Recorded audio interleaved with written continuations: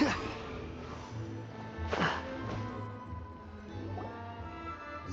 here's the room, and it's empty and waiting for us as promised. Navia is such a good person. Now that the serial disappearances case has been solved, no one's going to come after us for anything.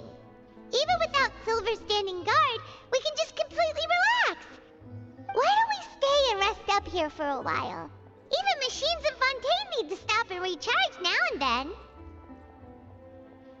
If we wanted to rest.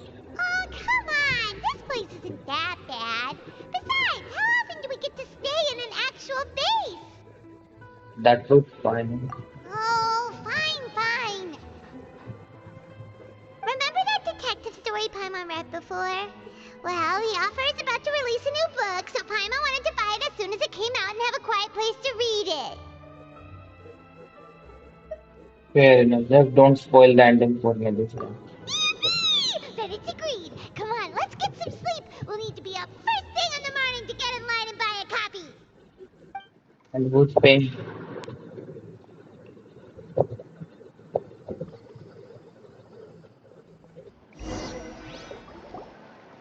Paimon didn't expect that style at all. Even though it's a detective novel, it's also like a social documentary. Whew. It's actually pretty good. You just finished it? No!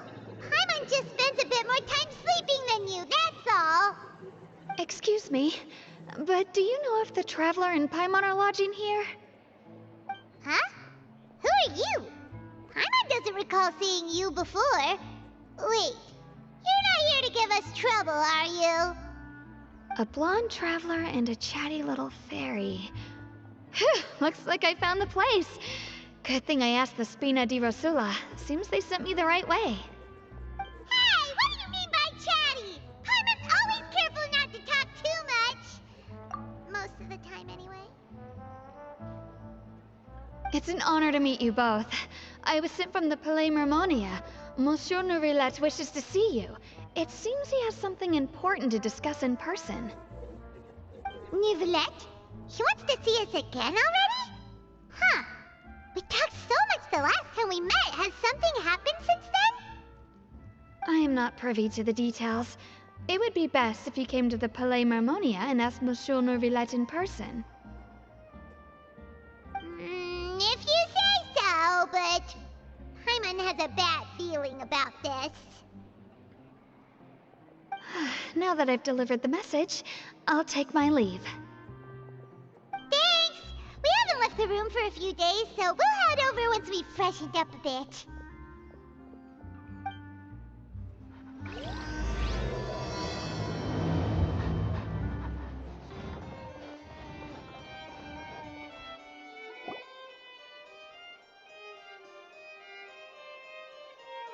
Nourilette! We're here! Did you want to see us about something? Huh? Why were you just standing there? You daydreaming or thinking something over? Yes, I did send someone to fetch you. But as for what I'd like to discuss next, well, I still have some reservations.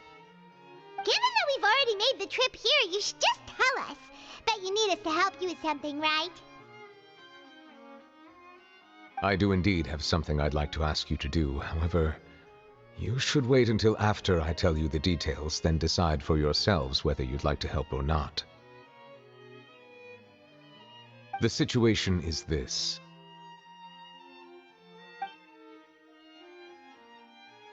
It has come to my attention that the Snezhnayan harbinger known as the Knave wants a diplomatic meeting with you, correct? I heard that she was originally from Fontaine, but for her to suddenly arrive here and abruptly request such a meeting like this, I sincerely advise you to refuse her invitation outright. I'm sure you're aware that her purpose is most likely related to Child's recent predicament.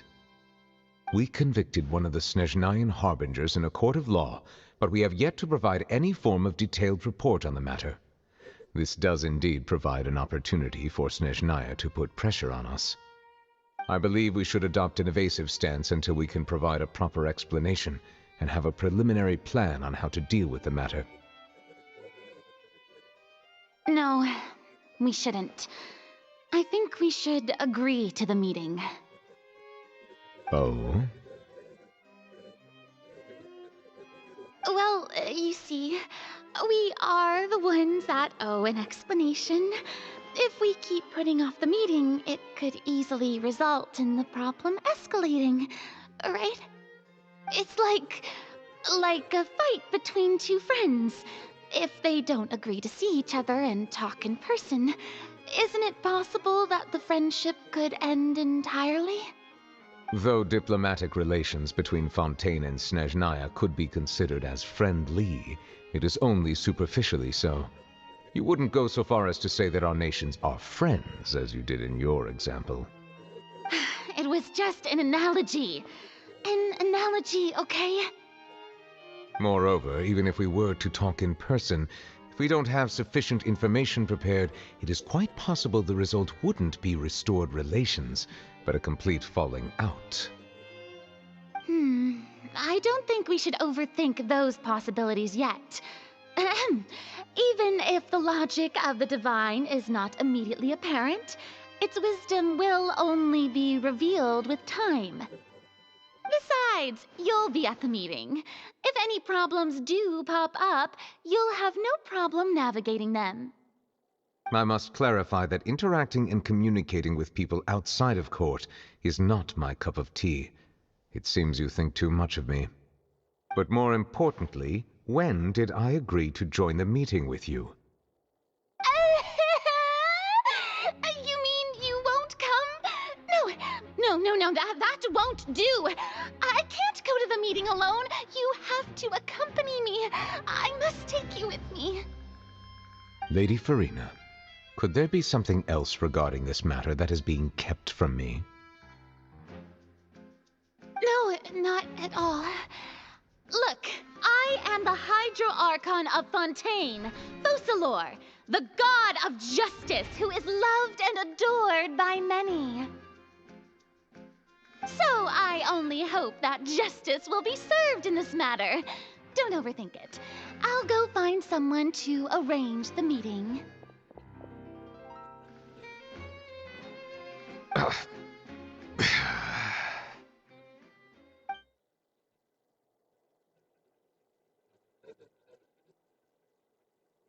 Though it could officially be considered a diplomatic conference, I prefer to see our meeting today as an ordinary tea party. I assume you see it the same way, Miss Farina? Arlecchino, the fourth of the 11 Fatui Harbinger, is here. Lady Farina?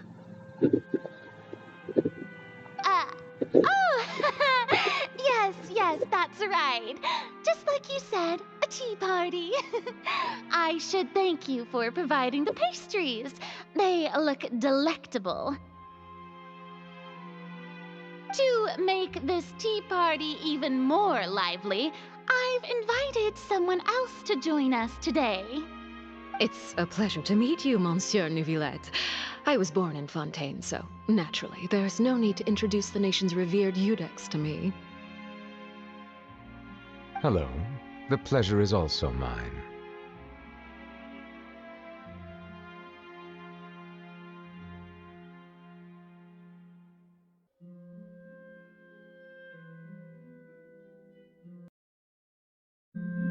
First, I would like to thank the two of you. I'm often away on business outside of Fontaine, and I'm told that the children of the House of the Hearth have been well taken care of by you.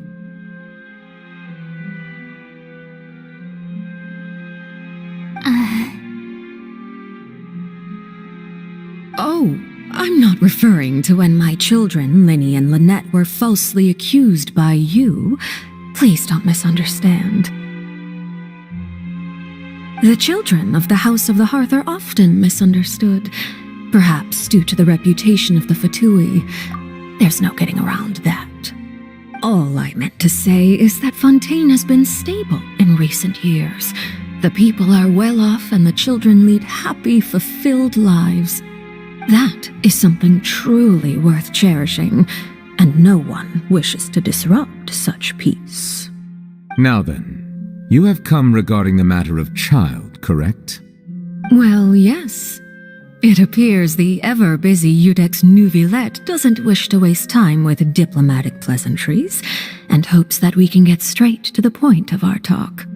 Yes, as you surmised, understanding child's situation is indeed one of the goals of this trip.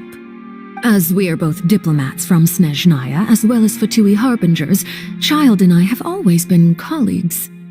Were anything to happen in Fontaine, each of us would serve as the other's attorney to resolve the issue. So now, in my capacity as his attorney, I request that Child be turned over to Snezhnaya. We have a responsibility to cooperate with Fontaine and resolve what has happened to him together. The rules governing attorneys only apply before a trial has concluded. Since a verdict has already been rendered, we see the case as settled. I apologize for being unable to grant your request. An outright refusal. Very well. I respect all the rules of Fontaine's courts, just as I respect you as Chief Justice. Okay, why don't we back up a step? You don't need to transfer Child to us. I only request to enter the fortress of Meripede to see Child and confirm his condition. It's not like you couldn't even manage to fulfill a simple request like that. Right, Miss Farina? About that. The fortress of Meripede has always been completely autonomous. Even we have no authority to interfere there, and diplomatic issues do not suffice as an excuse. However, if you absolutely must confirm the situation of the Harbinger, I have a proposal.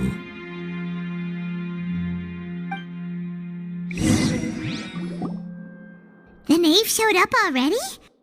Well, Linny did say that Father will be returning soon. We didn't even know that Linny was from the House of the Hearth at the time, so we kinda overlooked that information. Yes, thank you for your kind advice. I'm well aware of the situation. I also noticed that Lady Farina acts a little odd and unnatural whenever I bring up matters related to the knave. Could the knave be threatening Lady Farina or something? If that were the case, then why wouldn't Lady Farina inform me? And what means could the knave possibly have to twist the arm of an Archon? So maybe that's not very likely. Even though Farina can act a little weird at times, she's still an Archon. In reality, this problem is even more thorny than it appears. According to reports from the fortress of Meripede, Child recently disappeared under mysterious circumstances. The details are still unclear. We cannot rule out an escape, but there have also been no reports of him outside of the fortress of Meripede. Special guards oversee the fortress, and its internal systems are extensive. Combined with the special characteristics of the surrounding terrain, an escape should not be possible. I suspect that there's something else behind Child's disappearance. I was only willing to share this information with you because you are friends of Child, and it is my duty to see justice done. So this is what you wanted to see us about before. Yes. I would like you to go to the fortress of Meripede and investigate Child's disappearance. This was my proposal during our meeting with the knave. Rather than allowing her to intervene, I offered to send someone to find out about Child's situation and report back to her in detail. The knave did not seem satisfied by my proposal, but she still agreed to go along with it for the time being. Her words were, "We will talk more once we have that report." So that means we bought ourselves some time.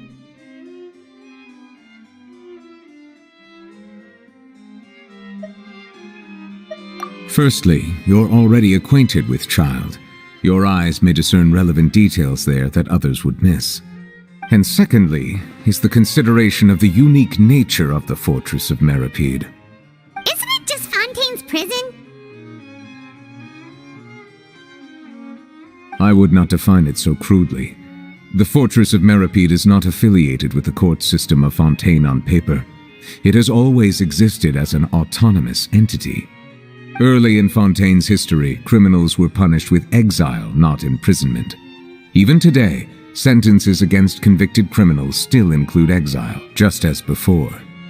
The Fortress of Meripede may seem like a prison, but it should in fact be regarded as a gathering place for exiles. All we do is dispatch guards to keep watch and help maintain security, but we have no right to get involved with any other matters. Although I do have a personal relationship with the administrator there, neither myself nor the courts have the right to be directly involved with the investigation, no matter how serious the grounds. Oh, Paimon gets it now. That's why you need us to conduct our own investigation as a third party, right? Correct. I will arrange false charges against you so that you may secretly investigate inside the fortress during your detention. This will save us a lot of unnecessary trouble. So, are you two willing to accept my proposal? Yeah, no matter how you look at it, it seems we're the best choice. Alright, we hereby accept this difficult task. Reluctantly. You two have my sincere thanks. This matter is of critical importance to Fontaine's current situation. Also, I hope that both of you can keep this operation a secret. We will rendezvous at the Fortress of Meripede's entrance on Erinius once you've prepared yourselves. I will arrange for someone to take you inside. Prepared ourselves? Is there something we need to prepare? Perhaps you could enjoy a good meal and have a nice bath. I'm afraid that living conditions inside the fortress are nothing like those on the outside world. Oh, right! Even though we'll be there on trumped-up charges, we'll be in prison for real. On second thought, is it too late to back out? Please do not worry. Since you are sacrificing both your time and quality of life for the sake of delivering this report, you will be compensated according to the highest standards permitted to legal staff, regardless of the outcome. Now that's more like it! Come on, Traveler, let's go eat the best meal we can find! We'll eat so much that we won't need to eat another meal for a whole month! You're a treat! Are you leaving now? In that case, please take this cake as a token of my personal gratitude.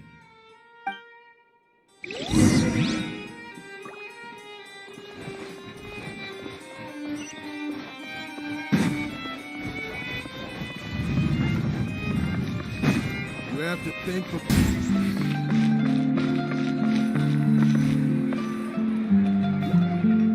I'll have that, and that! Oh, and one of those too! Ooh, and no Fanta, thank you! That cake was pretty good. But as soon as Paimon remembered that we were about to go to prison, Paimon's stomach suddenly became completely empty!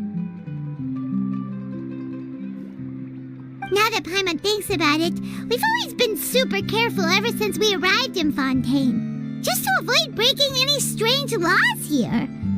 But here we are, about to willingly send ourselves off to the Fortress of Meripede. Maybe this is what they call fate. Let's just try our best to investigate everything quickly once we get there. Paimon doesn't want to stay in prison too long.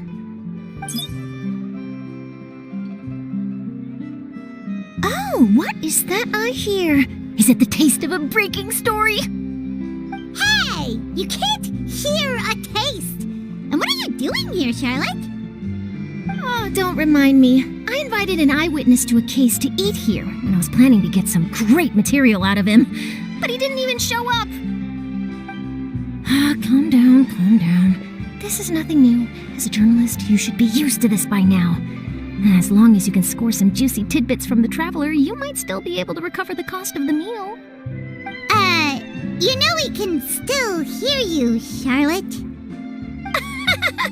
Never mind. It's nothing. I just heard you mention the Fortress of Meripede. You didn't commit a crime, did you? Please tell me all about it. No way! We would never! We're just going there to...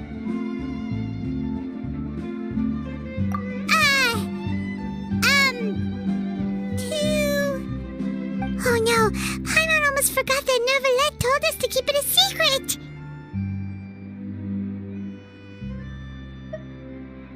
Huh? You're being arrested for that? Oh, but now that I think about it, I suppose that's not completely unreasonable. That's pretty despicable, almost as offensive as committing theft. You mean Paimon really did something that serious? Sorry, Paimon really messed up. Well, in that case, it's nothing particularly newsworthy after all. Oh, how disappointing.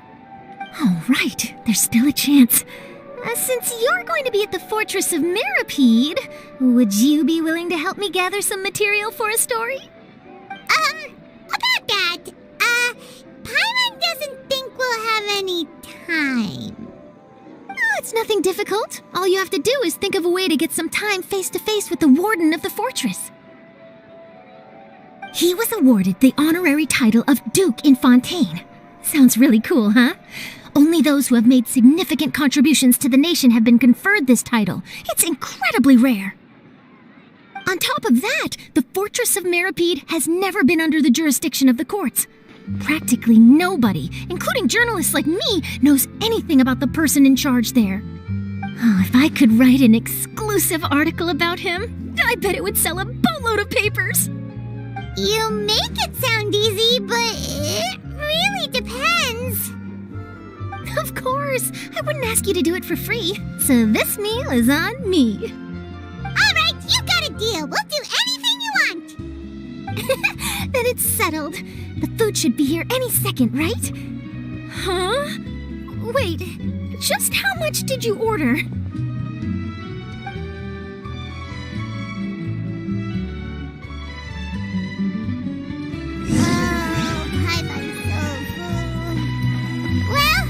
We have nothing to regret now, so let's get going! Wait. Paimon just said something really ominous, didn't she?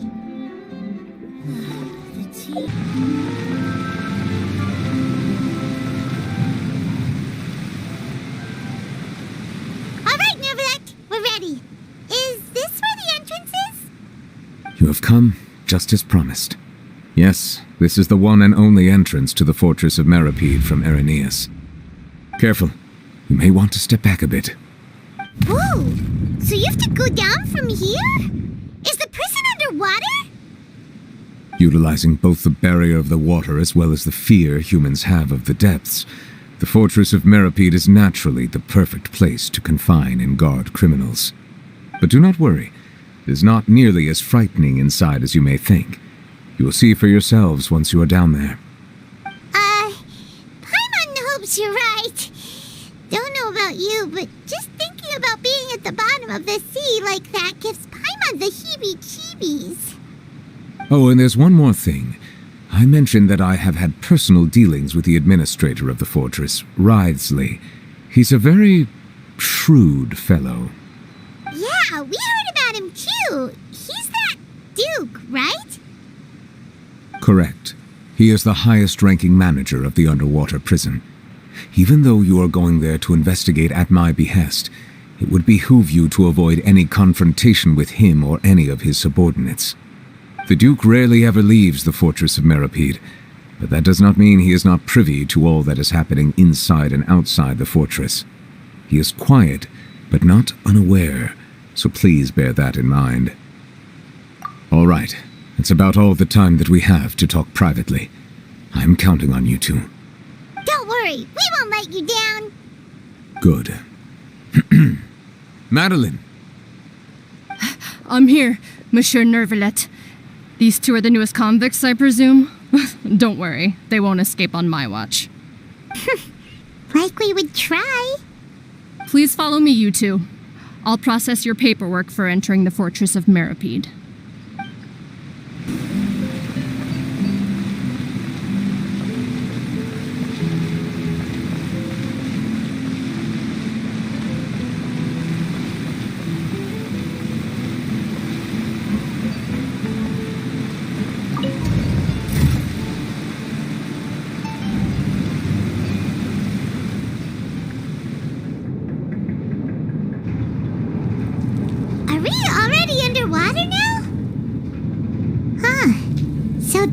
what it feels like to be a criminal in Fontaine.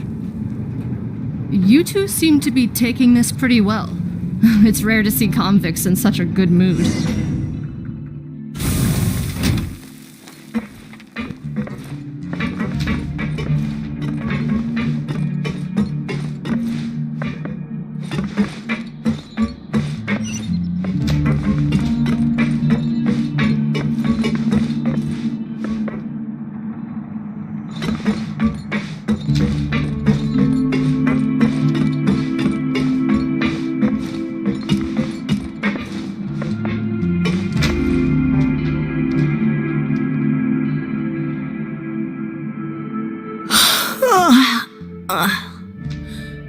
Oh, it's you, Madeline. Why'd they make you make the trip down here today? Monsieur Nervalet personally requested I escort these two convicts. I suppose he was concerned others might not be up to the task. Well now, aren't you the lucky one? Must be nice to be on good terms with the big shots like the Chief Justice. The only people I get to see every day are the new inmates. Well, have you tried service with a smile? Who knows, it might help your professional reputation. Yeah, right. As if. Every criminal comes through here looking miserable. How can I smile with such a toxic work environment? And even if I did smile at them, the convicts would probably just think that I'm some freak getting some kind of twisted enjoyment from their pain. Oh, she's got a point. Well, I've finished transferring you. You two will register here, and Mirette will guide you through the remaining procedures. Yep, I'll take it from here. You head on back to that bright and sunny world above. Okay, let me see. You are the Traveler and Paimon, correct? That would be us! Let me confirm your charges and sentence. Let's see. You two are charged with eating a cake specially prepared for the Archon by a Snezhnayan envoy without the Archon's permission, thereby incapacitating the political center of Fontaine for a brief period. Sentence: 45 days? Huh? Wait, you mean the cake that Nervalet gave us was... Just looking at the charges, it seems you two are capable of causing some serious trouble. And considering how fond Lady Furina is of sweets, this crime is tantamount to trying to assassinate the Hydro Archon herself. Now I've seen everything. Anyway, we still need to finish processing you before you can enter the Fortress of Meripede. Please stand in front of the board over there. I'll take your mugshots with my camera. Oh, all right. But be sure to catch Paimon's good side.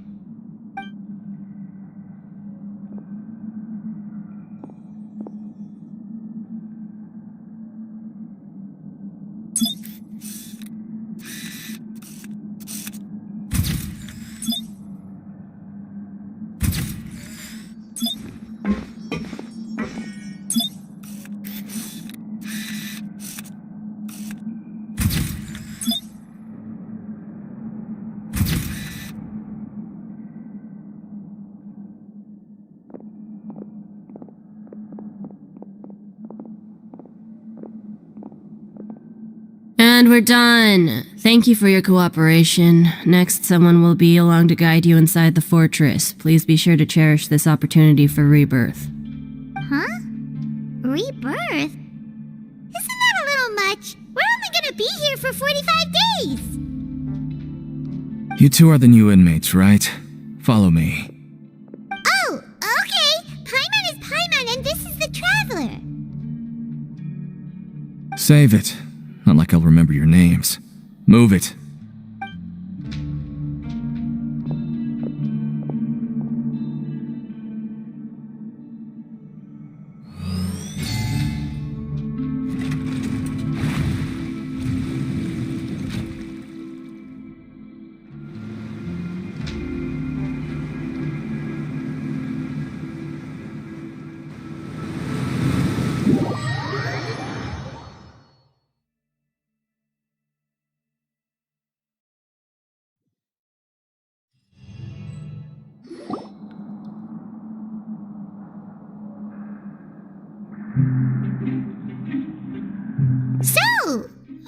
you one of the guards here?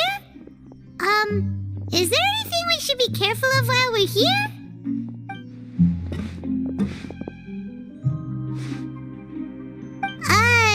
Did Paimon already ask something she wasn't supposed to? Why should I tell you anything? What's in it for me? This is exactly why I can't stand new fish.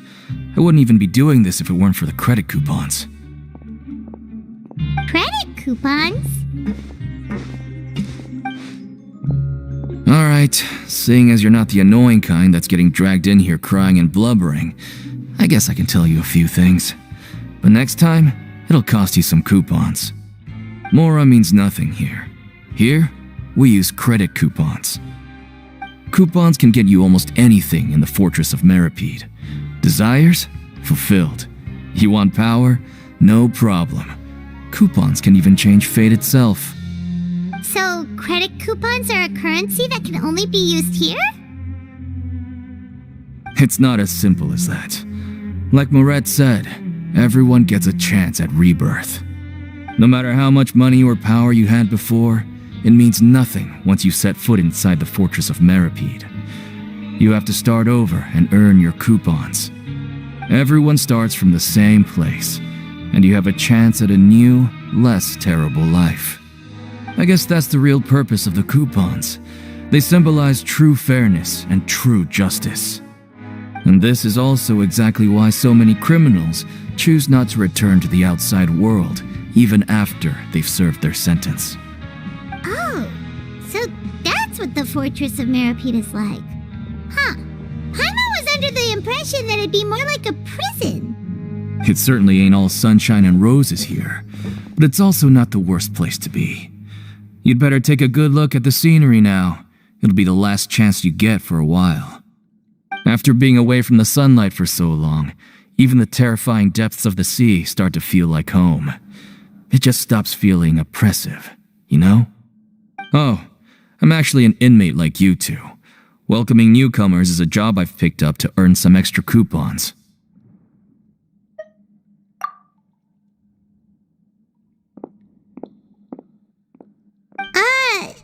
Why aren't you answering us again? I've told you enough for free. Any more info is gonna cost you. So all you care about is Mora! Wait, no. Coupons? Almost there. It's down through here. Your turn to give it a try.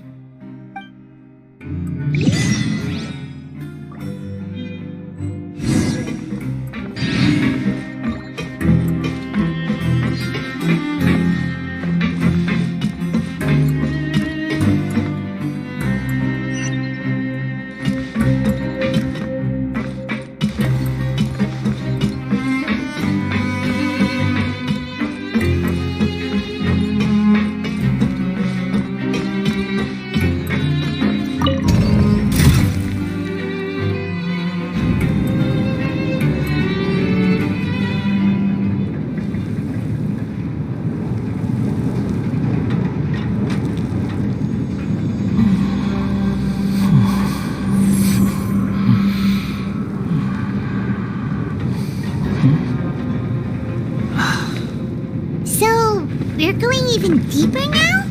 Just how deep down are we? It's like a metaphor for your previous life, isn't it? Our lives weren't that bad. You think I've got a sharp tongue? I just tell it like it is. If someone can't handle it, maybe that's their problem.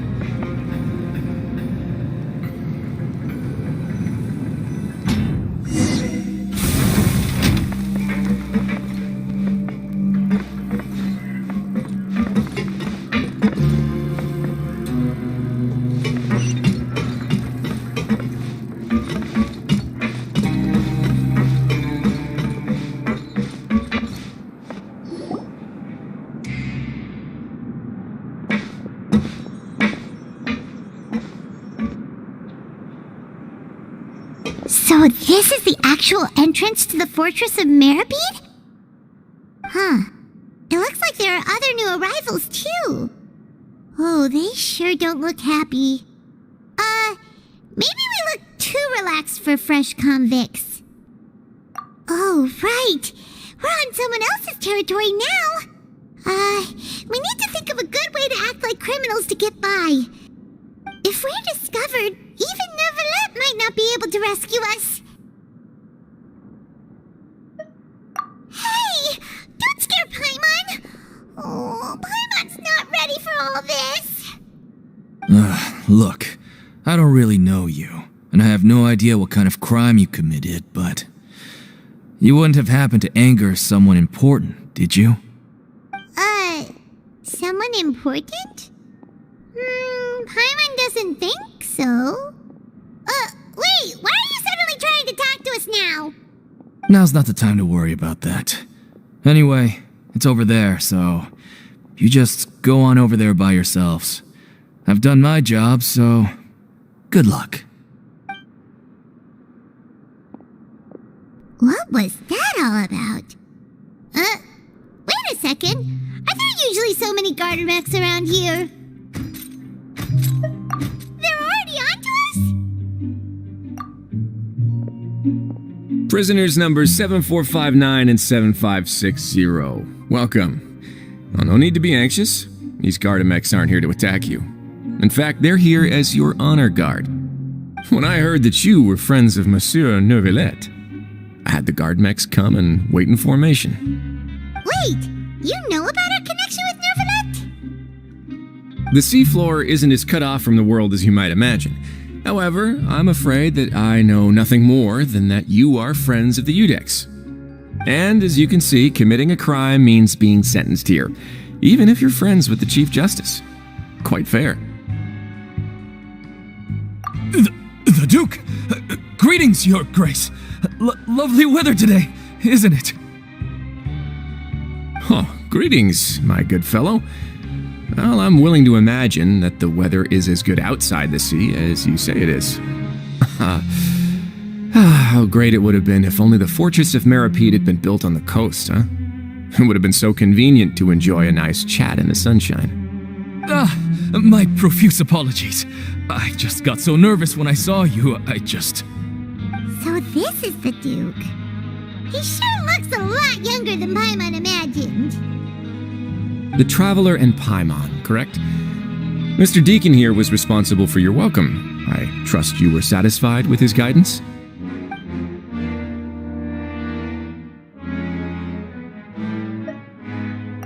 Outstanding. Well, Deacon, I recall we discussed fate during our last work meeting, I believe that fate will reward all those who take every aspect of their work in life seriously.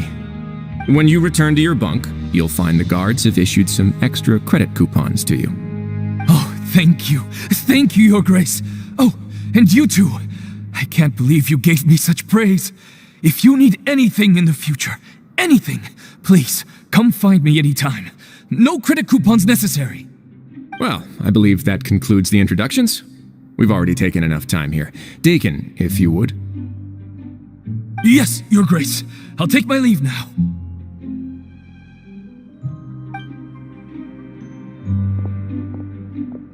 Please, follow me. To make you feel more welcome, I'll show you around the various facilities of the Fortress of Meripede. I hope it'll help you adjust to life here. He's going to personally give us a cure? Huh. Paimon can't figure out what this guy's thinking at all. No wonder Charlotte's so interested in him. He's one of those mysterious types. Alright, let's keep up with him.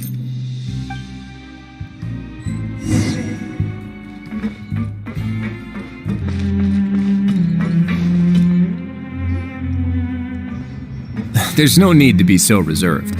The label of criminal is nothing but one of many identities, and being criminally inclined here at the fortress is just one of many ways to survive. Is it really okay for the warden to think like that? We're real criminals, you know. What if we're too difficult to handle? Well, then maybe you'll be able to carve out a name and a place for yourselves in this underwater world, But before you go in swinging, please remember that in the Fortress of Meripede, it's better to not cause trouble for yourself or for the guards. Now, we've arrived at a very important place, the Coupon Cafeteria. You can come here and claim one welfare meal each day. Welfare meal? You mean it doesn't cost anything? That's right.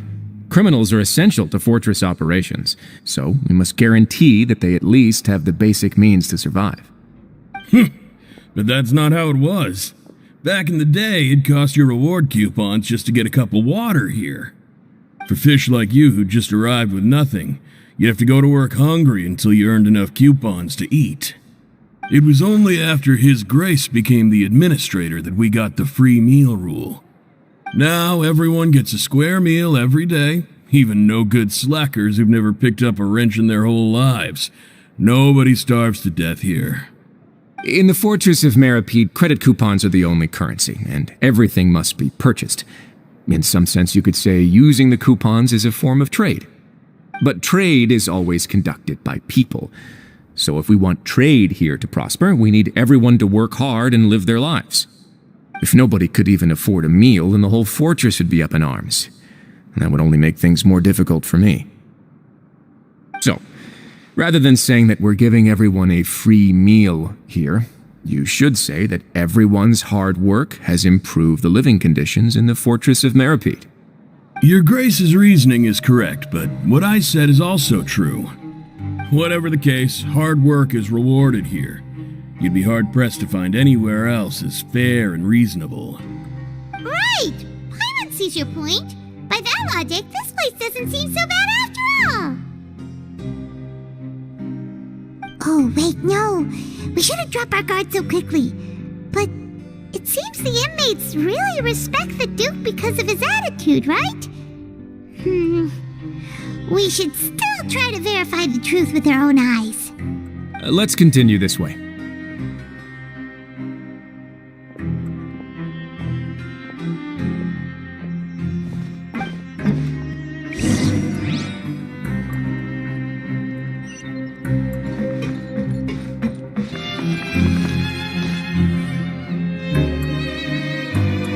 This place is known as the Pancration Ring.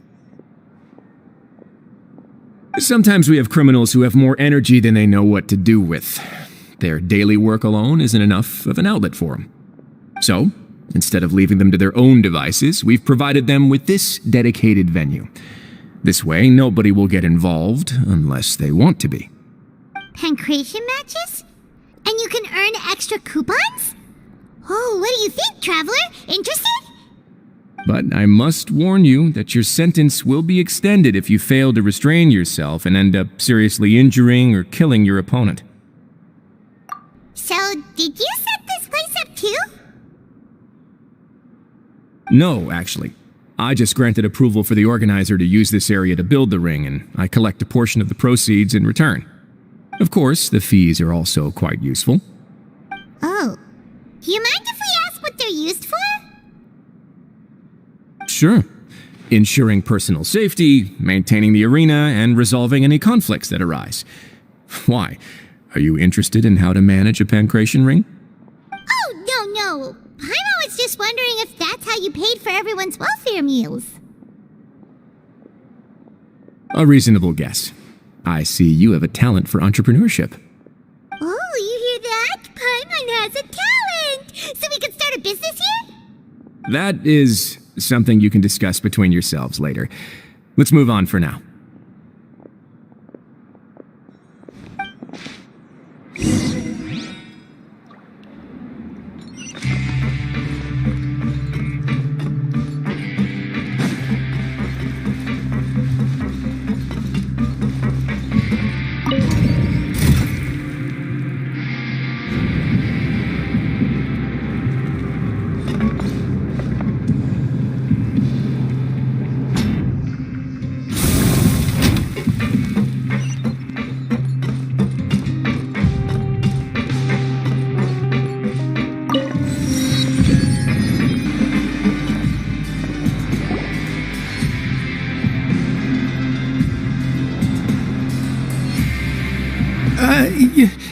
Your Grace, good morning.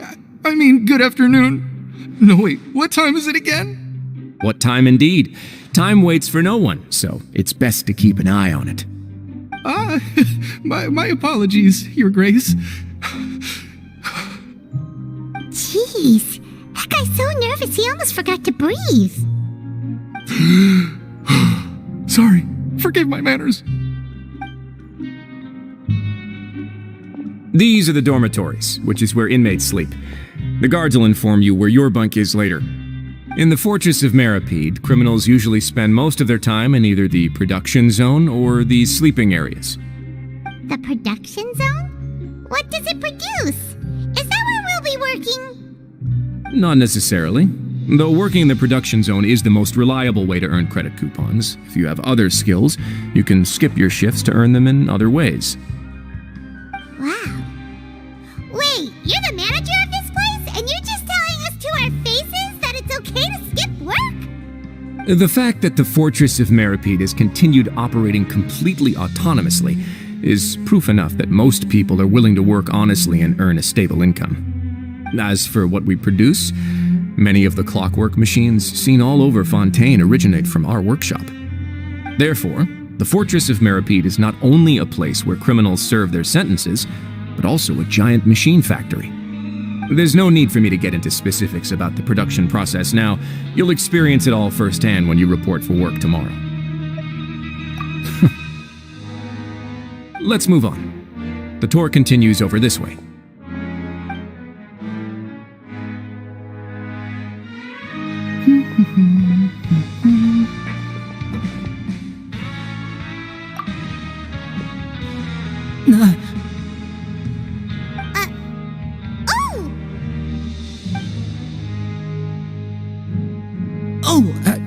You really scared me there. I didn't expect to see you here, Your Grace. I thought maybe I was so tired from work that I was starting to see things. The only thing you should be seeing is the work in front of you. Stay focused and keep up the pace. Oh? Is something the matter? It's nothing. Paimon's just worried about how hard we'll have to work tomorrow.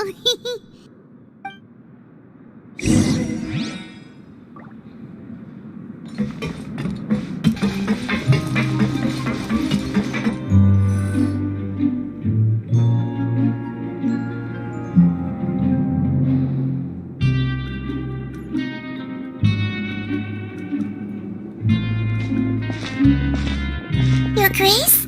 What are you doing in the infirmary at a time like this? Oh no, you didn't injure yourself, did you? Not yet, unfortunately for you. But thank you for your concern, Sigewinne. Oh, then you must be here for those two. Allow me to introduce you. This is the infirmary, and Sigewinne here is the Fortress of Meripede's head nurse. Hello, new faces. They call me the head nurse, but I actually handle all the nurse-related work all by myself down here. Since you seem to have some rare downtime with no patients, perhaps you could find the time to join us for dinner? Oh, then these two must be some important convicts. Sure, I'll join the welcome party. Thank you. Your presence will be the pièce de résistance for today's tour. Oh, so the tour part is over now? I believe I've already covered the primary aspects of life here in the fortress. As for your work, there'll be someone else to guide you through the details. Is there anything else? I seldom conduct tours, so why don't you just ask if you have any questions? Well, this is our first time here. Paimon's not sure what to ask. Then let's head back to the coupon cafeteria. Maybe a meal will help you think up some questions. You should at least try to be excited. Our free meals are actually pretty good here.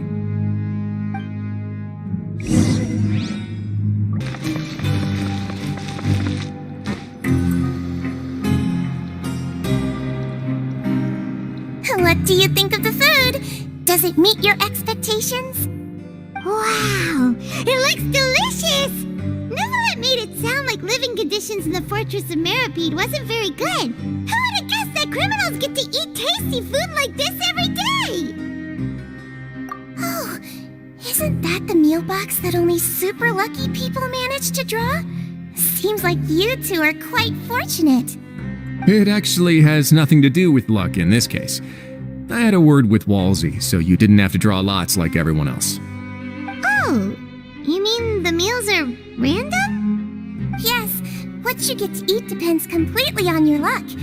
You could say that it's a distasteful little game that Chef Walsey likes to play here in the cafeteria. Paimon knew it! If criminals got to eat tasty food like this every meal, the crime rate in Fontaine would skyrocket for sure! Excuse me, did I hear you mention Nervulette just now? I've been wondering how he's doing. Is he busy with work? Has he been taking care of his health? He seems healthy no matter how you look at him, but he works so hard all the time, so it must be really tiring. It sounds like he hasn't changed a bit. Looks like you can stop worrying so much, Sigewinne. Oh, that's good. But I still feel like it's been too long since I've heard any news about him. No news is good news. Maybe next time I've got something to discuss with him, I can invite you to accompany us. But isn't the Fortress of Meropide independent from Fontaine's court system? What do you two have to discuss?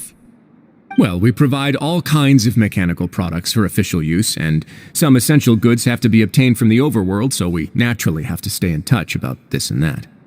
Monsieur Nervulette's character is unimpeachable. No matter the question, you can discuss it openly and freely with him. Talking with him feels quite effortless. In light of that, I am quite willing to go out of my way to show respect and accommodate him. In fact, right now I'm treating you two as guests invited by Monsieur Nervulette. But unfortunately, I can only do so until the end of this meal. After this, you two will just be inmates here. You're very welcome. Well, your new life awaits.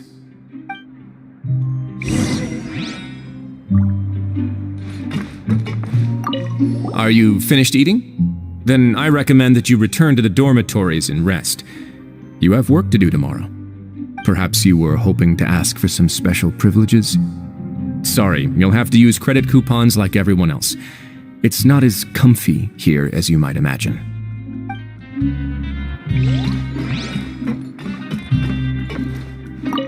Now that I've gotten a good look at you two, I think you're very cute. After all, heavy is the head that wears the cutesy crown. I guess I just want to say, just take care of yourself and don't get hurt.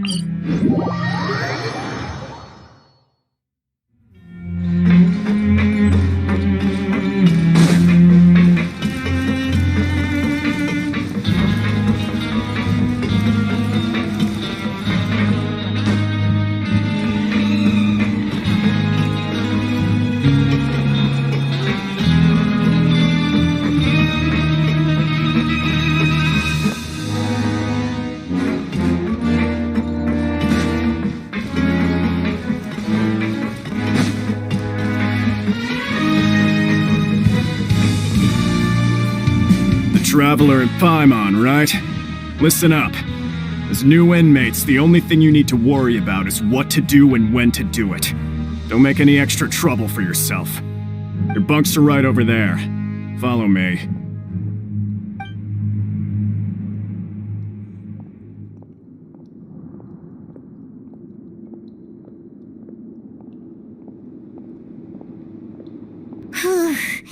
So this is where we'll be sleeping from now on? Oh, Paimon can't believe this! The days of staying home and reading detective stories are like a dream now.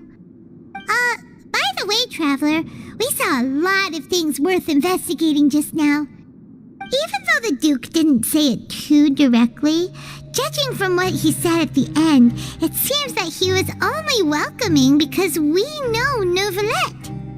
We are criminals, and Paimon did eat that cake, but we're actually here to help Nervulette. Is it possible that he knows we're here on a mission? Or is Paimon overthinking things? Yeah, Paimon thinks so too. He probably knew why we came here from the very beginning and intentionally wanted to send us a message. Maybe something like, "Hey, I have my eyes on you, so don't try anything funny." Yeah, you're right. It's not like we can go back to Neuvillette empty-handed and say, "The dude looks scary, so we gave up." And besides, the Duke said that he was willing to go out of his way to show respect for Neuvillette, right? So, we at least need to try. But Paimon hasn't gotten a clue where we should start our investigation. You mean... Yeah, that's what Paimon was thinking too! Paimon almost spilled the beans when we ran into him. Fortunately, based on his attitude, it looks like the Duke sees Linny as just another inmate. We worked so hard to help clear Linny and Lynette's names, and yet we turn around and bam! He's in prison anyway! Oh, right! Linny and Lynette are from the House of the Hearth. They work for the Knave, so they could be here to investigate too! Huh? Oh, it's a card! Paimon didn't notice it earlier. It looks like a magician's prop. Lenny must have left it here. He's in prison and still doing his little tricks, huh? Let Paimon have a look. It was nice to bump into you again. Let's catch up in the production zone tomorrow. What in the world? It's written like he's greeting a buddy on the street. Paimon thought he'd write something important.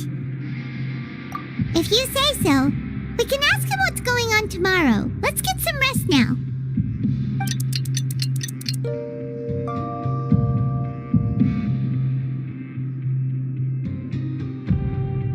Hey, you're finally awake! Well, it's Paimon's first day as a prisoner. Last night, Paimon dreamed about getting interrogated by the guards until Paimon told them everything, and then Paimon woke up. Hey, come on! It's just a dream, okay? Paimon wouldn't really squeal.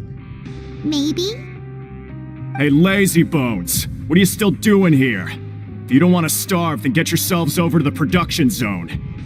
Sorry! We're going right away!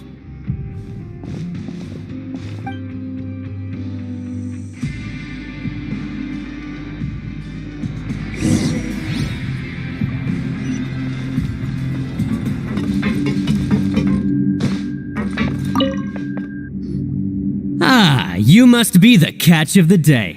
Looks like you've got some luck getting assigned this space. Yep, we just arrived yesterday and... Don't interrupt me when I'm speaking. Yes, sir. Listen carefully to my instructions. I don't want any mishaps. Every machine here is worth more than the both of you. If the machine gets jammed, then give it a little maintenance with your fist. Here, take this. Bring me the process widgets, and I'll give you some credit coupons in exchange.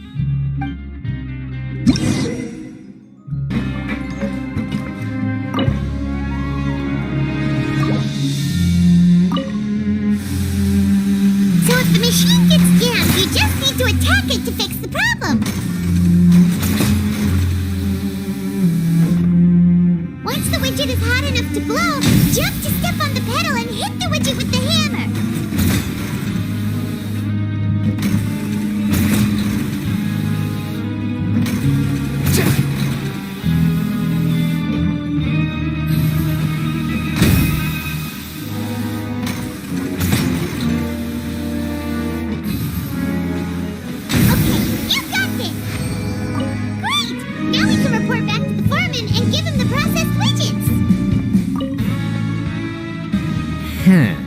This one is tolerable. Though since the processing is done by machine, the product is all pretty much the same anyway. Alright, I'll pass you for now. And we'll count up how many credit coupons you've earned.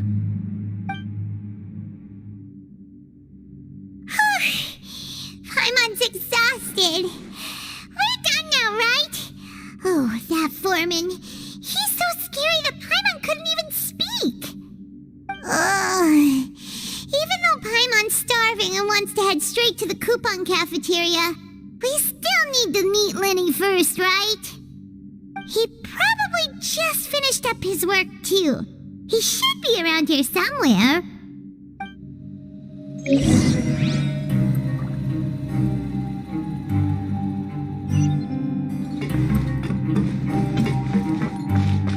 Swan Fury!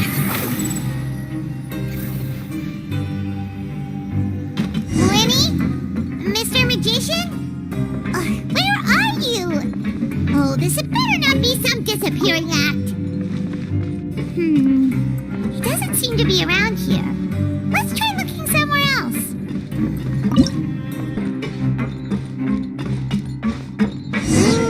Where could he Learn be? the safety rules by heart.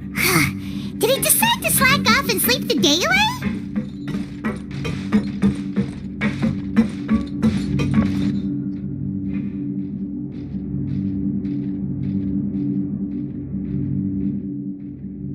Hey, over here! Oh, you scared Paimon! How did you appear out of nowhere like that? Oh, you scare so easily now? Is there something worrying you these days? Oh, you little... The only thing we're worried about was trying to find you. Sorry.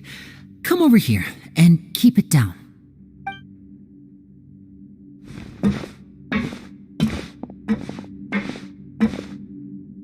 Oh, Lynette! You're here too! You two really are inseparable. That's right. My brother simply can't stand to be away from me. It's not just Lynette. Fremine is also here. Do you still remember him? Oh, you mean that diver from the House of the Hearth, right? Paimon remembers seeing him in the court of Fontaine before. Now hurry up and tell us, how did you end up as criminals this time? We fought so hard at court to prove you were innocent, but now it looks like our incredible court battle was for nothing! Sadly, even the teeniest of things can land you in prison these days. I put together a street performance and used the popularity we gained from the Opera House incident to attract a big crowd. And then?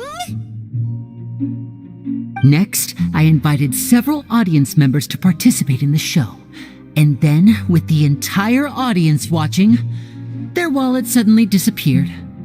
My brother was charged with theft, and I was charged as his accomplice, having assisted him in his crime. It really isn't that bad. The missing wallets are all in the leftmost drawer of the Maison Gardiennage's big filing cabinet. We just need to see how long it takes to discover them. Yep, we should be released then.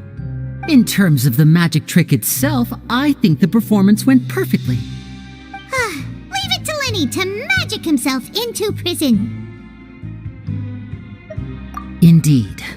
Last time I hid my identity from you, I promised that I'd tell you absolutely everything if you were angry about it. No more secrets. So I don't plan on keeping anything from you this time either.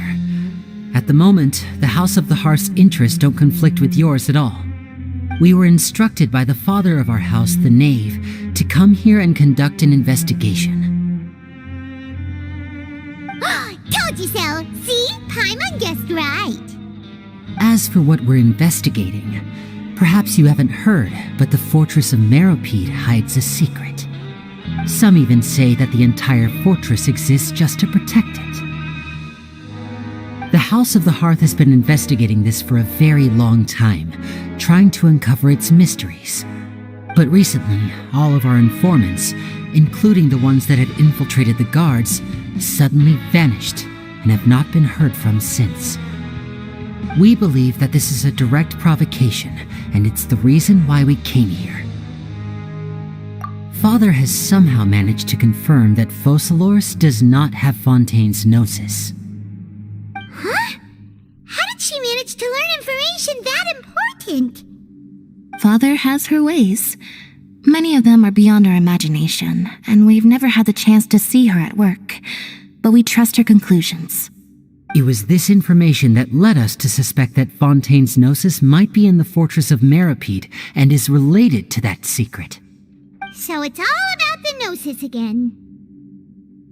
Well, that's about it from our side. How about you two? Did Monsieur Nervulette send you here? Bingo! The knave has been applying a lot of pressure. She wants to know what happened to Child, so we came here to investigate. Traveler, are we allowed to tell them?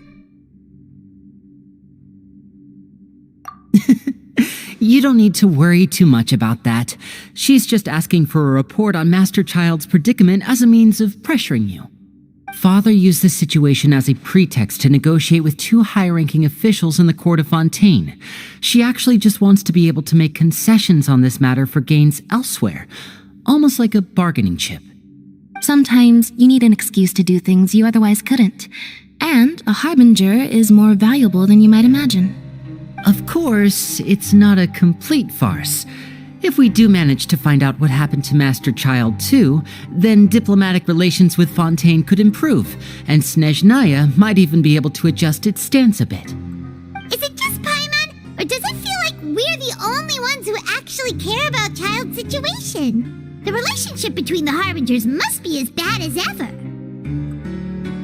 I wouldn't go that far. Father just has different standards than we do when it comes to what can be sacrificed for an advantage. By the way, I have a suggestion. Why don't we team up?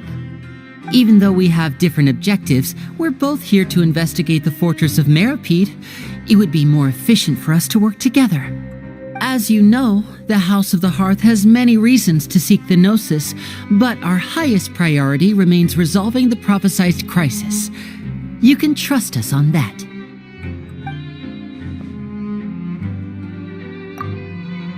See, I told you. Is that so? Sure enough, it won't be easy to convince them to cooperate with us. Lenny seems to be thinking pretty hard about something. Of course he is. Lenny has been looking forward to a chance to reach an understanding with you ever since last we met. Or, I should say, we were really looking forward to teaming up with you this time. Lynette, just tell them everything, why don't you? It's okay to open up a little.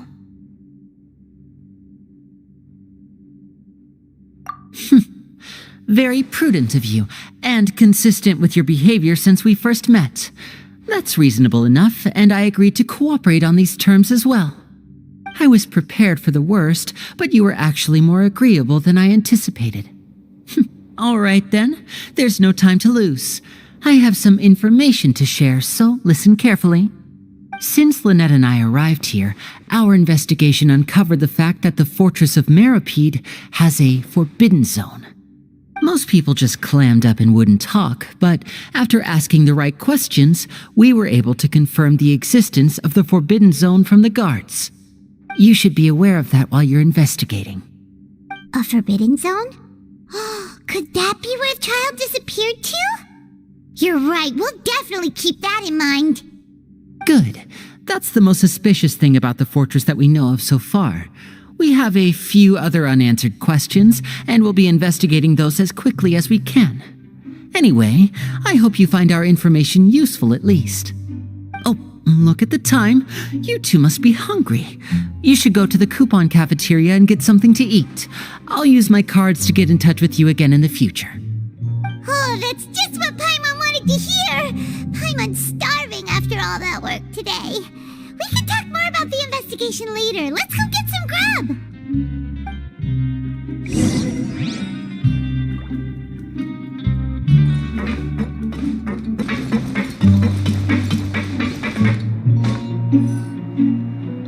Oh, he wasn't kidding. Today's meal is nowhere near as good as last time.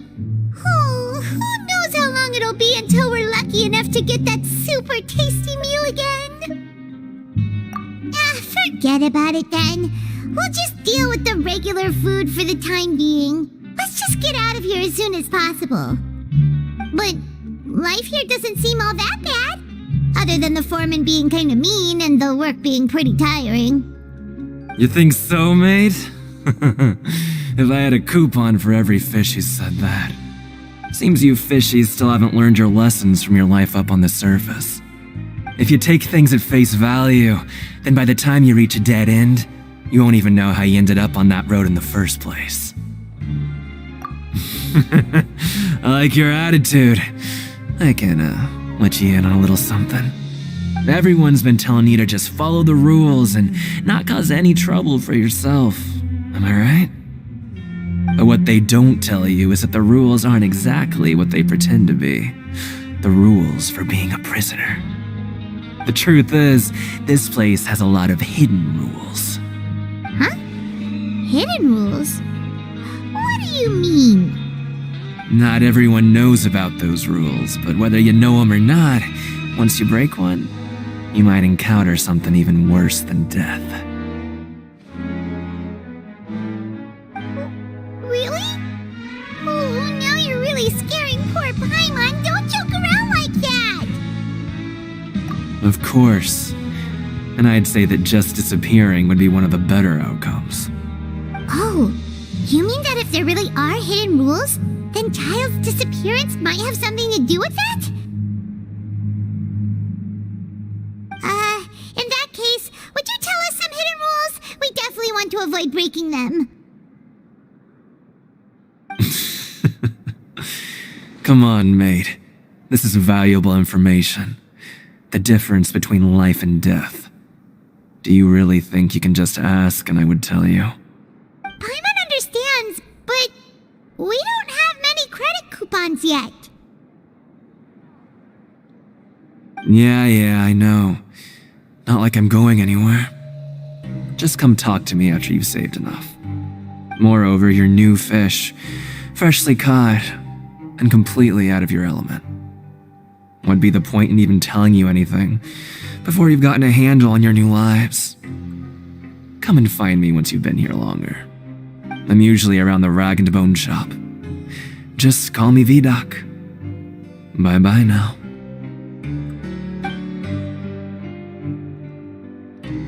He left. Just like that. Huh. Do you think he's just trying to scare us into buying fake information from him? Yeah. It might be a good place to start in our investigation. Hidden rules, huh? But, like he said, we don't have any coupons and we're still not familiar with this place.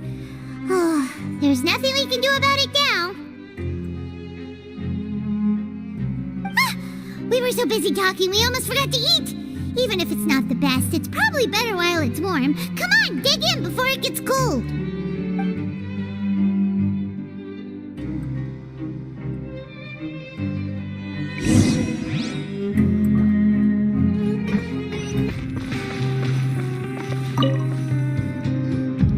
So Paimon just confirmed with the guards that our shift is set for every morning, and we're free to do whatever we want all afternoon. But it seems like most of the other inmates choose to continue working through the afternoon to earn more credit coupons. Oh, and they also said that you can use coupons to skip work in the morning and free up your time. They weren't kidding. Credit coupons really can be used to do anything here. Paimon's so tired. And we'll need to wake up and go to work in the morning. Without any credit coupons, it's not like we can really do anything else. Nighty-night, Traveler. Paimon hopes we can keep making progress on our investigation tomorrow.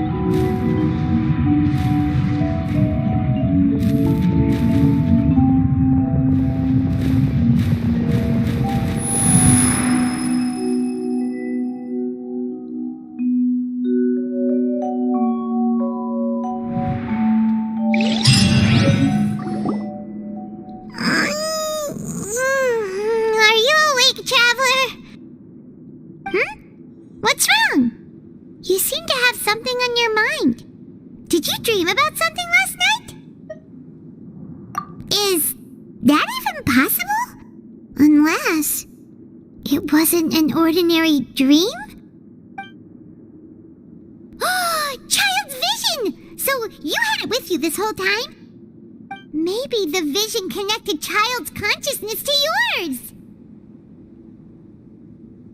And our investigation has its first major breakthrough! Good thing you brought the vision with you here. So what did you see in the dream? Do you know where child went? Huh. Okay. Well, hopefully it'll be a bit more helpful in the future. What's more important now is that it's the start of another new day as prisoners. Let's do our best to earn more credit coupons. What's the plan for today?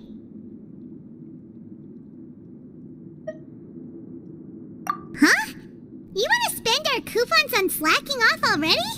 We'd better go to work and earn some more coupons first. We'll have more room to relax once we've got some spare coupons to fall back on. Let's go! It's time to start working. If that guard Fielding catches us skulking about, he's sure to give us an earful.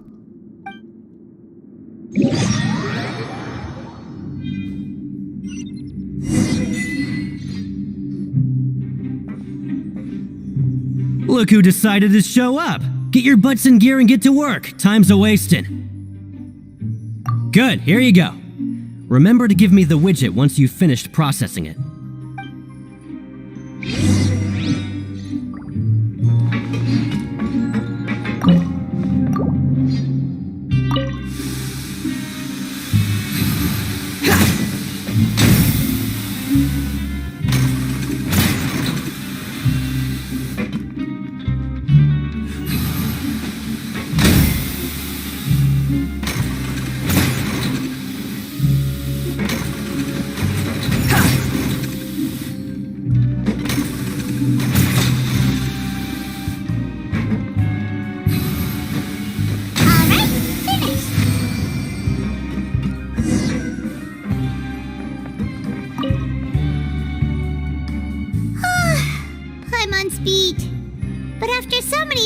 It seems we're really getting the hang of it now. Hey there, fellow shiftmates. I saw you finished your work, so I thought I'd come over and say hi. Oh, hey there! We've seen you before. Your assigned workspace is really close, isn't it? That's right. The name's Rowan. This past few days, I couldn't help but notice the new faces working nearby. I guess we were destined to meet. I've been working here for almost 15 years. Even the foreman, Grainville, always calls me Chief. Whoa, you've been working here a long time, Chief. Hey, not so loud. If there's anything you'd like to know, just ask me. I know the work here in the production zone better than the back of my hand. All right, Chief. We'll be sure to come to you first.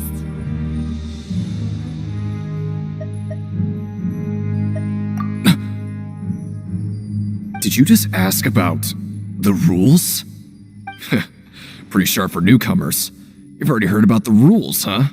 Who'd you hear it from? Alright. Seeing as I'm the one who came over here, you're already calling me Chief. I guess I can tell you a little. Truth is, you two keep working like this, you might be putting yourselves in danger. Huh? Wait, there's even a rule about that? What would have happened if you never told us about this? Well, it's usually not that easy to break one on accident. The conditions of the hidden rules are usually pretty specific, but once you do break one, bad things happen. If you work continuously in the production zone for 3 days, and if all you do besides eating and sleeping is just work, then something bad will happen during lunch on the 3rd day. Huh? Like what? Oh, don't scare Paimon! If I knew that, then I wouldn't be standing here talking to you, now would I? You mean, even you have never tried working 3 days like that before? There's actually a legend about this rule. They say that there was a worker who worked way harder than me. He was both efficient and eager on the job, and most other workers couldn't hold a candle to him. One time, he tried to test his limits and worked as long as he could, Then during lunch on the third day, he disappeared into thin air, as if he'd evaporated. Later, some people went and asked some of his past friends about him, but they said, never heard of the guy. How could that happen? Unfortunately, we were assigned different production zones. I never saw for myself what he looked like. Wait, are you thinking that it was... Huh? Oh? You... Listen, kid. This ain't the kind of thing you should be curious about. Let me tell you, you're better off forgetting about it and looking after yourself. Now I kind of regret ever telling you.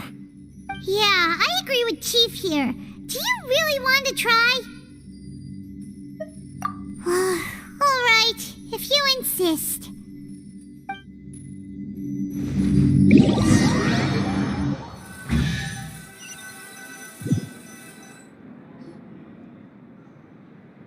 Oh, just a regular meal set.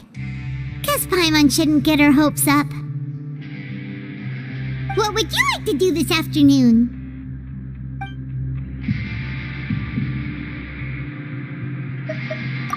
Yeah, Paimon felt like some of the people here were a little strange the moment she saw them.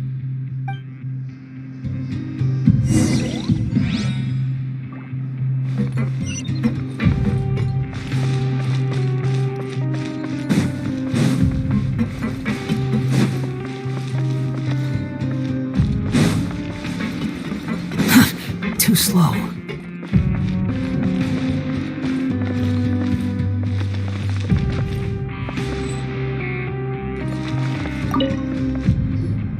Oh, hello. You two are the ones who were with His Grace. No need to be so nervous. Sorry, I couldn't help but think of His Grace once I saw you, and I... well, it's hard to say. Maybe I am.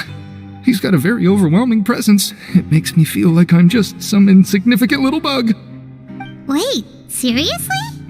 Well, I'm always indecisive, and I tend to make a mess of things. It's like a reflex. I just instantly start to tense up the moment I see a smart and capable person like His Grace. What?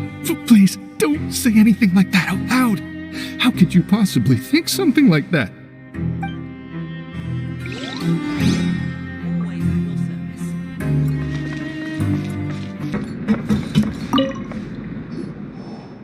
Oh, wonderful. I was worried that you'd be busy trying to earn reward coupons all the time, but it seems like you haven't neglected your investigation work after all. Paimon likes having more coupons, but no one wants to work all the time. Have you also been investigating the area, Lynette? No, I was just slacking off, and you happened to catch me. My brother is still obsessed with anything remotely related to the Forbidden Zone. But knowing him, it won't be long before we get more leads. Oh, before I forget, this is for you. Huh? Credit coupons? Why are you giving us these? I've been here longer than you. Coupons aren't a resource in particularly short supply. What is in short supply are interesting people to talk with. Aw, that's so nice of you, Lynette. We'll be sure to make good use of these coupons then. Thanks a bunch!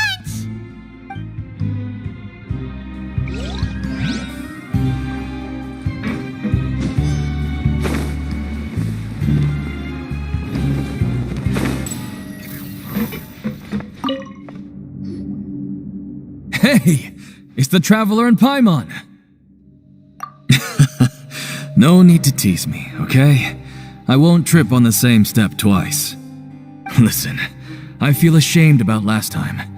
Thank you for praising me in front of His Grace. Here are the extra credit coupons he gave me. I'd like you to have them. Huh? No, we couldn't take them. They're your reward after all. But when I was welcoming you, I didn't do anything but give you the stink eye. Come on, I insist. These coupons are nothing compared to getting the attention of His Grace. I won't take no for an answer.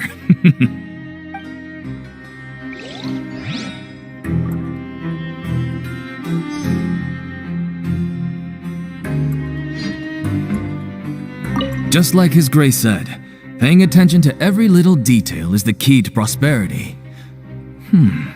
Maybe this is the true meaning of rebirth, not just earning credit coupons.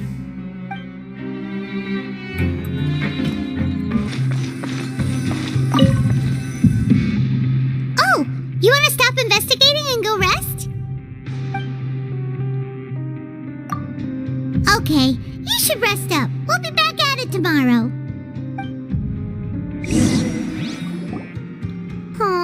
Looks like we won't get a chance to sleep in as long as we're here. Let's get to bed early.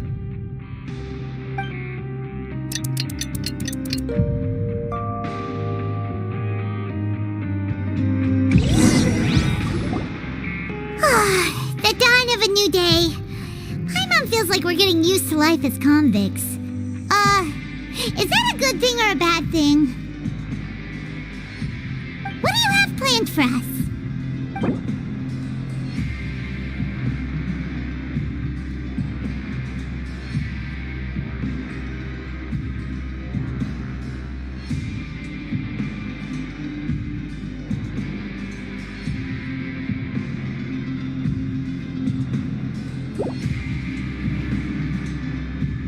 Well, Paimon really hopes the foreman will be in a better mood today.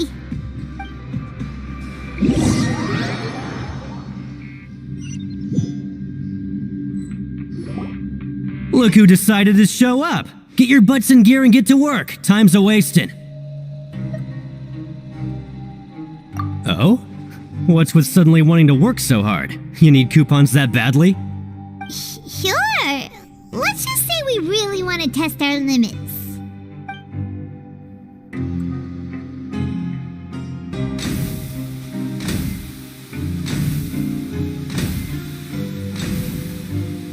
Nice! We did well today. Let's keep it up!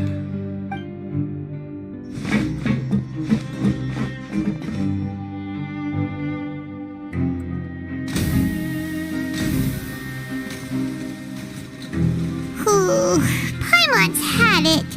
Who knew that processing these widgets would be so tiring?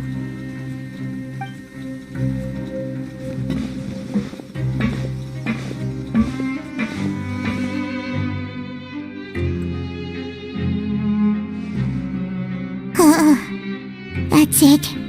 Paimon doesn't even have the energy to talk anymore.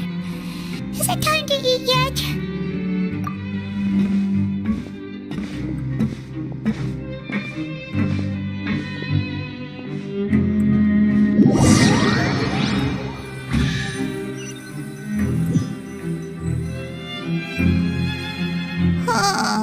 Paimon's exhausted. It's just work, and more work. Paimon's little body can't handle this much longer. Wait a sec.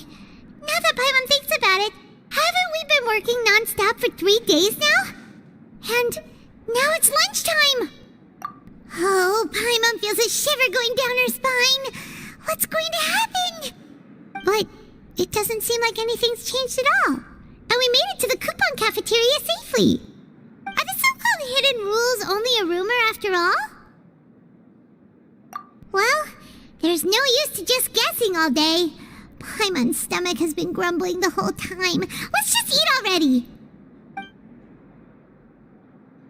Paimon wonders what we'll get today. Maybe we'll get the super lucky meal. Wait, what? What in the world is this? What's with Paimon's food? And yours is the same. Is this stuff meat? But it looks and feels so bizarre. What kind of chef would make food like this? What do you think is going on? Is this the bad thing that Rowan was talking about? No, stop right there. Paimon gets what you mean, just don't say it. Hey, isn't that Woolsey over there? He must have made the food, right? So let's just ask him about the food and be done with it. Hey, Woolsey, have a moment? What is it? I'm about to go report the numbers for today's free meal, so you'd better make it quick. It's about the meat in our meals.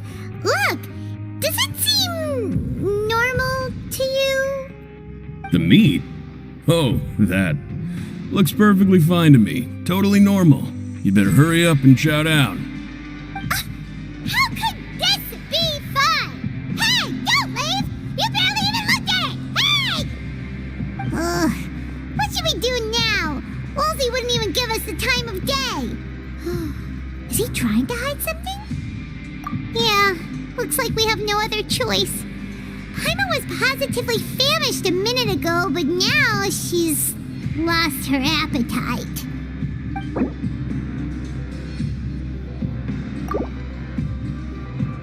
What would you like to do this afternoon? Okay, let's see if we can find any new leads.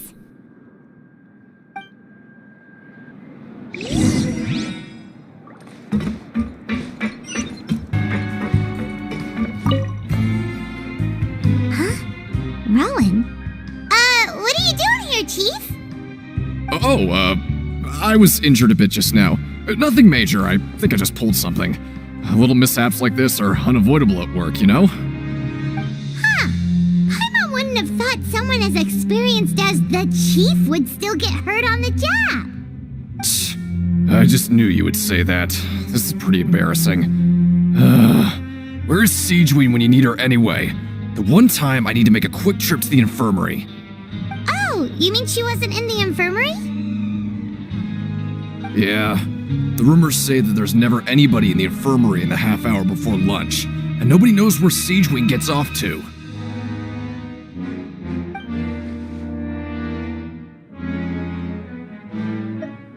Huh. That's actually really strange. Sigewinne's always super dedicated to her work. Where else would she possibly go?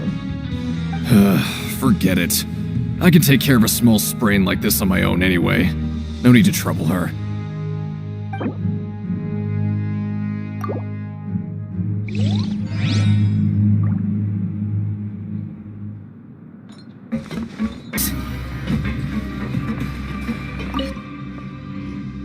Sigewinne? Aren't you supposed to be in the infirmary? What are you doing in the production zone? Hello, Traveler. Paimon? Everyone's usually busy around now, and we don't have any patients to look after in the infirmary. I thought I'd come here and enjoy the sight of everyone hard at work. Enjoy? What's there to enjoy here? It's really worth watching. I often stand here and observe everyone. Humans are just so interesting and adorable. I like to watch your expressions while you work. Are you talking about pets or people? Oh, I can see why you think that, but you shouldn't jump to conclusions. See, we Melazines are a different species, and we see the world very differently from humans. It's very easy for me to observe everyone's condition. All it takes is one look, and I can tell which workers are exhausted. Wait, Melazines can see that? Huh. That does sound useful for being a nurse. Yes, running around tending to everyone's health is very fulfilling. But I'd much prefer it if you're all happy and free from exhaustion and pain in the first place. Take care of your body and make sure you eat well. Always rest when you're tired from work and don't push yourself too hard. We'll definitely take care of ourselves. Thanks for the reminder.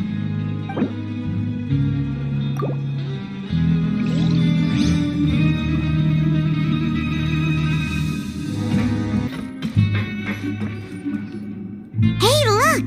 There's something here! Looks like a research notebook. That suspicious guy peeking into the infirmary just now. Are they a fan of Sigewinne? He must have dropped this. Let Paimon read it real quick. The Melazine perceive the world very differently from humans. There are significant deviations. As a result, their sense of aesthetics and beauty is also very different from that of humans. This must be taken into consideration when giving gifts. Whoa, this all sounds pretty serious. He sure did his homework.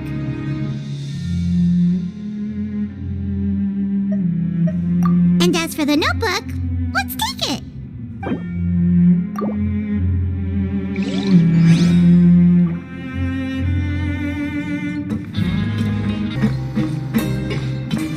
If I were you, I'd make the most of my time here. You might not believe me, but I can promise you that you'll miss this place once you're out.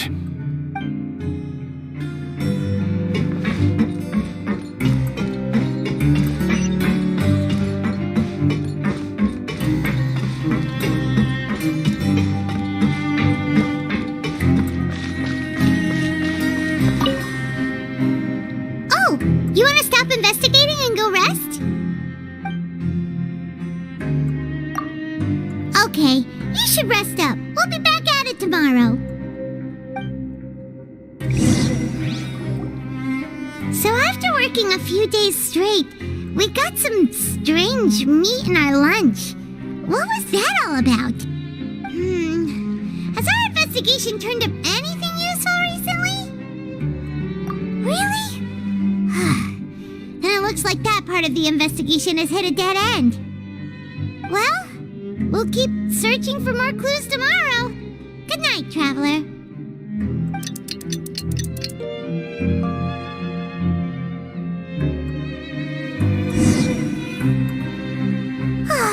The dawn of a new day. Paimon feels like we're getting used to life as convicts. Is that a good thing or a bad thing? What do you have planned for us?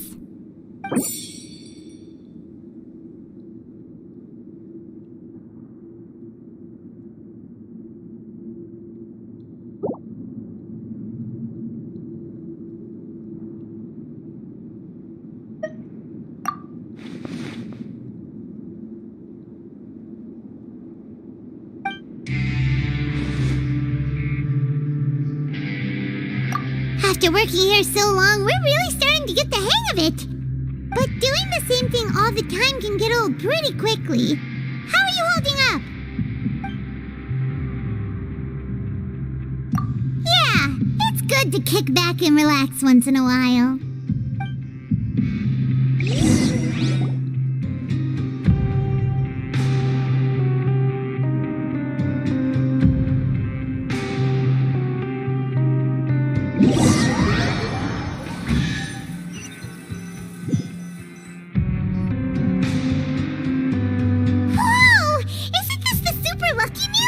Looks like hard work really does get rewarded. Paimon's gonna take her time and savor every bite. What would you like to do this afternoon? Sure, if we're not going to work, then let's kill some time at the Pancration Ring.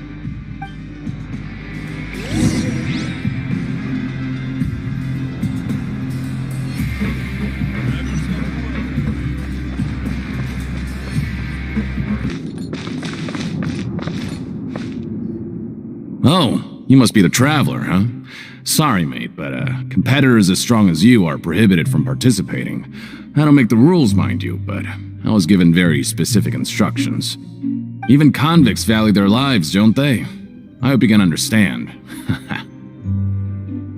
But we have a game here that'll let you show off your strength, and you'll even earn some credit coupons in the process. What do you think? Interested? And if we lose the game, will it cost us credit coupons? Of course. That's the cruel reality facing every competitor in a place like the Pancration Ring.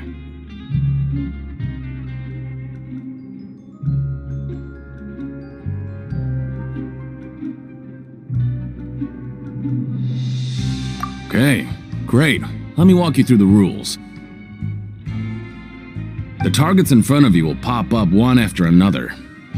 You'll need to hit the targets in the same order that they popped up. If you can complete a few rounds in a row with no mistakes, then you'll win credit coupons. But the second you mess up the order, you'll lose. Game over. The game costs 300 credit coupons to have it go. So, you up for it?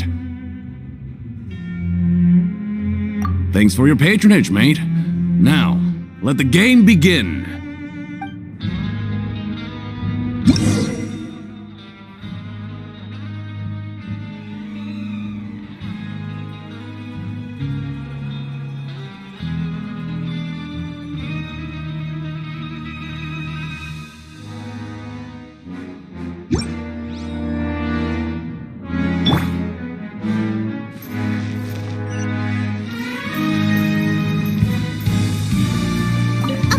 Do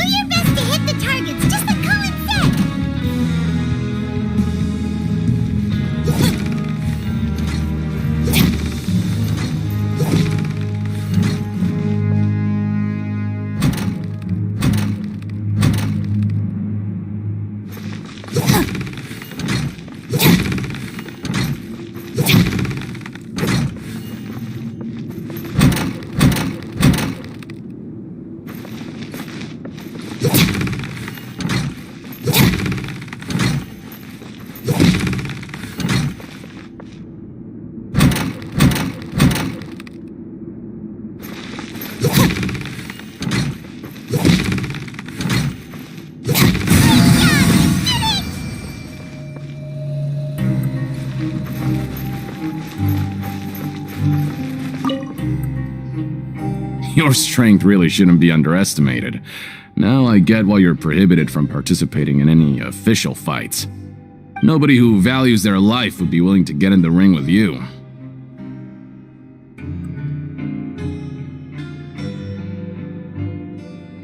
However, you two haven't tried betting on the outcome of a pancration match yet, have ya? Just go talk to Rusimov. Buy a ticket for whichever fighter you think will win. There's a big payout if the fighter you support comes out on top. But we don't know anything about the fighters. How can we possibly know who to support? That's normal. Just watch a few matches and get a feel for the fighters. It won't be long before you can pick winners in your sleep. He's got a point. Why don't we give it a try? If we have enough coupons, we could probably bet at random until we figure everything out. Bet at random, huh? Well, how should I put it? It's not like you can't do that, but I'd advise you to give it some more thought first. Huh? We shouldn't get too carried away. What's the problem? What? I never even picked a boxer before, and you already know about the rules? You're not just strong fighters. Seems you're pretty perceptive, too. Might as well tell you about it, since you already know that much. Plus, I think you've got the potential to be one of my greatest customers. I think I can let you in a bit. Besides, I don't want to risk ever losing a customer like you. Is it that serious? Okay. The hidden rule here is, if you buy both boxers' tickets and support them both, something bad will happen the next morning. So the rule is that we shouldn't pick both boxers in the same fight, but if anyone actually did that, wouldn't they be guaranteed to lose coupons? Who would do that anyway?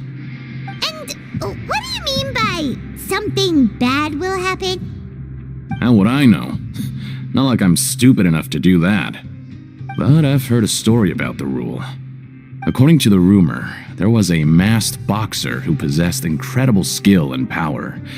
None of his opponents even stood a chance against him. However, in the final match, the organizers told him to take off his mask. He refused and never showed up to the fight. And after that, he was never seen again.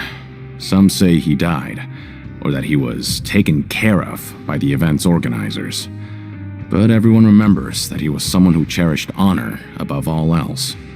In his eyes, supporting both boxers in a match would dishonor the competition itself. So you mean it's like a curse? He'll take vengeance on anyone who does that? No, he was always wearing a mask, like he was intentionally trying to hide his identity. I don't even know anything about his past.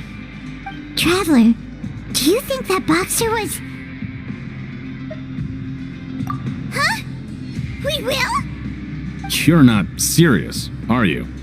Look, here I was just trying to be nice and warn you, yet here you are trying to break it on purpose? Yeah, it sounds pretty scary to Paimon.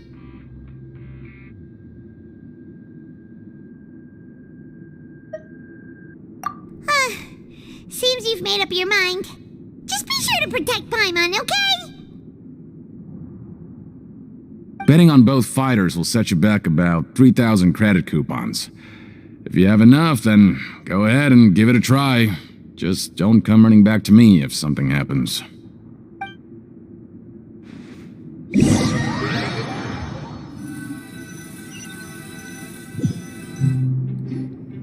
Seems we had a productive day. Hope we can make even more progress tomorrow.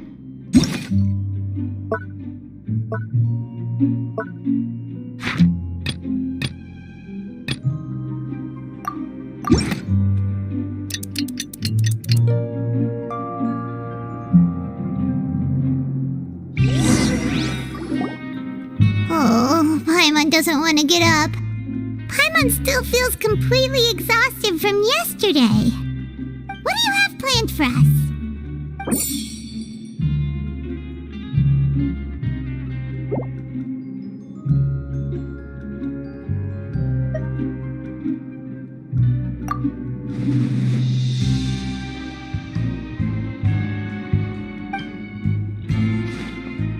After working here so long, we're really starting to get the hang of it. But doing the same thing all the time can get old pretty quickly. How are you holding up?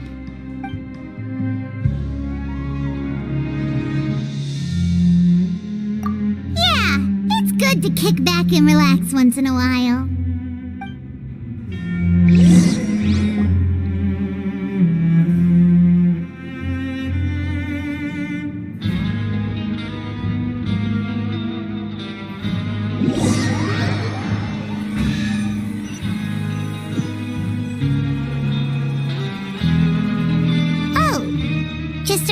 Meal set. Guess Paimon shouldn't get her hopes up. What would you like to do this afternoon? Knowing child, he must have been there all the time.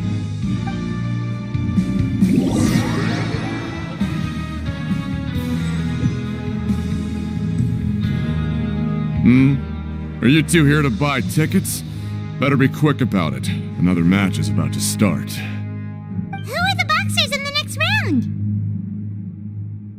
We have the reigning champ, Le Grappler, versus a contender from the Eastern Prison Block, Demon Horde. Are those their nicknames, or did they choose those names themselves? Either way, super weird. Since you're new around here, I'll help you out and give you a little suggestion. Even though Le Grappler is the crowd favorite, Demon Horde is a first-class dark horse with incredible potential. Anyway, for this match, I recommend that you pick... Huh? For both fighters? I can tell you're new to this, but I didn't think you were completely clueless. Maybe you don't quite understand the rules, no? Let me try to explain again for you more clearly. You see... Oh, no need. We're aware that we're going to lose coupons. Alright then, if you're absolutely sure. Remember, no refunds once you buy the tickets. Yeah, we got it! Just shut up and take our coupons!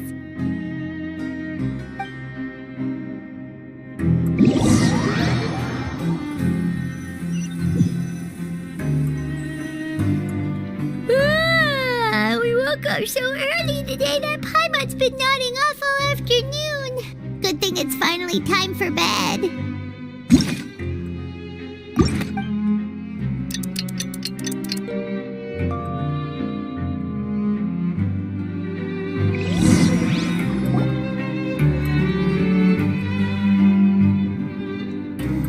Hey, Traveler! Paimon! Package here for you. The next time you buy something, go pick it up yourself. I'm not a delivery man, you know. Huh? A package? For us? Did you buy something, Traveler? Paimon's not quite awake yet, so why don't you go take a look? Right! Yesterday we broke the hidden rule and bought tickets for both boxers. Oh, maybe this package is the bad thing that Colin said would happen. Paimon suddenly feels wide awake. Wait, maybe let Paimon go hide somewhere first. Just call Paimon after you opened it. Hey, wait! Paimon's still here! Don't open it!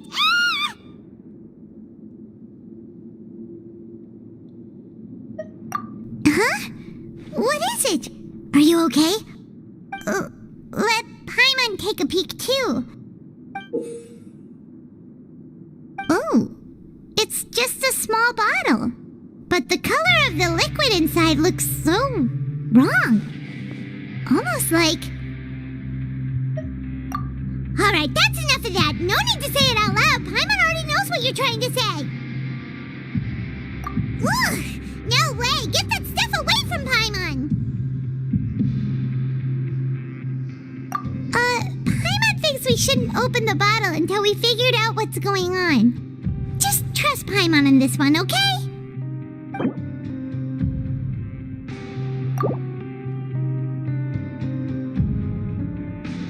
What do you have planned for us?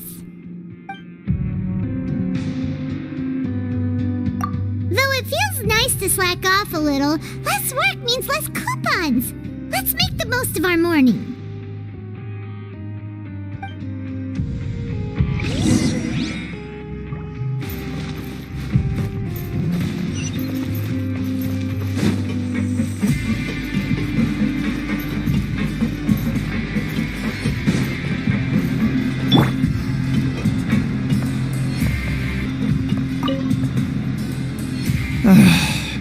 If there's no way to send it all out, maybe I'll never get a chance to leave. Who are you?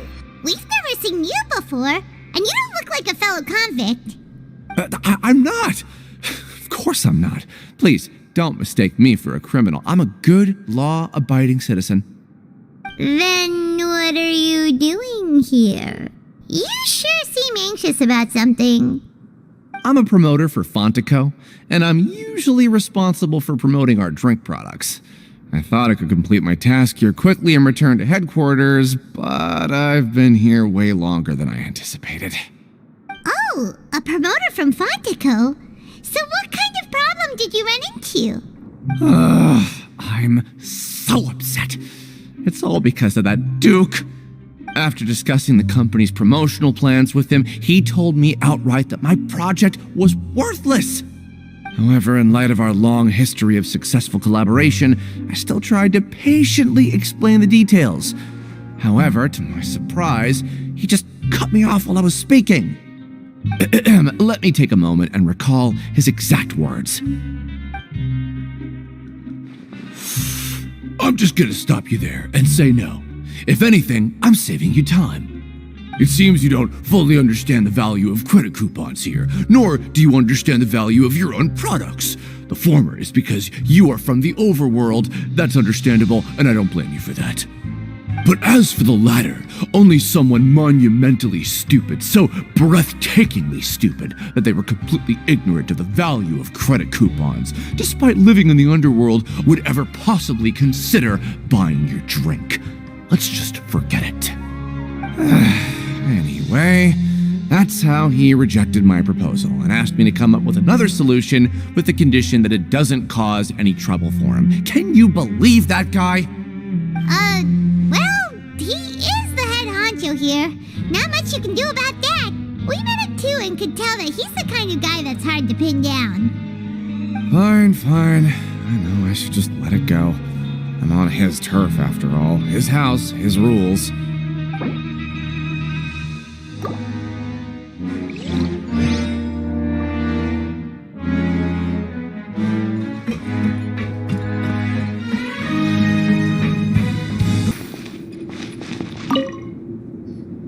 Hey, I heard you crazy fools really did it. You bought tickets to support both fighters, didn't you? Well, did anything happen? Well, the next day we received a mysterious package, but we still haven't made any sense of the contents. So it is real. You didn't become cursed or anything like that, did you? Are you both still okay? Wait, are you sure that it's still you controlling your bodies right now? Paimon's not sure. What do you think, Traveler? Is Paimon still Paimon? Oh, okay. Well, that's good. Yeah, you two don't seem to have changed at all. But I wouldn't let your guard down just yet. Still, I didn't expect you would actually do it. You'd actually throw away coupons like that just to satisfy your curiosity? Even if we bought tickets like everybody else, it's not like we could hope to earn any coupons. When it comes to things like this, it's always the organizer who makes the real profits. Hey, just what are you trying to imply? The Pancration Ring is an honest business, and we really don't make much from selling tickets. We make so little that even the current tournaments can only be held thanks to funding from the producer of Fanta. Oh, so it's the company that manufactures Fanta sponsoring the events? Paimon thought all of this was thanks to the Duke's support. Let's just say it's a mutually beneficial arrangement. They reached out to us first, hoping to promote Fanta products in the fortress of Meropide. Anyway, you try and take extra good care of yourselves these next few days, you hear?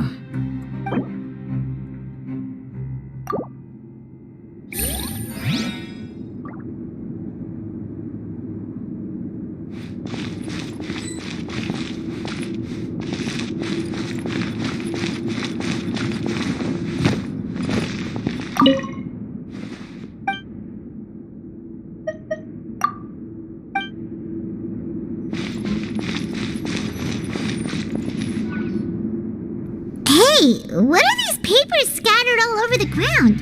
Are they registration forms or something? Maybe not. Every page has the Fontaco symbol on it. Maybe it's some flyers from the company. Okay. But if someone catches us, they could accuse us of trying to steal the company's secrets, couldn't they? Oh, you're right. Guess there's nothing to worry about then. Let Paimon have a look here.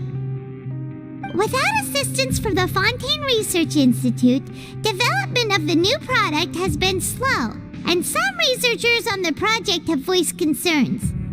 We have no choice but to let the new product undergo the first phase of promotional trials without a designated name or packaging. We will adjust the direction of future development according to feedback. We have decided to only conduct closed, small-scale trials for the time being. Sure doesn't seem like anything unusual. The company is just trying to develop some new products besides Fonta. But it sounds like things aren't going well at all. Let's put these papers back where we found them and make it look like nobody went through them. Okay, good.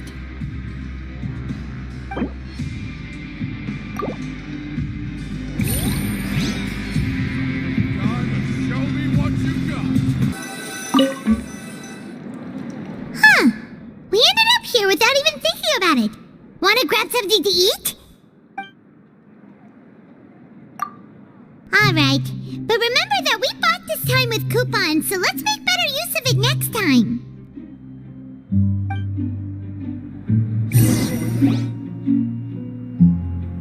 Whoa! Isn't this the super lucky meal? Looks like hard work really does get rewarded. Paimon's gonna take her time and savor every bite. What would you like to do this afternoon?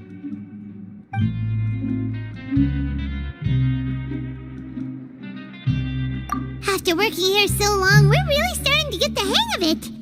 But doing the same thing all the time can get old pretty quickly. How are you holding up? Yeah, it's good to kick back and relax once in a while.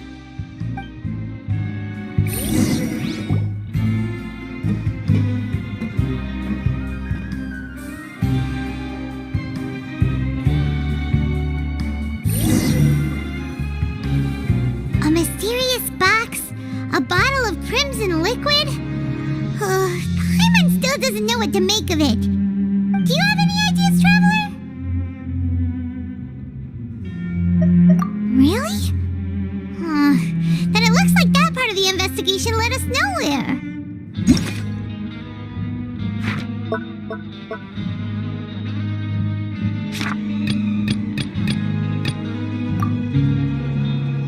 Well, maybe we'll have better luck tomorrow. Good night, Traveler.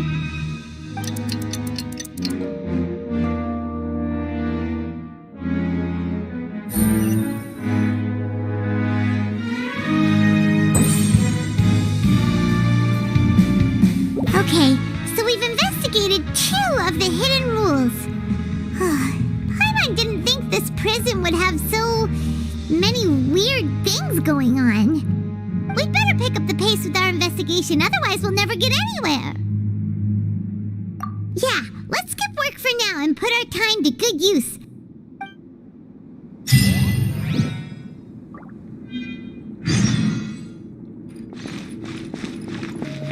Hey, isn't that Vidoc over there? Is it just Paimon, or are there fewer people than usual here today?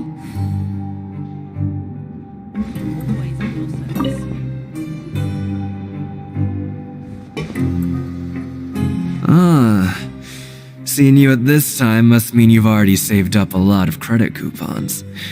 Or at least enough to skip work. Seems you're getting into the swing of things around here. Impressive. Very impressive. So, now can you tell us about the hidden rules you know? If that's what you want to know, I guess you couldn't have come at a better time. Huh? What do you mean it's a good time? Leonid and those other pesky broke urchins have all gone to work in the production zone. I wouldn't want them listening in without paying up. So, you know those pipes that make strange sounds? Don't ever, ever go near them at night. Even if you manage to avoid the guards, you might find something even more terrible there. Something even more terrible? Like what? A group of cannibals. Cannibals? In the fortress of Meripede? Every month, they meet a few times in the dead of night. Rumor has it they might be connected to the people that have disappeared here. But what's even scarier is that they have a special proclivity. Since they have no way to dispose of the leftover remains, they have ways to transform them into other forms and keep them in the fortress forever. Paimon might already know what you mean by other forms. So that's what's going on here. Oh, Paimon's stomach doesn't feel so good. You two look pretty skeptical. No matter, learning the truth behind dark secrets isn't necessarily a good thing. I've got things to do too. I suggest you just act like I never told you anything. Traveler, can we just trust him on this one? Oh, Paimon doesn't want her blood and flesh entombed here for all eternity? Oh, so that's how you see the situation. Huh. You know, Paimon does feel a little better about it now. When will all the secrets end?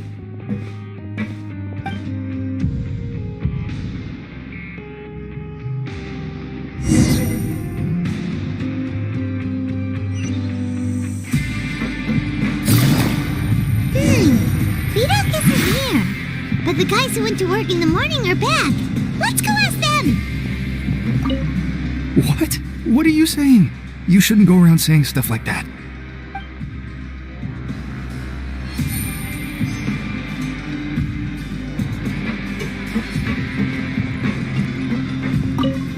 What are you talking about? Listen, you should keep your nose out of other people's business.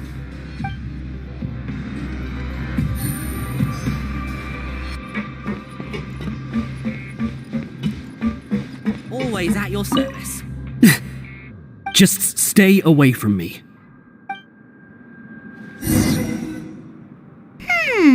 Their attitude sure is suspicious.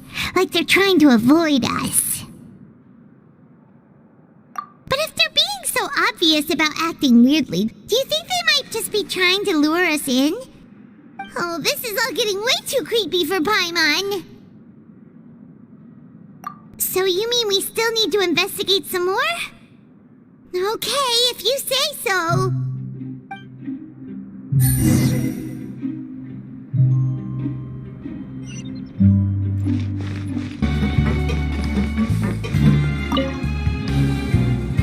Hello, Fielding. What do you want? Criminals like you ought to be working right now.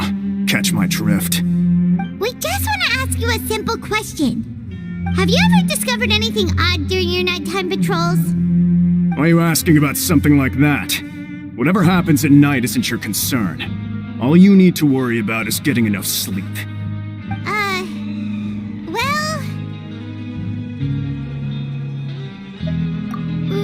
Right! We've heard it happens a few times every month. Paimon has sensitive ears, so it makes it hard to sleep. Really? I see. But it's not like I'm on duty every night. And now that you mention it, I recall my colleagues talking about something like that before. They say that strange things tend to happen at night on pipe cleaning days. Lots of us don't willingly take those shifts. So, what happens at night on pipe cleaning days? And they just conduct regular cleaning of the fortress's drainage facilities. There are 3 pipe cleaning days per month, and it just so happens that today is one of the scheduled days.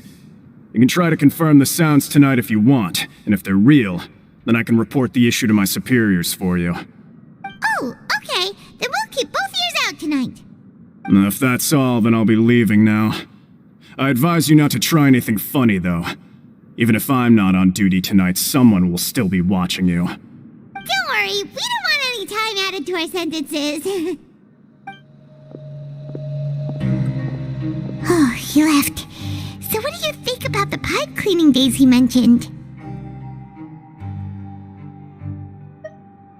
Right, both are a possibility. But Fontaine did say that tonight is a cleaning night. Paimon knew you would say that. Alright, sounds like we'll be up all night tonight then. Paimon just hopes the guards don't catch us.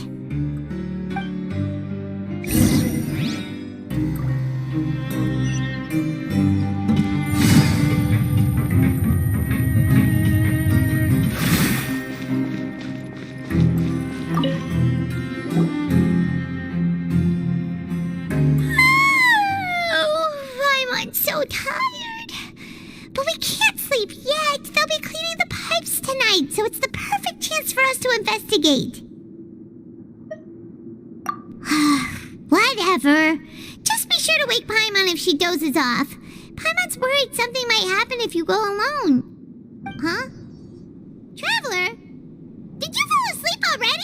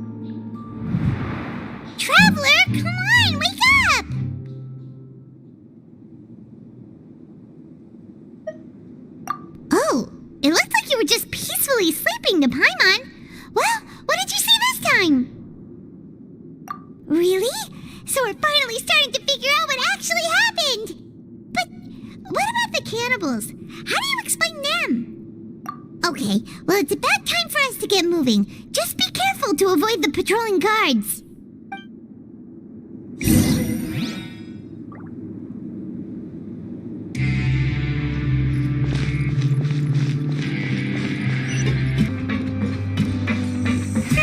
This should be the place.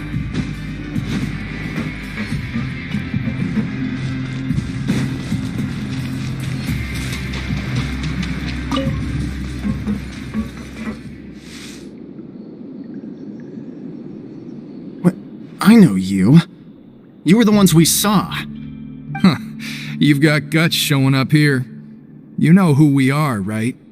You'd better leave now. Ain't nobody coming here to save you. What'd you say?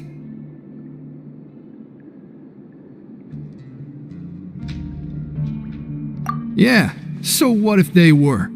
If you push us, we can make those rumors a reality at any time. Hey, what's the point of all those rumors anyway? What exactly are you trying to do? I don't have to tell you anything. If you turn around, go back to the dormitories and act like you never saw anything, then I'll pretend that you never showed up here. Yeah, scram. Nothing worth seeing here. Huh? What did you say? Isn't that exactly what Boss said when he left? Hey, do you know our boss?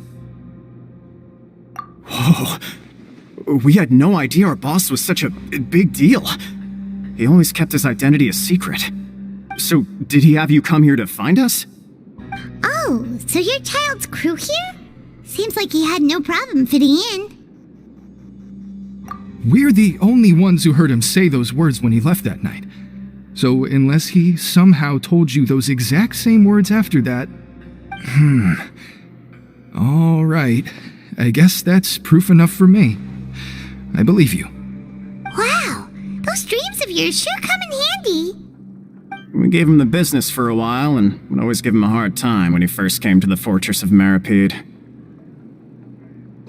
But here in the fortress, the strong will always earn respect. He was working the longest hours and racking up wins in the Pancration Ring. You could always see how amazing he was, even when he was teaching us a lesson. So eventually, we all decided to follow him. But one day, he suddenly told us that he had to find a way to escape this place, no matter the cost. He said it was because he heard that call again.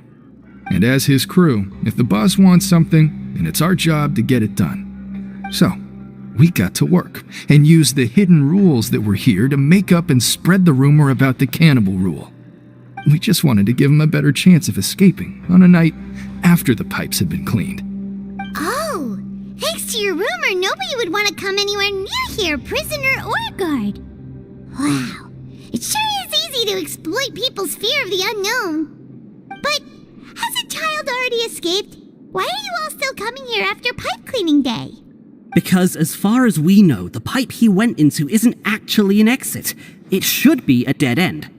It leads to an abandoned factory area, and even if there were a way to escape from there into the sea, we're still way too deep. No one could ever reach the surface alive. But Boss still insisted on going in. It's like he was obsessed about it.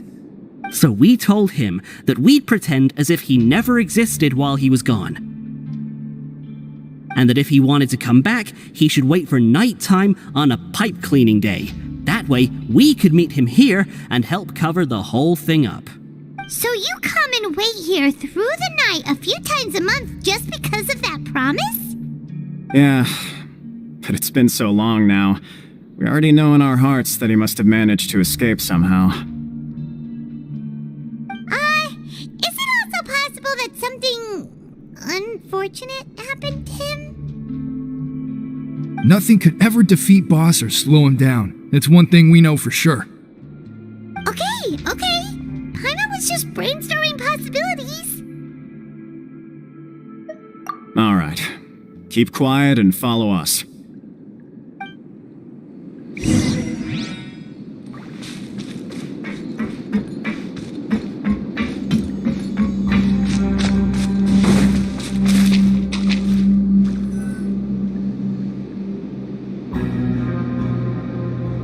The way up from here has been sealed off. It's impossible to get through.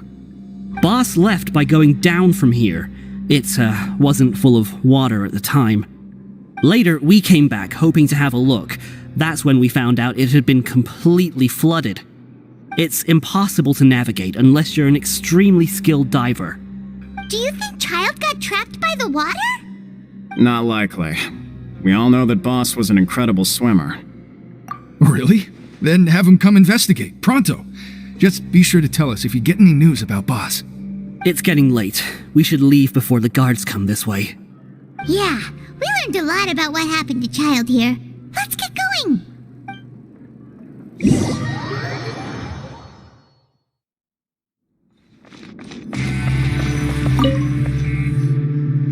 Whew. We finally learned some key information. Seems all of our investigative work has finally started to pay off. When you said you knew a diver, you were talking about Fremine, right? If we ask Linny, he'll definitely have Fremine help us. Ugh. Why is Child like this?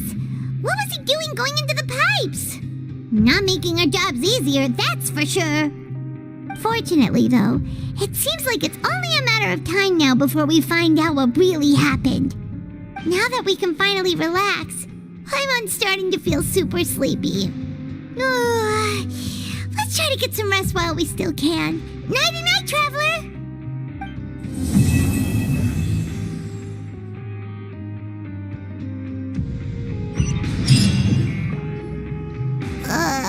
It's morning already? Oh, Paimon still needs more sleep. Huh? Wait, look over there! Isn't that... It's one of Linny's cards! Let Paimon see what's written on it! Maybe you haven't heard, but today is the monthly free day. Everyone has the day off today, which makes it the perfect time to do some investigating. It's been a while since we last talked. Have you been making any progress lately? Let's meet at our usual spot in the factory area before lunchtime. I have new information. Ooh, today's our lucky day. We have the day off. From the sound of it, Lenny's been making progress with his investigation. Wonder what he's discovered. We still have some time before we meet up. Let's talk with the people here for a bit more before we go.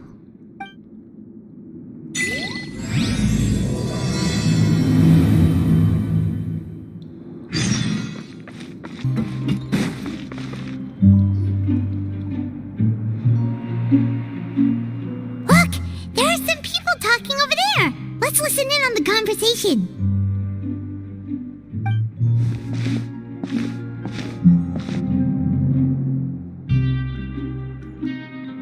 If you ask me, those pompous parasites on the surface act like they're all a bunch of aristocrats. Do any of them give half a hoot about a bunch of dogs like us? Hey, speak for yourself, mate. I'm no dog. Oh, you think you're special or something?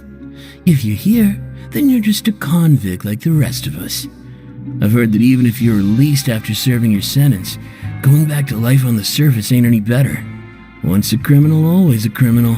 We're marked for life. I don't buy that. Hey, how cool would it be if the whole world was destroyed by a giant flood and everyone had to start over from nothing? What kind of filthy bilgewater are you spewing? I have family up there. You best shut your sewer hole with talk like that. Listen, things ain't so great on the surface, but who says that you have to leave? I've heard that you can still stay here and work even after you've served your sentence. Not bad if you ask me. Who wants to live in the ruddy overworld anyway? And what makes you think they'd want to hire someone like you? That's one of the great mysteries of the universe, how someone as useless as you is so confident. Whoa. Sounds like they're really unhappy about the overworld. Speaking of which, Paimon never heard anyone use the words overworld or underworld when we were living up there. Is it only something the inmates down here say?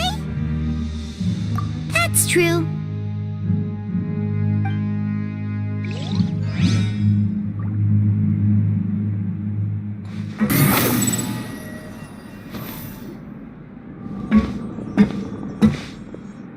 There's a group of people over there. Let's go listen in. So I said, that's not a faucet. Hey, who are you two? Why'd you come over all of a sudden? Oh, sorry for eavesdropping. Sounds like you were talking about something private. What's the matter? They're just looking to join in on our fun, that's all. Hey, don't pretend like it's okay for them to just interrupt us like that. Fine. You're lucky we don't mind extroverts that much. You hear that, Quisto? What nice! Your expressions tell me you're looking to hear some juicy info, am I right? But before that, it just so happens that I know you two. Really? Are we that famous? You're kidding. How often does anyone get a personal tour led by His Grace himself? Practically everyone was talking about it. Word has it that you also caused quite the kerfuffle. A little mistake, huh? I like the way you put it. You see, people with a good attitude can join our group anytime, unlike some of the others here. Your group? I'm Quisto, and this is Lavaroon. People usually call us the Bombshell Bros, but don't worry, we're not playing with bombs or anything. It's just that our information is always so explosive, and we blow minds on the regular. So, you two really like to gossip? Whew, you sure know how to embellish. No, you don't get it. Knowing intelligence will make things better for you here. For example, knowing who's working with whom, who has the latest rumors, who's not getting along. Wouldn't you like to know all that? Whoa, all this info's worth something, you know? You should prove you're worthy of it. I don't mind him. Quisto's always this way. Just play nice and say something to massage his ego. The welfare meals. Talk about the welfare meals. Right. That meal we had yesterday was super delicious. Paimon can still taste it whenever she closes her eyes. Is that so? To tell you the truth, I've been helping out with making those welfare meals. I've been working as a kitchen assistant for about a month and a half now. Oh, so you're the one who made those delicious steaks. Amazing. You could be a professional chef. You are correct. I am a true professional. In fact, I even went to culinary school. But enough about that. Since you like my cooking, I guess that means we share similar tastes. Listen carefully. This little bombshell will help you learn what's really going on here in the fortress.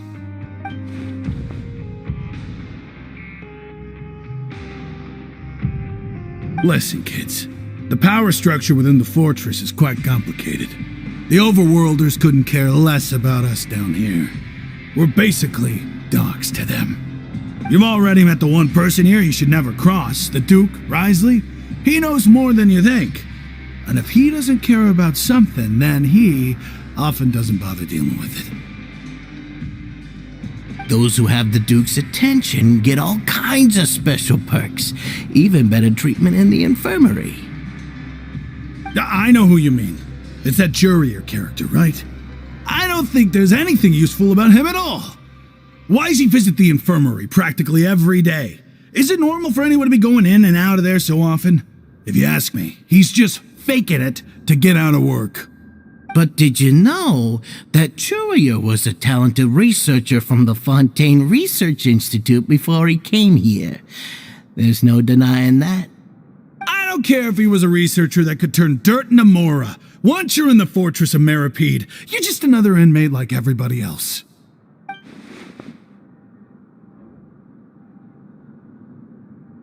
Speaking of which, the last time I saw him, he was passing by in the corridor with Lorvine.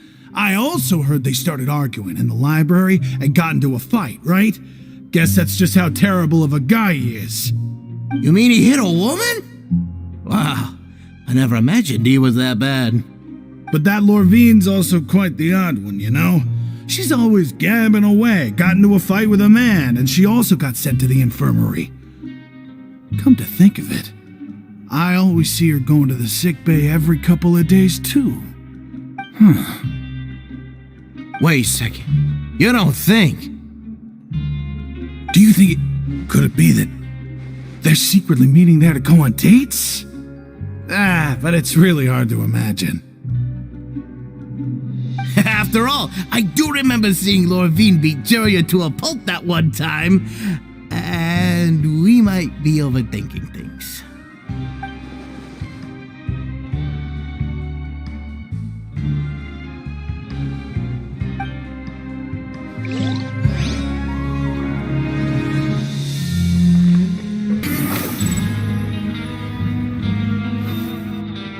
Hey, you over there? Yeah, you! Say, do you like playing card games?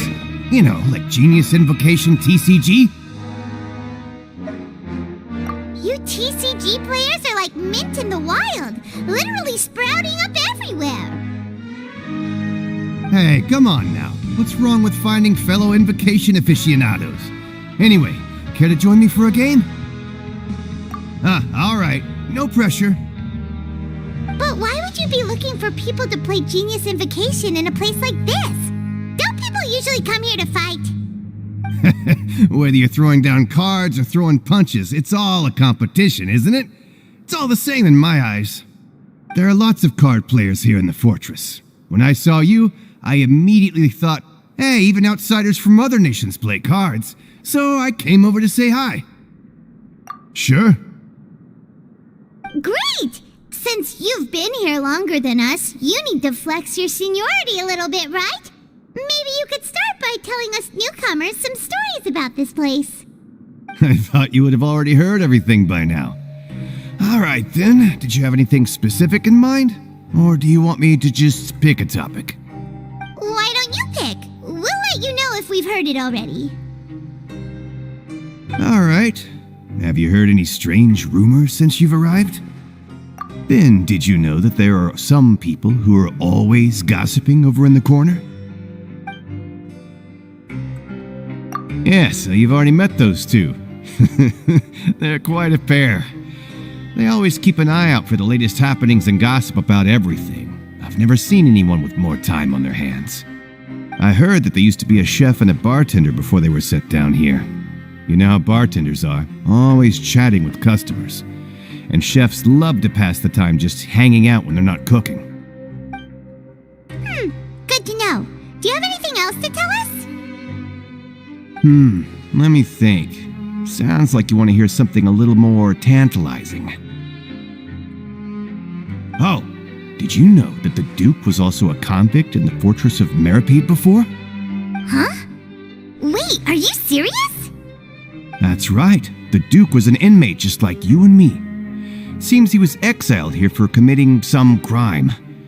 Who knows how he ended up rising up to become the warden, though. To go from an ordinary inmate to becoming the manager of the whole place? I'm not gonna lie, I kinda respect that. A forbidden zone? Sounds like something that someone just made up. I've never heard of that. Where did you hear about it? It's just a rumor we've been hearing, but no worries if you've never heard of it. Do you have anything else you can tell us? Anything else? Not that I can think of, but I'll be sure to tell you anything interesting I hear next time. You'll have to play a game of Genius Invocation with me first, though. Okay, we've talked to just about everyone, and it's about time for us to go meet Linny. According to the card he left us, we should go meet him in the production zone.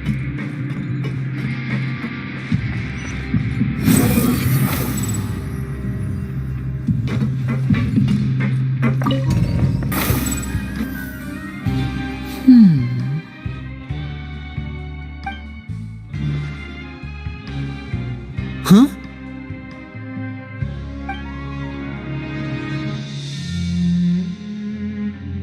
That look in your eyes. You found something? Hey, this is no time to be modest. Just tell him we found a boatload of information. Oh, as expected of the legendary duo, you have my full and undivided attention.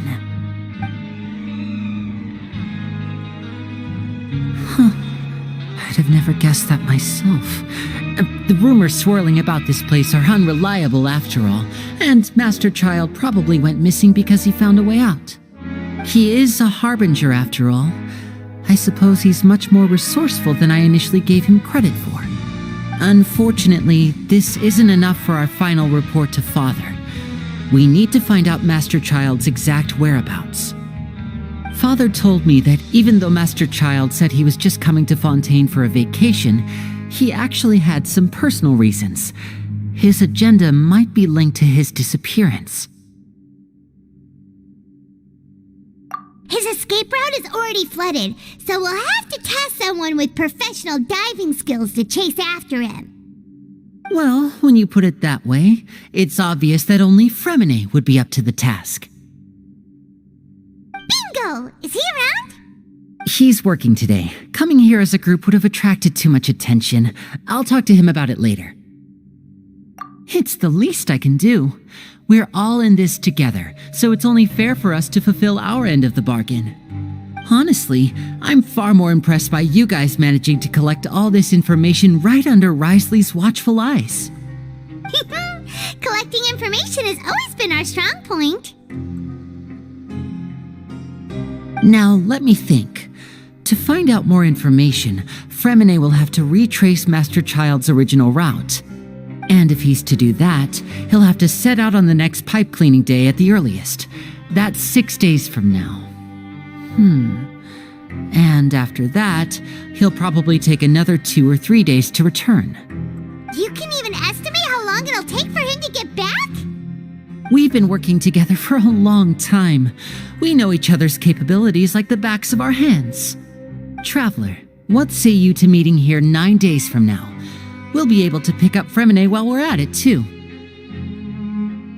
Oh, and there's just one last thing we'd like your help with. Though we can just sit back and wait for Fremene's report on Master Child's whereabouts, we still need to make more progress on the investigation of the Forbidden Zone. Fremene's no master of disguise, Lynette's still working on getting intel from the other areas, and I'll need to spend some time helping Fremene prepare for his diving mission. So, you are the only ones we can count on. What do you want us to do? Will it be hard? Well, I won't call it easy per se, but I think you'll be able to pull it off. Listen carefully. You'll need to find an excuse to get into the infirmary and investigate the room and environs. You've mentioned several sketchy-looking people always meeting at the infirmary earlier, so it probably has something to do with the secret we're hoping to uncover. You've already met the head nurse, so she'll be less suspicious of you. Investigate the internal structure of the infirmary and any active dealings within, and pass those on to me alongside anything else you're able to discover. But also, there's no need to take risks. Don't forget, safety always comes first. My apologies. I just started rambling out of habit. It was almost as if I was talking to my younger sister. But that's not a bad thing, right? All right, then we'll head out as soon as we finish our prep. Let's go our separate ways for now, then. Don't forget, we meet here again in 9 days. Stay safe.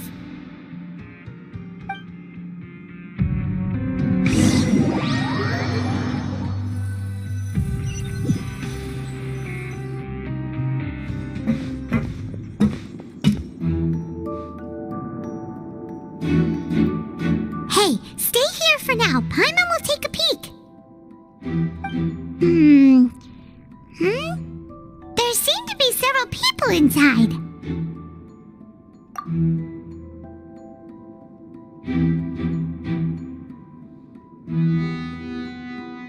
Right. I feel like this. It's not impossible. Oh.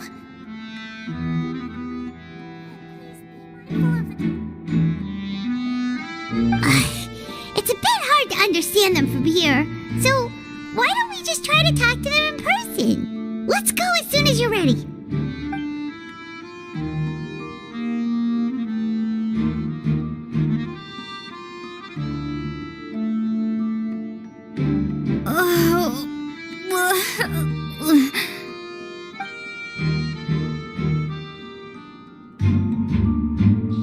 Someone, please help! She's sick!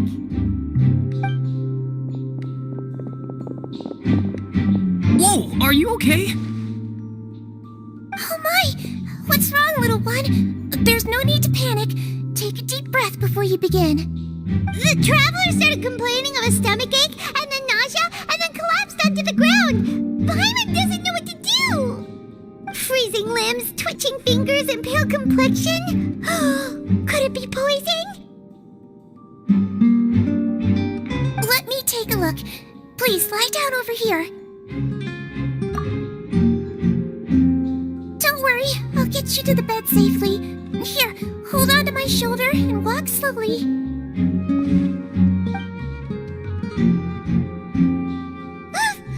You can do it, traveler! Don't apologize. You're sick after all. Now, please relax. I'm just going to do a preliminary checkup on you.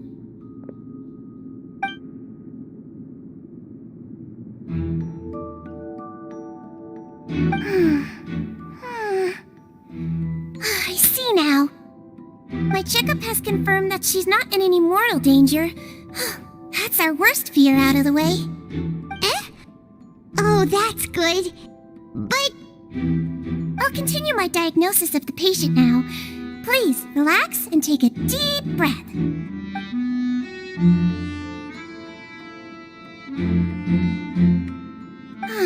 Don't sense serious damage to your organs either. Does it hurt when I press here? And here? Huh? But based on my initial checkup, there shouldn't be a problem here. How strange.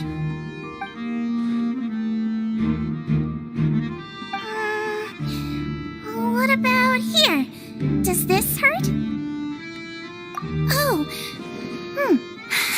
understand. So that's what it is. I think you just ate something that disagreed with you. That's all. Nothing too serious. Outside of a pretty bad stomachache when it decides to act up. So that's what it is. Thank goodness it's not anything more serious. And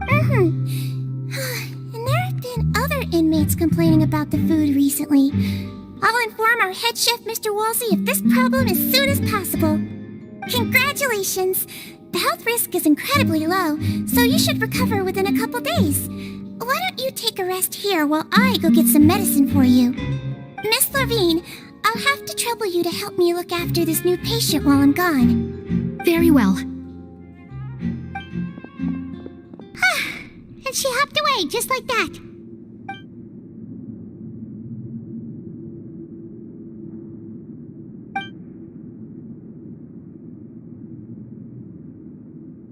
Hello. So how are you feeling now?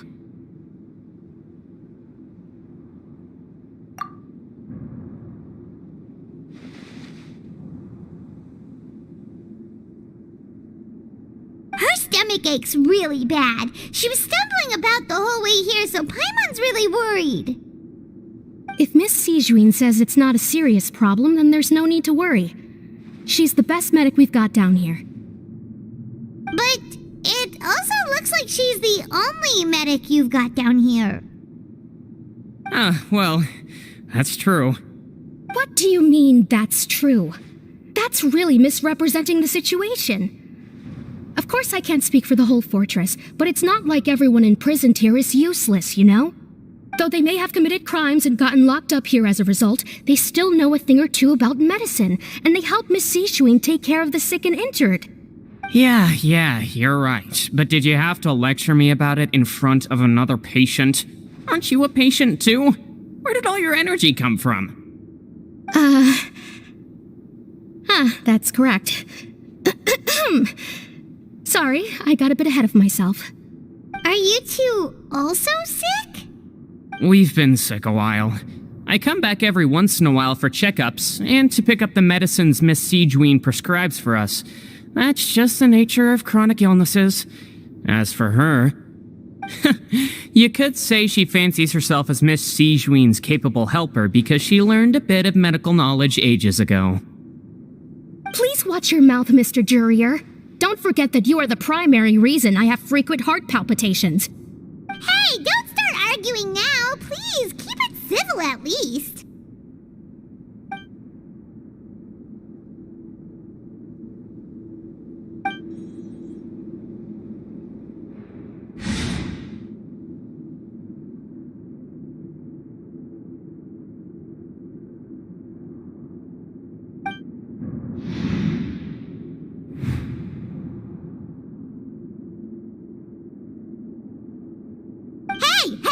There's no need to fight! Everyone will be released someday, so there's no need to argue over silly things like this! But... Release. It's way too early for us to even think about that. And who the heck knows if we'd even be able to continue our previous lives?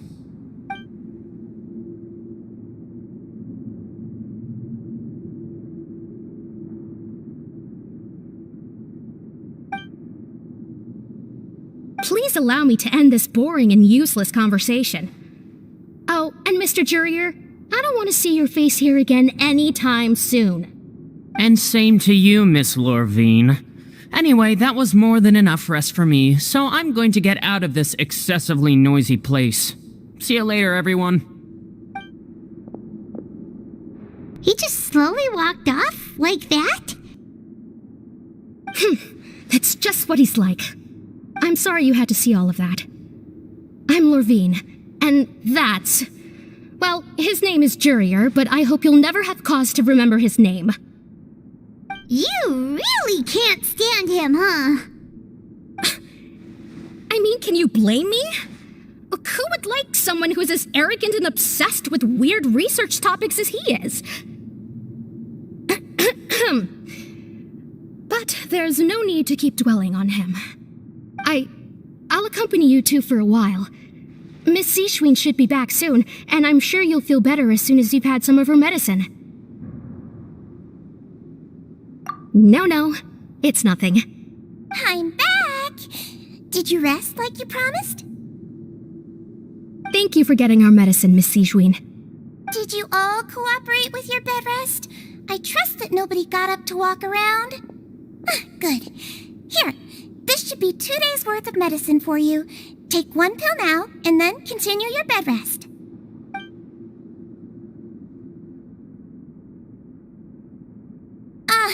Miss Levine, I left in a bit of a hurry just now. Do you still remember if we discussed the color of the pill that you should be taking today? I remember. You said it should be yellow.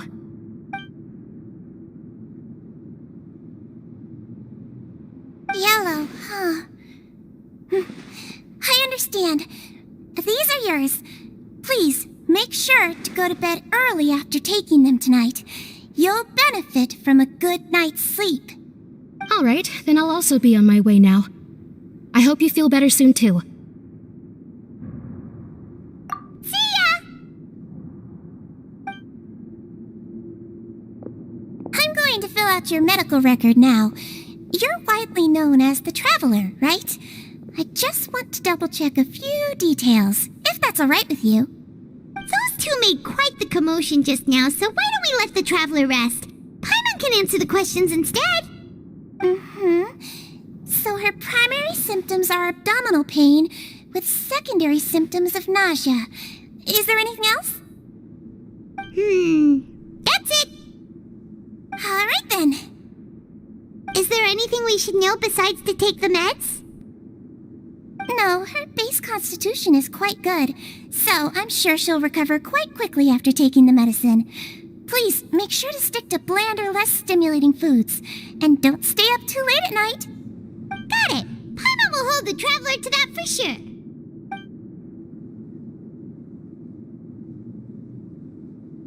Oh, you're going to take a nap already?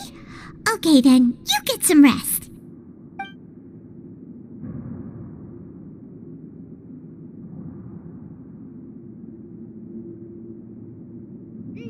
We've been to lots of places together. She may look a bit under the weather now, but she's actually super strong. Oh, so you're the best of companions. Well, don't worry, she'll recover soon.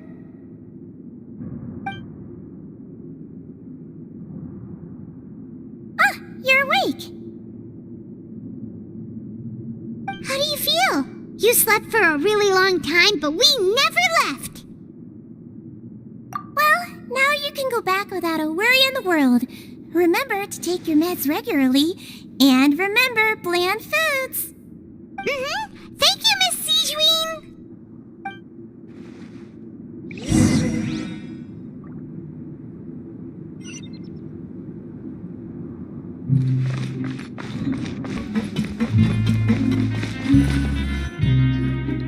You really are something. To be able to fall asleep like that and even sleep talk the entire time, you scared Paimon half to death! No, but you kept mumbling things along the lines of, Pyron, go take my grilled fish and put down the Adeptus Temptation now! Paimon talked with Sigewin the entire time you were asleep.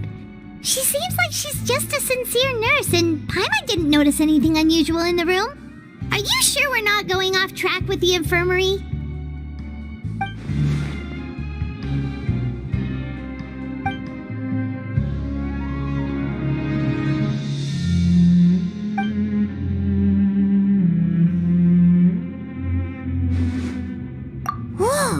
You really are super thorough. All those tiny little suspicious things that Paimon didn't even pick up on. We've got to give the info to Linny.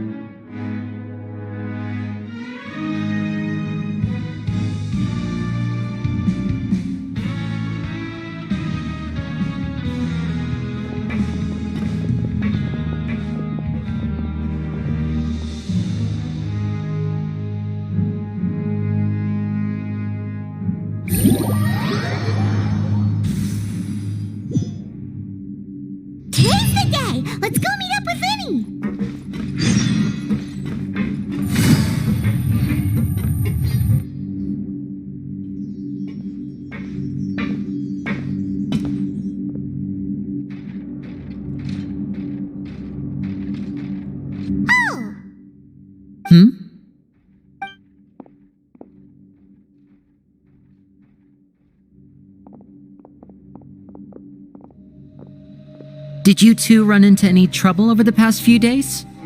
No, we just worked our shifts according to the schedule. Nothing weird happened. That's good. That means you didn't raise any suspicions when you infiltrated the infirmary. We've taken a look at the slip you've sent. Fremine successfully left the grounds via the pipes 2 days ago, and as of last night, Lynette has also infiltrated the infirmary after faking an illness. Wait, why is she getting involved as well? You already went above and beyond when you scoped out the infirmary. To put it more bluntly, even if we were to view that as something you did in exchange for Fremine's help, you've already done more than enough. Infiltrating a guarded stronghold is a different kind of job from a one-off investigation. We want to avoid using the same faces over and over and reduce the amount of suspicion that will fall on any given person. Lynette also felt like you have already taken the first step for us, so she should be the one to finish the job. So that's what Lynette thinks. Paimon hopes everything's going well for her. Then, let's go check on Lynette before Fremine returns. If everything went well, then she should be wrapping up her investigation right about now. Is now really a good time to go over? According to my observations, Sigewinne always spends around half an hour away from the infirmary right before lunch. Lynette knows this as well, so this should be a good time to meet up with her. Also, I'm her brother, remember? It's only natural for an older brother to care about his younger sister's well-being. Okay, then let's head over right away!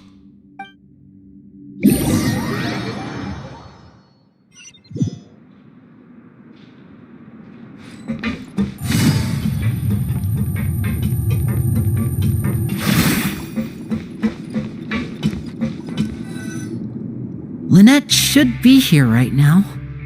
Huh. Strange. Lynette? As expected, Sigewinne isn't here, but why isn't Lynette here? No, Lynette rarely deviates from the plan. We agreed that if she were to make changes on the fly, she'd find a way to let me know. Unless... Let's see if there are any clues around here. We can look while we wait for her. Who knows? Maybe she'll be back soon. Okay.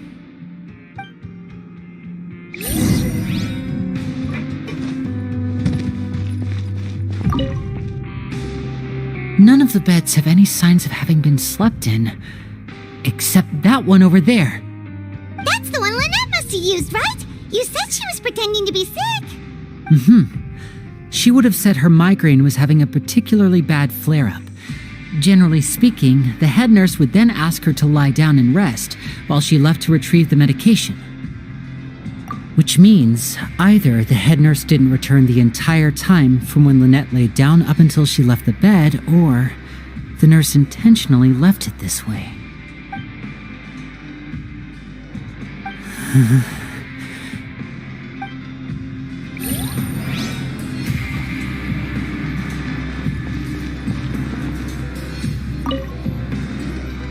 There are some books here and a few files. They all look like medical records. Advanced nursing, how to raise the spirit of your patients, a quick guide to the psychology of emotions, and the meaning of laughter. These sure are some interesting books. Who knew Sigewinne would be interested in these kinds of things? She even has books on understanding people's motivations and feelings. Is it because she's a Melusine? Or does she have a need to understand her patient's emotional state?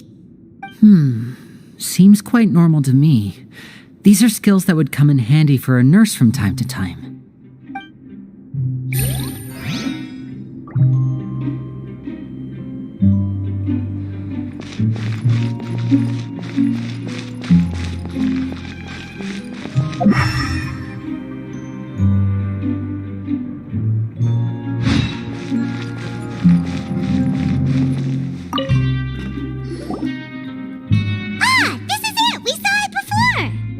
Wait, this thing? It doesn't look like it's been disguised that well.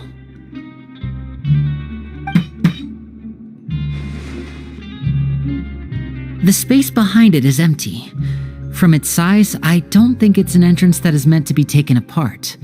There's probably a mechanism around here somewhere. Could Lynette have tried to get inside? But if that's the case, she would have contacted me for sure.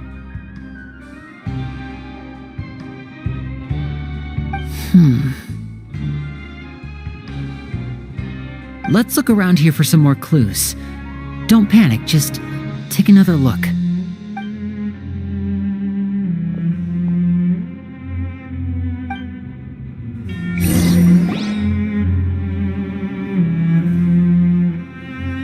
Hey, you guys, there's a slip of paper over here! A slip of paper? It's right over here, and there's a bunch written on it too.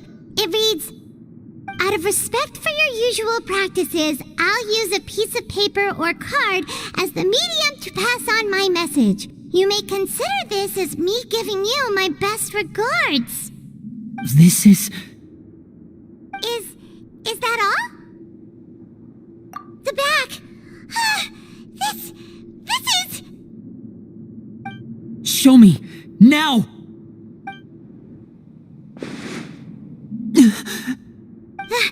That look on your face! Paimon's reading it now! Would you care to guess where Miss Lynette of the Fatui could be right now? No! Could she have... Is she already... Writhsley. Did he deliberately leave the infirmary unguarded to use it as bait? Wait, you mean he was aware of our goals from the very beginning? But why? We didn't run into any trouble last time, and he also never reached out to us since.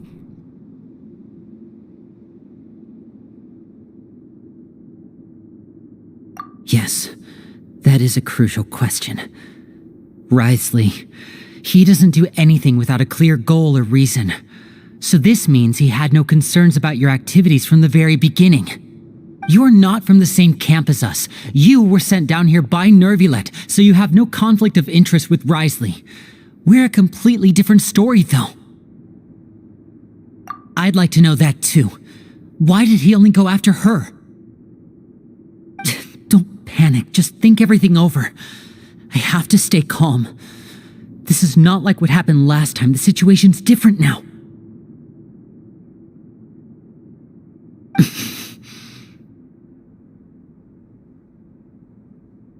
Wait, you're right. Wait, but that means... The fact that Fremine was able to leave the grounds... Could Writhsley have let him go as well? But what does he gain by letting Fremine leave like that?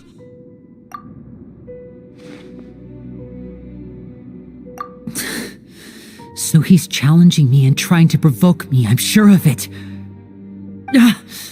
We never should have sent out Fremine. We had to go through all that trouble to find an opening to sneak him around the guards and into the pipe, and we even thought luck was on our side. If Writhsley let him leave on purpose, then he's probably in a terrible spot now as well. Lenny's getting more and more panicked. We have to calm him down. Don't be like this, Lenny. Fremine wouldn't have left if we hadn't told you about Child. That was our fault. No, I'm the leader of this operation, and I'm the one responsible for this team. I was the one who failed to protect them. I'll go talk to Writhsley. Hey, don't be reckless! Traveler, please talk some sense into him. I simply cannot allow Lynette to be abducted again. I have to go. I'll find a way to get them back. He's rushed out the door! After him!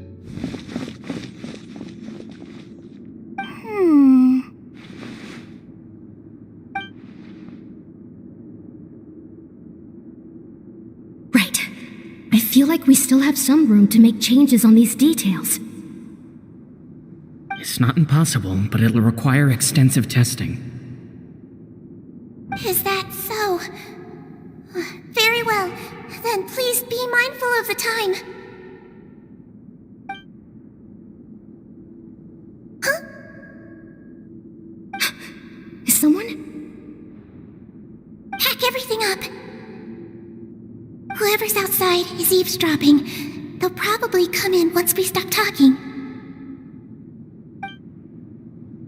Someone! Please help! She's sick! Whoa! Are you okay? These two. As expected, they've already found this place. Oh, they are quite sharp. What a delightful turn of events. I like smart people, but I also like playing dumb. I like the feeling of being trusted. Oh my! What's wrong, little one? There's no need to panic. Take a deep breath before you begin. Being able to read human expressions is quite the useful skill. Wait! It's no use, we have to catch up to him! He's already out of sight! How is he so fast? Let's go head him off at Risley's office!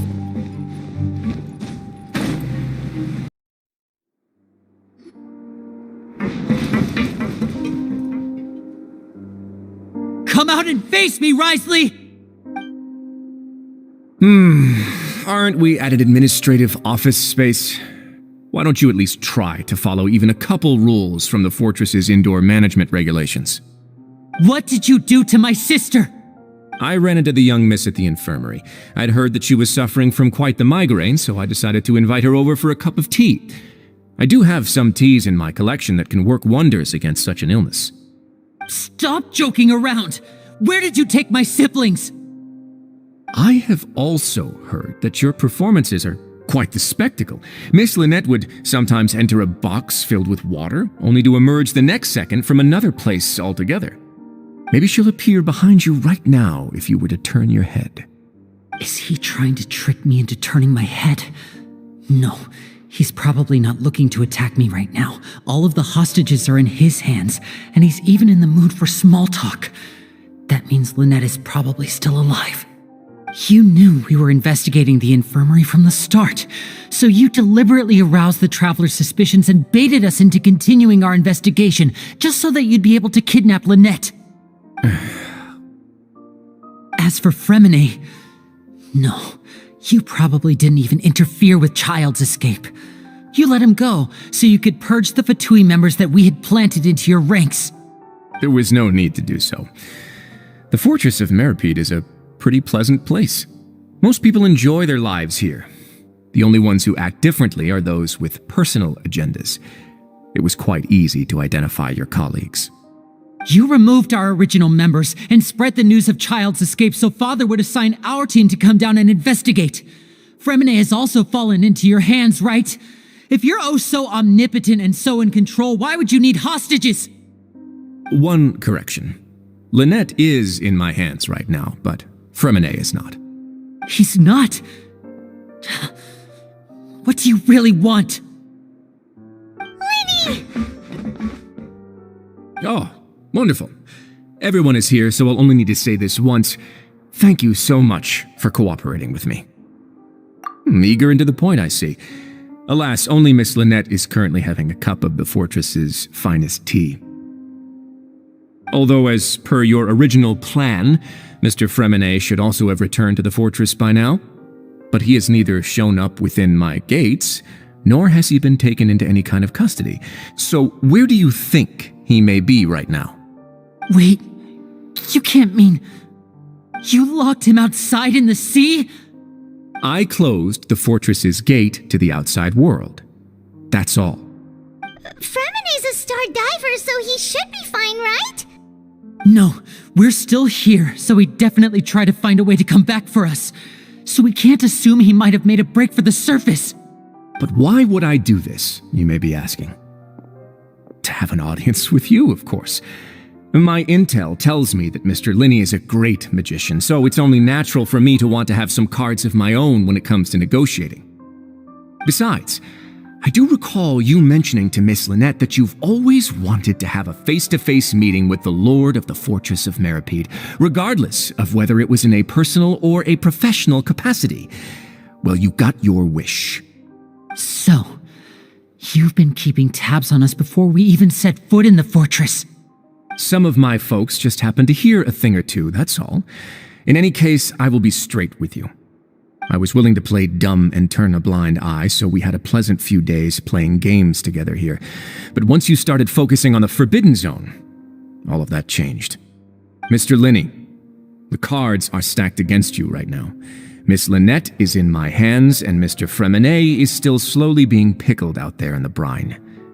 You know just as well as I that he cannot last out there forever. You need do but one thing to guarantee their safety. I would like you to contact your superior, and ideally invite her over for a cup of tea with me. You want to see Father? But why should she bother giving you an audience? Well, if she cares for the well-being of her dearest children, she should have plenty of motivation to join me for a parents' evening. I've heard that the bonds between the members of the House of the Hearth are like the bonds of family. I don't see why she would refuse. Why did you think Father sent us to handle the fortress of Meripede? This place is basically a no-man's land. It wouldn't be fitting for anyone as important as a harbinger like Father to come here in person. Oh, I see. So it's because she doesn't care for my place here. That's such a shame. After all, I've amassed quite the tea collection. I was looking forward to sharing it with her. Both Monsieur Neuvillette and Lady Farina have already received many samples as gifts. Was this the extent of your master plan to get to Father? No matter how much pressure you may put on me, I won't allow you to use us to blackmail her. You people really are difficult to get along with. All I'm asking for is a face-to-face conversation. Does she truly have no interest in the fortress's secret? Mr. Linney, you have one last chance to invite your father here. If you refuse... Linney! Instead of asking why I'm doing this, why don't you try to see things from my perspective for a second? From the very beginning, the Fatui has been actively infiltrating my fortress. I gave you a warning by cutting off the first few operatives I found, but that only caused you to double down. Had you given up on the fortress then and there, I'd have no reason to want to talk. Mr. Fremenet left the fortress on his own, and Miss Lynette tried to pry out my secrets right in front of me. No matter how you look at it, the responsibility for this falls on you. I shouldn't ask Father to do anything because of us. 6, 5... Wait, 2, 1. Time's up. It really is a shame, Mr. Linney. Risley! Negotiations have broken down. Please leave, ladies and gentlemen. It's time for my afternoon tea. Yeah, listen to the Traveler. If you can't talk to Linney, can you at least talk to us? You do realize that I'm only letting you go because of Neuvillette, yes? You're here helping him out, and I've already done my best to stay out of your way. But that doesn't mean you can just do whatever you want. The fortress may be small and remote, but it still has its own set of laws.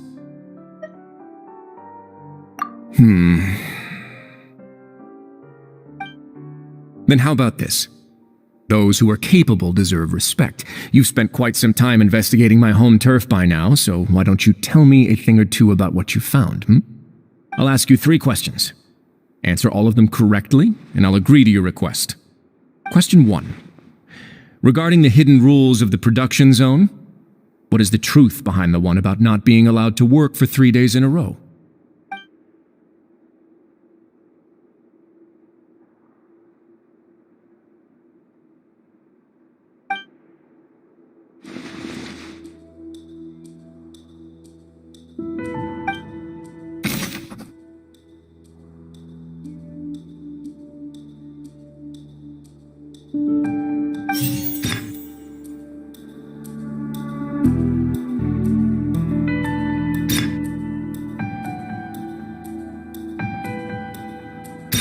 I've been told that the infirmary is always empty for the half hour just before lunch.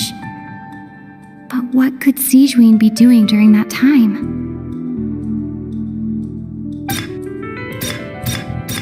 Fonta's internal reports suggest that they're starting a new trial of an unnamed and unpackaged product.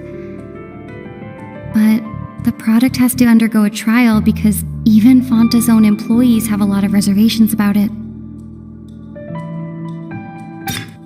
The research note said that the Melusine race perceives the world very differently from humans. Because of that, the Melusines have also developed a sense of aesthetics that appear rather strange and alien to humans. According to Collins, the Pancration tournament only took place because the Fonta company sponsored it.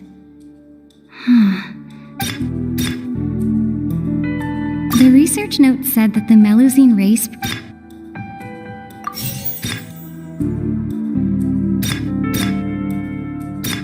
I've been told that the infirmary is always empty for the half hour just before lunch. Fonta's internal reports suggest... According to Collins, the Pancration The Fonta promoter has been struggling because he doesn't recognize the real value of coupons.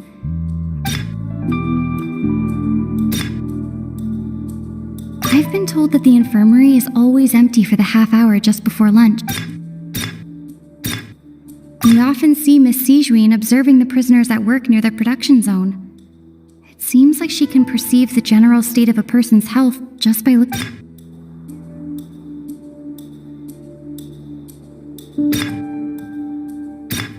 The research note said that the Melusine race perceives the world very differently. Fonta's internal reports suggest that we often see Miss Sigewinne observing the prisoners at...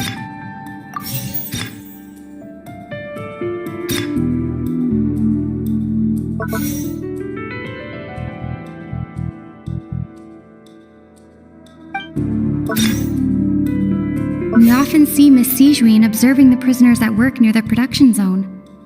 It seems like she can perceive the general state of a person's... We often see Miss Sigewinne observing the...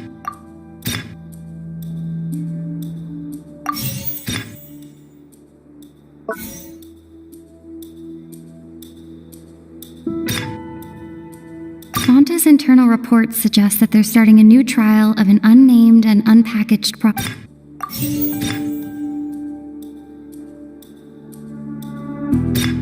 The research note said that the Melusine race perceived... According to Collins, the Pancration tournament only took place because the Fonta company sponsored it.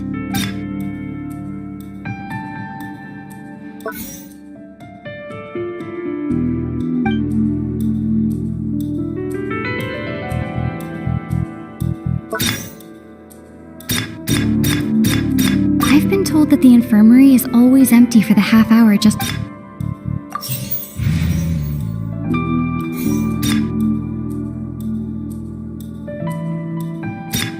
The research note said that the Melusine race perceives the...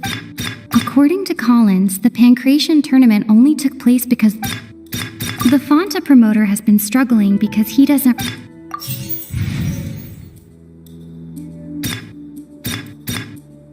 The research note said that the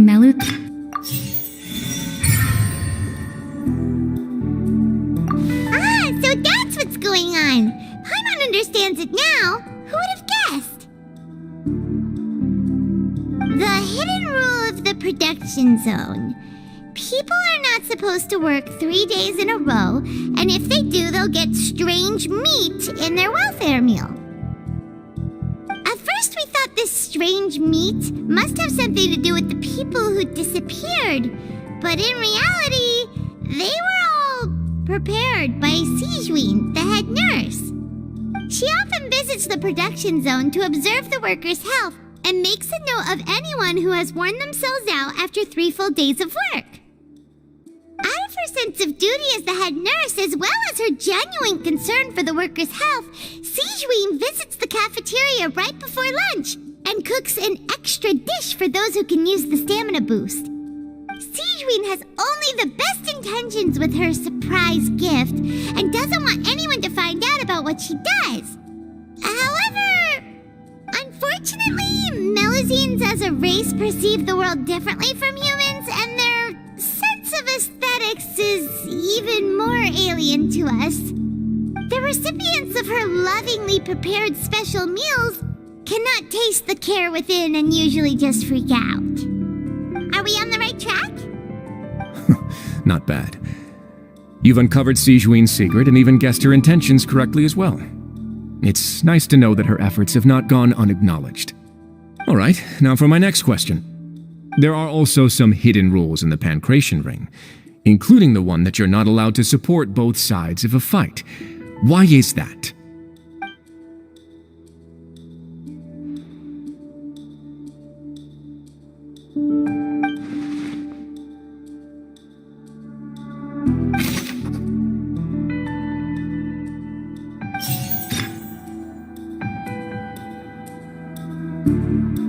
I've been told that the infirmary is always empty. The Fonta promoter has been struggling because he doesn't recognize the real value of coupon. The research note said that the Melusine race According to Collins, the Pancration tournament only took place because the Fonta company sponsored it.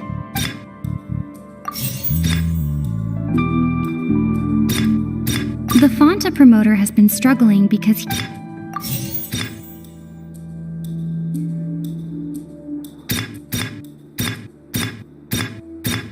Fonta's internal reports suggest that they're starting a new trial of an unnamed and unpackaged product.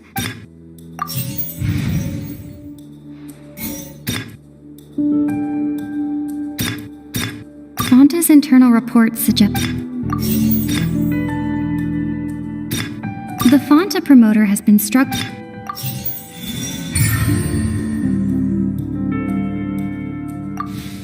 Paimon gets this rule too now, so there really was nothing to be afraid of. That hidden rule of the Pancration Ring is about how, people are not supposed to bet on both boxers at the same time. And if they do, they'll receive a package containing a strange, blood-colored liquid. People get scared when they see it because they've subconsciously begun to associate it with the missing boxer.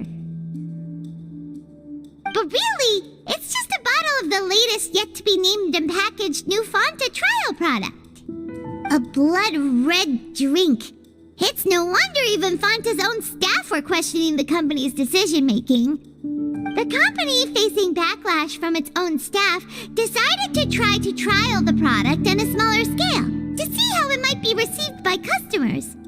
They came to the Fortress of Meropide and offered to sponsor the Pancration tournament so they could push their new product.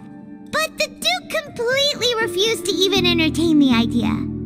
The Duke, knowing how valuable coupons are in the fortress, knew that only total idiots who didn't understand their true value would bother buying a Fonta product here.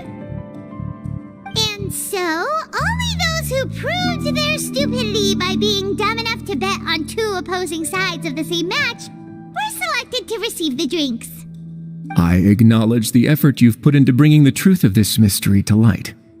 Although, based on your description, that Fonta promoter is a bit too careless with his words, I may just reconsider my collaboration with the company. All right, and here's the final question.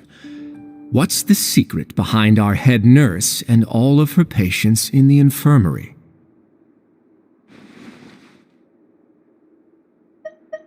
Stop your cruel and pointless games, Risley! You know that we haven't finished our investigation, so there's no way we can answer the last question. The thought of sparing Lynette and Fremine never even crossed your mind. You'll pay for this!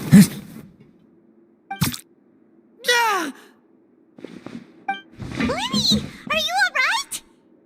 Oh, close one. I owe you, Sijuin. That was a fantastic shot. It was nothing, Your Grace. Sijuin? Though this gun may look like a toy, it's actually fully functional, as I just demonstrated. Sijuin... You... Not at all. I am merely a resident of the fortress, and thus protecting it is my duty. When Monsieur Nervilet asked me to come here, he told me that my job would be to take care of the well-being of everyone here. I am merely discharging my duties. But if you mean what you just said, then isn't Linny someone you should be looking after as well? Isn't he a resident here just like the rest of us? But I really am just doing what Monsieur Nervulette told me to do. Everything I did, I've done to protect them. Had I not, they would be in far more dire straits right now. His Grace knows it too, right? Your Grace? Mind proving my innocence to them? My dear Sigewinne, whatever shall I do with you? Would it have killed you to just wait another minute or two? Well, it's nearly time after all. The way you do things can be truly frustrating sometimes, Your Grace. I figured I should try to talk some sense into you. What are you talking about? What time? Take me if you want. Let them go. How touching. Can you just give me one more minute? Don't be like that, Your Grace. All right, everyone, calm down. 2 more visitors will be arriving any time now. I'll go get a cup of tea. Miss Sigewinne, I leave Miss Lynette in your care. You... What are you doing? I believe I hear footsteps.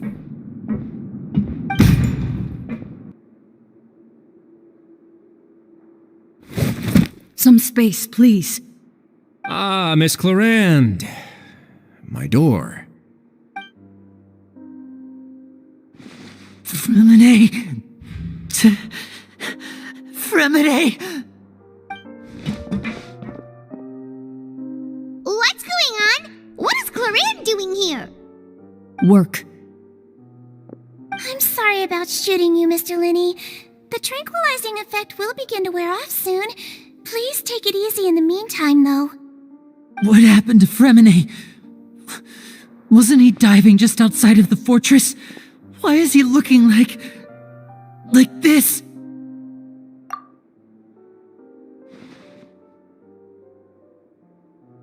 A flushed face, an accelerated pulse. He must have consumed primordial seawater. What did you say? Please, make some space. I'll need to give Mr. Fremine a more thorough checkup. Your Grace, I'll leave the rest to you. I'll talk to Clarande while you get Fremine to where he needs to be. Everything else can wait.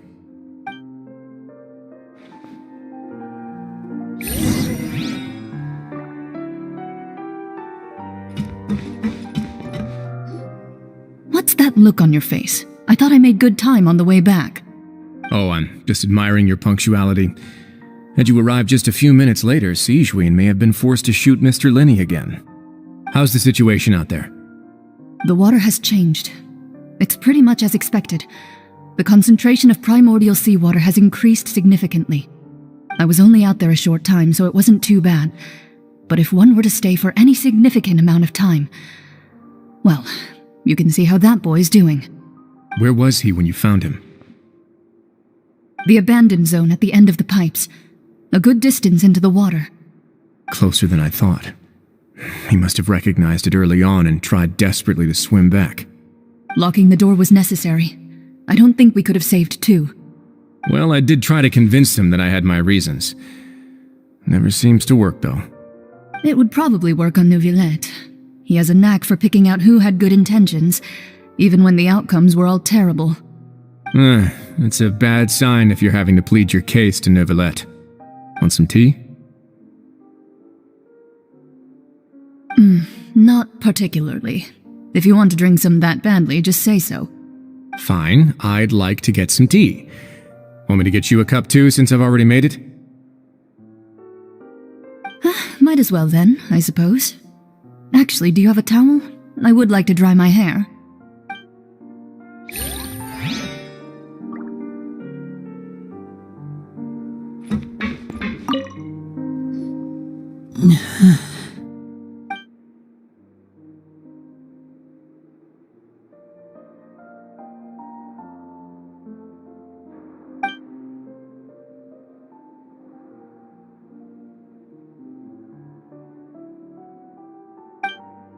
How is he? These symptoms are probably caused by an acute ingestion of a large amount of primordial seawater. Still, his condition is not critical. Of course, it would be best if he stayed for further observation. Let's leave him here for now, and move him to the infirmary once he's recovered a bit more. Sorry. I am aware that the infirmary may not be your favorite place in the world at the moment. We do only have a single clinic in the fortress, however. Why would he ingest a large amount of primordial seawater after leaving the fortress? How could that possibly happen? Please, look after Mr. Fremine for the moment. I'll go fetch some medicine and a respirator. Oh, I'll bring Miss Lynette back with me. Where is she? How is she right now? Oh, she just took a nap in an empty room after I tranquilized her. If my calculations are correct, she should also be waking up right around now. You might not believe me, but His Grace and I actually made some snacks and tea for her.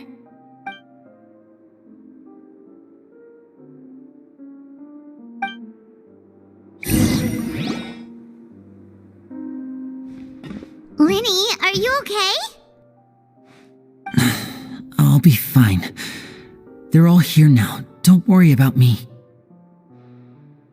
Are you sure? You don't look alright.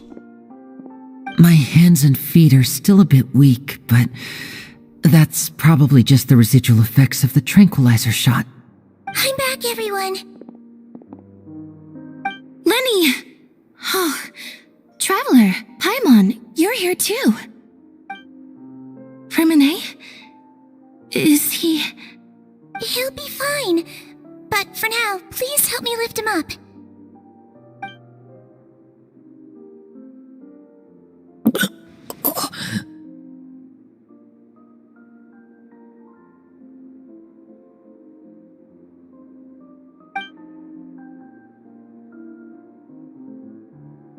His breathing's beginning to slow down. Give me a hand and help me get him to the infirmary. Yeah, I'll take him from this side. Lynette, together? On it. Traveler, you seem pretty worried about him. Want to come with us? The Duke and Clarande are gone. They probably went to get some tea. The Duke will explain the truth in just a bit. Miss Clarande will need a break, since she only just returned from rescuing Fremine out of the sea.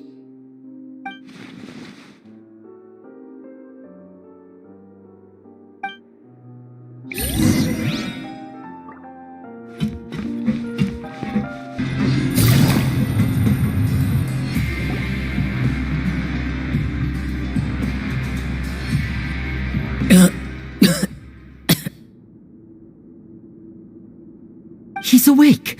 Fremine, how do you feel? Lynette. We're all here. Where am I? The infirmary, at the Fortress of Meripede, Mr. Fremine, and you are no longer in any danger. How do you feel? Don't push yourself if you're not feeling up to it. Traveler, Paimon, it's been so long. The sea! There's something wrong with the seawater. Shh, it's okay. We can talk about it after you've recovered. No, listen to me. This is really serious. There's primordial seawater mixed into the regular seawater. I don't know why it's there, but no one should touch it. Pipes. Right, the pipes. It's all coming back to me now.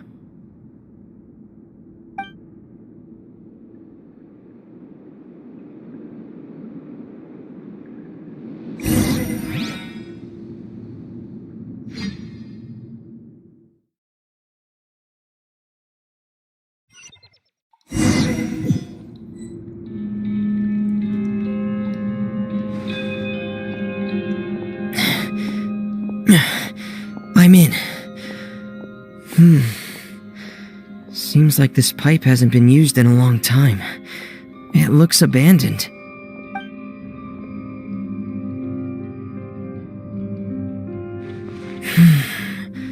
Where could Master Child be?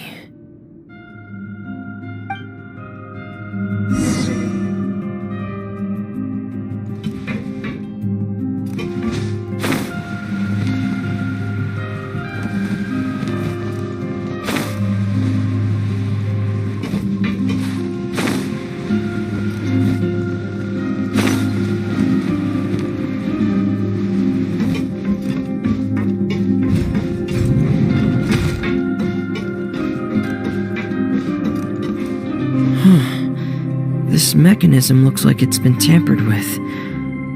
Could he have done it?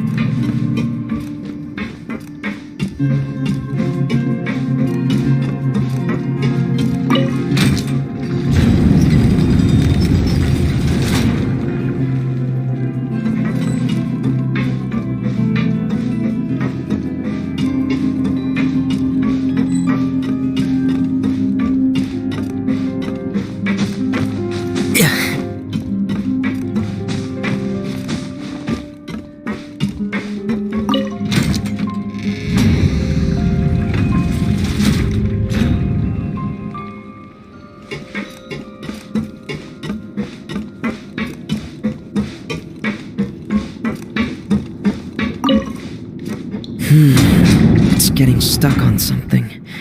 Seems like I'll have to avoid those obstacles while I turn it.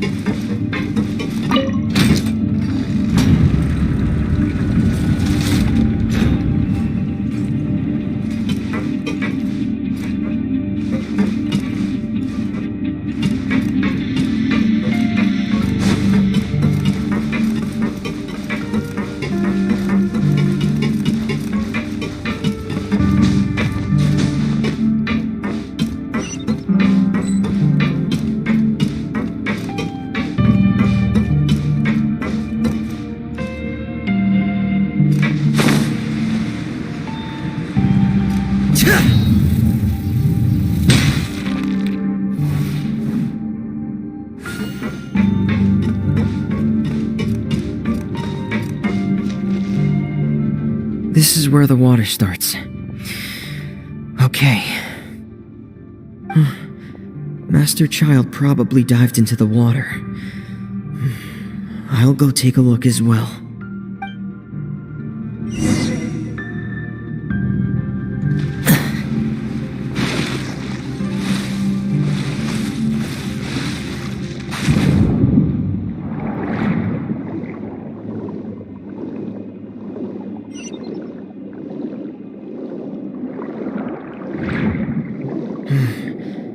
The vegetation here is a bit more sparse.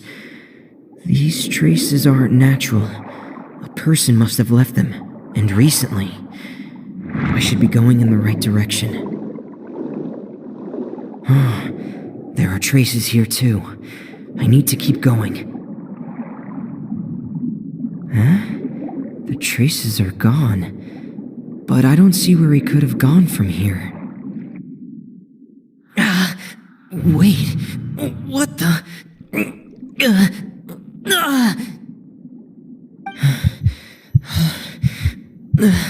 My heart is racing, and it's getting harder and harder to breathe. What's going on?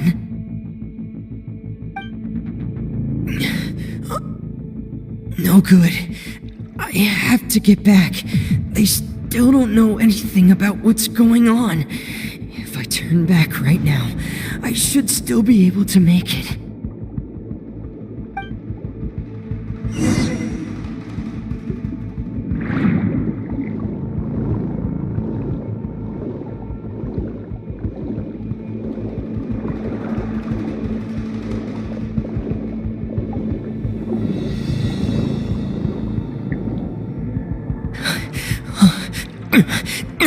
I can't die here.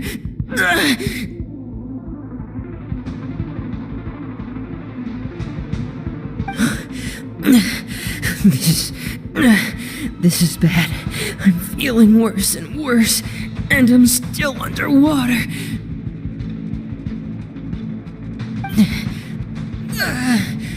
I have to push on.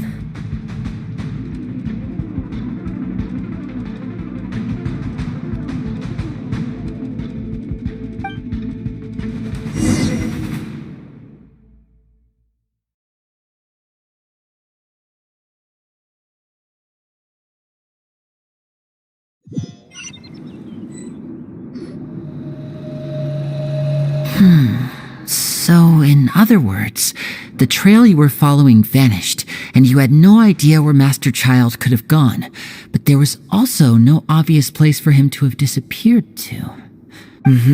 That's right. I tried my best to swim back, but I had already put some distance between myself and the fortress, and I just couldn't find the strength to keep going. I probably passed out some time after that, and you know the rest. Miss Clarande brought you back, but we also don't know why she just suddenly appeared at the fortress, or why she went out to save you. Miss Clarande, you say? I must go thank her in person. You're still too weak for Monet. You can go after you've had some more rest. Miss Lynette is right.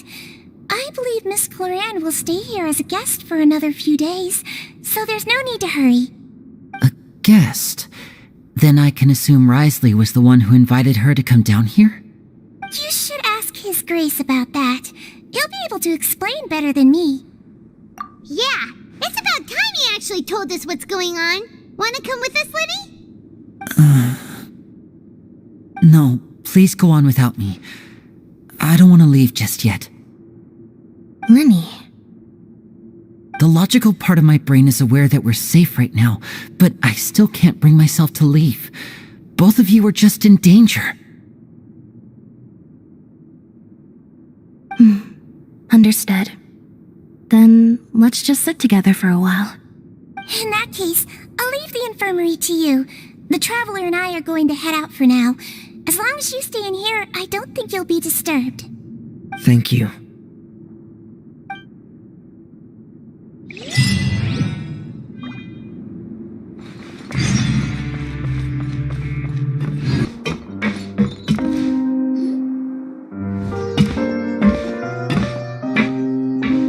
Excuse me! I take it Mr. Fremonet's condition has stabilized? Of course! I wouldn't have left the infirmary otherwise. I've been expecting those two, but might I inquire as to the purpose of your visit, Miss Sidgeween? I wanted to check up on Miss Clarande. How are you feeling? Mostly fine, I think. If you don't mind, I'd like to perform another quick physical exam. It'll just take a few minutes. All right. Thank you for looking out for me. I'll take my leave for now, then. Well, want to explain yourself, Risley? Of course, but I'm not partial to the word choice of explain. How about enlighten? Where should I begin? How about you start by asking me any questions you have? You can start with whichever one you'd like to get answered the most. Then Paimon will begin. Did you know about Lenny's goals from the very beginning? No. I just knew they were Fatui operatives sent to the fortress by the Knave. As for their specific goals, I only figured those out as you made progress on your investigation. You managed to monitor and stay ahead of them even though you didn't know what they were trying to do? They came here with ulterior motives. I'm quite adept at discerning what that kind of behavior signals. Initially, I thought their goal was just to investigate Child's disappearance. Linny suggested that I had deliberately let him escape, but in truth, I didn't really do anything special to help or hinder him while he was here. Everything he did, from finding helpers to leaving this place, he did on his own. Of course, it's inevitable that the Knave would make a big deal out of her fellow Harbinger's unexplained disappearance. I'm also quite curious about where that Harbinger went, so I figured I might as well let the Fatui do their own investigative work. All I care about is the answer. So you were hoping Linny's group would just do your work hurt you. You make it sound like that's a bad thing. Unfortunately, things didn't go as planned. I assume that Fremine has told you already the ratio of primordial seawater around the fortress of Meripede is on the rise. The Forbidden Zone has always been Linny's target, and you got roped into that investigation after running into him. I began to intervene out of concern for your safety, and also to prevent the fortress from becoming entangled in more irksome matters. Are the rumors true that you're also a former criminal? Now, why would you put it like that? Isn't staying here all day and serving as the manager of the fortress a kind of sentence unto itself? Another form of prison? I just happen to have some support from the rest of the inmates. That's all. Oh, right. Paimon wanted to ask, who invited Cloran down here? Me, of course. I paid her good mora to come down to the fortress for some field work. As a champion duelist, Miss Cloran could be considered to be an independent party. I needed to find an exceptionally capable person to help me get through the impending crisis. And saving Fremine was part of that crisis? You can think of it like that, yes. Credit where credit is due, that boy is quite adept at diving. Had conditions not been as hostile as they were, he probably would have found the missing Harbinger already. That's not something you should be asking after. Neuvillette only asked you to investigate Child's whereabouts. All I need to prove to you is that the Forbidden Zone had nothing to do with the Harbinger's disappearance. That should be clear now that you've spoken to Fremine. But we've already uncovered that there's something wrong with the infirmary, and we've answered a bunch of questions that you threw at us. Isn't it about time that you answer our last question in return? You make a compelling case. Do you really want to know the answer that badly? Yeah, Paimon really wants to know. Even if the truth may not be pleasant? Follow me.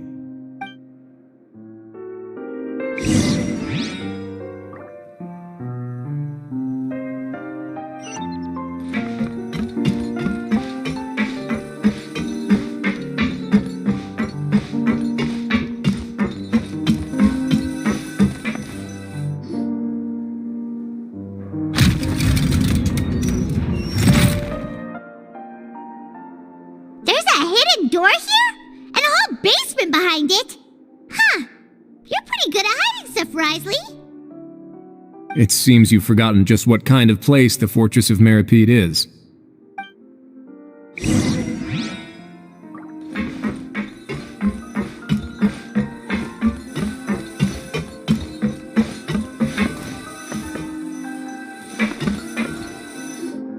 Stand on the central plate. Wait, is there a secret mechanism or... Whoa!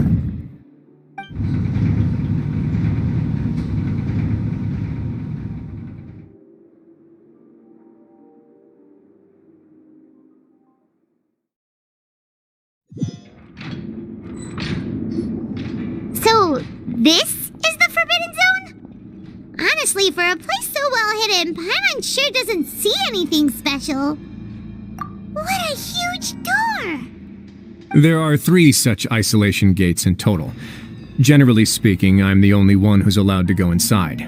Hence the name Forbidden Zone. Am I correct to assume you're going to run on back and tell your little Fatui friends everything? Well, Paimon wasn't thinking of keeping anything from them. Well, I'd advise you wait until you've seen the whole truth of this place for yourself before deciding whether or not to tell them.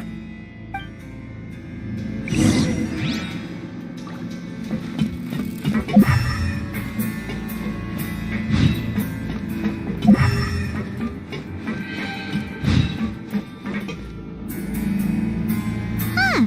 So there's a switch on the side. Stand back.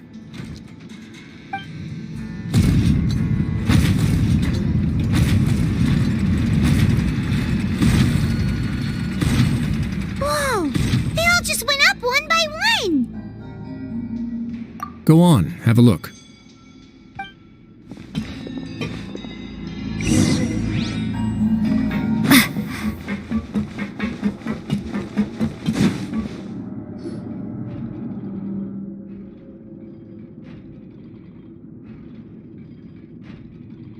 I've been interested in what lies beyond that gate ever since I assumed leadership of the Fortress of Meripede. Of course, it would be unwise to recklessly open it, but it'd also be risky and negligent to simply ignore any potential danger that could be behind it. The readings on that dashboard have not budged since the day when I first laid eyes on this place. But over the past year, the needle has crept upwards from its original position, likely because some parameter it's been tracking has changed, if only infinitesimally. Normally I would have ignored it, but I happened to have some free time when I noticed it, so I investigated. Any guesses what the reading could be tracking? Very reasonable guesses. I've considered both of those as well. Unfortunately, our dashboard is tracking something less ordinary. The temperature should vary with weather and climate changes, so for something that rarely shifts, the water pressure is more likely. We ran a few tests to increase the pressure from the outside, but the readings didn't change at all. Later on, a few more possibilities occurred to me, such as a potential connection with the primordial sea. I began to make a few preparations based on that hypothesis. Over the past few days, the needle has moved again. With that, and the symptoms that Fremine displayed after leaving the fortress, I can now confidently conclude that the readings represent the concentration of primordial seawater in the seawater nearby. The concentration of primordial seawater? But we're already under the sea! And that is precisely the problem. We're at the bottom of the sea, and now we're surrounded by toxic seawater. Somehow, primordial seawater got mixed in, and the concentration is steadily rising. Yes, that's very likely. But forget about the two of us! Not even Novelette knows where the primordial sea could be, much less where we could find and plug a leak. Oh. Oh! Seems like you've figured it out. I believe the primordial sea lies directly beneath this sluice gate. For some reason, the primordial seawater levels have risen significantly, and it's now very close to us. The indicators are now red. Although the gate still stands, some primordial seawater has already leaked out and mixed into the sea around us. If this continues, soon it will no longer be able to hold back the primordial sea at all. Yeah, you know what the legends say. If this place falls, then everyone in Fontaine will be turned into puddles in the span of a night. But that's just too weird! Why would the Fortress of Meripede be built right above a sluice gate for the primordial sea? Who built this place anyway? Your expression tells me you think this might be part of a vast, complicated conspiracy. To be honest, you might find the actual answer may be exceedingly boring. It's just that the secret of the Forbidden Zone had been long forgotten by the nation before I rediscovered it with my research. There's no single founder of the Fortress of Meripede in any traditional sense. What we know about its history has been left to us by the people who used to live here. When the previous Hydro Archon Egeria ruled the land, all convicted criminals from Fontaine were exiled. The people drove the criminals away like a wolf pack chasing away the banished. The criminals received no sympathy of any kind from the people. They were exiled to the desolate seaside, where they experienced only pain, struggle, and the bone-chilling cold. Some of them began to repent, and prayed to the Hydro Archon, asking if there was still anything they could do. The Hydro Archon took pity on them, and said, "You may go guard my secret, deep underneath the waves." And so, leaning on the power of the Hydro Archon, they gathered underneath the sea and began to build a fortress. They became a community down there in the deeps, and over the years helped it to grow. As the number of exiles increased, more and more people joined the community. When the first group of exiles died, they left the yet unfinished fortress to their successors. The Hydro Archon continued to lend her support, allowing the fortress and what it stood for to continue growing ever larger. Before long, this dark underwater fortress became the sinner's only home. And with that, the people here stopped referring to the fortress as a prison. They saw themselves as repenting sinners who would regain their freedom once they had sufficiently redeemed themselves.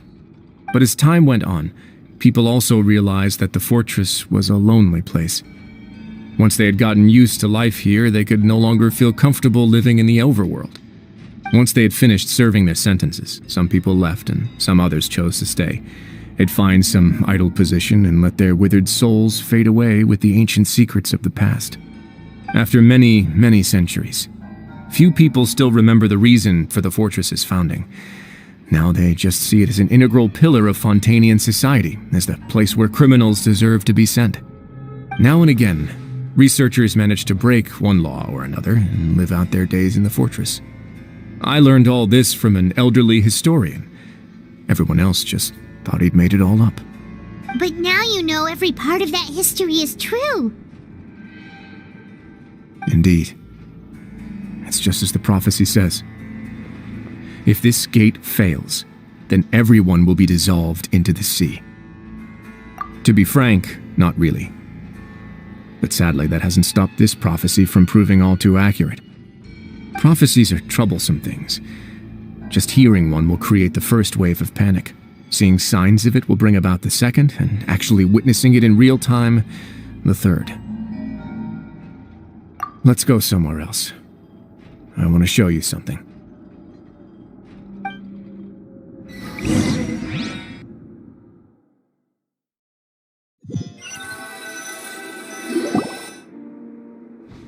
This is it. Your Grace, perfect timing. The results from our last round of experiments have... Wait, Jurier, he's not alone!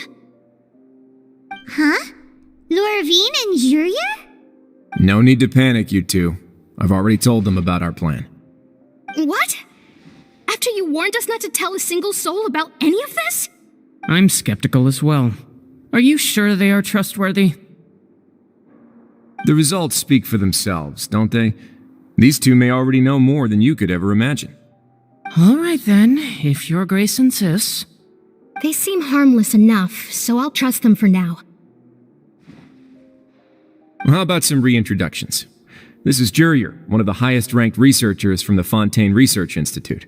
He used to work under Edwin. I trust that you've heard of Edwin? Good. Saves me a bit of time explaining. Edwin's main areas of research were archaeum and gravimeters. As his assistant, Jurier is quite familiar with them as well. I hired him to be my technical consultant. You want to blow up the fortress of Meripede? Ah, what a lovely idea. I'm already imagining it in my head. Gotta admit, I'm tempted as well. Guys, focus! Focus! That taskmaster over there is Miss Lorvine, and is also one of my technical consultants. While Jurier used to be Edwin's assistant, she used to be Jurier's assistant. Ooh, are they together? See, everyone keeps asking this question. Are you too sure you're not a couple and just using your work as a convenient cover? Your Grace, I am not in a relationship with this man. If I dated her, I'd officially be madder than Edwin. Jeez, forget I said anything then. Follow me. Whoa, there's another door that goes right up. Your constant amazement makes it seem like the fortress can do anything. But Paimon really thinks everything's super cool.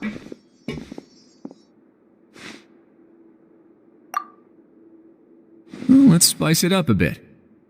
And here you go.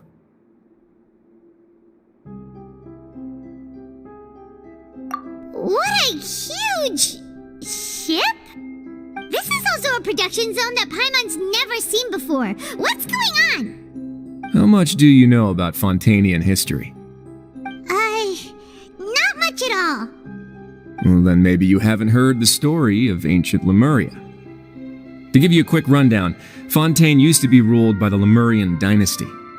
According to legend, the Lemurian king Remus came to this land after being inspired by divine revelation and found the seer Sibilla, who had taken on the form of a golden bee. Taking the golden bee with him and riding on a huge ship, the Fortuna, he created his nation above the surging waves. He called his nation Lemuria and used the Fortuna to incessantly search for new tribes and islands, calling on them to join his empire. There's a ship in this story too? Where there's water, there'll be ships.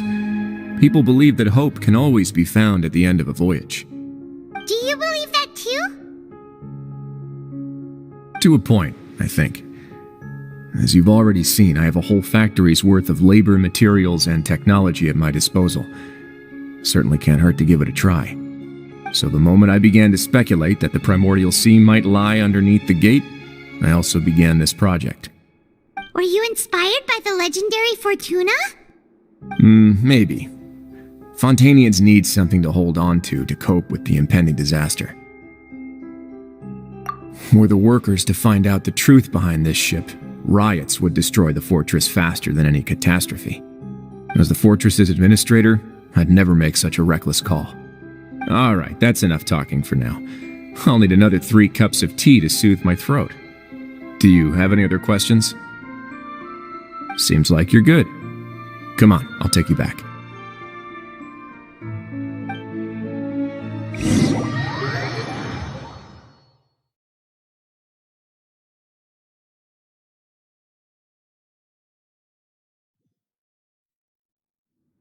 I'll leave you here for now.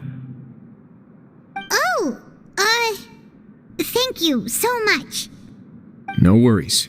But don't forget, it's up to you whether or not you want to share what you just saw. What you do from here on out will likely affect those 3 as well.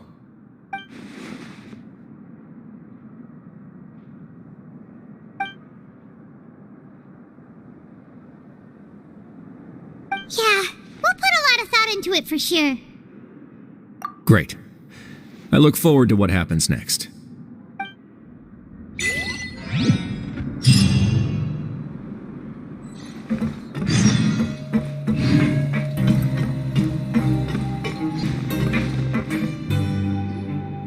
We're back! Welcome back. Do you want a cup of tea? How can you be so much like Risley, always drinking tea? Huh. Actually, now that you mention it, I just remembered something now. While I was sedated, I could still barely hear 2 people talking next to me. They were discussing everything, from the leaves to the water and even the teacups themselves. Must have been Risley and Sejuin. Yeah, I heard 1 male voice and 1 female, so it should have been the 2 of them. They really were just talking about brewing tea. I really can't make sense of this place. So, Traveler, Paimon, were you able to learn anything from Risley? Yeah, he explained everything. Very well. Then, would you mind checking your answers against my speculations? Yeah, I took the time to rest, so I'm feeling a lot more relaxed now. Nobody else is around, and Miss Sejuin is also busy with something or other, so let's just talk here. All right, then I'll posit my theories. I asked myself 3 questions. Firstly, why was Fremine affected by the primordial seawater? It was because he dove into the sea. My theory is, the long-lost primordial sea is probably very close to the fortress of Meropide. Whoa, he's good. He got that right on the first try. That's Arlini. Secondly, Risley's attitude changed dramatically during the course of our stay here. He ignored us completely at first, then suddenly roadblocked us. Why? I spent quite a long time thinking about this. If he has been monitoring the Fatui since the very beginning, he probably ignored us at first because he was hoping we could find Master Child for him. What's more, the Fortress of Meropide is not part of Fontaine's court system, nor does it report to Iudex Nervulet. Risley is basically the king of a no-man's land. As long as the fortress doesn't do anything about Master Child's disappearance, Father can use it to pressure the Fontaine authorities. And while the 2 factions are pitted against each other, Risley will be free to move between the parties of interest. If I had to guess, he probably has something that he's working on himself. It's likely related to the secret of the infirmary, but I just can't think of what it could be. You're super smart. Thanks so much. Then finally, there's the last question. If Risley does have a plan, what could it be? All I know for now is that his plan probably has something to do with the changing nature of the seawater. He's even gotten Cloran to help him out. That can't be the full extent of what he's doing. There's probably a secret passageway behind the block in the infirmary, and there's something big in the fortress that most people here never get to see. He has a bargaining chip, and it could be important enough for Father to deal with him directly. I don't have enough information, so I have no idea what his chip might be. But let me guess. You have the last piece of the puzzle.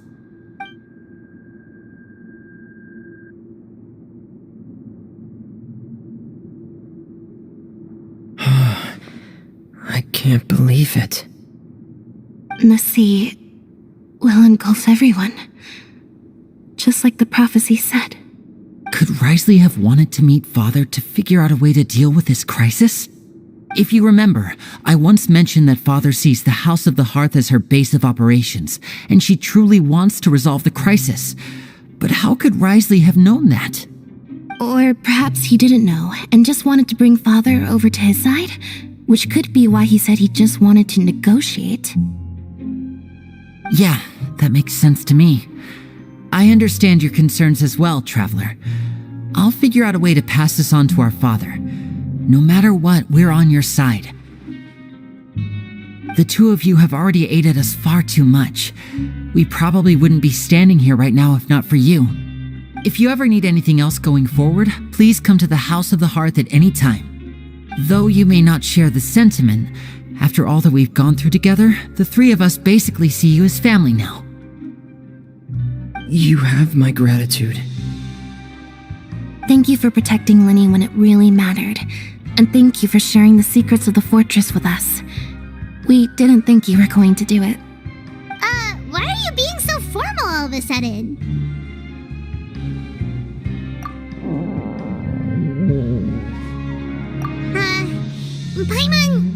Paimon's hungry. You've done so much already. Go get some food. Alright, then we'll catch you guys another time.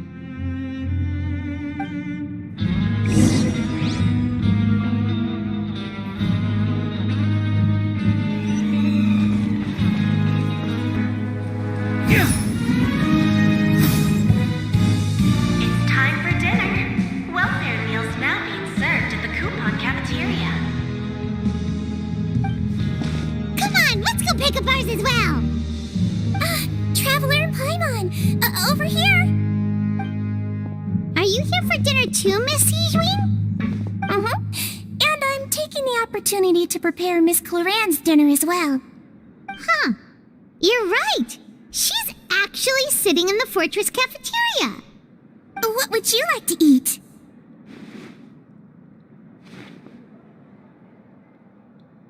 Yep, you can. I've already talked to our chef, Mr. Wolsey. It's all on me today, so you can get whatever you'd like.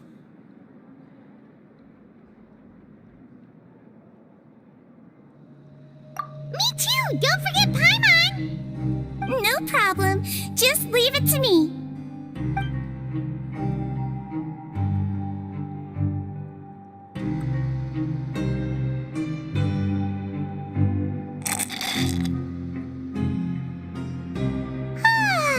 So delicious.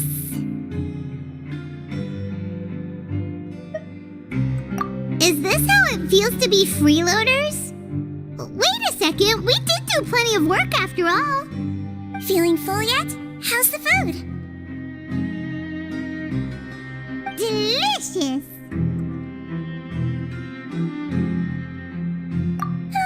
I'm so glad to see you all so happy. Oh, see, the expression on your face just now? The muscle here just moved, which suggests that you're feeling quite relaxed at the moment. Sijween, do you do this to help your patients or to better understand human beings? A bit of both, I suppose. I'm a Melusine, which means I'm very different from human beings. I must know what you're thinking if I want to take good care of you. You're really good at taking care of people. Even though you're so short, you still talk and act like an older sister. Really? You're reminded of an older sister? That's great to hear. Oh, and what did you mean back in Risley's office? When you said that you were protecting Linny and his siblings as well? Oh, that. I just asked His Grace to look out for those children, especially that diver boy. I was getting a bit worried after hearing that something was wrong with the water. Thankfully, Glorand is very strong and managed to save him in the nick of time.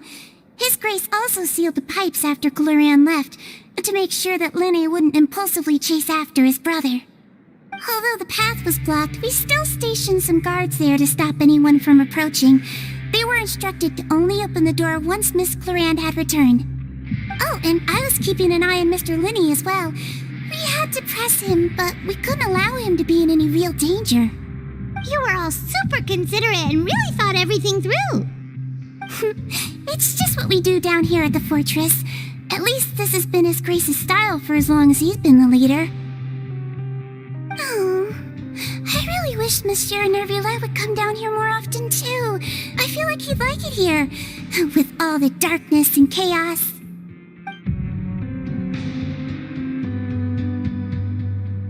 Get a good night's rest, you two. You've both worked very hard.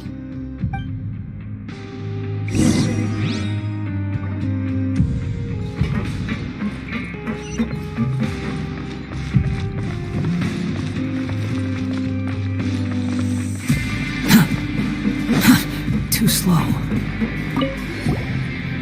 Glorand! Ah, it's you two. How's dinner? It's all right. Miss Sigewin really put in a lot of effort.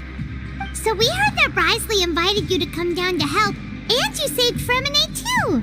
You sure work super fast. Oh, it was child's play. Still, Paimon didn't know even champion duelists could take on side jobs. Oh, and why aren't you eating with Sigewin and the Duke? Won't you get bored eating by yourself? Miss Sigewin was with you, and the Duke has business of his own. Actually, didn't Navia say that you went out for dinner with her as well? Yeah. First time in a long time. First time in a long time? So you mean you've gone out to dinner with her in the past? In the past, yes. You seem to be enjoying yourselves here. Things will be getting messy at the fortress soon. Don't run around unnecessarily.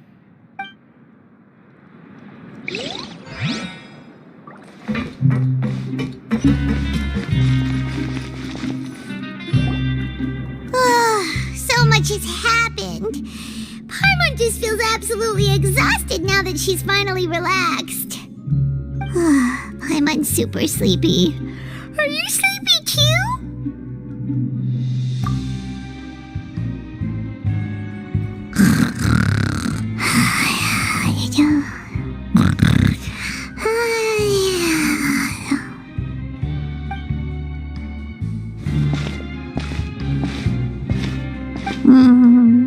Delicious.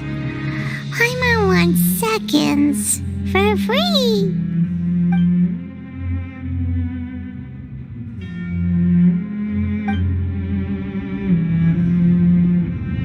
Out of my way! Get out of my way! What happened? Why is everyone running?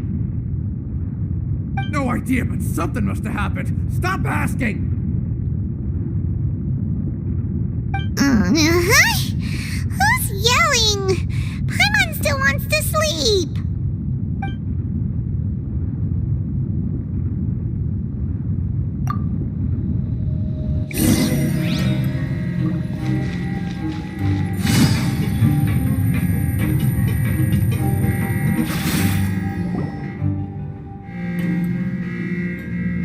What happened? Why is everyone running around? Hey, what are you doing? There's no time to explain, mate. Goodbye. Hey, wait! What's wrong with these people? They won't even talk to us. They're here! There you are! Oh, thank goodness! Quisto and Lavaroon, do you know what happened here? We came here especially to inform you. Something seems to have gone terribly wrong just now. His Grace is telling everyone to evacuate and get out of here. Laveroon was saying you two are new here and you don't have many friends, so you might slip through the cracks. Haven't you heard all the stories like that? An evacuation is successfully completed, yet you only find out once you do a head count that 1 or 2 people are missing. Wait, weren't you the one who brought that up? Why is it suddenly my idea? Hey, shut up! Okay, whatever. The point is, you should come with us. Yeah, he said to get as far away as possible, upwards and outwards. Oh no, it can't be that thing! Whoa, wait, what? What? Hey, where are you going? We have to go find the Duke! You two just go and get out! Go on without us! Hey!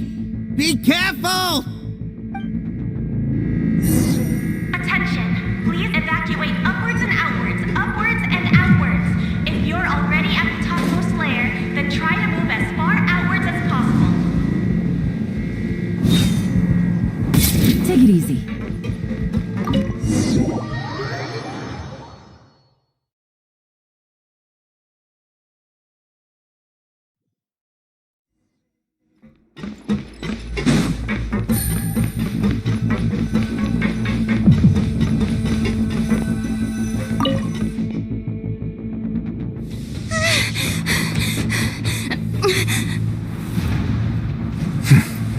They're here. Just like I said. What happened?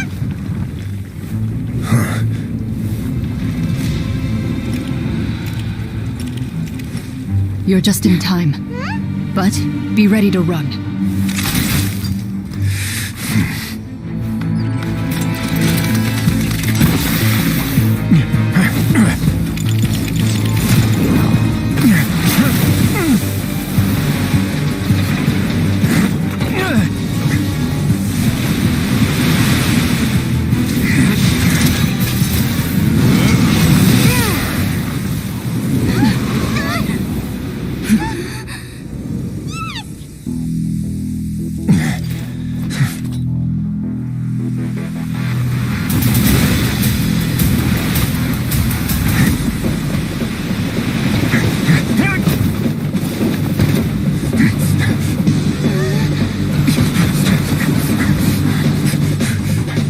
Three, 2, 1.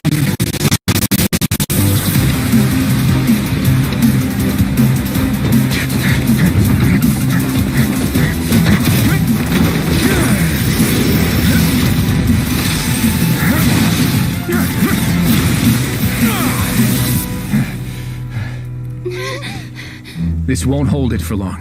Find Neuvillette. Tell him the defenses are about to collapse. Then what will happen to you? Until he arrives, we're the last line of defense.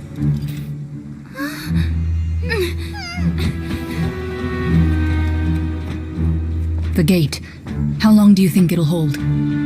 That depends on us.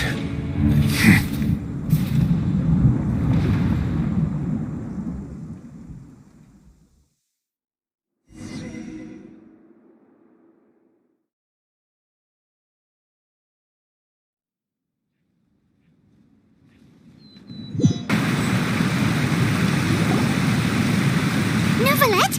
Why are you here? Traveler, I need you to head to the Opera House immediately. Farina will soon be meeting with the knave there.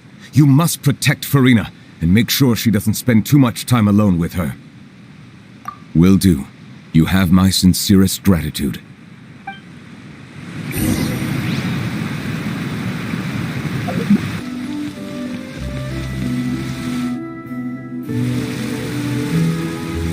Look! There are a ton of Fatilian Palais Mermonia people over there! The knave is probably here already. We need to hurry! Are you two the traveler in Paimon? Monsieur Neuvillette has left instructions. Please follow me.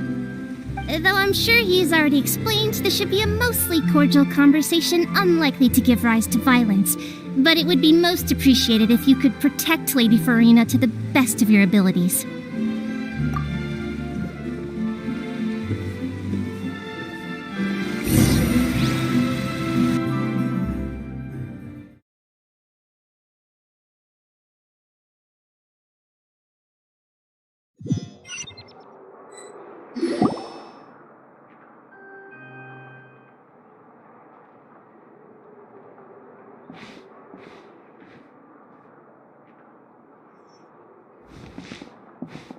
Oh, so you two are the honored guests Miss Farina mentioned. Of course, of course.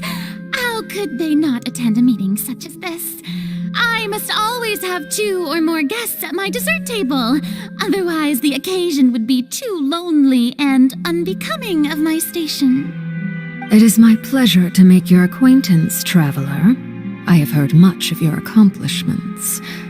I am the Knave, one of the 11 Fatui Harbingers.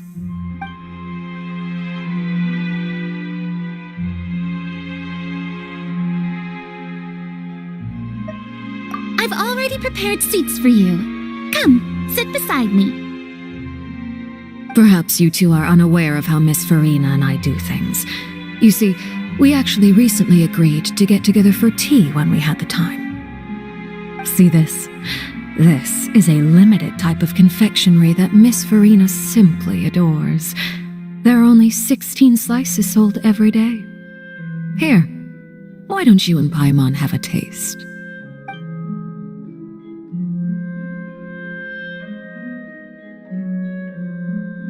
Traveler, what do you think of this cake? That's good to hear. So what Child said was on the mark after all. You do share a taste in desserts with Farina and I.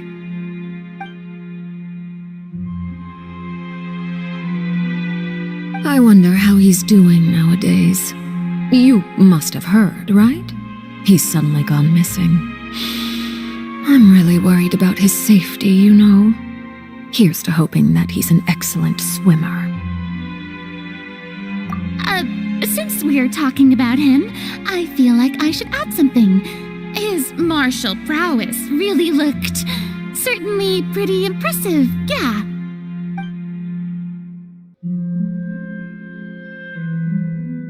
Oh, so you're also familiar with his aptitude for fighting, Miss Farina. Oh, right. I almost forgot.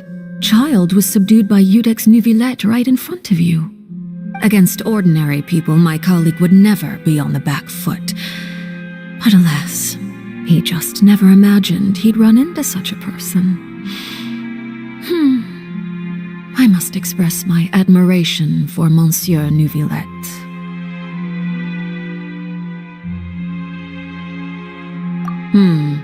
Coming from you, that's not surprising at all.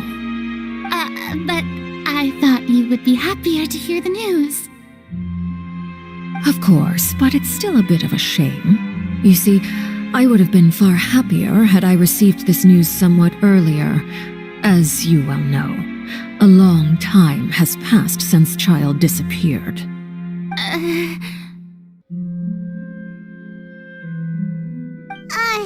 Well, in any case, there's no need to worry. We know for sure that Child is still alive. Oh, and just how do you know that?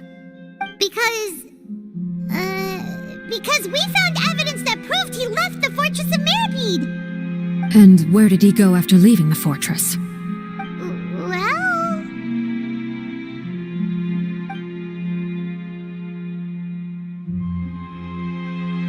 The Fortress of Meripede lies deep beneath the waves.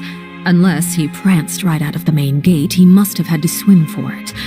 Do you have any proof that he surfaced safely?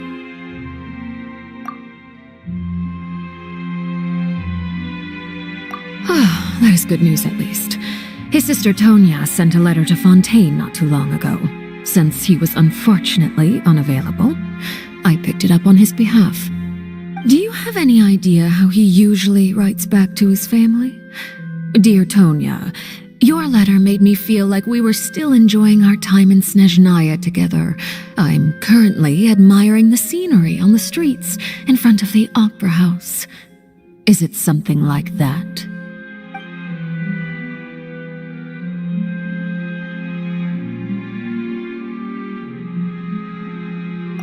Letters tend to follow the same few formats anyway, right?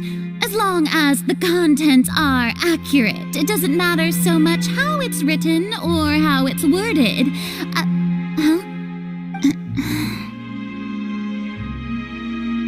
hold on. The water in the teacup is shaking. I suppose this is also a sign of things to come, Miss Farina. I don't quite understand what you're trying to say. Have we entered into the next stage of the prophecy?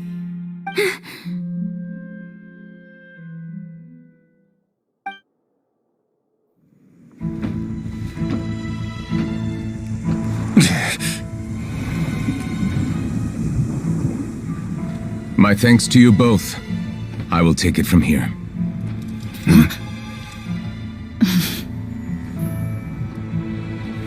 Sure you don't need a hand? Quite sure. Wow. So, what's your secret, huh? Let me guess. Nah, who knows? Maybe it's just your sense of responsibility. Sounds about right.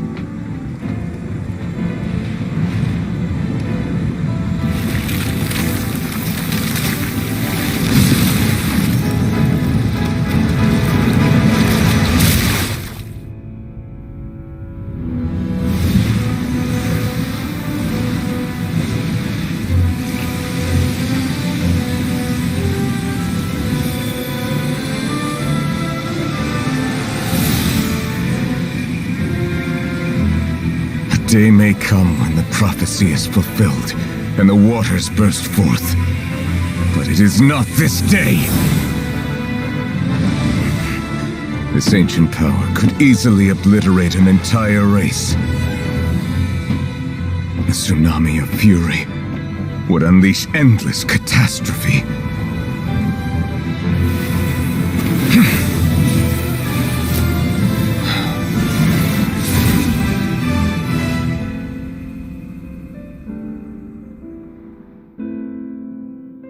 This sentence is too severe. Forgive me for overruling it.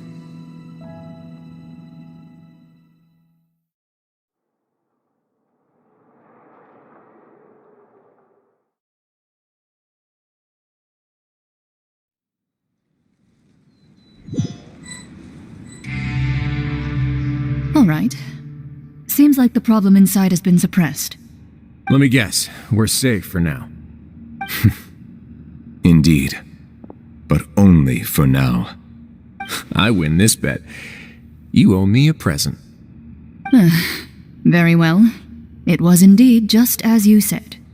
You made a bet? We made a bet on the size of your entourage. Cloran thought you wouldn't come down by yourself. I figured you would have at least brought a few people along for appearance's sake. It appears I underestimated just how confidential the mission was. Shouldn't you have gotten used to confidential missions by now? That's just how the courts operate. So what gift must the loser give? Tea? He already has tons of tea in his office. I'm thinking about a set of legal codices. That wouldn't happen to be a dig at my lack of legal awareness, would it? Well, I'm sure His Grace doesn't consider the fortress to be outside the law. I was under the impression the residents of a place like this would be uninterested in the legal codices. That was obviously a joke. Anyway, you've still got some unfinished business to attend to in the overworld, correct? No need to stay here if you have a pressing matter. We all know you can't leave Palais Mermonia for long. Thank you. I hope everything went smoothly with the Fatui Harbinger.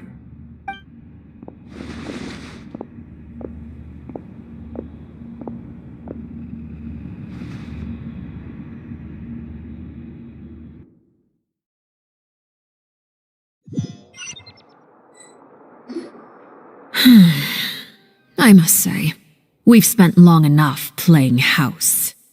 Miss Farina, as the Hydro Archon, I am sure you understand the exact meaning of the phenomenon we just witnessed. Or should I say, that's what I originally thought. But looking at your expression, was I wrong? And you haven't a clue?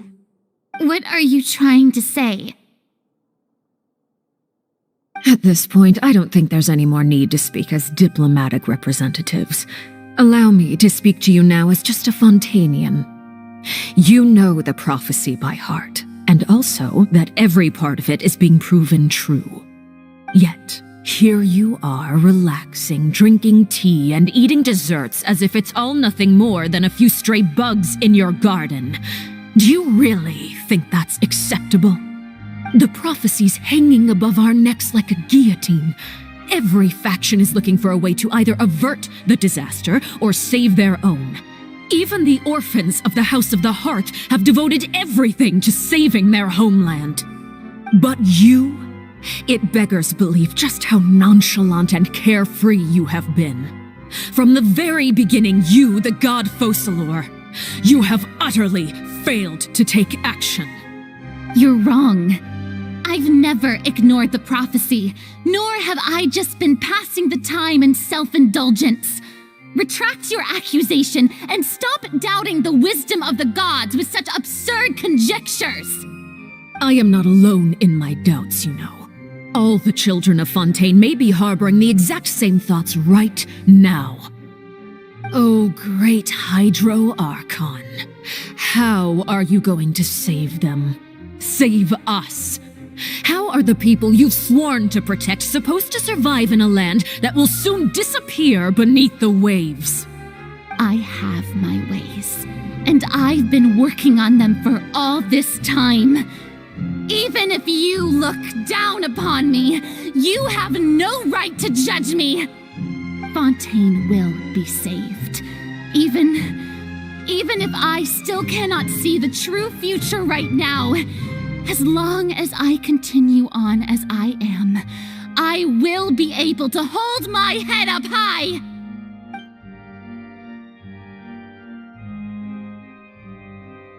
Then I ask you, Miss Farina, just what have you been working on? Where can we see it, and what is it doing to help?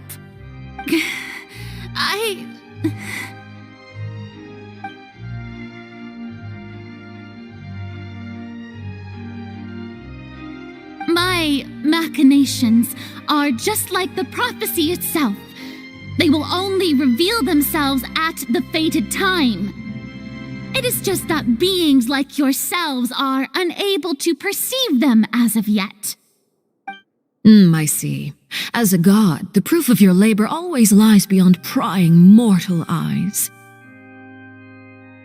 Allow me to be so bold as to ask another way. Would it be possible for you to tell us the parts of your plan that are not confidential? Such as your emergency response plan for the impending disaster? An emergency response plan? Oh, that look in your eyes. Have you not even prepared one of those? The emergency response plan is also strictly confidential. Then allow me to jog your memory. Miss Farina, what is the purpose of your Oratrice Mécanique d'Analyse Cardinal? And what do you plan to do with the massive amounts of indemnitium that has accumulated over the years? The Oratrice? It's just like it appears to be. So you also have no idea. If I'm not mistaken, someone's using it to prepare for something. But unfortunately, it would seem that someone is not you, Miss Farina. I first caught wind of this when Linny tried to investigate the Oratrice in the Opera House. You see, even just getting close to the core contaminated him with an extremely large amount of indemnitium. But even if that had nothing to do with you, then what could you possibly be working on, oh great Hydro Archon? Oh, right. I almost forgot. Udex Neuvillette is not at the tea party with us today. Miss Farina, I suppose you must have ordered him away to take care of some troublesome business. Yes, that's exactly right. Please keep it a secret for me. Of course I will. Although, I must say, Miss Farina, you seem quite insecure without the Udex by your side. Oh, very well. Let's stop that conversation here. There are still a few slices of cake left, so please, help yourselves, everyone.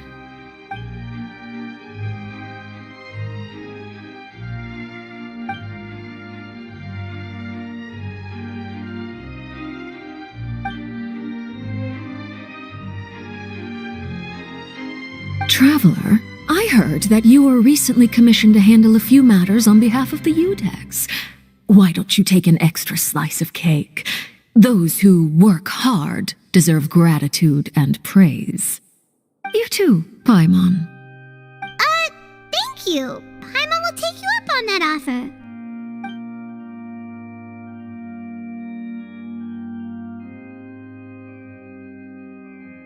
Oh, Paimon's super full. That cake was great.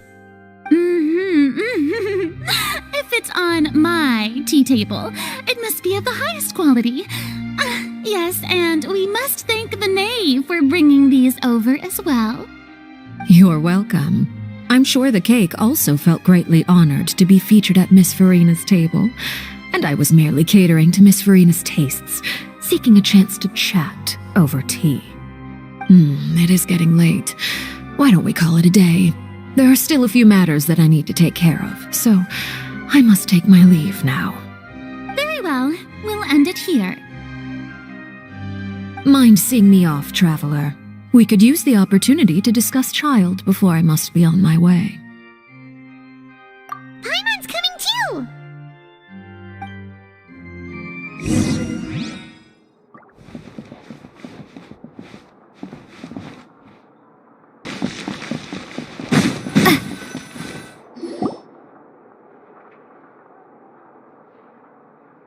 I'm glad that you were willing to come with me. Of course, Child was just an excuse. I have no interest in your dealings with him. That's what Paimon thought.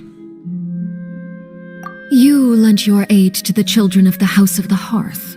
As their father, I would like to express my gratitude. Do I look like an irresponsible father to you? The House of the Hearth is very important to me. You should know that I care deeply about my children. That was all. Formal topics should be discussed in formal settings, and informal topics in informal settings. I know you just returned from the fortress of Meripede. Relax. I have no intention of trying to get anything out of you. Linny, Lynette, and Fremine are still there, and I trust their judgment and abilities. They've all been working very hard and have always done all they can to fight back against anyone who tried to stop them, especially Linny. You mean Ridesley. He's a tricky one to deal with. It's unfortunate that Linny's so eager to prove himself that he can't learn to rely on others, including me. By the way, and you can just consider this a bit of idle gossip, but what's your impression of Farina?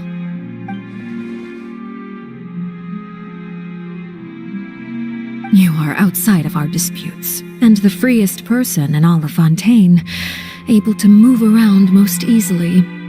Allow me to share my perspective with you. And that's everything that happened during the trial. Master Child was declared guilty and immediately transported to the fortress of Meripede. Didn't he say he was coming here on vacation? Does he not feel an ounce of shame for all the trouble he has caused?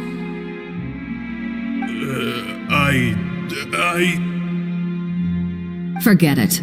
He did give us an opportunity. I will be meeting someone shortly.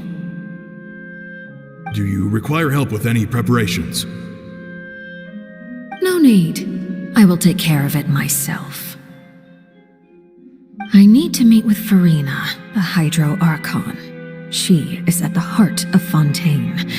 But what's fascinating about her is that she often seems more like a celebrity than a working Archon. Oh, come over here, you little critter, you!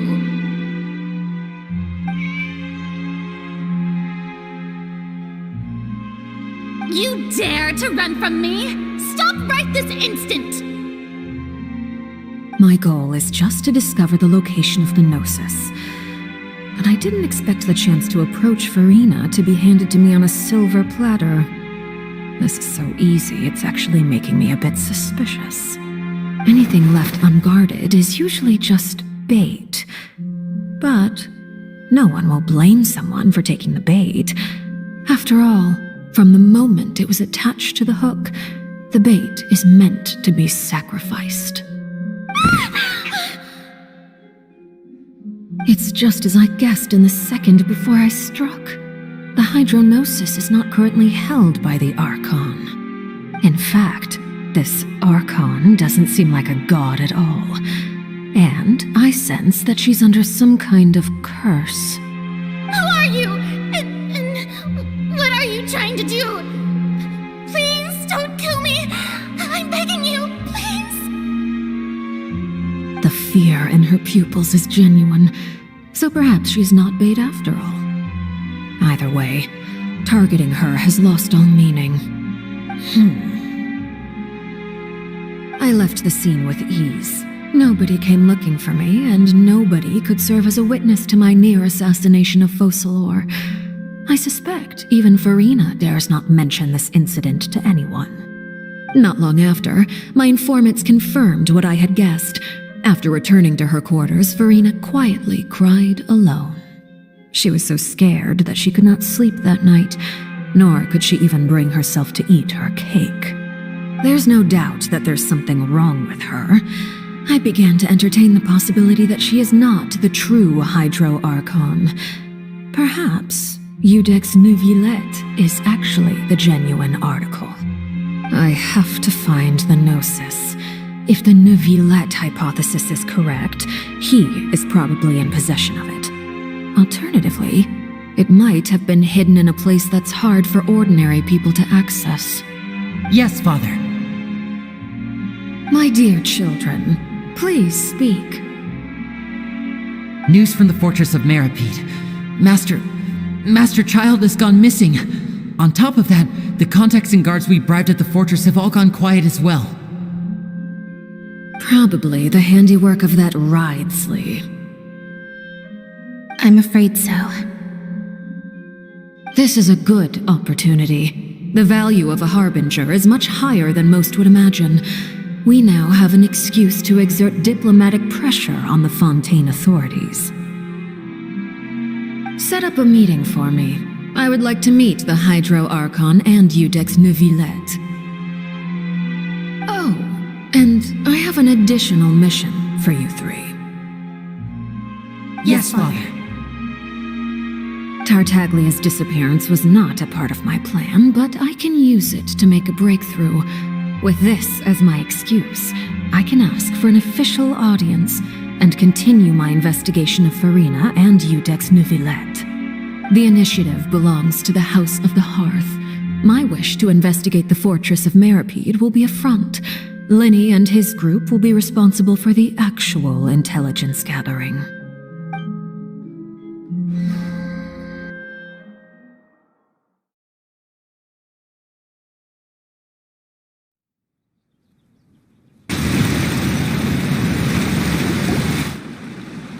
You should know the rest. Linny's group is quite close to you, so they wouldn't have hidden anything from you. You attacked the Hydro Archon? It wouldn't mean anything, even if you shouted it from the rooftops. After all, even Farina herself is still pretending that nothing of that sort ever happened. Alright then. I've now had 2 chances to enjoy tea with Farina. I have to say, the leadership of Fontaine is even more inscrutable than I had imagined. I once surmised that Iudex Neuvillette must be the Hydro Archon, but now, that doesn't seem right to me either. I am a servant of Her Majesty the Tsaritsa. Over my years of service, I've learned how a real Archon conducts and carries themselves. Whether Iudex Neuvillette or Farina, neither fits the bill. It's hard to imagine either of them as the Archon. Of course, that is all just how I feel. Gut feelings often do not require justification. It is, however, quite amusing to me that after all my years working in intelligence gathering, I've come to realize I am at a complete loss regarding the identity of the god of the land of my birth. Don't you think Fontaine is quite intriguing? A catastrophe looms, yet many secrets have yet to rise to the surface. It looks like Fontainians will have no choice but to save themselves. Ultimately, though, one must survive in order to do anything else. Should the need arise, I would be happy to cooperate with you. You don't need to commit to anything right now, of course. I have a feeling that the situation will continue to evolve, and as your name is often connected with noble deeds, I'm sure we will work together someday.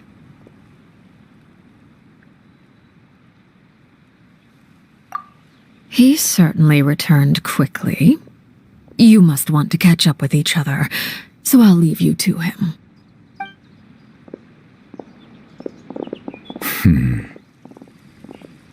Neverlet, is it over? For now, yes. But this issue will prove quite thorny in the long term. I'm concerned that sooner or later the prophesized events will occur. Thank you for protecting Farina. To put it simply, I used my power to force back the primordial sea and reseal the sluice gate.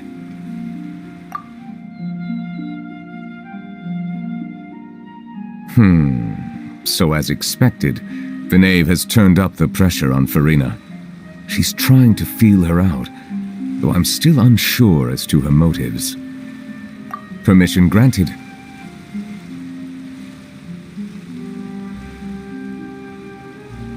Whoa.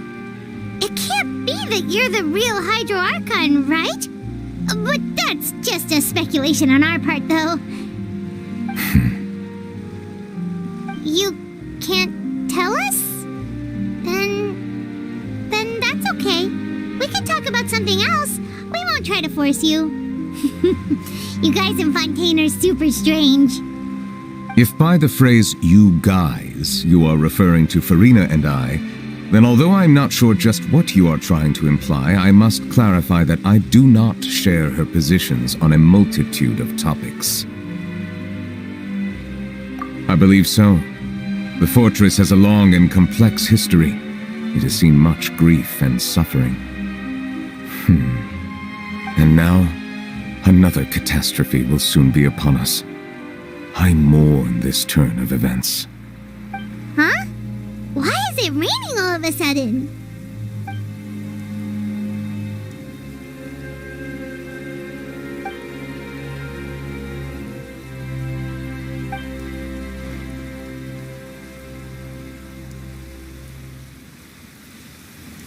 You may be closer to the truth than you think. Oh? And what are you thinking? The dragon of... what? Huh?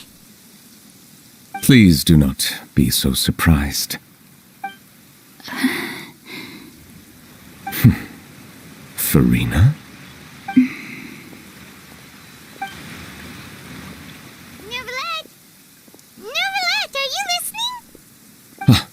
My apologies.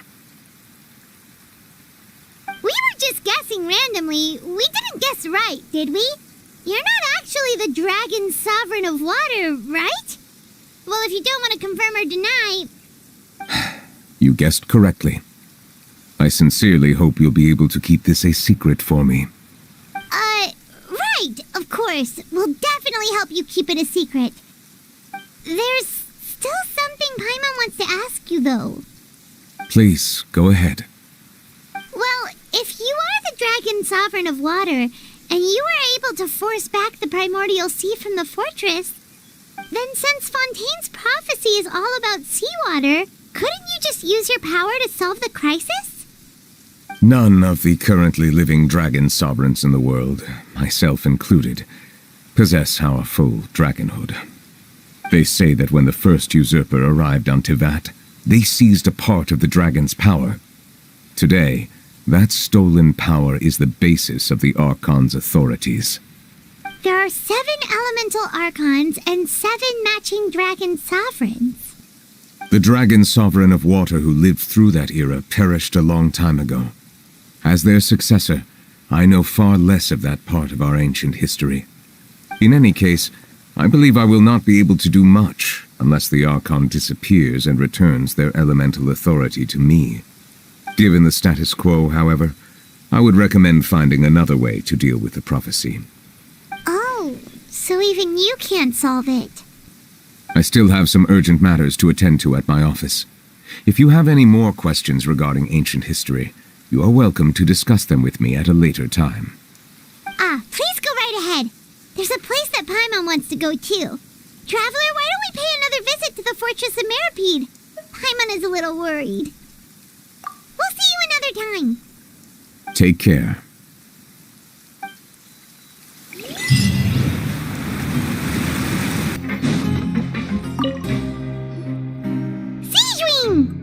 Traveler, Paimon, you're back! Are you still doing alright? Did either of you get hurt? We're fine, but what about you guys? It was such a huge mess. How bad was it? A few people sustained superficial injuries, but that's about the extent of the damage. Monsieur Nervillette paid us a visit. It was all thanks to him that we managed to suppress the crisis for the time being. Of course, we must also thank you for the help you provided.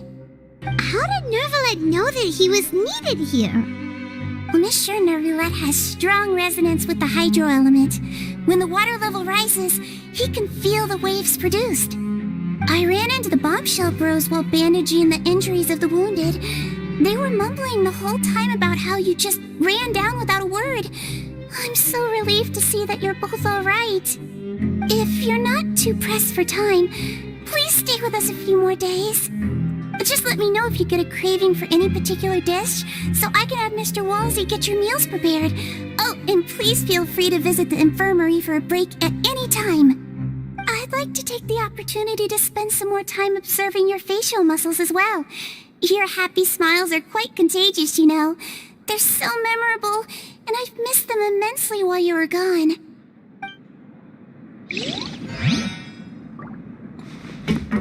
The wind rises.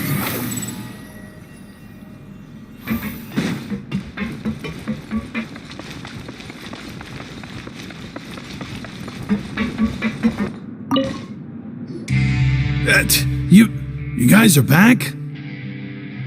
Crystal! Macaroon! You guys didn't get caught and thrown back down here, right? Huh? No, not at all. And here I thought you'd managed to escape from jail during all the commotion. I'd held you up as legendary jailbreakers, but now you're telling me you just never left? We're sorry, but we just had some business to take care of. All right. There's no need to get caught up in the details. We're just relieved to see you. He was super worried about you, you know.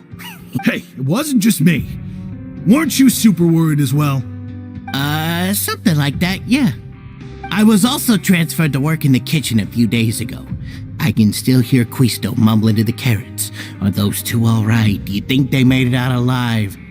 Whenever he'd say that, I'd tell him I'm sure they're fine. Wherever they are, they're kicking back with drinks in hand, enjoying the lovely scenery. Hey, there's nothing wrong with worrying about your prison pals. Is there? I mean, considering how they always love listening to all my gossip. These two. They sure are a lot warmer and friendlier than when Paimon first met them. Oh, well, if you say so.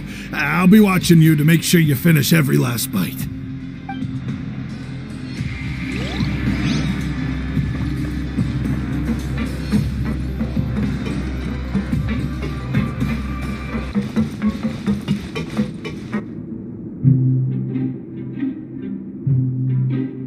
Now guess, what suit will this next card be? A bare-teeth cat? Well, look who it is. Traveler, Paimon. Hello, everyone. Looks like you're recovering nicely from it, eh? Mm-hmm. Thanks to everyone's support. Oh, right. I managed to work up the courage to thank Miss Clorand in person. Whoa, how did she react?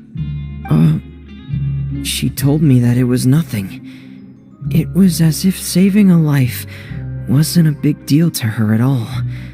She also told me not to worry about it. She didn't want to stress you out, that's all. She's right, and it's best not to dwell on it. Yeah. Okay, but check this out. We went back to the opera house and we met the knave. You met Father? Did she say anything to you? She said a few things that were, a bit hard to understand. And also that she's looking forward to working with us in the future. Her attitude towards you is even better than what we'd imagined. That's fantastic. You should believe her. She has her own way of doing things, and she'll do everything in her power to help those she considers close, which now might also include you. Mm-hmm. Father is very capable, and also trustworthy. Oh, Paimon just remembered that she thought Linny was a bit too proud as well. She said that you should learn how to rely on others sometimes. Got it. That does sound like something that Father would say. Hey! Are you going to stay here for the next few days?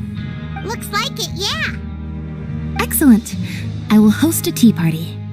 For real? Then Paimon wants another serving of cake. Another implies that you were already served some delicious cake while you were up there. How lovely. Well, next time, you're going to have tea and snacks with us.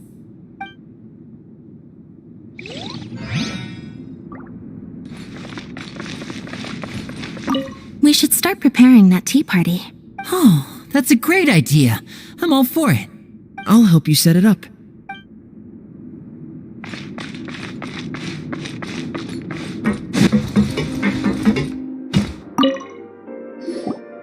Courier?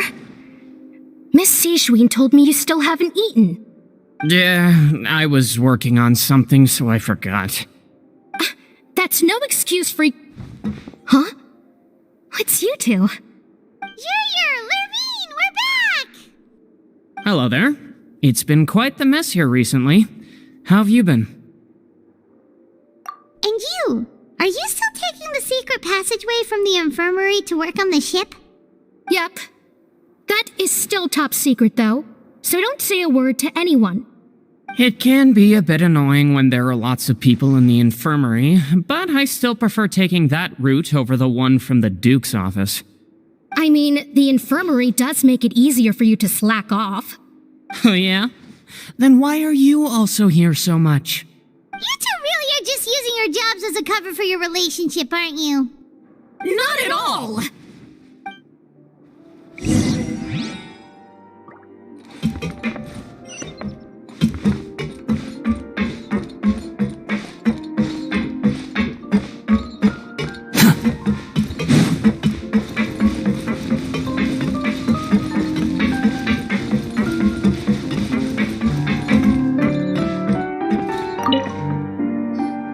Do my eyes deceive me, or did I just see two inmates come back after making it to the surface? Some strange winds blowing of late. We wanted to see how the fortress is doing. Is everything still alright? We're fine, for the most part. Neuvillette came down and took care of the worst of it. If that's the case, why don't you just ask him to stay here? Oh, yeah, what a brilliant plan. Let's go convince the Eudex himself to exchange the courts of Fontaine for a puddle of water in the middle of nowhere. He came here in a hurry and left without even stopping for a cup of tea. He did remember to take Miss Sijween's gift with him, though. He sure sounds super busy. Miss Clorand has left as well. She also took her gift from Miss Sijween. Were the gifts milkshakes? Neuvillette got the milkshake. Clorand received lipstick instead. Those aren't even remotely alike. Well, it's Neuvillette's own fault for making Sijween worried about his health by working so much. But besides that, our head nurse is still pretty fond of picking out beauty products for the ladies. Oh, and I have some gifts here for you as well.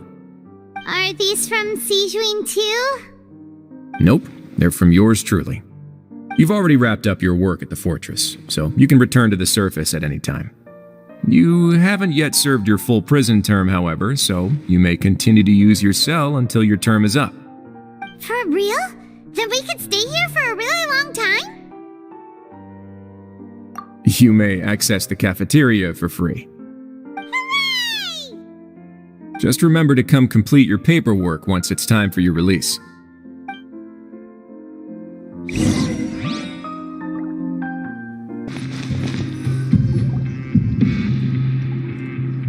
We're back in our cell again. We're no longer prisoners though, so it really doesn't feel the same. Sure feels that way. But the truth is, we never did anything bad to begin with, so I'm not sure why we put so much pressure on ourselves.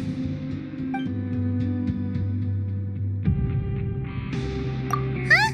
How did you know? Hey, that's not true! Alright. Okay, Paimon just wanted to say that we really are an amazing duo after all. It's like we've now gone to so many places together and become friends with so many people. We've never stopped traveling or stopped meeting new friends. There are so many bad things in the world, and we're just two people, but we've still been solving problems no matter where we go.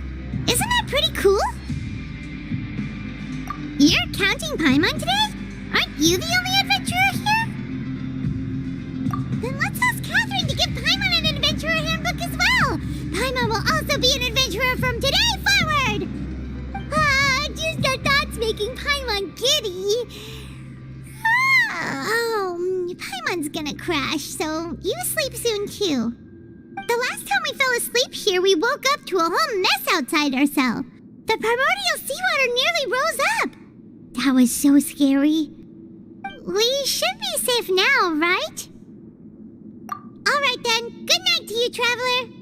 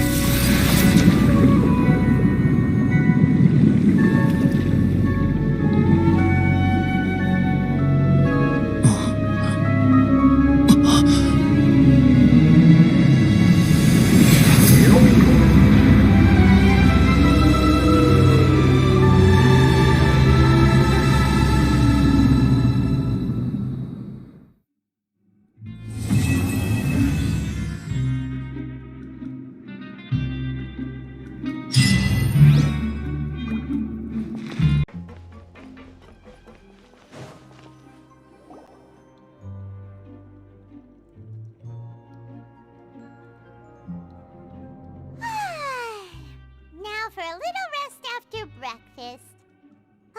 This is the life. Wait a sec. Isn't something important supposed to happen today? Oh, today's our big day! We're supposed to leave the Fortress of Mirapede! Come on, we've got to go complete the release procedures now!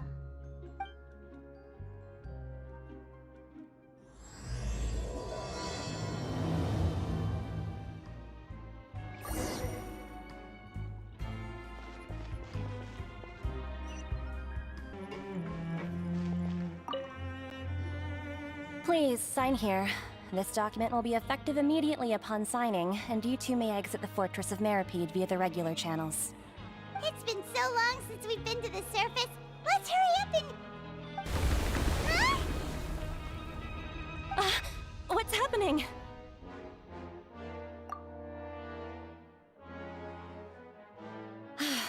I'm fine, thanks. But I wonder what that tremor was just now. Let's go ask the Duke.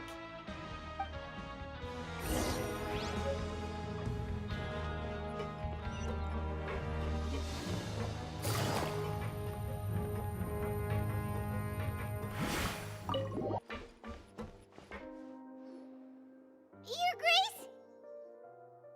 Ah, good to see you two. Is there something you wish to see me about? Yeah, what was with that earthquake just now? Ah, that. The tremor didn't originate from the seafloor. In fact, it seems it came from the surface. Over the years of serving as the warden here, I've developed a sense for distinguishing between what occurs on the surface and what occurs underwater. Besides, the seal that Monsieur Neuvillette set in place won't fail so easily. So the fortress is okay? If you recall our last incident, if there really were a problem, there would be crowds of inmates in a panic right now. Huh, you've got a point. Okay, seems we need to get back up to the surface and ask about what happened. By the way, do you know what day it is today? I believe today is this month's pipe cleaning day. Wait, seriously? Aha, yes. Have you completed your release papers? Yep.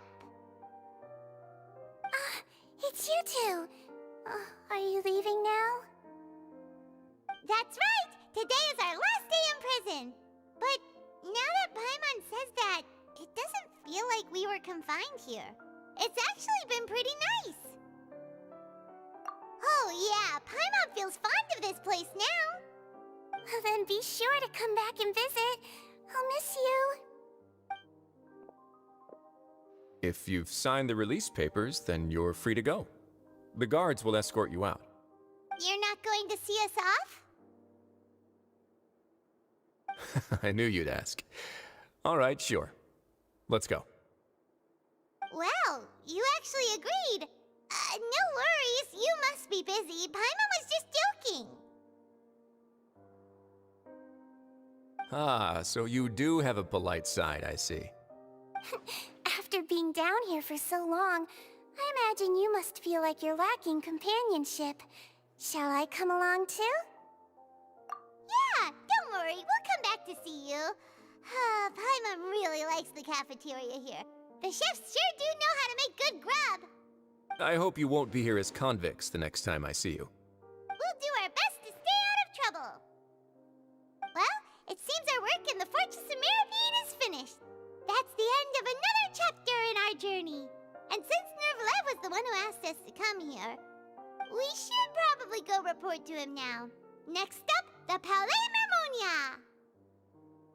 You're going to see Monsieur Nervalet? Please pass on our kind regards. I'm sure just your regards will do, no? I believe it would be the polite thing to do. You're right. I've heard the Palais has been terribly busy these days. Tell him that I hope he hasn't been overwhelmed by the recent string of troubles. The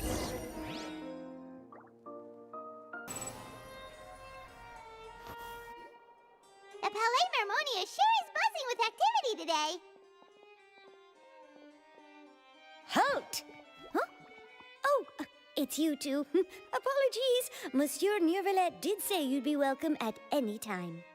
Excuse me, would you mind helping me take a look at this report? I'll be right there. Sorry, I've got my hands full here. You can see yourselves in. Everyone's so busy. Seems a lot has been happening.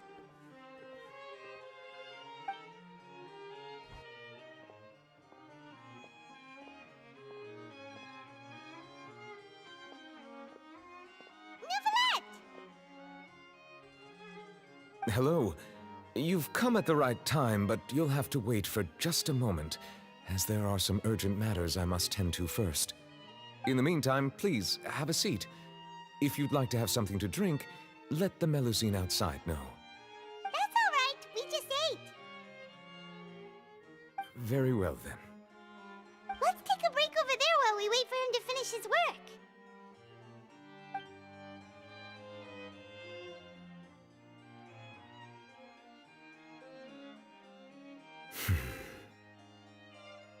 All right. That should wrap things up for now. Are you done with your work? Yes, sorry to keep you waiting. Today should be the day you were released from the Fortress of Meripede, and it appears that you've managed to complete all the release paperwork. That's right, and we came here to see you right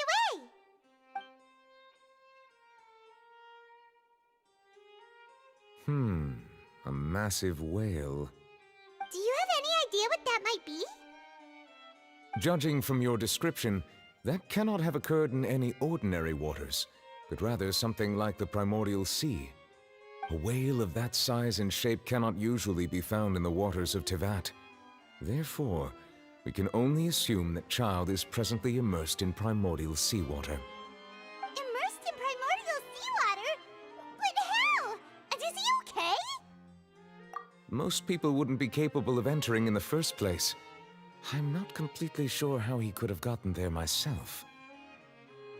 Yes? What is it? Ah, right! Paimon felt it too! We asked the Duke and he said it wasn't from underwater, so we figured you might know something about it. It turns out that I have just received a report about this particular matter. In fact, that's exactly what I was busy with a moment ago. The source of the tremor was here on the surface near Poisson. After the shaking stopped, the water levels in the Poisson area rose at an alarming rate. The water levels rose? Oh no! What about all the people there? Fortunately, the water levels only rose for a short period of time and have already returned to normal now. However, I still have a bad feeling about the whole phenomenon. If the change in water levels is connected with the leaking primordial seawater, then the situation in Poisson may be much worse than it appears. Navia should be in Poisson, right? We need to go check on her! I would also like to go there as soon as possible, but I'm afraid I can't leave just yet. We must immediately formulate disaster prevention plans for the surrounding coastal areas to avoid potential catastrophes. I'll have to ask you two to go to Poisson first. I'll meet you there to check on the situation once I've finished things here. There's no time to lose! Let's get going! Please be careful.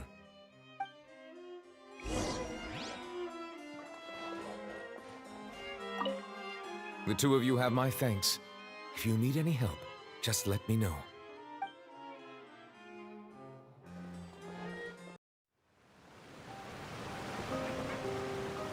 Oh no! What happened here?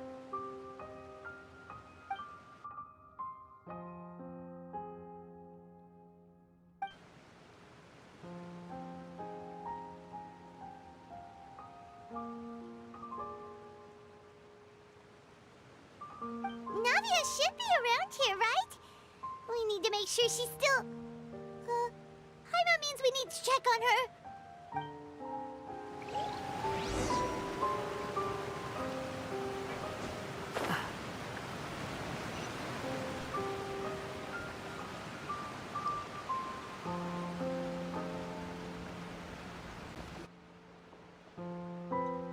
We haven't seen a single soul all the way here. Oh, this is getting scary.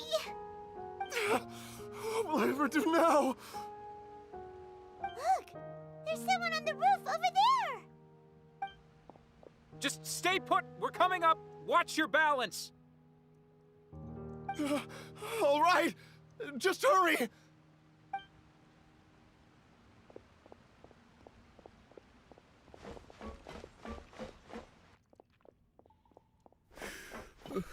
I'm not young anymore. How will I survive on my own? My Desiree! Oh, he looks pretty sad. My leg! My leg! How could this have happened? It hurts! Just hang in there. Help is on the way. You can hold my hand if it makes you feel better.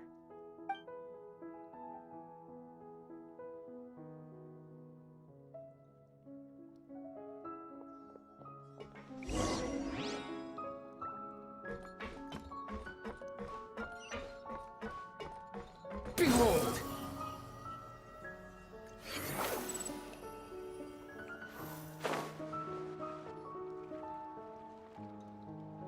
Oh, it's Navia. She's over there. Hey, Navia, are you okay?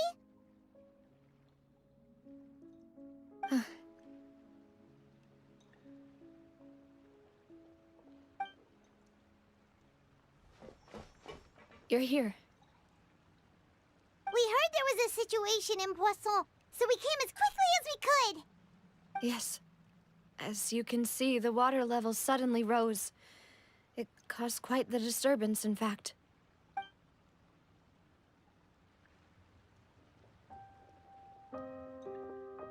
Demoiselle! There was a wounded resident next to a building southeast of here.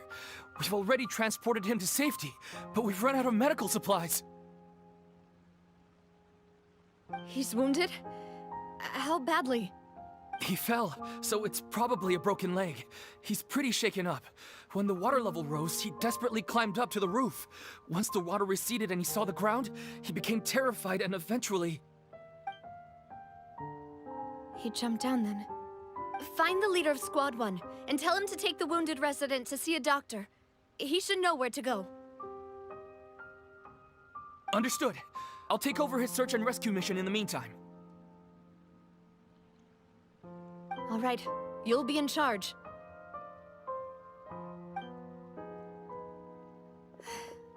I'm sorry. Where were we? The situation in Poisson? Ah, right. Allow me to explain. A little earlier, we suddenly heard a loud noise. At first, everyone thought that something might have exploded in the waterways. But before we knew it, water started pouring out from everywhere. The rushing water seemed a little odd, almost like the unique color of primordial seawater. Some people didn't realize the danger and thought it was just ordinary water, leaking from somewhere. Everyone on the street who happened to be close to the water didn't have a chance to escape. As the water levels rose, they suddenly disappeared. They were all dissolved. Those who realized what was happening started to flee in a panic, desperately trying to get to higher ground.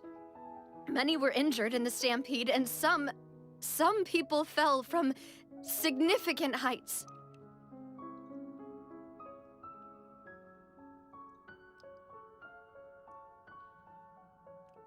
The Spina di Rosula initiated rescue operations as quickly as possible, but there have been a lot of casualties. Fortunately, the water began to recede after some time, and the chaos came to an end. The water that flooded the area contained primordial seawater, so the lower levels of Poisson are still hazardous. To ensure everyone's safety, I've asked the people there to leave as soon as possible. No one knows if this could happen again. All we can do for now is try our best to help evacuate the residents. We still haven't completed the head count, but we'll have some numbers soon. How awful. And all of this just came out of nowhere. It was quite frightening indeed. I only wish that everything that just happened was a bad dream. Is there any way we can help, Navia? Thank you for being so willing to help in a moment of crisis like this. You don't know how much it means to me. I really can't express how grateful I am.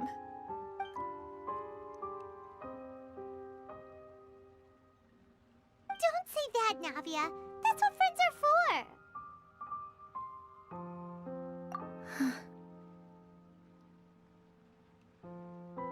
Demoiselle! We've got a situation here! I'll be right there. Sorry, I need to go for now. And off she goes. Seems it might be a while before she can take a break.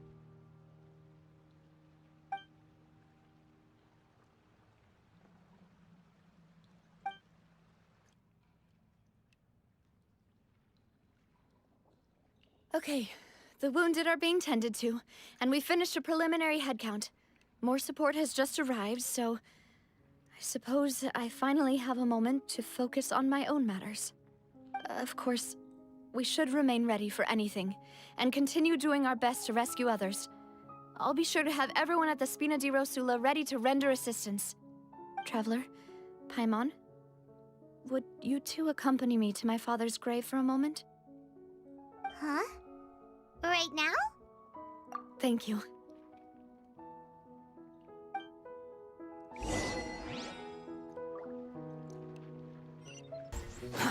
Too slow.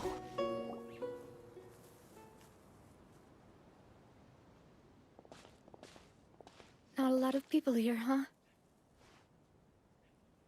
Well, given the time of day and the whole situation in Poisson, Paimon doesn't think there'd be a ton of people here visiting graves. Right. That's how things are now. The living are so exhausted that they've no strength to spare any words for the dead. Navia?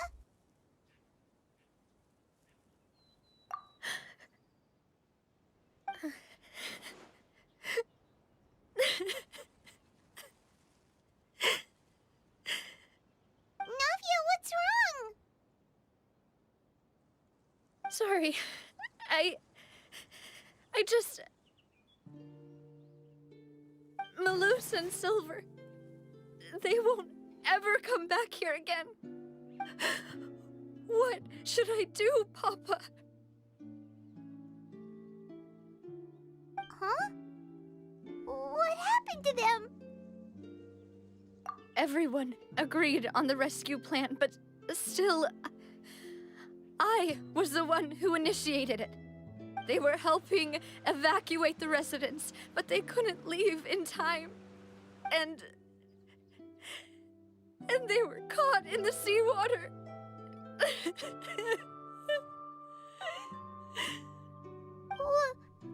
What should we do? I've known them for so long. And I know they weren't afraid. But I could at least hold a funeral for my father.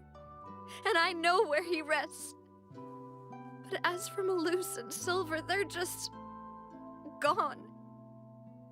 I just can't.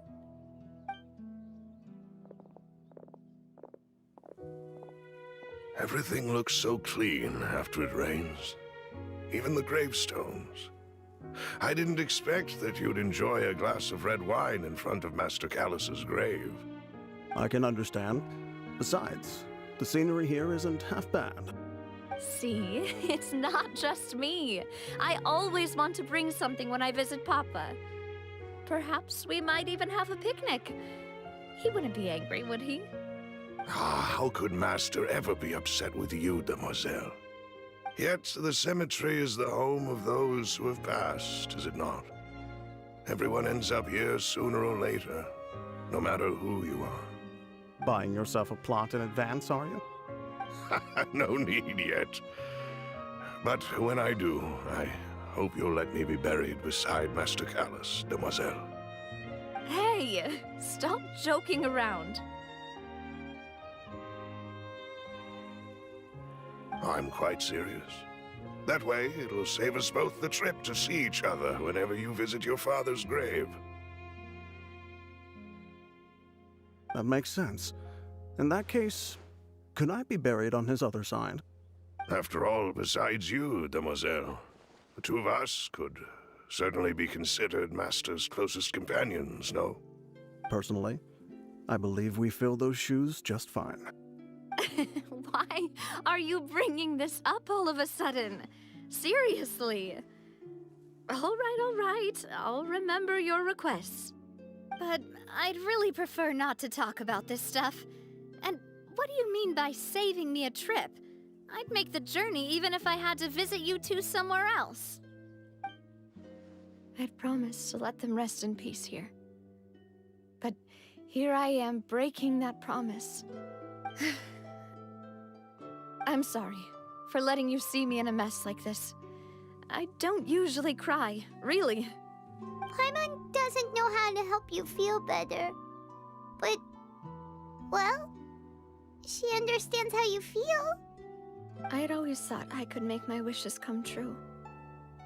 But now that I think about it, that never solely relied on me. Many things can only be accomplished with someone else's help. Malus and Silver have helped me so much. But by contrast, I could do nothing for them. I'm so sorry. You can spend as much time as you need here, Navia. We'll stay with you. Thank you. Right now, you don't know how much that means. By the way, you can have a look at this. It's a list of victims from the incident that took place here. Obena, Khan, Burnett, Giverny, Francine, Karina, Daisy Ray, Joinville, Julianne, Esson, as well as Malus and Silver. So, everyone else is safe. But still... It's okay. I know what you're thinking. And you're right. We lost Malus and Silver. But we were able to save more than we anticipated. The overall outcome indicates that the cost was worth it.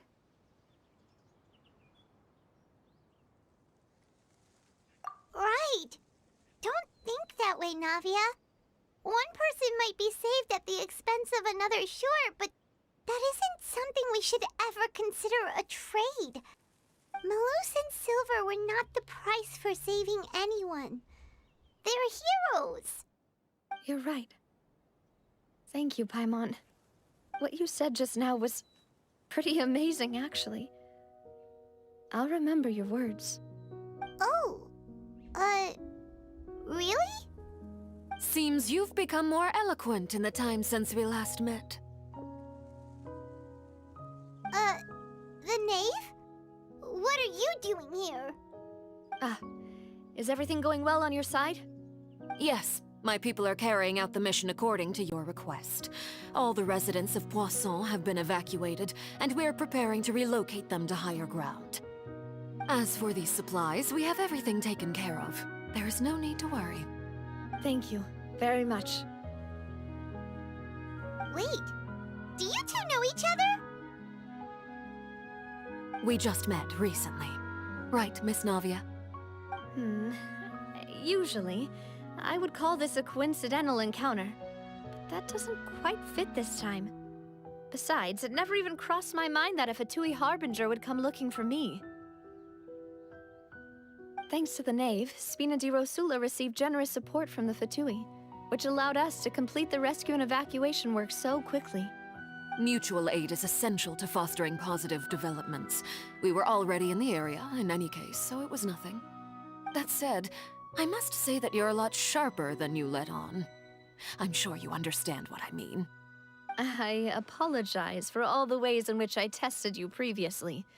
We've never worked with a Fatui before, and it's extremely important for us to know who we're working with. My subordinates have reported that Fatui soldiers have been observing water levels and taking head counts in various locations. I hear that they've also prepared a large amount of emergency supplies. I'm quite surprised. This is nothing to brag about, nor do I intend to. It is simply the way of powerful organizations to act forcefully, whether they are doing good or ill. You've witnessed that firsthand, in any case. As I've told this traveler before, I know of the prophecy, and I intend to prevent the impending disaster. Lending your organization a hand was a natural first step in accomplishing that. As such, do not be troubled by this token of our sincerity. Perhaps one day, you'll also be able to help me in the same way. Without your help, there would have been many more casualties.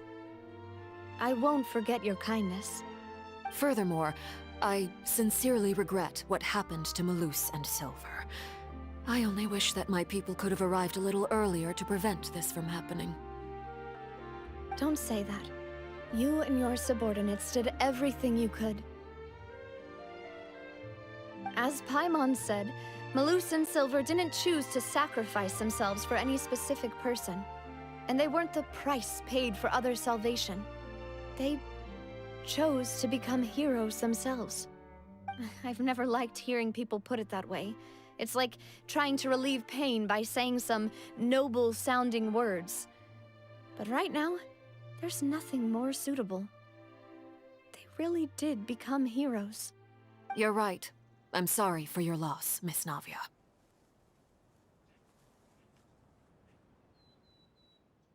Water is life to Fontaine's people, and it also spells disaster. It's no wonder that people always say that prophecies represent fate. Fortunately, I've never been one for such opinions. So, you're one who will try to change fate then? Of course. That is why I'm going to Hotel Bouffe de Thé. I still have some things to take care of, and the children need my attention. By the way, Traveler, Paimon, one more thing. Alright, then we'll just... Huh? This isn't right. Paimon thought you would ask us to walk with you for a moment so you could tell us something in private. That is a clever and useful conversation technique, which I do like to use when necessary. But there's no need today. It would not hurt to have Miss Navia listening in. Traveler, I'm sure you remember that I said we could work together when we had the chance. You and I both know that there may be issues with the Primordial Sea. Previously, it was the Fortress of Meripede's sluice gate, and this time it was the water levels in Poisson. These are both signals. Indeed. Allow me to share the latest intel I've received from the House of the Hearth's intelligence network with you. During some recent investigations, a child claimed to have discovered some ruins near Poisson. The ruins date back to ancient times, and seem to be worth investigating in many ways. Judging by the dating of the ruins, they may be related to the prophecy and the coming crisis. The situation is becoming more urgent, so any pertinent information will prove extremely precious. My people initially came to prepare for ruin exploration. Unexpectedly, this disaster struck, and at present, we're all busy prioritizing the rescue effort. So that's why the Fatui were already in Poisson. I wanted to take the children along, but unfortunately, Linny, Lynette, and Fremine have all been dispatched to higher ground to assist affected residents. Linny told me that outside of the house, the person they trust most is you. Which is why I want to give you this task. The House of the Hearth's members see each other as family, but Linny, Lynette, and Fremine said that they also see you as such, even though you are not from the house. I'm sure you already understand how earnest they consider their friendship with you to be. Oh! That somehow makes Paimon feel kinda happy. The intel I just shared about the ruins could fetch a high price. But since the children consider you family, it's only natural that I freely share it with you. Got it! So all we gotta do is go to some ruins, right? We can handle that. Excuse me, but may I tag along? You wish to join, Miss Navia? But are you sure you're up to exploring some ruins? You need to rest. Well, I'm sad, yes. But I can't just go back and plop myself into a chair by the roadside and do nothing. There's no point in being depressed while we still have a disaster on our hands. As my father's successor, I must live up to the hopes he had in me. Besides, I'm also doing this for myself. I need something, a distraction, to keep my mind off Malus and Silver.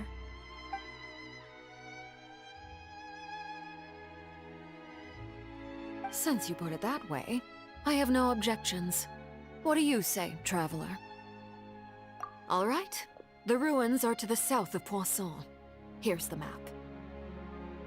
Okay, the three of us will handle it. Come on, let's pack up and get going.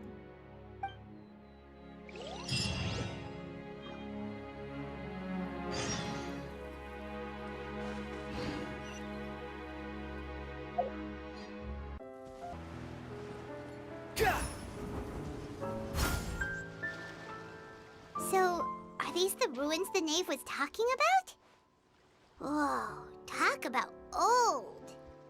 They seem to be pretty ancient, all right. Let's go in and have a look. Just be careful.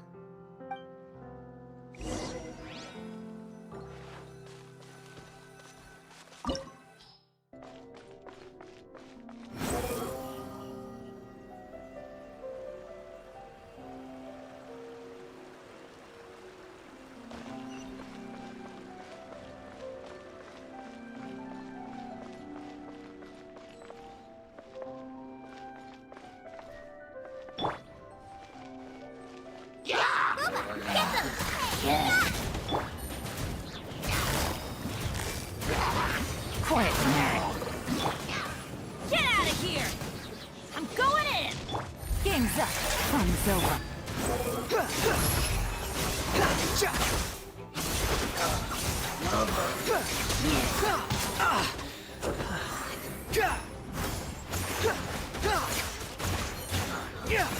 Dada Kundala.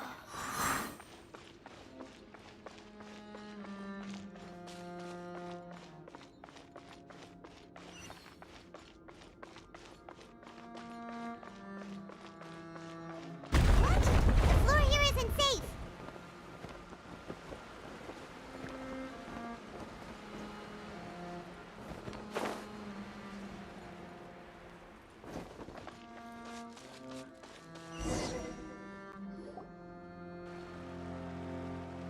This place has also been contaminated by primordial seawater. Yeah. And a lot of it, too. A Fontainian would most likely dissolve the moment they fell in. Right! You can't go down if there's primordial seawater. It's too dangerous, and it won't be any help for you to just stay here. Don't get Paimon wrong. We're not saying you're useless. It's just that... No, you're right. I can't do anything in this situation. I'll leave this to you.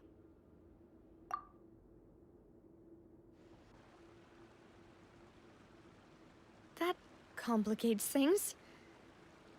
Maybe the only way left is forward. In that case, do you want to wait for us here? The water levels here are unstable, and there's a chance the water will rise. So staying here wouldn't be safe either. I'll go together with you.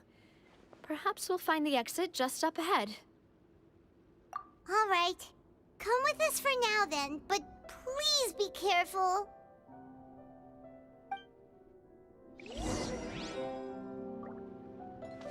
The wind rises. Oh no, it's a dead end! Let's try climbing over from the side.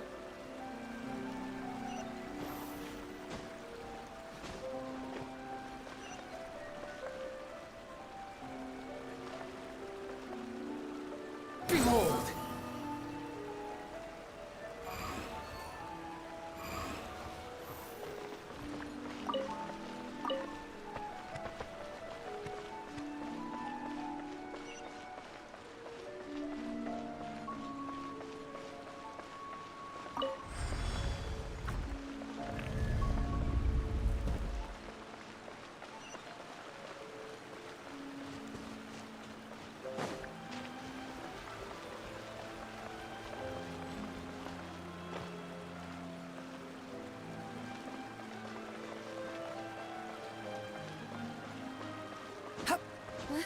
Wait, there's something wrong with this bridge! Run for it!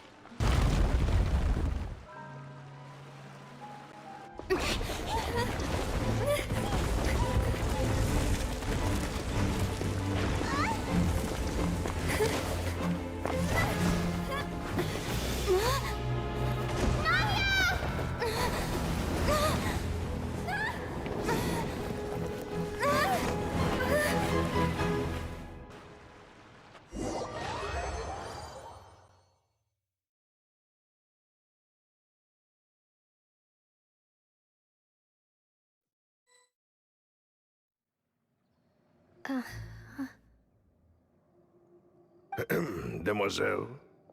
Huh?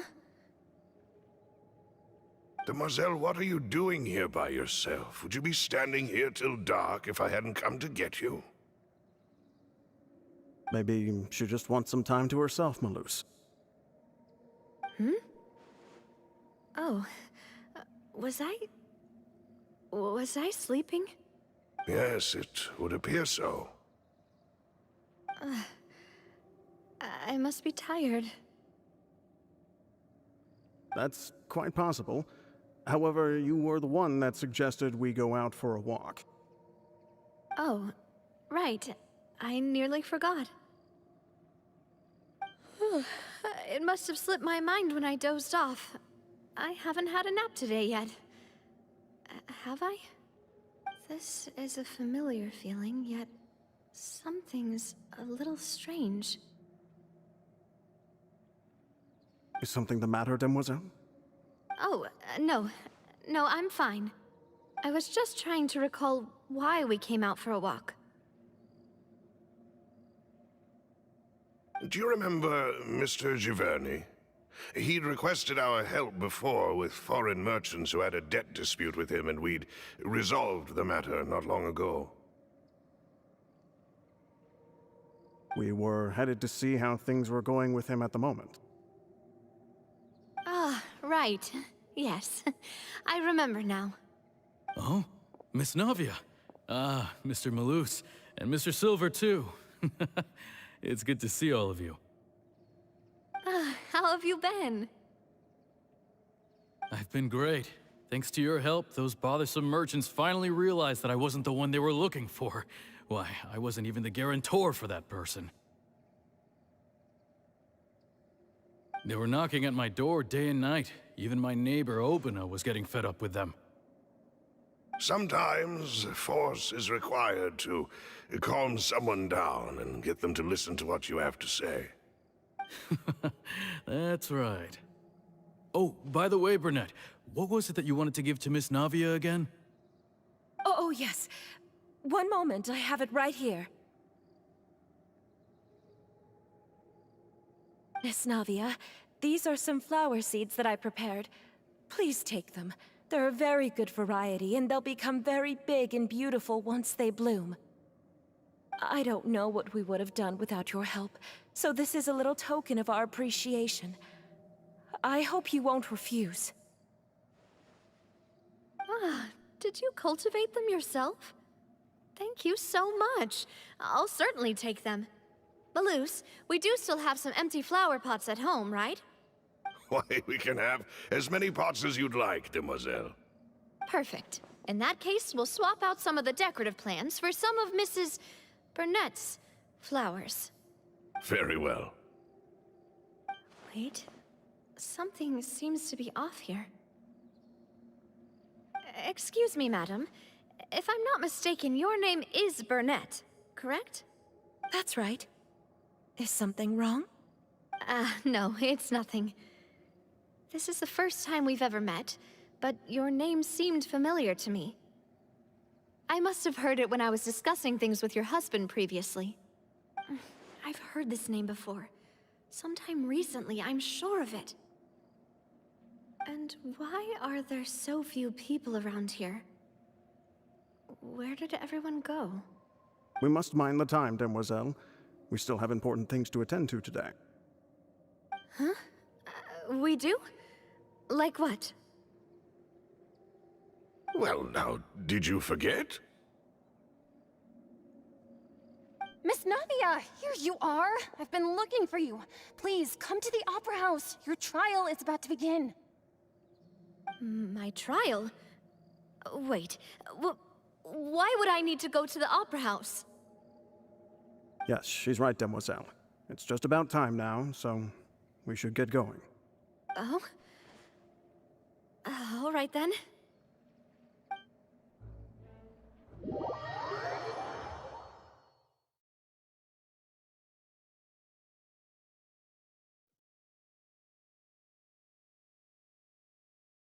Look, it's Navia!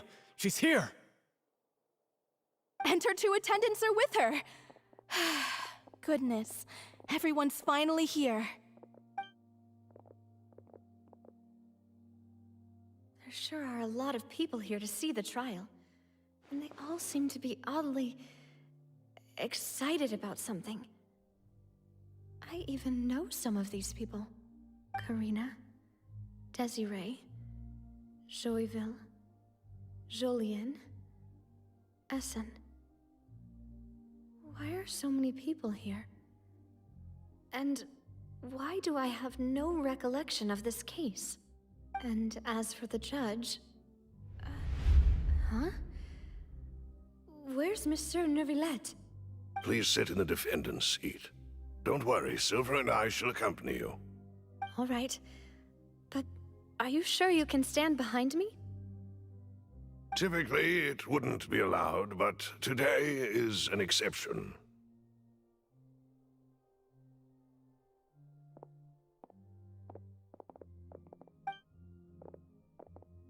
Hey, what kind of place do they think this is? Come on, do they have any idea what they're doing? Seriously. Enough with the whispering!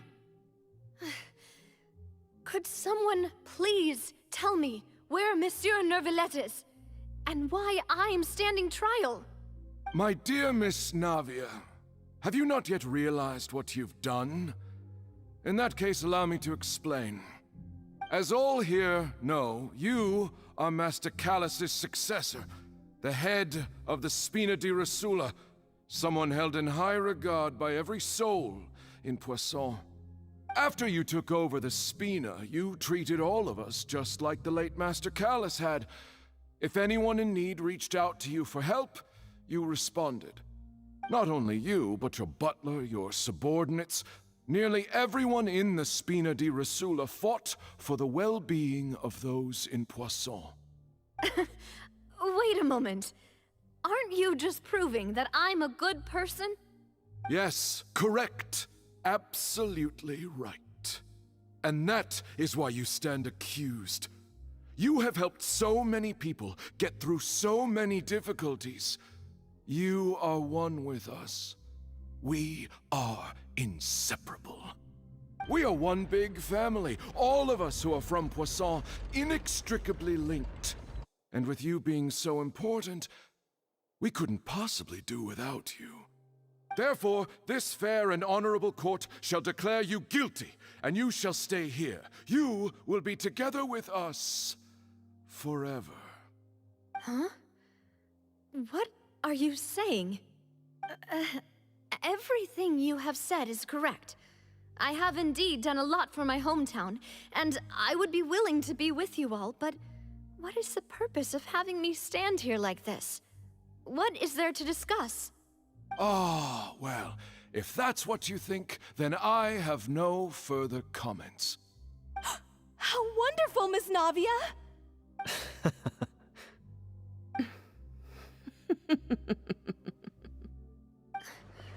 I know all these people.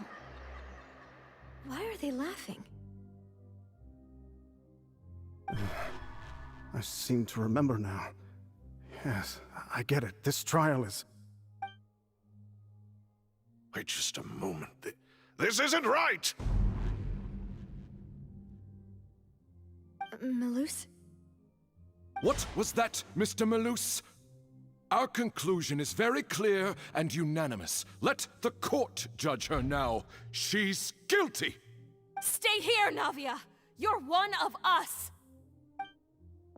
Demoiselle, don't admit guilt. This trial means to keep you here forever. I wish to exercise my right to defend Our Lady. Mr. Joinville, you only know of Navia's goodness, but nothing of her utterly independent mind. She was born a free and independent spirit.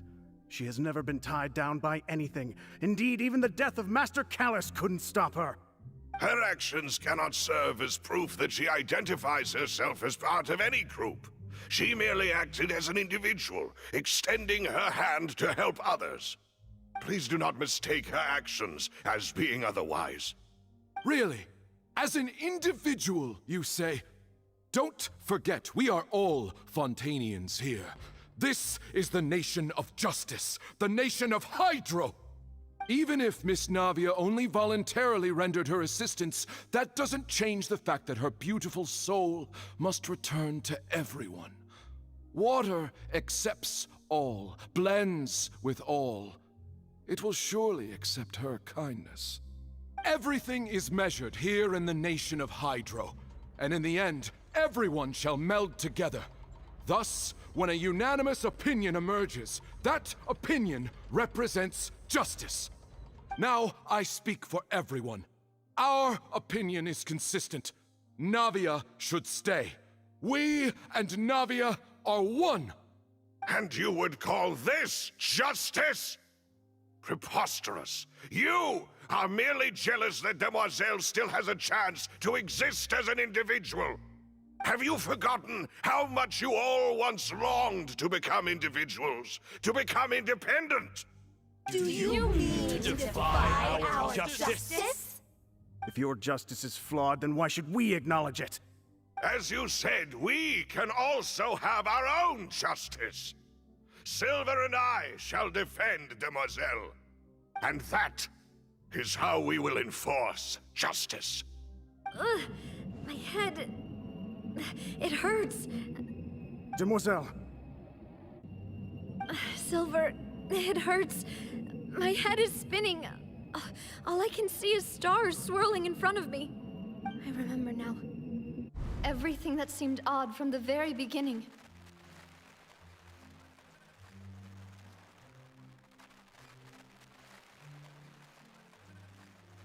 Karina, Desiree, Joyville, Jolien, Essen, and Mr. Giverny and Mrs. Burnett, who we met earlier. Even Malus and Silver. I don't want to admit it, but they're all dead. Don't be afraid, and don't admit guilt. We will protect you to the very end. Absurd! Who are you to say that she cannot be judged? We are the majority, and in the nation of trials, the majority is absolute justice. We are the will of all. Don't let them escape! We shall keep Navia here with us! Mr. Malus and Mr. Silver, must you be so stubborn? How could the two of you possibly hope to stand against the collective? Do not resist. This judgment is fair and just. Navia belongs to us. After all that happened, she should not be left alone in Poisson. What are you saying? No more excuses! She says we're jealous. Jealous? How could she possibly be an independent individual? What's with these people? Who's jealous of her? She belongs to us! Miss Navia, she... Silence! That's...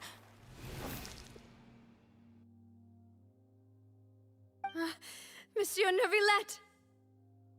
Such commotion is prohibited in the court. The accusations you just presented are nonsense and cannot constitute a proper trial. The court will adjourn for the rest of the day. In this, I shall hear no objections from any unauthorized party. Our thanks, Monsieur Neuvillette. Please leave with me, Miss Navia, while there is still time. But... Go on now, Demoiselle. This is your only chance to leave this place. What, can't bear to leave us behind or something? Malus. My apologies.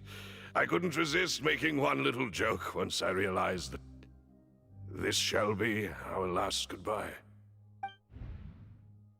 Malus... Silver... Quickly! You must come now! Goodbye, Demoiselle. Farewell.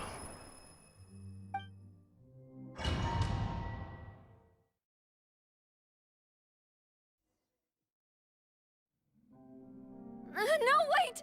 Just a second! Navia? You're awake. Good.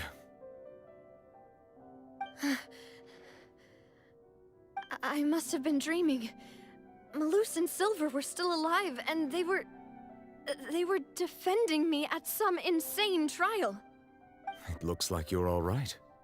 Did all the sad feelings cause you to have a nightmare?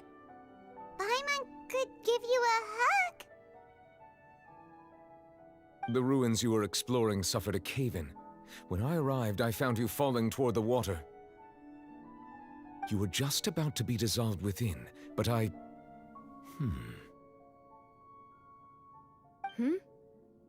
What is it? I think I saw 2 Oceanids protecting you. It was only for a moment, perhaps even a fraction of a second, but they gave me the chance to retrieve you. Were it not for their intervention, I would not have been able to rescue you before your consciousness dissipated. Wait, did you say Oceanids? You mean like what happened with Vache? Perhaps those two Oceanids were the people you saw in your dream. I always told them that they didn't have to protect me. To think that they'd keep doing so even after death.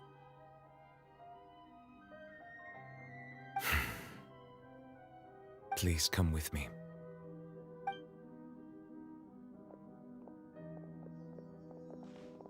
Neverlet, are you okay?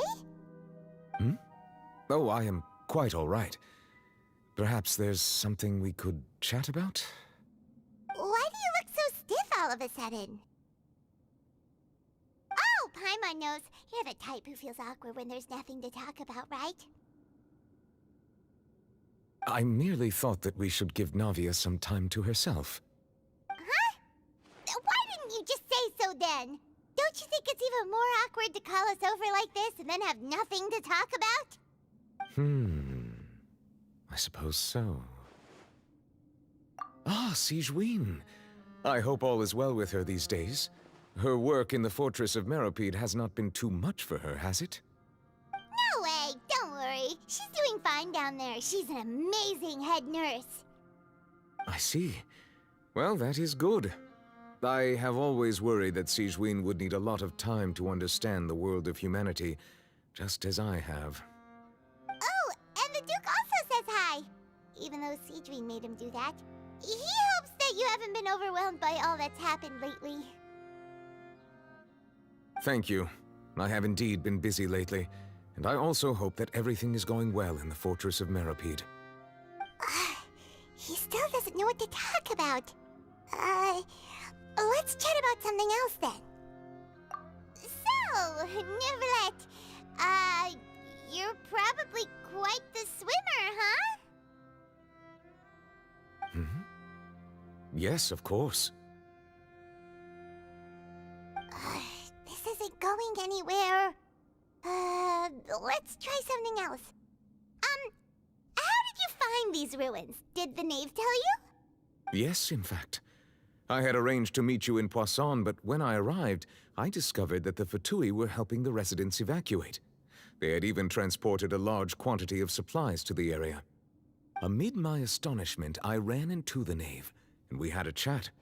She informed me that she had asked you to investigate the ancient ruins here. Yeah, we originally planned to meet up with you, but we thought you might still be busy with all those official documents.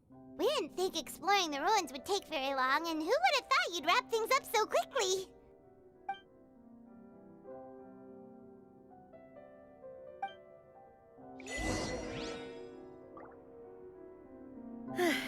I'm sorry to have kept you all waiting like that. I'm feeling much better now. I guess we should get going again. Will you come with us, Monsieur Neuvillette? Yes, if you wouldn't mind my company. All right! Another one joins the party! Let's get going then! Yeah! Get out of here! Gotcha! You're toast!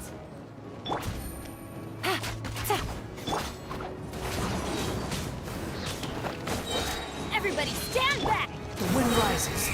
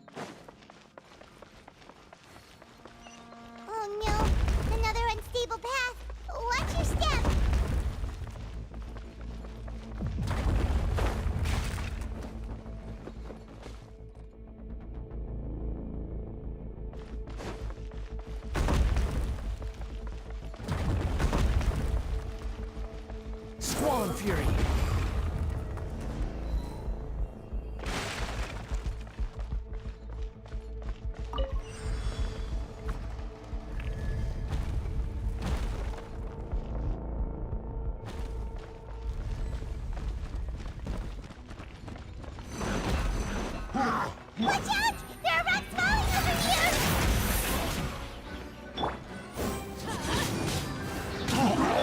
Nice and spicy! Teamwork is dreamwork! How amusing.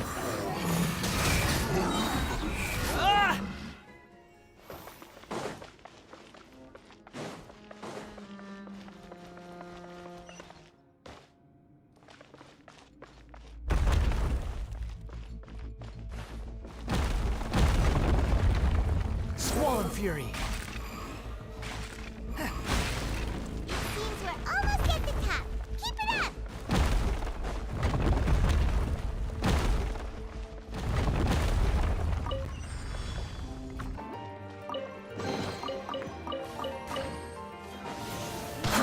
Too slow.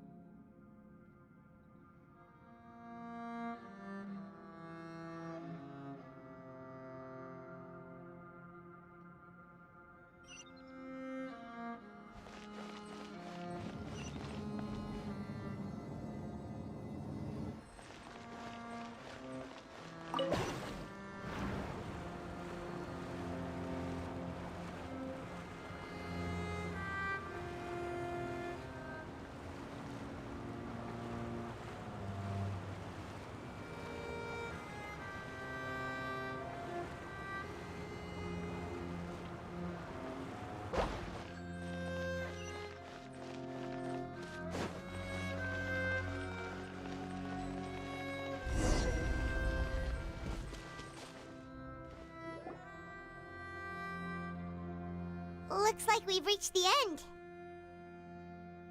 This is the place. There should not be any other hidden spaces in the vicinity. The path sure had some twists and turns, but it turns out that this place isn't actually that big.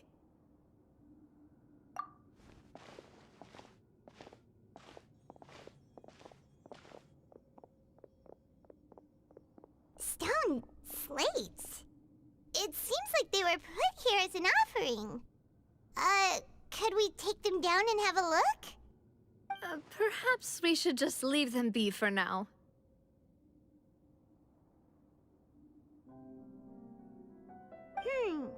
There are 4 locations in total, but only 3 stone slates. The slate that should be in the first empty spot is missing. The surrounding walls also show signs of damage. There's something written below. Let Paimon see. Reason dictates that this nation be destroyed. I shall record the history of its future here in its past. Say what? It feels like someone left these slates and these words here for a purpose. But does he mean that Fontaine should be destroyed? That would fit the circumstances dictated by the prophecy, yes. Indeed, the slate's contents correspond to it. Take the second slate, for example.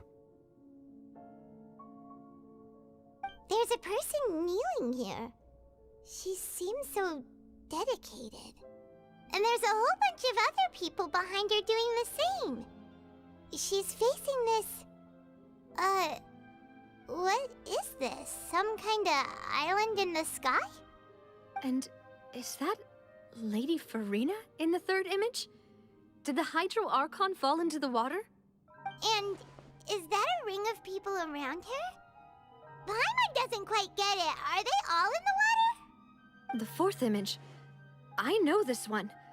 This exactly matches the content of the prophecy. The people will all be dissolved into the waters, and only the Hydro Archon will remain, weeping on her throne.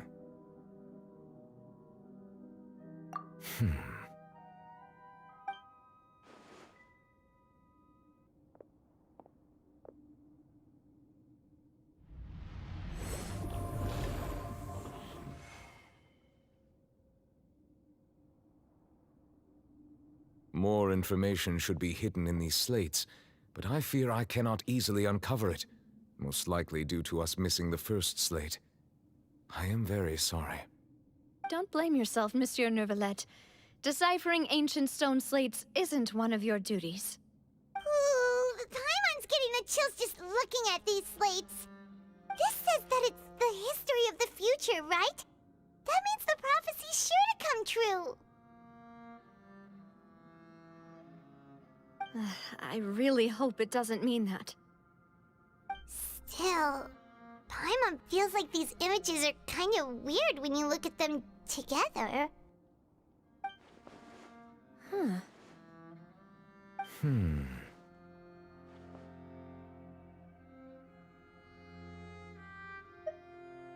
That's right!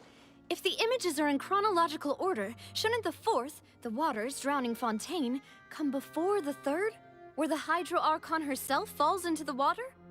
And yet the order is reversed here.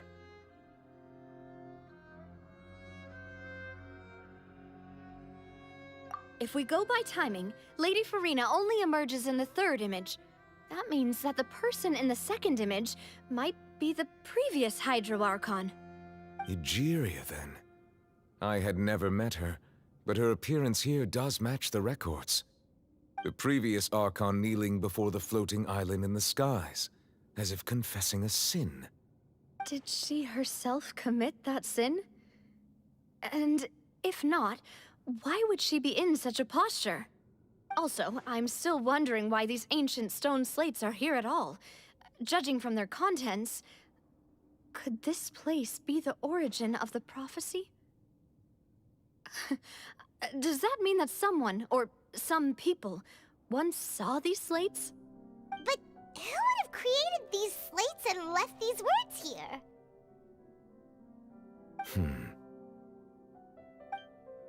It seems that any further clues will have to come from Farina. In that case, there's no time to lose.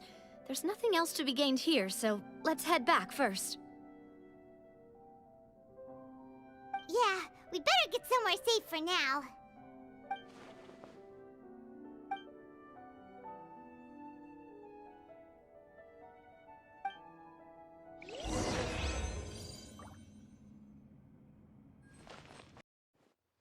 Let's split up here. I'm going to check on what's happening with the Spina.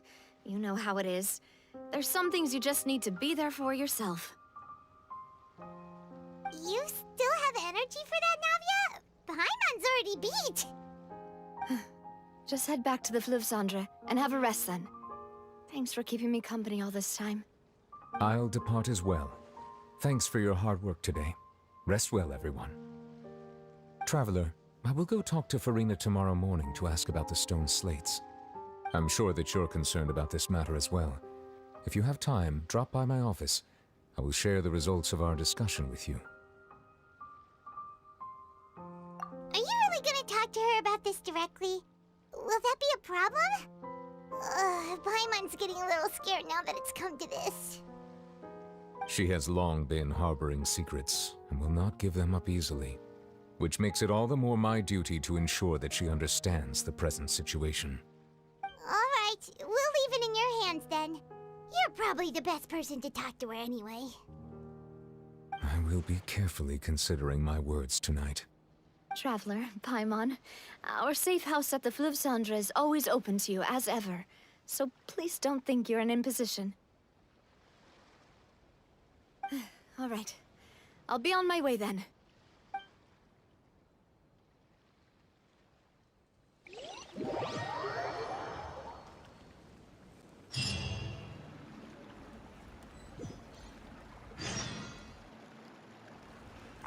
We're finally back! Welcome back. We've got a special menu prepared for you two tonight. Yay!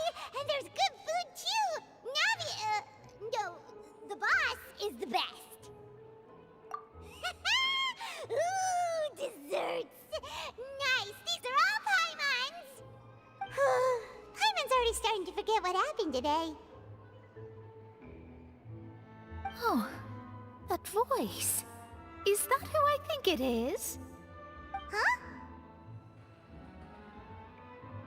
It's you two. What are you doing in Fontaine?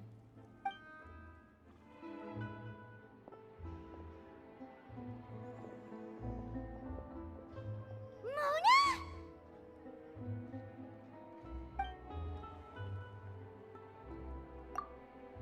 Seriously, nobody just uses a scry glass whenever they've got time to just see who they'll meet on the road.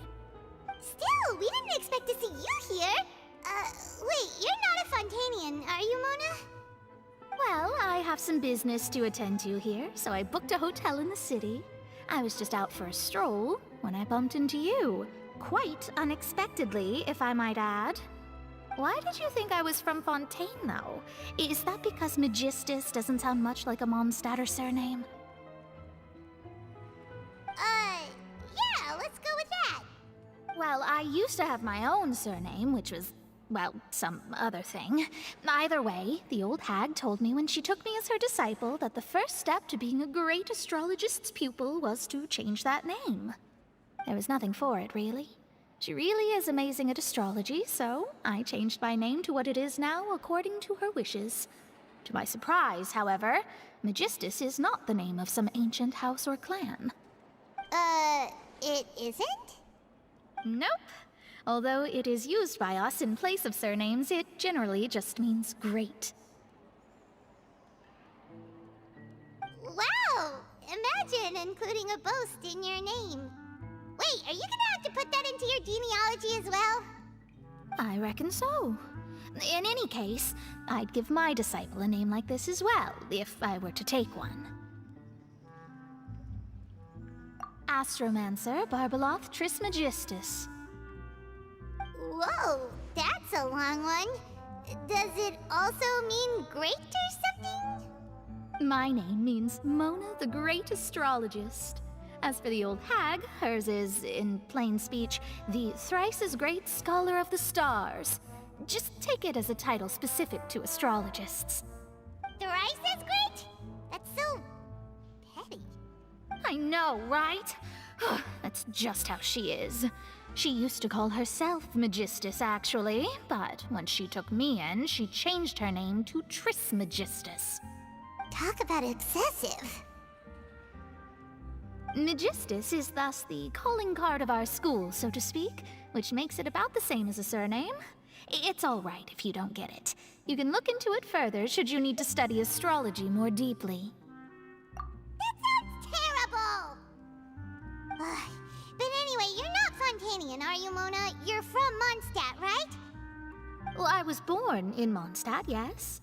My parents migrated to Dorman Port, and I traveled with the old hag for a while, after which I settled down in Mondstadt City. Oh, that's a good thing then. At least we know you won't be dissolved by Fontaine's waters.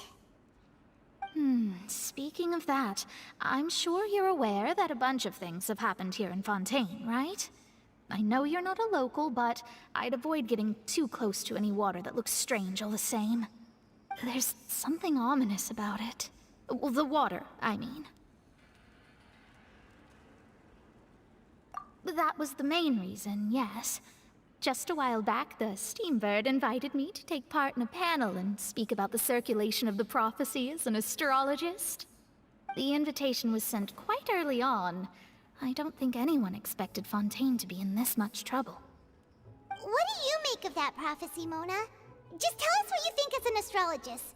Your word would go a long way to make things more certain and less scary. What I can tell you is that I'm an astrologist, and that this prophecy concerns the fate of Fontaine, even that of all Teyvat. Ascertaining this is akin to reading the fortune of the whole world. I'm afraid that this is not something that just anyone can do. If I could do it, you would no longer call me an astrologist, but a visionary. But on the flip side, the prophecy is so huge and powerful that it must surely come from a powerful visionary. Its contents involve the fate of the world. Disregarding it would be a mistake. A visionary? Sounds really powerful and all, but does such a person really exist? Of course. The old hag could do it, and I'd bet there are others amongst those Hexenzirkel colleagues of hers who could do something similar. Huh? Are you sure? All right, I'll help you. It isn't often that I see you with such a serious look on your face.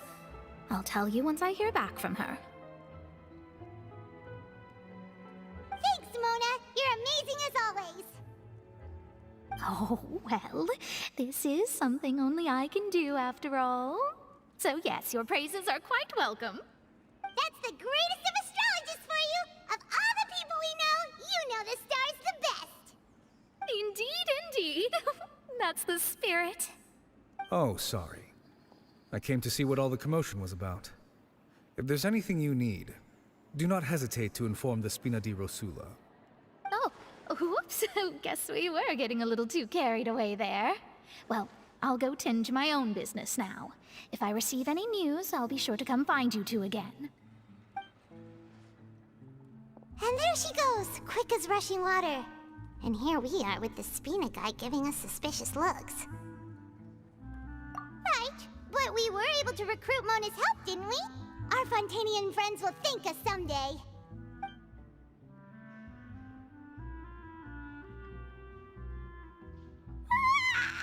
Good morning. To be honest, Paimon's still feeling kind of sleepy. But it's time to get up, Traveler. We agreed to go see Neuvillette, so let's pack it up and get going.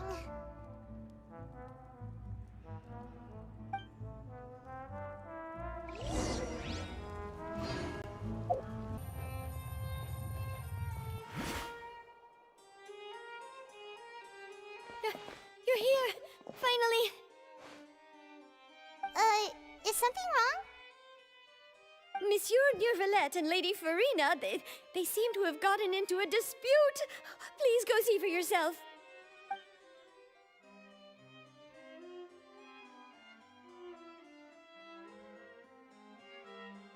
Like I said, I've already explained everything. And yet the problem has not been properly solved. There is little space for excuses between us. It is not my intention to offend you, but please, tell me where you stand. You are the Hydro Archon Focalor, are you not? Look at this. This is a list of the victims from the recent Poisson incident.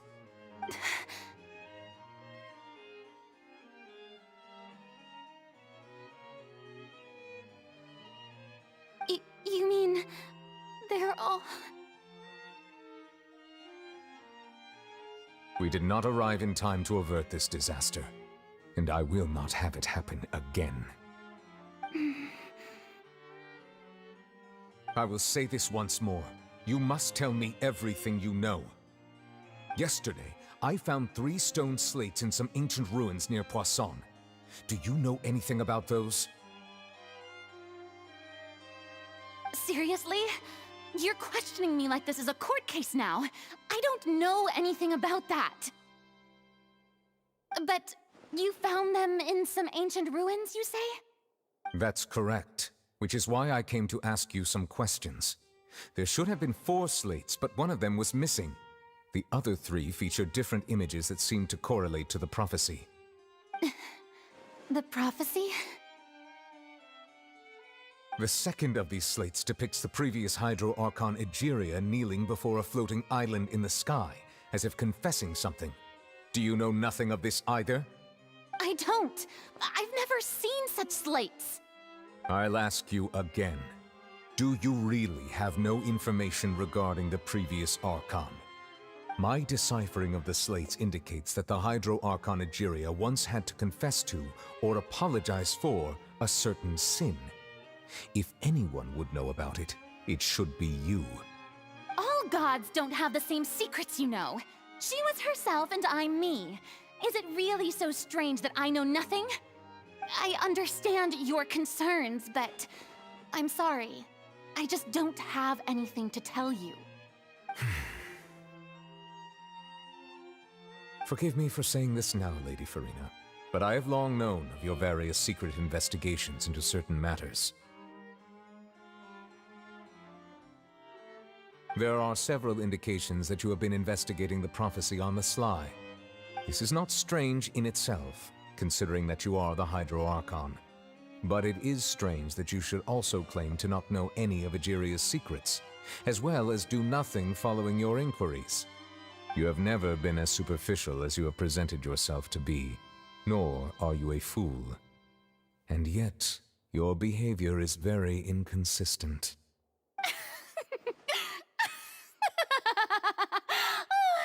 So you've been watching me all this time, have you? I didn't think you were that type. You... Well, since you know about my secret investigations, then you should know I'm actually working to take care of it. There's no point questioning or suspecting me. You're the Eudix, but you're still my subordinate. You should be following my lead. Just trust in me, you're Archon, and do as I say. Never mind whether you can truly convince yourself to or not. It'll all turn out fine. That's all I have to say. We do not discuss this matter again. Oh, the opera's about to start. Toodles!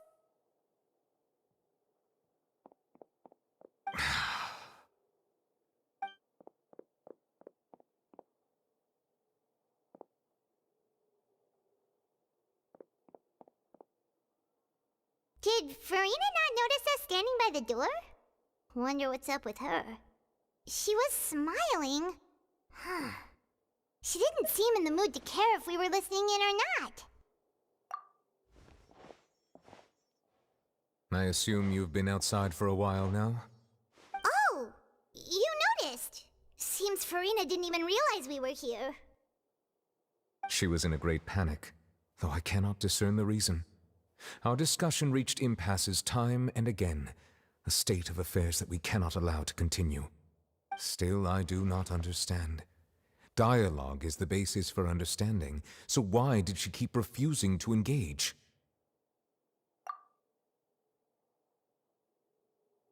Everyone in her inner circle has noticed that she is hiding some secret. The issue is her attitude. I fear that she will not reveal anything unless absolutely forced to. We may have to create a situation in which she will have no choice but to speak. Oh? Like what? Normally, people will only reveal the truth when standing trial.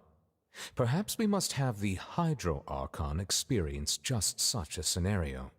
But Farina's seen so many trials, and she's really good at dodging questions. How do we make sure that she won't just slip away at the first chance she gets? We will need to consider this thoroughly, join forces with various parties, and then do what we can. If at all possible, I would prefer to recuse myself from this affair, but we must prevent the prophecy from coming to pass. This may be cruel to her, but all Fontaine is in crisis.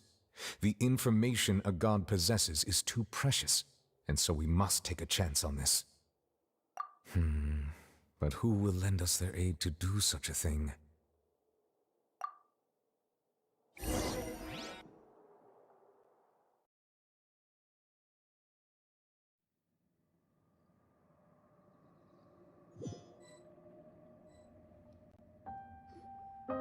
Well, that's everyone, huh? Speaking of which, it was pretty smart of you to think of hiding here. Poisson was just involved in a disaster, so it's presently devoid of people. That naturally makes it the best choice. And here you are drinking tea like it's the most natural thing in the world, huh? That's what family should do. Sit and enjoy a leisurely time together. It's nice to enjoy tea here, you know? Care for a cup? Lend me your ears, everyone. Or perhaps one of you might like to start us off. How about you, friend? Me? No, I don't think I can. Then, how about you, good sir? I fear that I will cause the mood on this boat to become as somber as it is in court. Well then, I guess we're lucky we've got a local like me to organize things. Wonderful, the spotlight at last. I guess I'll be facilitating things from here. That was a little long-winded, don't you think? Oh, you might be right. Anyway, to cut to the chase, our friend here, the Traveler, has brought us together to discuss something. As for what that is, well, let's start by saying that we'll be pooling our efforts together to create a series of traps. Oh, how intriguing. Well, it's just an expression, really. One that I just learned from Chlorand, and used on the spot. So, let's invite her to explain in detail. A round of applause, please.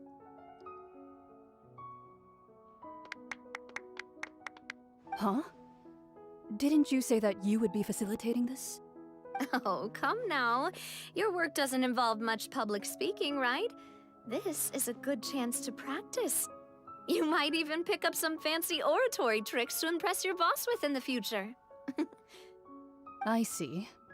And what does my boss say? He is glad that you consider him your boss. Do go on.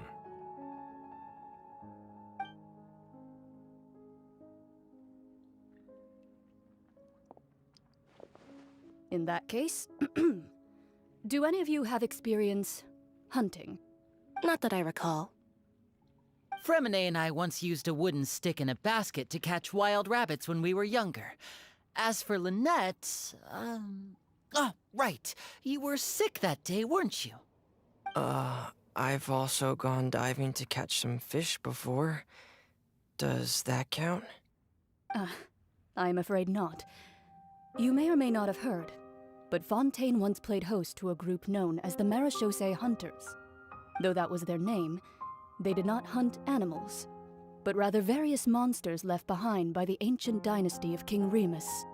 Today, Fontaine's monster population has already thinned greatly, so the hunters have blended back into society, taking up arms in other lines of work.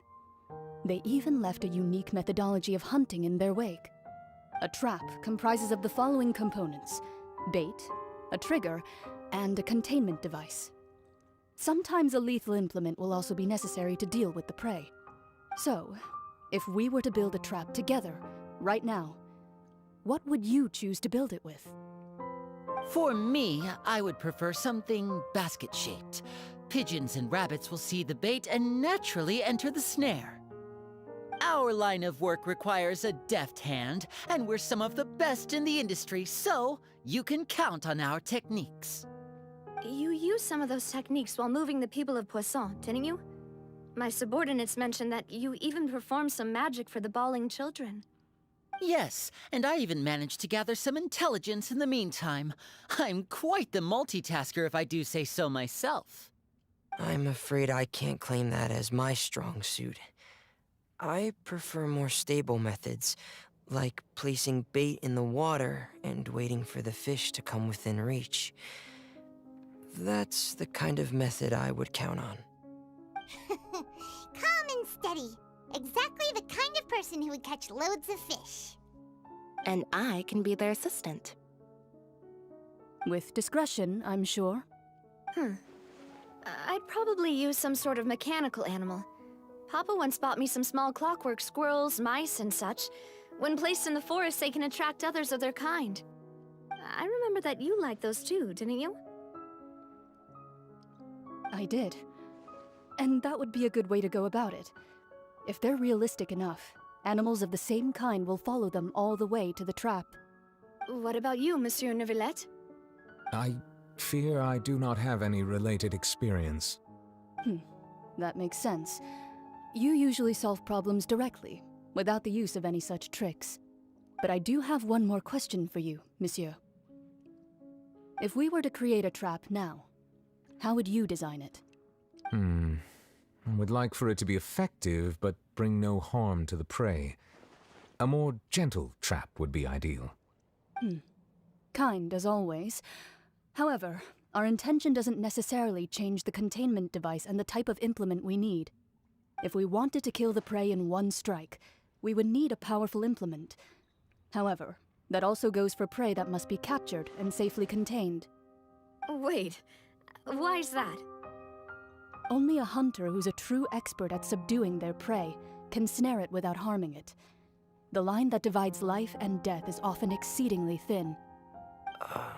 So are we going hunting together? We hadn't thought of seeing ourselves as hunters. It kinda works, but maybe it's still not the best metaphor. If our means of capturing and dealing with our prey is to put them on trial, then the hunting metaphor is actually quite accurate.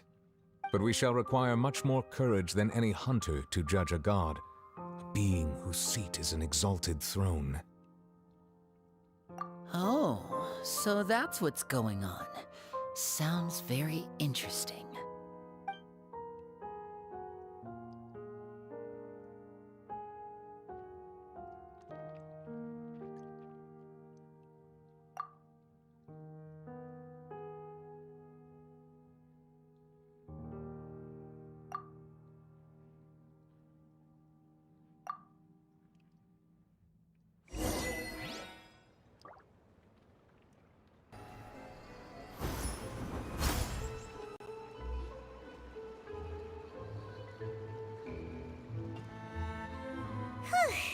It's been a tough few days, hasn't it? So much has been happening. Paimon didn't think the meetings would go on for so long, but everyone seemed pretty fired up, huh? Paimon thought they'd be at least a little frightened. Well, Fremine was, now that Paimon thinks about it, but everyone else just looked a little surprised. Well... It's hard to say. Paimon doesn't have any experience with this sort of thing. But with you around, Paimon sure will do great. After all, you're the most reliable person in the world, aren't you?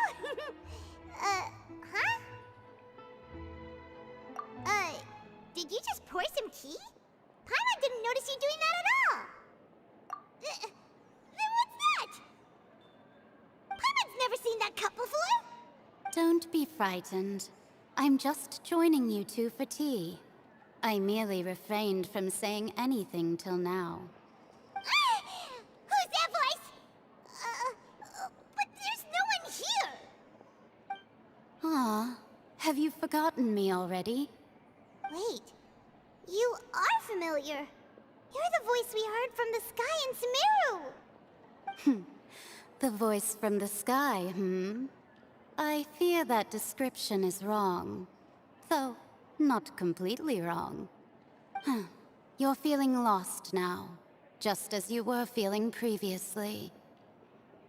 I sensed that confusion and thus came to you. Guiding people is an irresistible hobby of mine, after all. Consider me a passerby, just accepting a commission from my friend's disciple on a whim. The prophecy. Yes, what has been prophesized will be fulfilled. You may view such things as the history of the future. What? Then is there any way we can stop it? I believe you have witnessed a failed attempt with your own eyes. Can everything in Teyvat so easily be changed? So you've caught on. Just as prophecies are usually only the future as seen from the perspectives of the gods, could things be happening in hidden corners where the gods' gaze does not fall? Are the things that you shall see different from the fate that the gods perceive?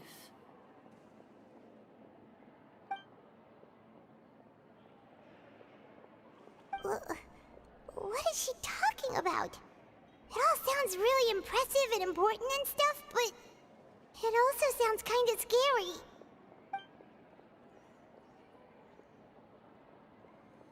I believe that you understand, right? Some things are insignificant, but others you must reach out to change. Ultimately, fate shall serve as your only guide, no matter what will happen in Teyvat's future. All you need to do is to play your part. This was good tea, by the way. Thank you for your hospitality. Well, that'll be all for today. The voice. It's gone.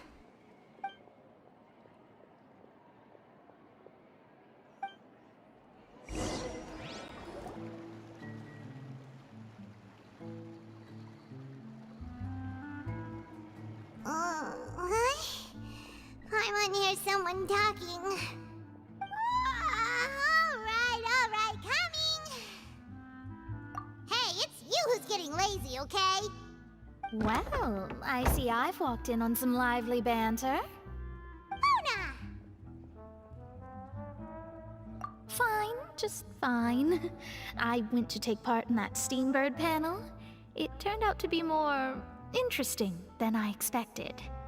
Not all Fontainians are pessimistic about this. One journalist mentioned that sitting around and waiting for the end to come would be wrong, and that they should make their own rescue preparations. I agreed, so we had a brief chat with her. Did she have pink hair by any chance? Why, yes, it was Charlotte. I assume you've heard of her, no? That daredevil journalist? I'm in full support of her view. Prophecies are very important, but how can people allow their lives to be commandeered by just a few words? That's right! Paimon's glad to hear something sensible for once. Ah, yes. About what we had discussed before. I did try, but I'm afraid I couldn't reach the old hag. I'll try again tonight, but I wouldn't get your hopes up. Huh?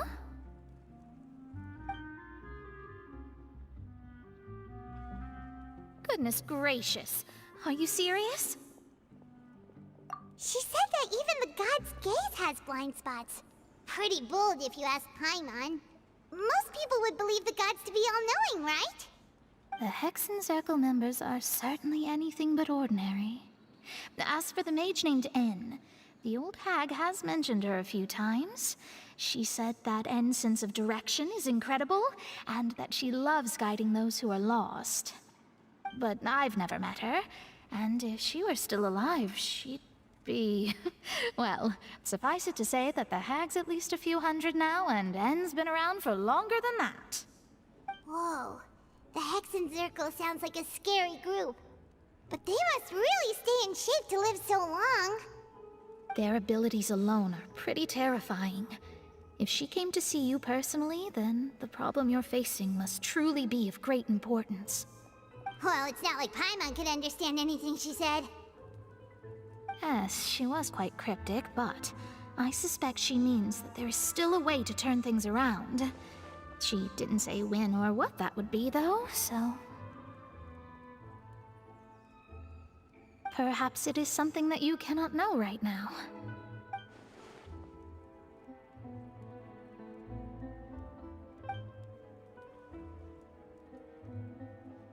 Traveler, Paimon, are you two all right? Oh, we're fine. We're just a little down right now. It kind of feels like the end is coming, you know? I see. I feel that same sense of desperation, too. I guess you could consider me someone who has often witnessed fate. So far as I have seen, it cannot be swayed. But even so, I still hope for, and believe in, miracles. Astrology is eternal and rational, but fate may not be. It is cruel, but it can also be beautiful. Perhaps that's what En was trying to tell you. Not to lose heart, and to believe that what you are seeing playing out before you is not yet set in stone. I did originally think of steering clear of all this, but I couldn't. Even if this is all futile, I still wish to help everyone. If we don't struggle to the last, then how can we face the end when it comes? Huh. You do have a point. There I go, talking about astrological principles again. Sorry about that. The moment I start talking about work-related stuff... I need to get going. It was worth trying to comfort you, even if only a little. I believe that you'll help those who are struggling in the same way I did. I suppose that might be why we always seem to meet by coincidence. Paimon feels kinda moved by what Mona said. But also kinda sad, too. Hey, Traveler. Paimon suddenly feels like going outside for a walk. Let's go. Let's walk around the city, shall we? There's a few spots we always like to walk by.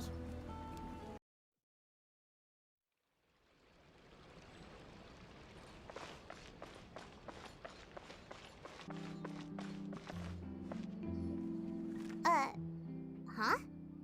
Our names are written in this newspaper. What's going on? Let Paimon see! The underwater stronghold, the Fortress of Meripede, has continued in its noble autonomy. but that does not mean that others cannot interact with it. My recent attempts to enter the fortress bore little fruit. Huh. Guess Charlotte still hasn't given up on that. Thus, did an Outlander friend become the focus of this report? A blonde adventurer with their white fairy legends trailing in their wake. It is said that this mysterious traveler once visited the underwater fortress. So while the fortress's interior remains a mystery behind closed doors, do not fear, for the tales of the traveler contain surprises in spades. Journalist Charlotte's biggest scoop yet, the Traveler's Trail, World Walker. Huh.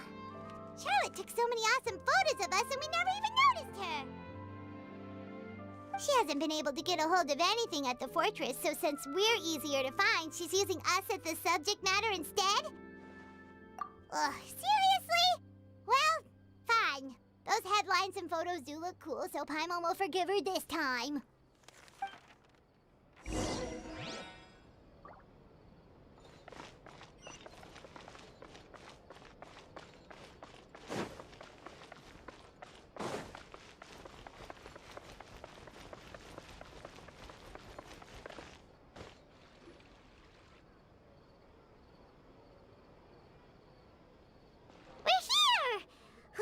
Paimon's hungry. Should we go in and get something to eat?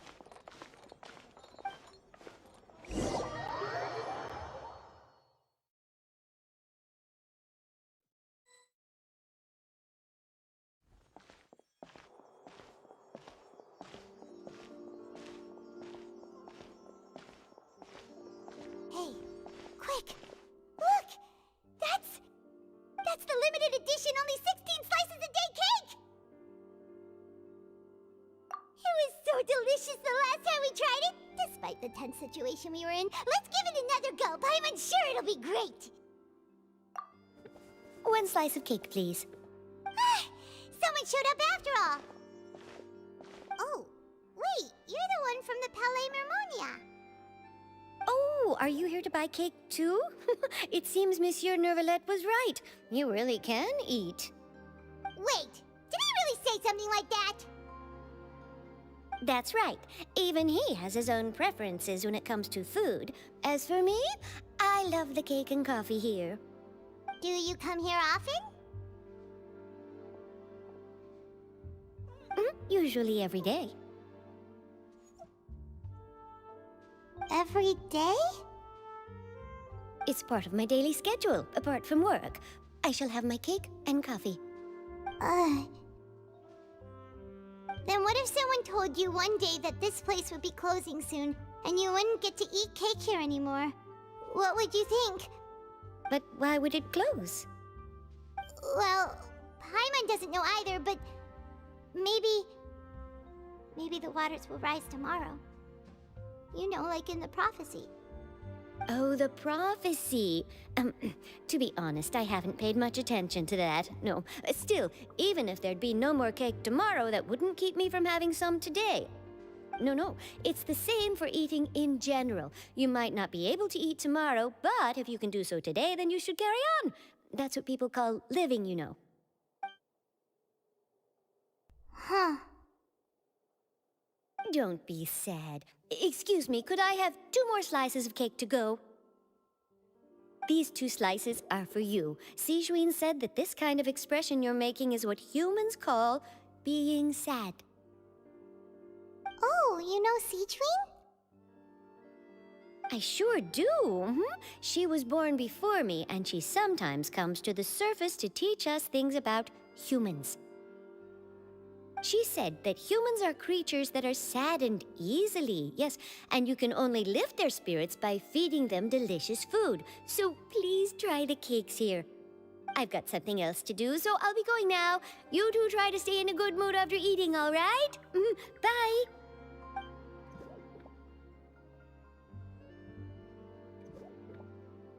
And there she goes. All right, let's dig in. Paimon's sure this cake will be delicious.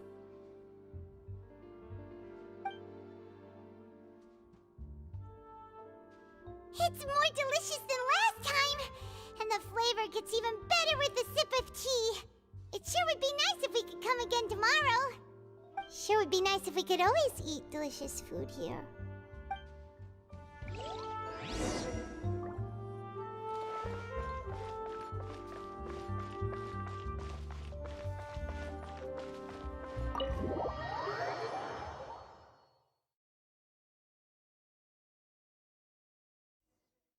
Oh! We're near the Steambird office! Let's go look for Charlotte and have a chat.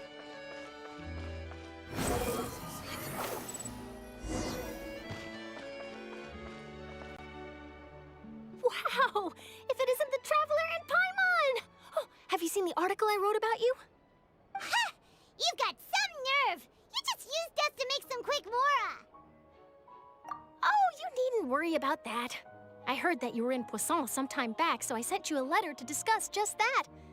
It appears you didn't receive it, though. It's all right, though. I've set aside the amount intended for you. I've even set the table with some food. Really? Oh, you're the best!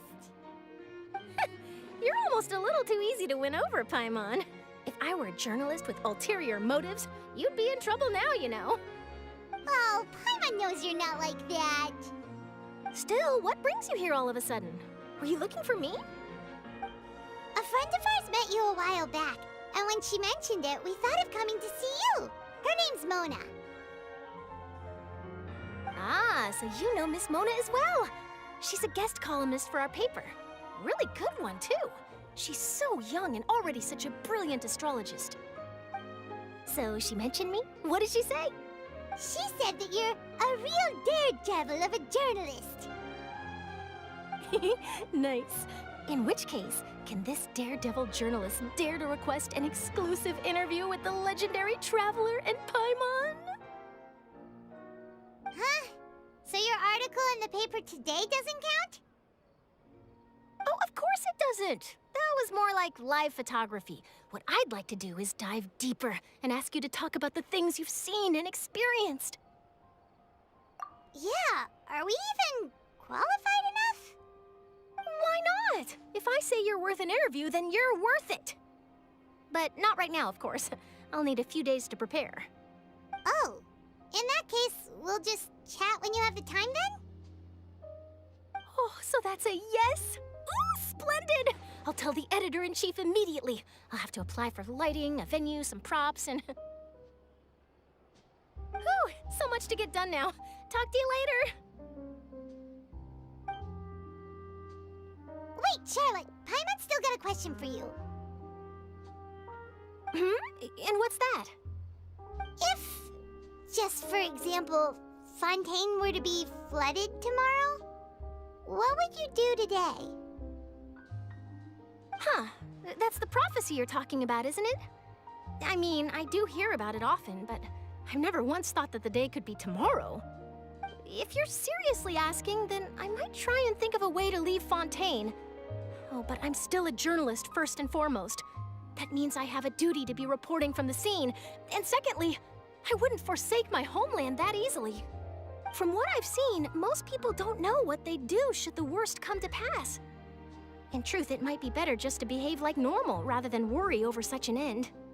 So in all likelihood, I'd probably still be prepping at the office for that interview of ours. I know what you're thinking. That sounds a bit sad, but I've always believed that it's best to do what you enjoy. Just think about it. If this nation really were to be suddenly destroyed tomorrow, but I still successfully finish an exclusive interview with a truly unique person, then the story I would wind up writing would truly be timeless. And then do you know what I'd do? Well, I'd write that story, send it for printing, and use messenger pigeons to get copies out to the various nations as soon as possible. I'm not a dreamer, nor am I a workaholic, but I do love my job, and I'd be proud of leaving such an article behind. I guess you could say that I was born to be a journalist. But anyway, that's my answer. And on that note, I'll get back to my preparations. That's so nice. All of a sudden, Paimon actually kinda envies her. Anyway, let's go and take a look at the sea, shall we?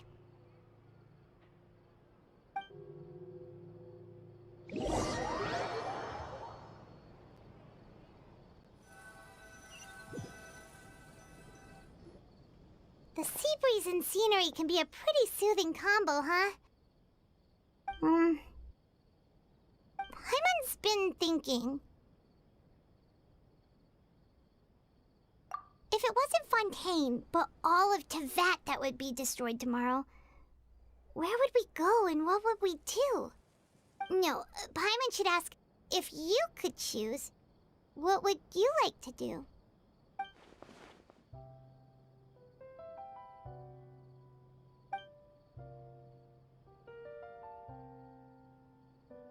We've always been moving to the next destination, so we haven't spent much time thinking about these kinds of things.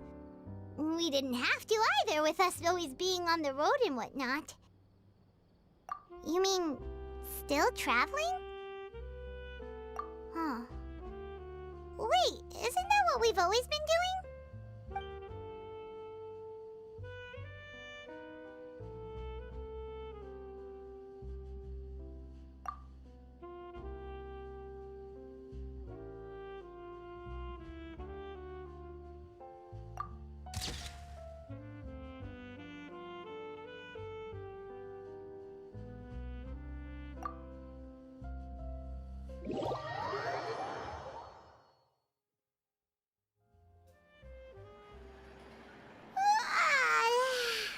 Feels like you'll grow mold if you stay here long enough. But it's still better than the Fortress of Mirapede, that's for sure. It's not only damp there, but salty too. Ah, so the two of you are still here. Wonderful. Oh, you're from the Palais Mermonia, aren't you? Yes, I'm Isadora. Monsieur Nervillat sent me to look for you two before. I heard that afterward you went to the Fortress of Meropide. Not at all. I'm well aware that you're friends of his.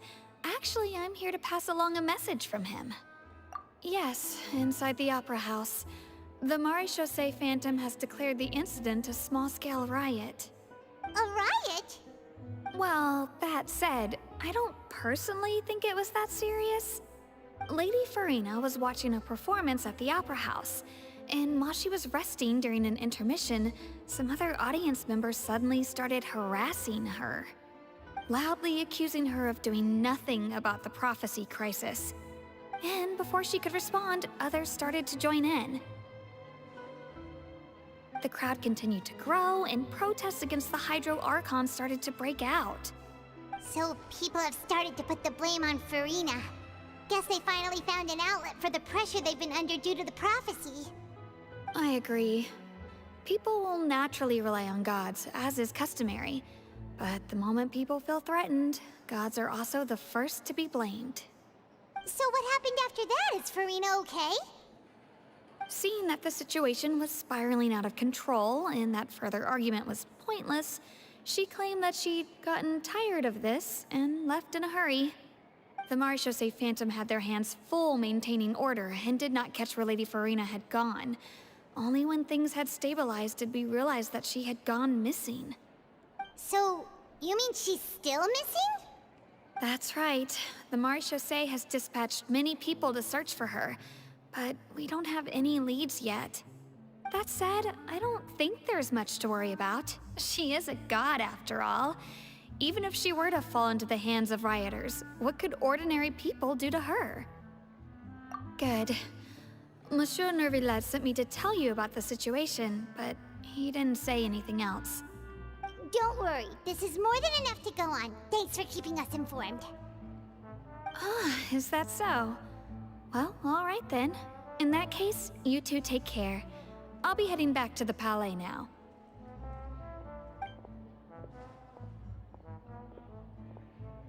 Well, sounds like we should hurry over to Poisson then. If we know Farina, she won't try to fix things in this situation. Instead, she'll look for a place to wait out the heat.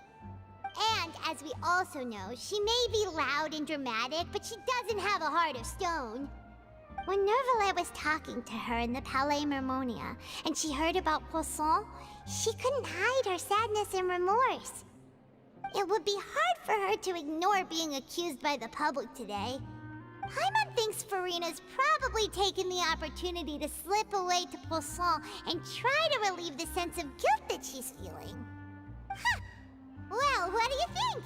Paimon knows the answer, of course, but Paimon can do the analysis to back it up, too. Cool, huh? In that case, there's not a moment to lose. Poisson, here we come!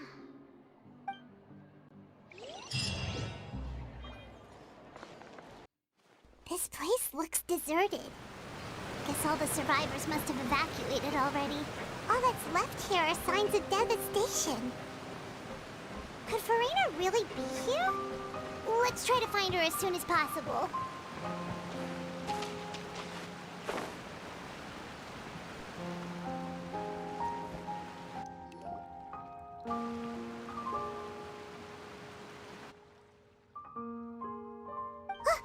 That's Farina, right over there. She really is here all on her own.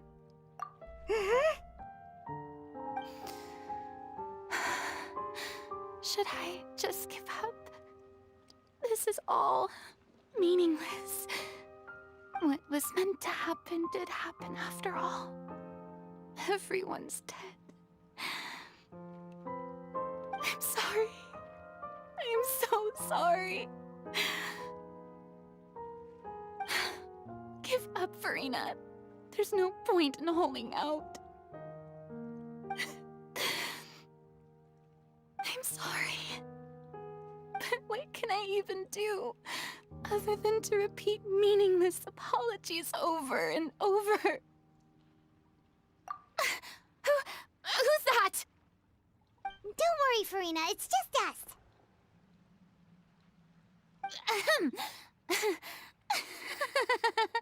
So it is you, blonde traveler from another land.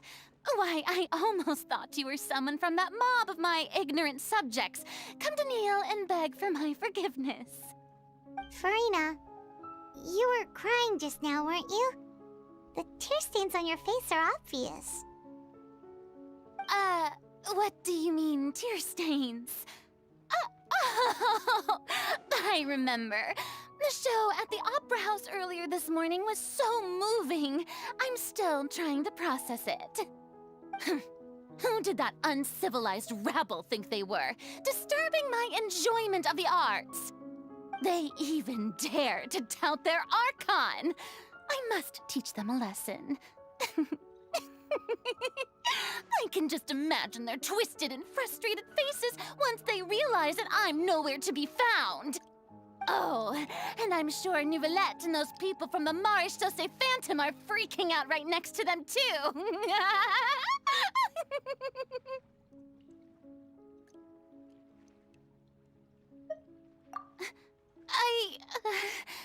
Of course not. Hey, there she is! The Hydro Archon's over there! Quick, after her!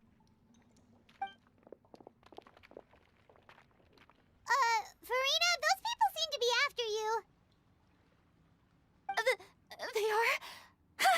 They're just some rabid fans who want to cut the line because they haven't been able to meet me in person, aren't they? That's against the rules. I can't let them get their way. Farina just ran off! Quick, we have to catch up with her!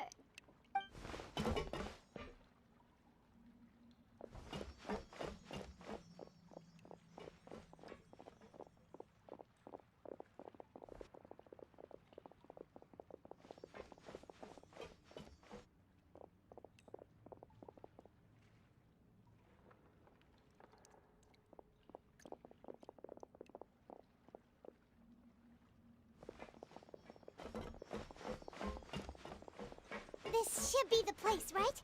Hey, Farina! There's a good hiding spot over here. Quick, come to Paimon before the rest of them catch up to you. What is this place?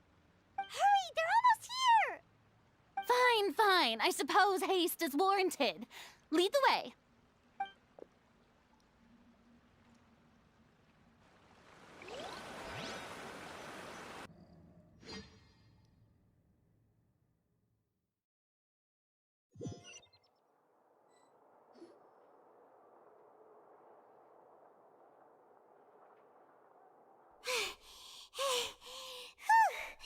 Paimon's exhausted.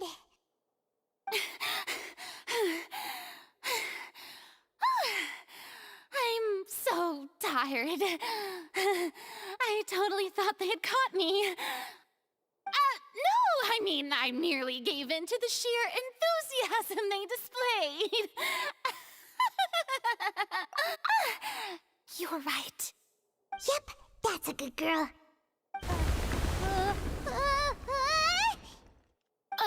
What's happening? The ground's shaking. Is it an earthquake? Yeah, a quake of this kind preceded the flooding in Poisson, didn't it? It can't be. It's happening again. Well, there's no need to worry too much about that. Neverlette's made some emergency plans, so the evacuation should go a lot smoother this time. Yeah, I hope you're right. But the people of Poisson, they've already...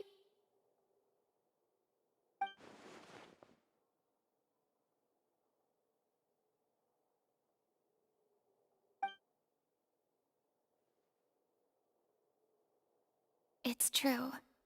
I've been investigating the prophecy for hundreds of years. I once had informants all over Teyvat, searching for clues and feeding information back to me. I've tried all kinds of ways, too, to hold back the sea. Anything to keep the coastline from advancing. But all my efforts proved to be futile in the end.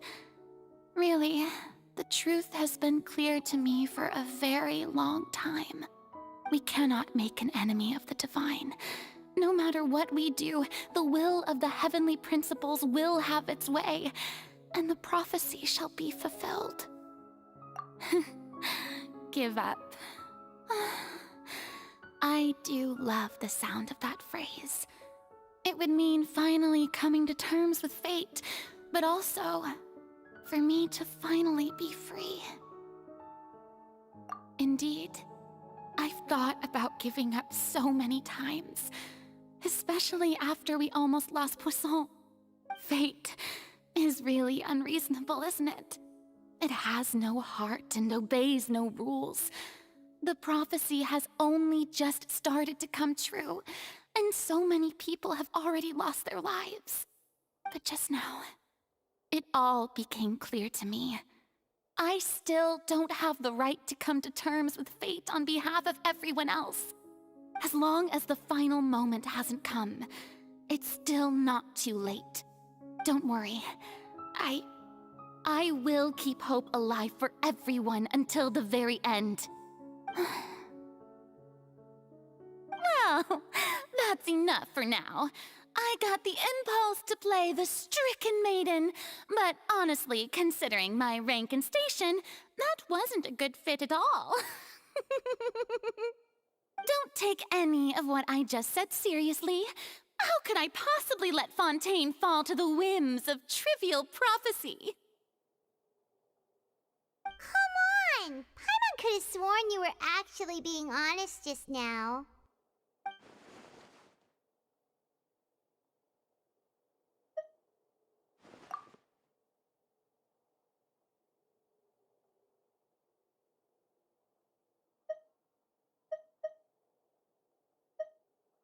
Share my burden. That's impossible. It was fated right from the start that this would be my duty alone.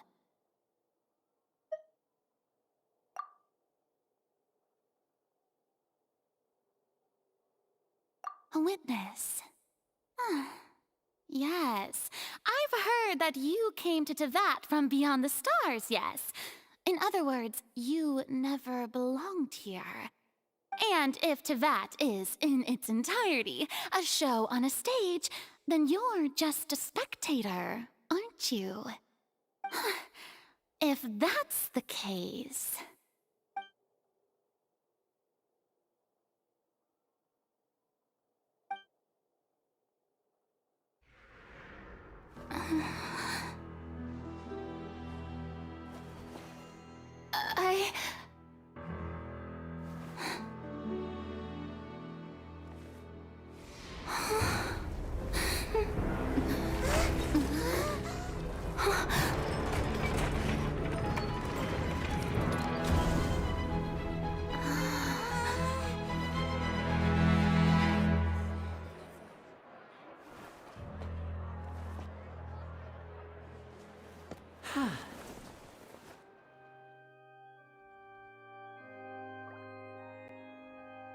Ladies and gentlemen, this concludes my opening performance. Now, without further ado, we may proceed to the trial of our god. So this is what it is. Yes, you deserve praise for the effort you took to raise the dramatic stakes. Do not forget, however, that I am Fosalor, the god of justice, the embodiment of justice itself. Does it not strike you as even the least bit absurd to bring the very concept of justice to trial? May I interpret these words as your refusal to stand trial? In that case, you will have the opportunity to defend your honor through a duel. You would draw your blade against a god?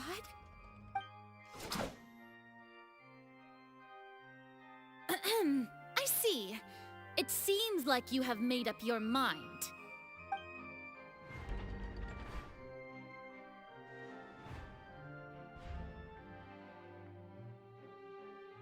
Paimon can't believe it. She just surrendered. What the heck is going on? Did I just see an Archon surrender to a human? Wow, how utterly humiliating. Lady Farina, what is the meaning of this? Shh!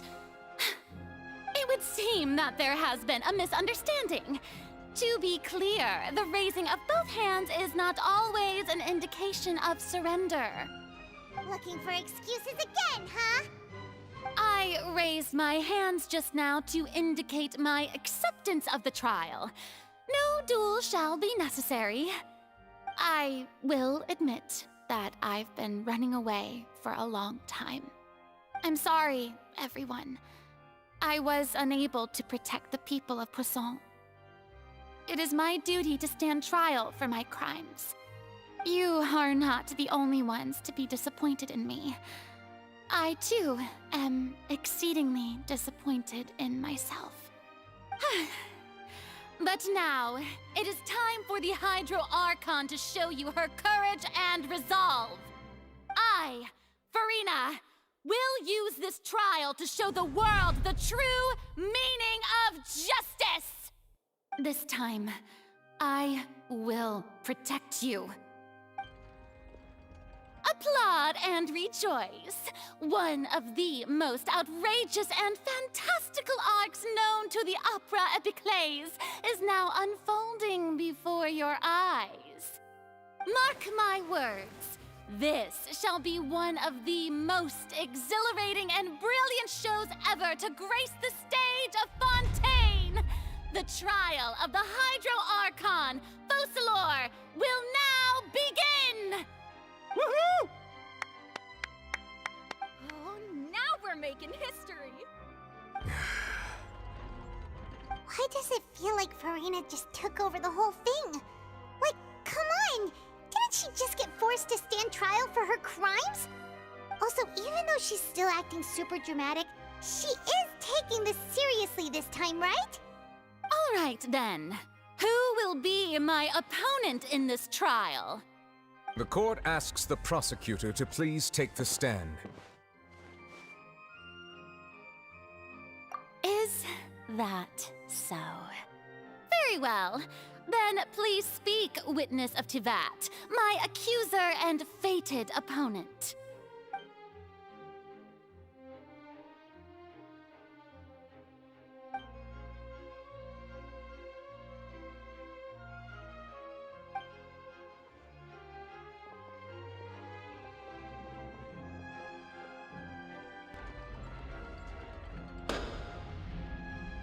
Also, please allow me to ask, as a final question before the trial begins. Just how much work did you do to force me onto this stage? Well, we did do a lot of prep after the meeting that day. I can go over the tasks assigned to the Spina di Rosula, since they were rather straightforward and easy. Navia, the president of the Spina di Rosula. Most of the people who participated in the disturbance this morning were my subordinates. They changed into plain clothes and came to the Opera House as regular audience members, waiting for the perfect opportunity to incite insurrection against you. The people's resentment against their Archon has been building as more and more of the prophecy is fulfilled. A spark was all we needed to turn smoldering anger into a flame. Moreover, according to our understanding and analysis of you, when something like that occurred, you would likely flee the scene and head to Poisson by yourself. So, we arranged for a second group to lie in wait there. So, you mean the ones who scoured the settlement for me were also from the Spina? And their goal was to force you to step into the giant magic box so you may personally participate in the greatest magic performance in all of Fontainian history. That's right. That house was a magic box, rather than someone's residence. As the super ultimate version of the setup that I used when I first performed at the Opera Epiclese, the volume of the box was increased by a whole order of magnitude, and the distance it traversed was the entire gap between Poisson and Aranias. Its cargo, of course, was an Archon instead of a human. My thanks, Farina. Without your help, we could never have pulled off such an extraordinary performance. You're welcome? Of course, this performance was only made possible with Father's support. The House of the Hearth spent a massive amount of labor in Mora to pull this off. We had to select a location, construct the giant magic box, dig a tunnel, and open up a path through the water. It was a lot of work for all of us. So, in other words, the earthquake that we felt within the giant magic box was just a normal tremor from the transportation of the whole house? That's right. It wasn't a sign of another disaster to come. Then, I can guess Nervilette and Cloran's parts. You gathered a crowd, prepared a stage, and made sure that the champion duelist would be immediately ready for a fight. Also that as soon as I appeared on the stage, the trial may commence without a hitch. Am I right? Yes, that is correct. Well, Clorand, I must commend you for your courage. Only the most outstanding champion duelist in all of Fontaine would accept a duel with an Archon without flinching. Thank you. As for you, Traveler, I suppose your role was to keep me distracted with conversation once you found me in Poisson. You'd make sure that I didn't notice anything amiss before revealing yourself as my prosecutor once we'd arrived onto the stage.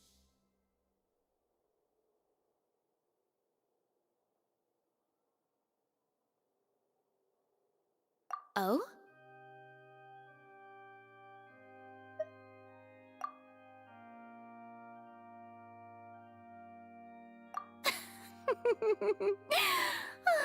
Is that so?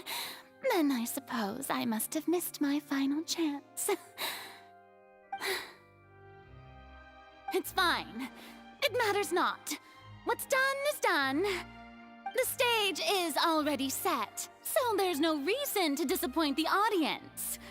Let's see this trial through to the very end.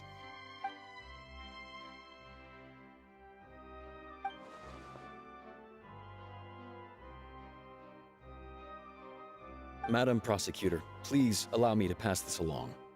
This is a document that Miss Charlotte applied for and received permission to share with you during the trial. According to her, it should speed up the proceedings. Huh? Charlotte wanted to give us something? Oh, so she's here too! Hey, Charlotte! Oh, let Paimon see. Isn't this the exclusive interview that she did with us before? So she's already finished it, huh? Wait, then that means this document is a perfect timeline of everything that's happened ever since we stepped foot in Fontaine! So in other words, we can refer to this anthology of evidence every time we want to use something from our journey as evidence for an argument! Let's quickly confirm the information in it. Just think of it as a refresher, alright? You defeated the Hydro Archon in the very first duel you took part in at the Opera House. That's one for the history books, all right. I didn't think that you'd wind up getting to the bottom of the case I'd been following all this time. I guess you could also see this as a happy coincidence. This is the first time Monsieur Nervillette had a difference of opinion with the Oratrice. Even the Hydro Archon can't figure it out. A Fatui Harbinger. She's an extraordinary person. Her instinct must mean something. The fortress of Meripede was almost destroyed in a single day. That I didn't witness that scene personally will always be a source of professional regret, I think. According to Monsieur Nervillette, both Child and that whale should have been in the primordial sea at that time. I nearly lost my awesome friend Navia. To be honest, that still gives me shivers. The words of someone as extraordinary as a witch can probably only be truly understood when something surreal happens to you.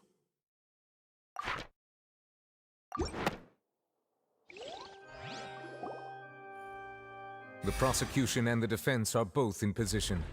The trial shall now begin. Oh, come on, Nervillette. There's no need to repeat all the unimportant legalese. Just fast forward to the part where the prosecution lays out my offenses. As the defendant and the lead actress of this performance, I still haven't even been informed of my supposed guilt in all of this. Of course, it is only natural for humans to struggle to understand the actions of a god. However, you will need more than that to convict me of a crime. That's true, but my charge here is unrelated to your conduct as an Archon. Instead, I would like to charge you as a fraud who's never been the Archon in the first place. Wait, what was that? Lady Farina's a fraud? Hey, I came here thinking that we were going to try the Hydro Archon for forsaking her duty, but did I hear that right? She's not our Archon at all? Charge accepted. Lady Farina, do you plead guilty to the charge?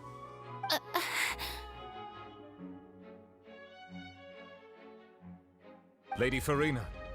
I plead not guilty. How can I be guilty? There is no way that I, Focalor, otherwise known as Farina de Fontaine, a member of the Seven and the Regina of all waters, kindreds, peoples, and laws of Fontaine, could be anything other than your true Archon. Yeah, even though Lady Farina can be rather eccentric, isn't it going too far to doubt her very identity? Yeah, I've never questioned her identity either. Sure, Lady Farina can be super irresponsible, but what grounds does that prosecutor have to make such a huge claim? I have cause to believe that common sense will prevail in this case. Many of the members of the audience have known me as the Hydro Archon ever since they were born. There would be no fooling their memory. See? Even the Oratrice has decided to show me its favor. Are you sure you want to commit to a charge that will never be upheld? If you wish to drop the case, I can promise you as the God of Justice that you will not have to face trial for making a false accusation. We will treat everything that's happened as a dramatic spectacle and move on with our lives. What do you say to that? Huh. An argument with near impossible odds, huh? You have to not only refute Farina's claims, but also overturn the long-held beliefs of the people. Well, I tried to give you the chance to surrender. If you must persist, then let me ask. If you believe I'm not the Archon, then what manner of being do you think I am? And if I was not the Archon, then how did I manage to live for over 500 years?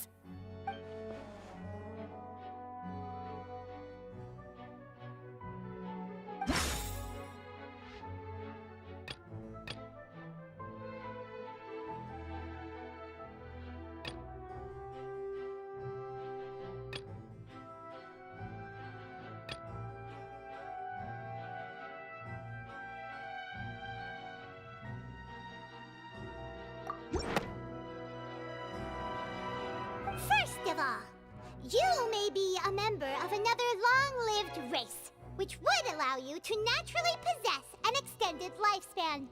And second of all, even if that wasn't the case, there could be other ways to extend your life. Who gave you that idea? Was it the knave? You'd sink so low as to use a harbinger's words against me. A curse? I once thought it possible that the aura of an Archon might naturally resemble a type of curse. But in light of this claim, perhaps what I sensed was not your divinity, but a curse after all. You sensed it too, huh, Nervalet? Lady Farina is actually a human? Well, it is true that it's extremely difficult to tell humans and gods apart just by looking at them. It's not impossible.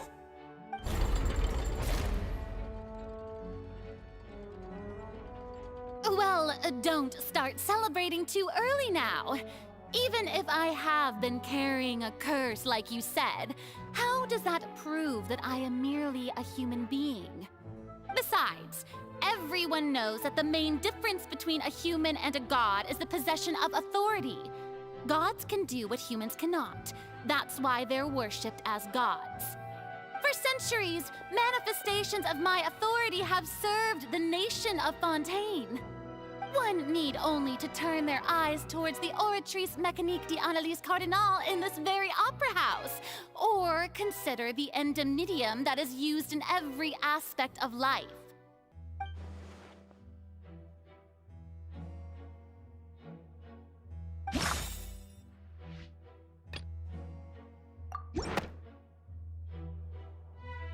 You tried to reference the Oratrice, but weren't you as confused as all the rest of us when the Oratrice declared Child to be guilty without any proof?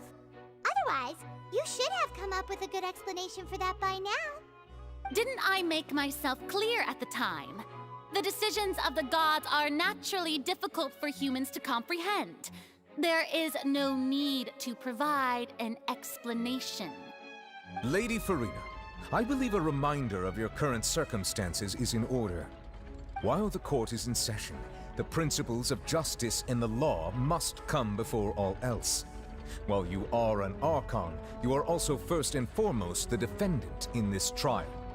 You will prove yourself unable to defend against the prosecution's charges if you continue to withhold vital information against the rules of the court. I never thought you'd use that kind of rhetoric against me. That was no trick of rhetoric, Lady Farina. I've merely reiterated the rules of the court. Rules that all should respect and follow. So, you neither knew why Child was declared guilty, nor did you understand the structure and operations of the Oratrice. Instead of having been created by you, the manifestations of authority you mentioned have been made by the real Hydro Archon, haven't they? The real Hydro Archon? Well, now you're really losing me. It is true that I did not know why the Oratrice gave out a guilty verdict that day. But the Oratrice handed out that verdict unilaterally, and it has been operating independently ever since it was first created. You can't argue that just because a divine creation is flawed, that the god behind it must also be no god at all. She's still throwing out all kinds of excuses. Seems like she's confident that we won't be able to produce proof that she has no power over the Oratrice. My power as an Archon. There are many ordinary citizens in the audience. How can I just carelessly demonstrate the formidable power of an Archon? If that poses a concern, I'm prepared to extend my protection to the audience. You don't need to go that far.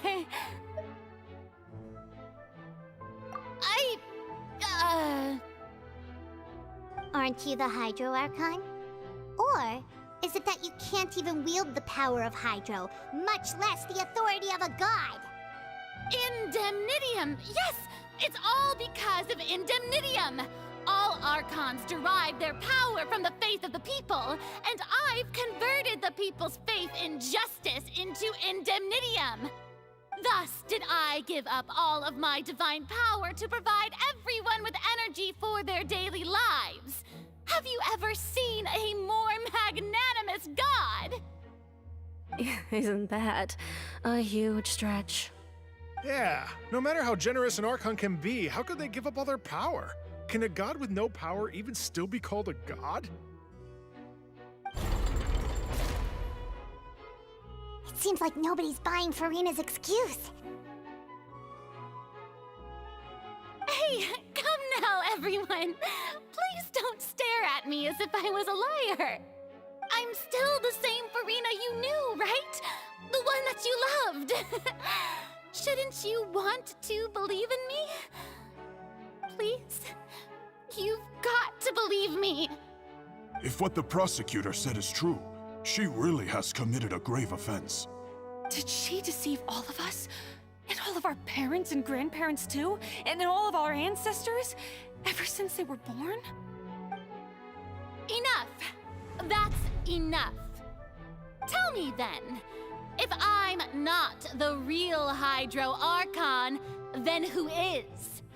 If you have no evidence of another Hydro Archon's existence, nor can you find anyone who can back up their claim to be such, then what grounds have you to say that I'm not actually the real deal?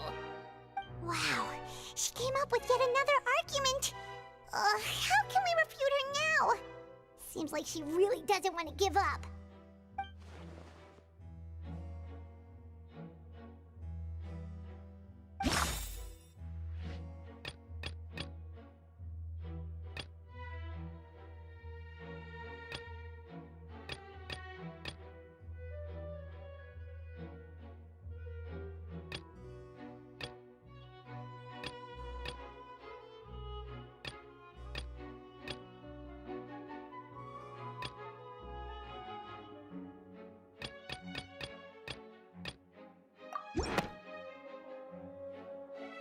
That doesn't sound right. Paimon doesn't think this clue can be used as compelling evidence to build our case.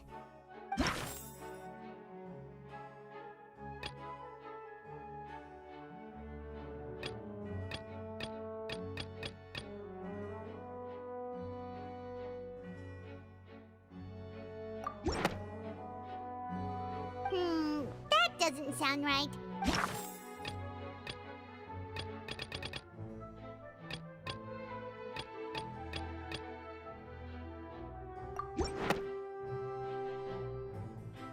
It has been established that all Fontainians can dissolve in water from the primordial sea. And that means... Since you insist on claiming to be a god and not a human, then there's a method that you can use right here and now to eliminate all suspicions of you being the latter. Miss Navia, please apply to serve as a temporary attorney for the prosecution before addressing the court. Though you act in partnership with the prosecutor, you must still adhere to proper procedure. Super sorry, Monsieur Chief Justice. I swear this really will be the last time that I'll speak out of turn.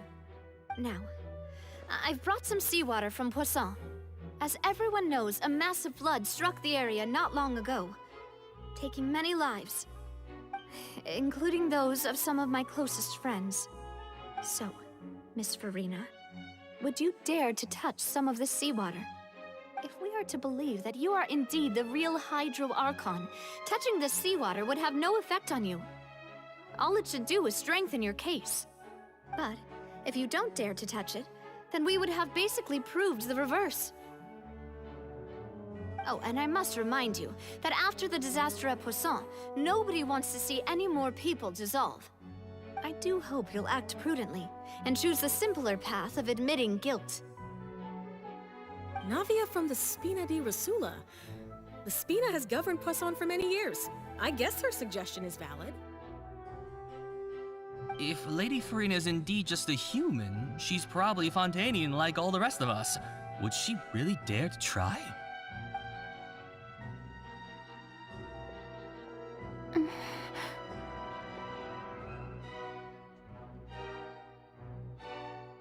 Lady Furina, this test has been unilaterally proposed by the prosecution.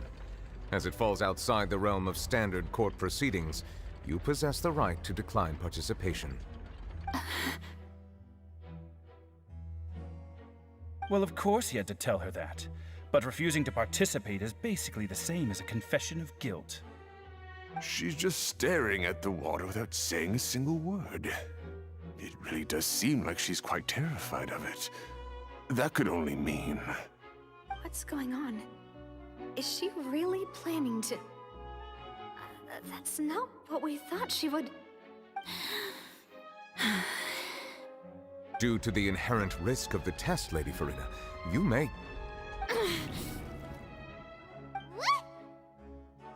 Hey!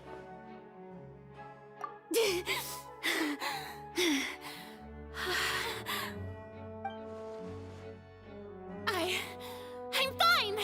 Look at me, everyone! My hand is still here! I haven't been dissolved! Will you believe me now? I really am your Archon! I'm nothing like a normal human who would fall apart as soon as they touch this water! Really? Was this not the most obvious thing in the world? Miss Siegewin? If you are present, Miss Siegewin, please come forward and attend to the defendant. Siegewin? Don't be nervous. It'll just take a few seconds. Let me see. That should be enough. Please announce the results of your evaluation to the court, Miss Siegewin. As everyone doubtlessly saw, Miss Farina was displaying symptoms of hyperventilation and flushed skin. These indicate that she was experiencing the adverse effects of exposure to primordial seawater. The extent to which she was affected is the same as other humans when exposed to primordial seawater of a similar concentration. Thank you, Miss Siegewin.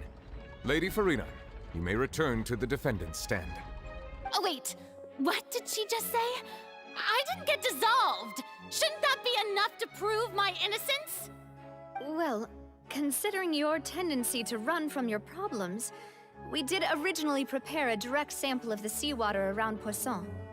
However, after extensive discussion, we exchanged it for a sample that is not concentrated enough to dissolve an actual human.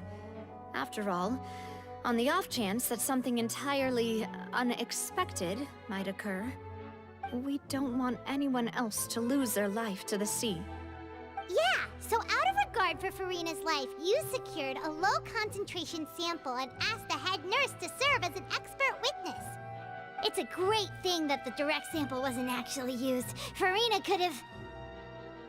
I can't believe... you...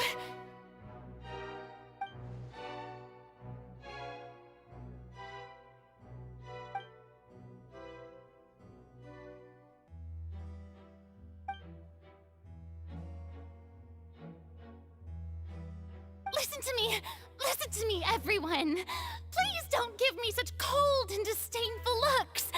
What happened just now didn't prove a single thing! Think about it! How can you conclusively prove that an Archon can't also be affected by the primordial seawater? Also, if I was really just a human, why would I dare to just put my hand in that kind of water?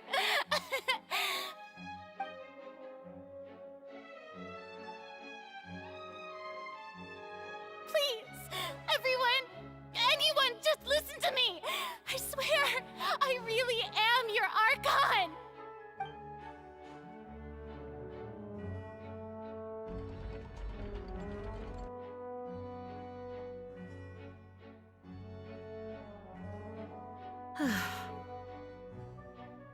I don't think anything she says at this point will sway anyone. The odds are just too stacked against her now. With all the things that have been said, Paimon doesn't think there's any way left for Farina to win. I believe the time for arguments and presentation of evidence has come to an end. If there are no objections, we will move on to the final judgment.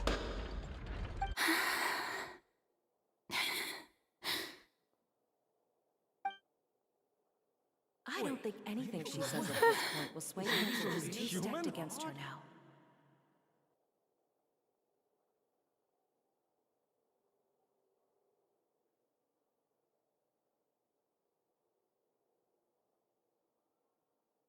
In my capacity as Chief Justice, I shall now render judgment on Furina's misrepresentation of herself as the Archon of Fontaine.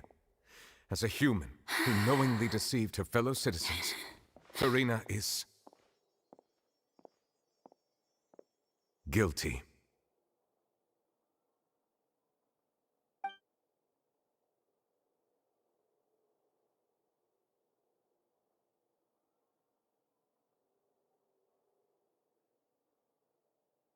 We shall now turn to the Oratrice Mécanique d'Analyse Cardinale to render the final verdict on the charges.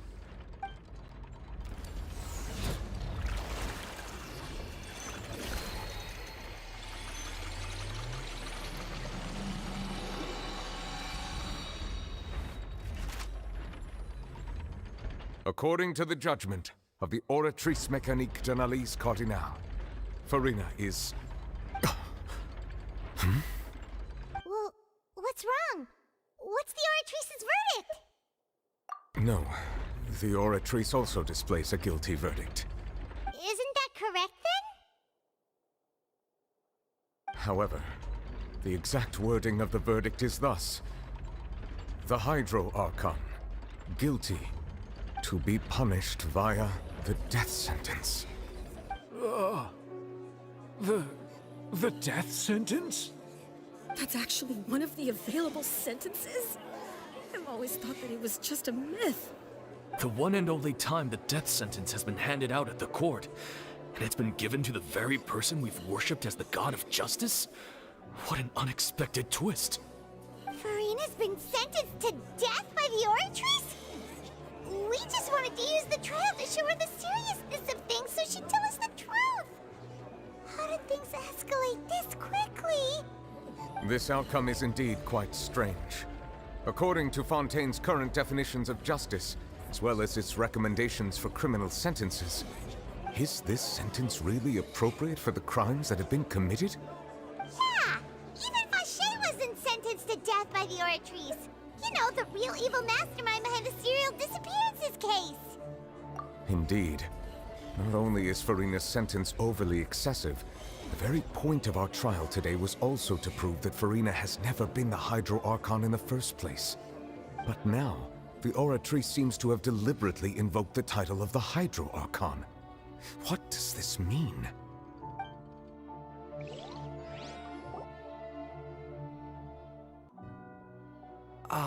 Excuse me, if I may interrupt. Is the trial still going? Fremine! You finally made it. I assume this means you've completed your mission?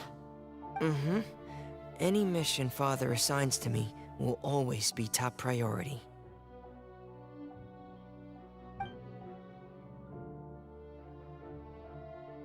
Is that the first prophecy slate? Huh. So the knave privately arranged for Fremine to try and find the missing slate. I looked everywhere and finally found it at the bottom of the sea. It took me a long time to get around some dangerous stretches of water. But has the trial already concluded? Then doesn't that mean I've come too late? Oh no. Father will be disappointed in me. Thank you for your hard work, Mr. Fremine. Please allow me to review the record left on the slate. Traveler, I believe that you have already seen the other existing slates, and would like you to come here and confirm their contents.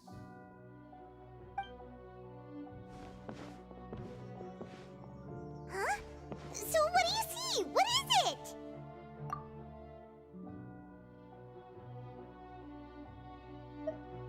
I believe I have now made sense of the Hydro Archon's crime. It has to do with Fontaine's lost history. Huh? Isn't the Hydro Archon just guilty of deceiving her people? Oh, wait, no, that's Furina, and we've already proven that she's not the Hydro Archon.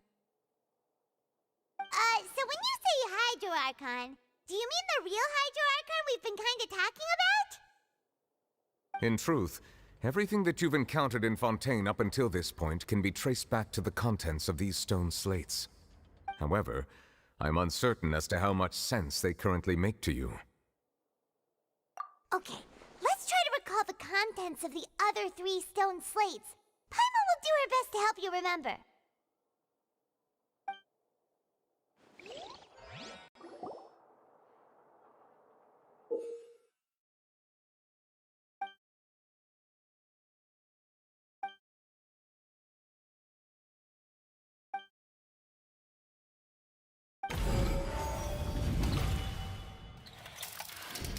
The first stone slate describes what you just said. It seems to show the previous Hydro Archon using her divine power, and then the Oceanids turn into humans. Does that mean that Fontainians are transformed Oceanids? Oh, Paimon wasn't expecting that. But if Oceanids can turn into humans, then perhaps this process can be reversed as well. The second stone slate shows Celestia floating in the sky, and the Hydro Archon and her people worshipping it together. But the heavens still brought judgment down upon them. This must be the point when the Hydro Archon and the Fontainians were branded with their original sin. Does this mean that the original sin and the Hydro Archon sin are the same thing? The third slate shows the Hydro Archon sinking into the sea surrounded by many people. That reminds Paimon, didn't we also watch that happen to someone else? Well, the fourth slate is the prophecy the Fontainians have been talking about. People dissolving into the sea, the Hydro Archon crying on her throne, and so on. We didn't believe that such a crazy disaster could happen at first, did we? But after that incident, it was just a question of when and not if.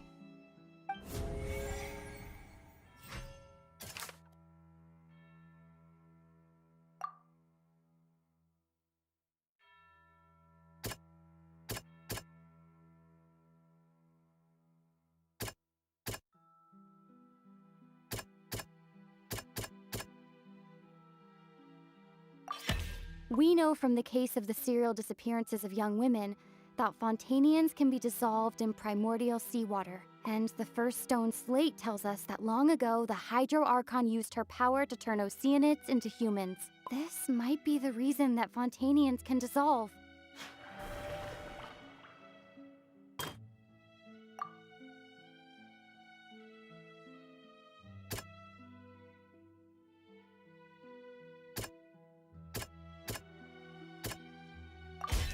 Perhaps what is about to take place has all happened before. The true sin of the Hydro Archon that Nervilette mentioned, and the original sin cast down on the people of Fontaine by Celestia, as recorded on the stone slates.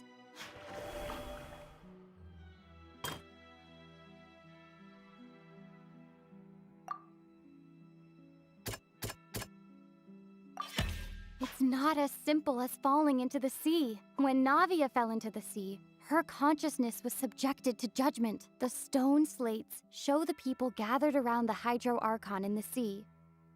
Could that be alluding to the same thing?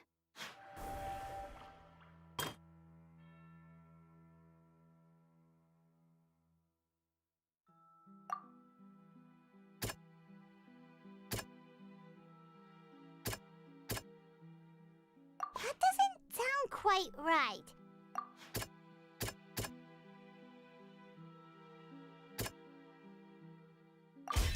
The prophecy from the stone slates found its way into society, but not many people believed it at first. The fortress of Meropide was nearly flooded with primordial seawater, which we know can cause Fontainians to dissolve. It seems increasingly likely that the prophecy may come true. If we hadn't dealt with it in time, things could have gone very badly. They'll dissolve into the primordial sea but won't cease to exist. Their essence will flow in the seawater, converge, and take the form of an Oceanid.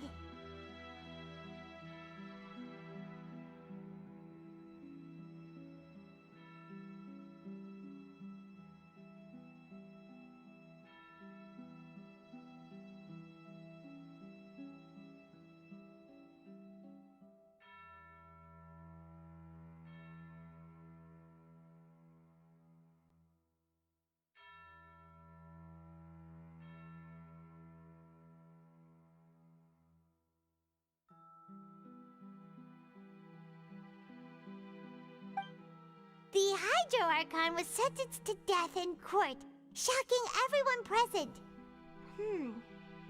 Perhaps this means that her sin was actually Fontaine's original sin. Navia fell into the water inside those ruins, and she nearly dissolved. She was surrounded by the people of Poisson in a court within her consciousness, and was forced to take part in a trial meant to make her stay. The eruption of the primordial sea at the fortress of Meripede was the surest sign that the prophecy was about to come to pass no matter what. The prophecy's contents can all be verified by recent events. If we combine what we know together, loads of truths should come to light.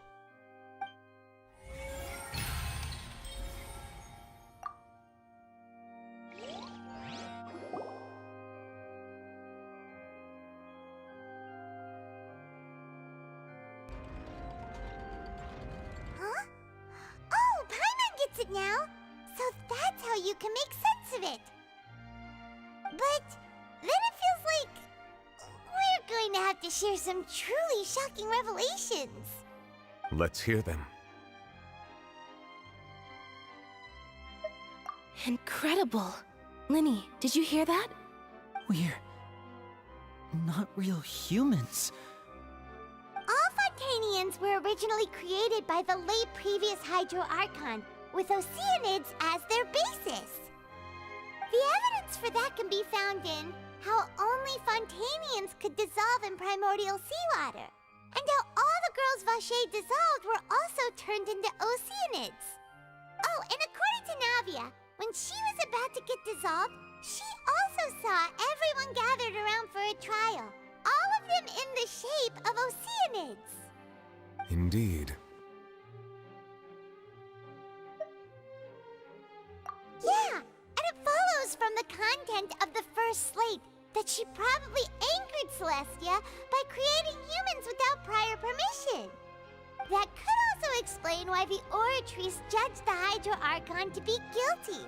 It's to account for that ancient sin. The Hydro Archon's true sin was creating us?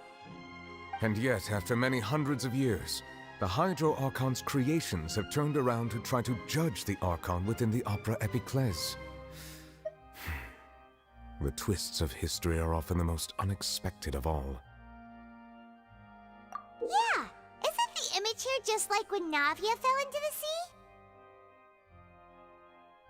So wouldn't it be trying to show the image of the Hydro Archon also falling into the sea once the prophecy has been fulfilled in the fourth slate? In the end, the people will all be dissolved into the waters, and only the Hydro Archon will remain weeping on her throne. Only then will the sins of the people of Fontaine be washed away. Did Paimon get all that right? You've made some keen deductions. I must say, given how much you still don't know, it is impressive that you've already managed to connect so many pieces of the truth. However, while you were able to decode all the information on the slates, they've also been etched with an additional layer of hidden information using a different power source. When we were at the ruins, I tried to decipher the hidden information recorded in the slates. But since we only had 3 slates at the time, I was unable to come to a full conclusion. Now that the slate collection is complete, I shall make another attempt to decipher the narrative recorded within. If everything goes well, we should finally be informed of the unadulterated truth.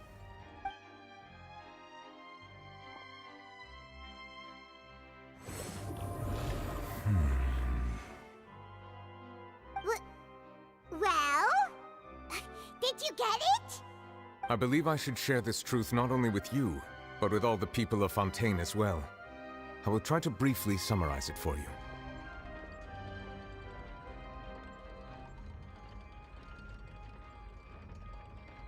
Your hypotheses regarding the origin of Fontainians and the sin of the Hydro Archon were both correct.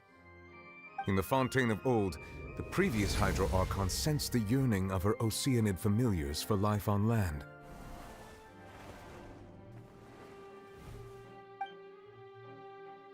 The Oceanids were enamored with the beauty and romanticism of human beings, and wishing to have those experiences for themselves, expressed to the Hydro Archon their desire to become of a similar kind. However, even though water as an element is intricately linked with the power of life, the Hydro Archon, as one of the seven, did not possess the authority to create a new form of human life. Not one to give in, she eventually found a way to create permanent humanoid bodies for her familiars by appropriating the power of this planet's primordial sea. She poured primordial seawater into the Oceanids' blood vessels, creating humanoid mimics in the process.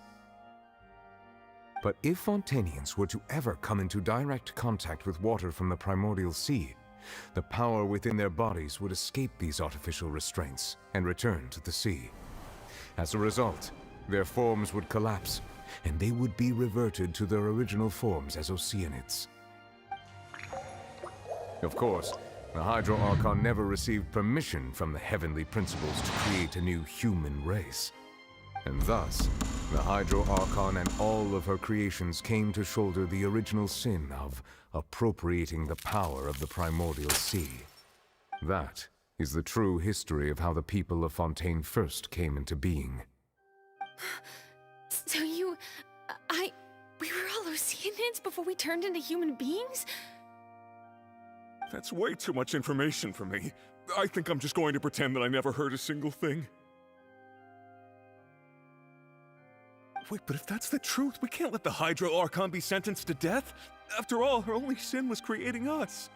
This really might be too much information for your regular Fontainian, but it does answer a lot of our questions. Alas, your hypothesis regarding the third and fourth stone slates was inaccurate.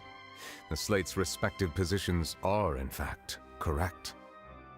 A key point of the visual on the third slate is how all the individuals depicted in the water are humans rather than Oceanids.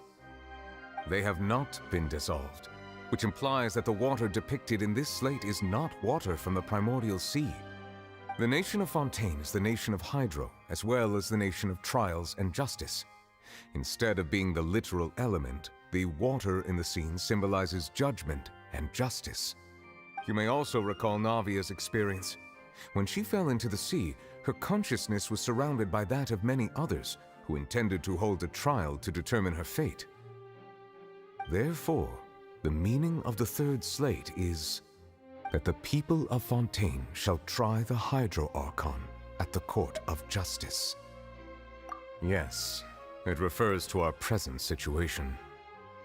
I think I'm following now. So, what you're saying is, even though we decided to put on this trial to avoid fulfilling the prophecy, in truth, everything we've done has happened exactly as the prophecy foretold. So now, it seems, we're the ones making sure it comes true. What should we do? Huh. No matter what, the prophecy will be fulfilled. Is this what it feels like to be a prisoner of fate? If that's the case, does that mean the scene in the fourth slate will also be fulfilled soon? Traveler, I would like to point out another small fallacy in your deductions. About the fourth slate, you probably thought that the eruption of primordial seawater beneath the fortress of Meripede served as the surest sign that the prophecy was about to come to pass, yes? However, I believe that rather than being a sure sign, that eruption could in fact only be a small warning of something far worse to come. As for the root cause of the catastrophe, I believe you've already encountered it once before.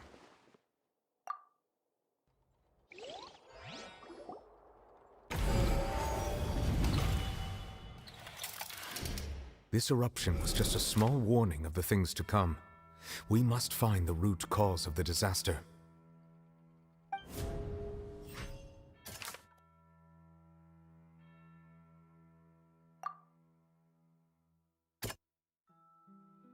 That doesn't sound quite right.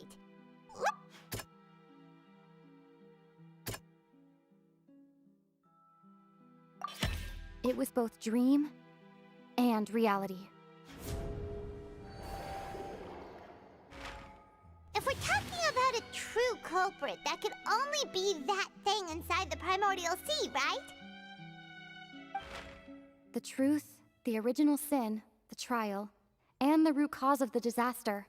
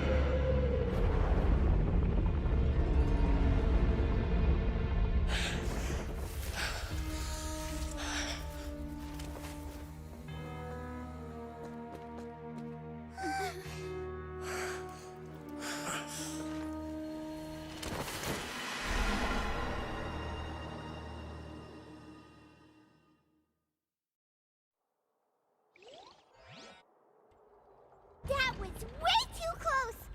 How did that thing just burst into the Opera House? Wait, was that the huge whale you saw in your dream? So we've met it at last. I understand very well why it has chosen to make an appearance here. That whale does not belong to Teyvat. It is a monster that has traversed the stars, weeping all the while. It has been greedily consuming the energy from the planet's primordial sea, using it to grow. That is the main cause for the rising sea levels. And once it has finished consuming all of the energy contained within the sea, its next step will be... You said that when the Hydro Archon first created Fontainians out of Oceanids, she filled their blood vessels with primordial seawater. Precisely. That whale finds the blood of Fontainians nigh impossible to resist. Therefore, when it left the primordial sea, it decided to make its next stop a packed opera house full of food.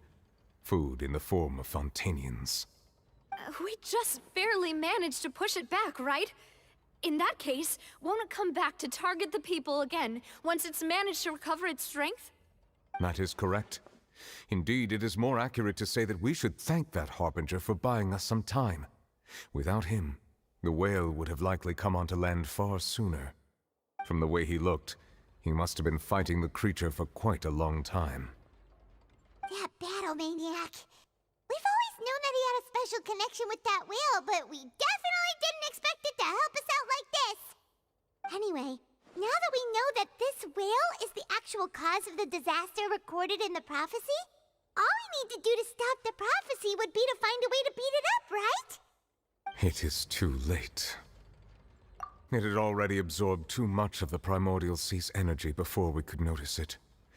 At this point, it has become practically integrated with the sea itself. Even if the entirety of Teyvat were to be destroyed, it could still survive and swim off towards some other world. That's not something I will accept. We've already done everything we can, and we even found the true culprit. We've come so far. You can't just tell me that the last hurdle is some impossible foe. That's just not fair. Indeed, that's not how a grand performance should end.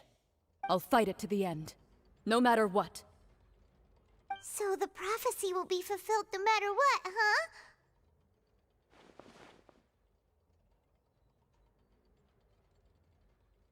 The prophecy. Yes, what has been prophesied will be fulfilled. You may view such things as the history of the future.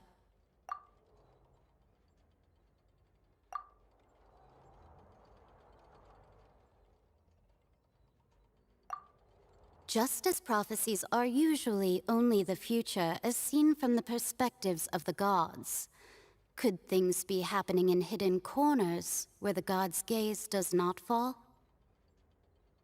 Ultimately, fate shall serve as your only guide, no matter what will happen in Teyvat's future. All you need to do is to play your part.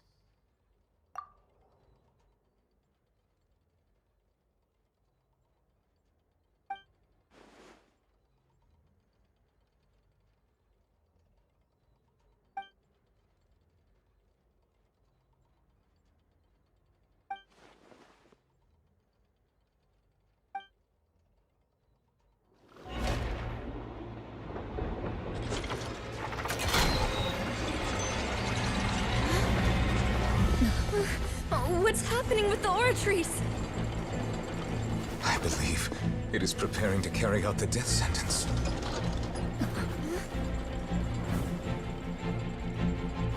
Farina!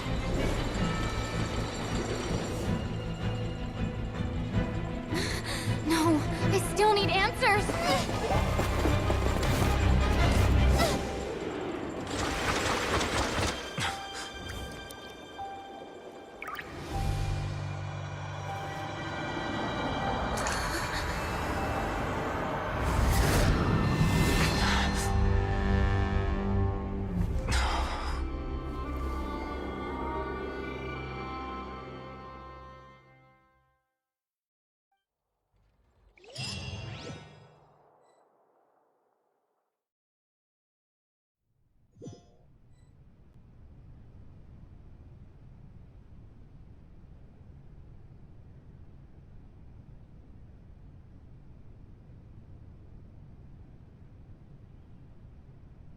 You...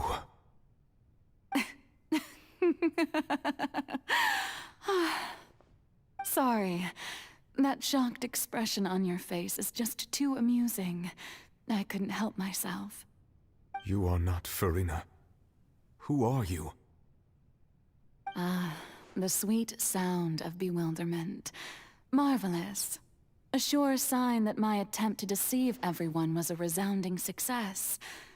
But to answer your question, I am Focalor. You know, the god. Focalor? Why did you deceive us?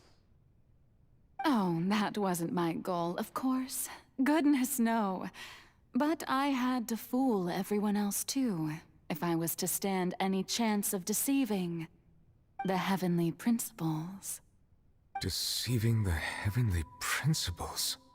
It's all because of that pernicious prophecy. Dreadful, wasn't it? Everyone doomed to dissolve. Fontaine condemned to be flooded. One was not amused. In fact, one was positively bemused when that problem was thrust upon me by my dearest predecessor. That's the former Hydro Archon Egeria, for the uninitiated. It hardly gets more disastrous than a preordained national catastrophe, now does it? She knew full well that the prophecy would surely come to pass. And as one of the seven, she also knew full well that one defies the heavenly principles at one's peril. So yes, as you have no doubt surmised, it was a rather impossible situation that I found myself in. I spent a terribly long time mulling it over, alone on the ocean floor. And I was almost growing barnacles by the time I finally realized there was only one possible solution to this confounding conundrum. I had to outwit the heavenly principles, allow the prophecy to be fulfilled, ostensibly at least, while saving everyone at the same time. I'm a genius, I know. I can only assume that's why Egeria chose me as her successor. Although, looking back now, it was hardly the inheritance one dreams of. Between the task of saving the nation, the quotidian duties of the Hydro Archon, and not to mention the original sin of creating a new race of humans, I dare say she left me quite a colossal mess to clean up. But one can only play the hand one is dealt. I did not choose this, any more than I chose to be one of her Oceanid familiars. So you were also once one of the Oceanids, transformed into a human by Egeria's hand. Yes, I was. I always dreamed of becoming human. And I still do, even now.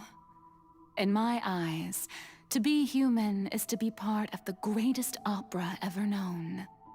After becoming a god, I separated my divinity from my body and spirit, leaving behind only a self that was as naive and bewildered as my past self on her first day as a human being. The me you see before you now is that divinity. And the human counterpart I left behind, I named Furina. She could feel joy, sorrow, and everything in between. She could be as vain and conceited, or as meek and vulnerable as she wished. Her strengths were of a kind only a human could possess, as were her shortcomings. But in my eyes, Furina's humanity was what made her perfect. She was perfectly human in every way. The person I always wanted to be. Anyway, so then I cursed her. All part of the plan, of course. The plan to deceive the heavenly principles. Do you still remember the final scene of the prophecy? The Hydra Archon alone, weeping on her throne.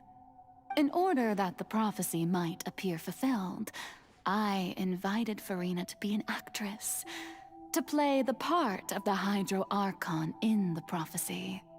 Under the curse I placed on her, so long as I, Focalor's divinity, continued to exist, she could not die. But nor was she free to live her life in the pursuit of happiness. Instead, she was forced to take the stage in the opera house, to embrace the role of leading lady, to forever play the part of the god from the prophecy, all to create a deceitful appearance of that prophecy coming to pass. I suppose now you probably understand why your court is called the Opera Epiclese. But Furina is only human, isn't she? Even though she has had a long life, her mind is no stronger than that of any other ordinary human being. I cannot begin to fathom what she has had to endure. It must have been torture for her. It has indeed. And although she is, in a sense, me in human form, I most definitely owe her an apology for it. It's been 500 years, and all along, she's been playing her part in the most unimaginably long, unbearably lonely, and agonizingly painful opera of all time.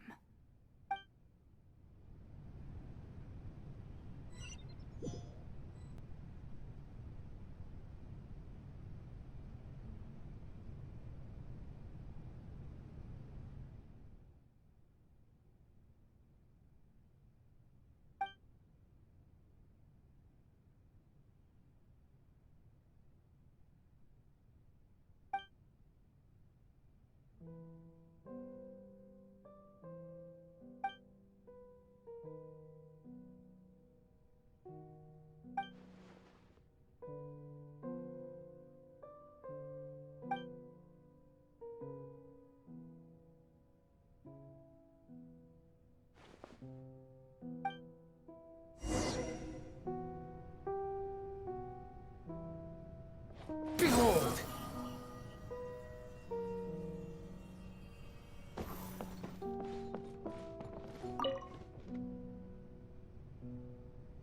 Oh? Who permitted you to come onto the stage? Now, I understand your admiration for my august self, but I must ask you to keep to the rules. All right. It is not my intent to reprimand you. There is no need to state your name. Just be off with you.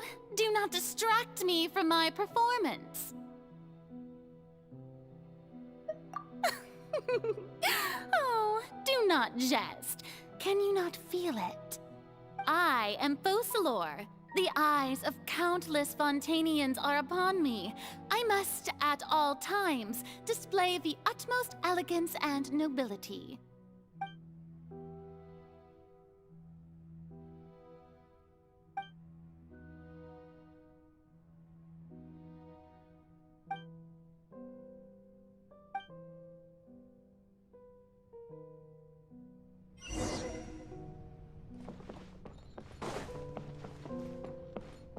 Dear audience, the performance is experiencing a technical difficulty, but worry not.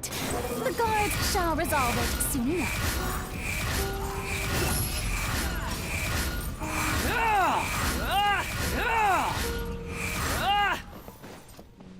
Quit following me.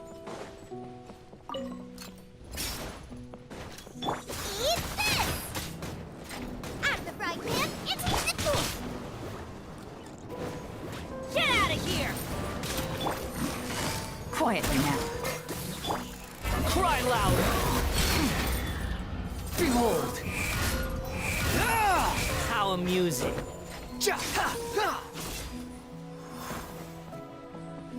Hey, what gives? The audience is still watching me, you know. Guards? Wait, where are the guards? Guards!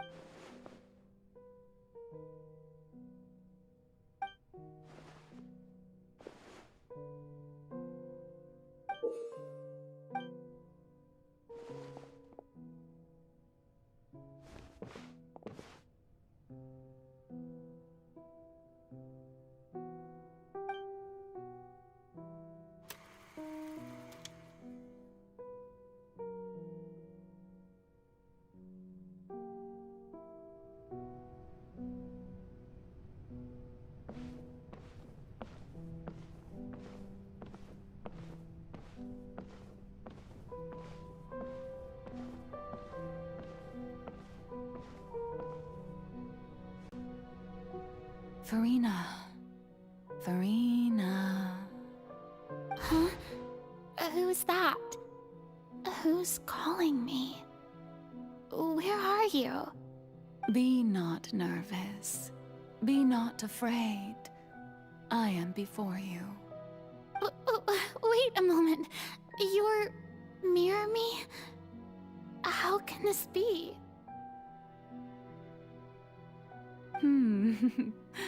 Mirror you, huh? You know what? That's not bad. Let's go with that. Mirror me. What do you wish to say? The prophecy. Have you heard of it? What prophecy? Wait. I know. I think. I don't know why, but it's in my head somehow. The people will all be dissolved into the waters, and only the Hydro Archon will remain, weeping on her throne. Only then will the sins of the people of Fontaine be washed away. Oh, very good. You know it well. What's going on? I can't seem to remember anything clearly. The only thing I know for sure is this prophecy. Will it really come to pass?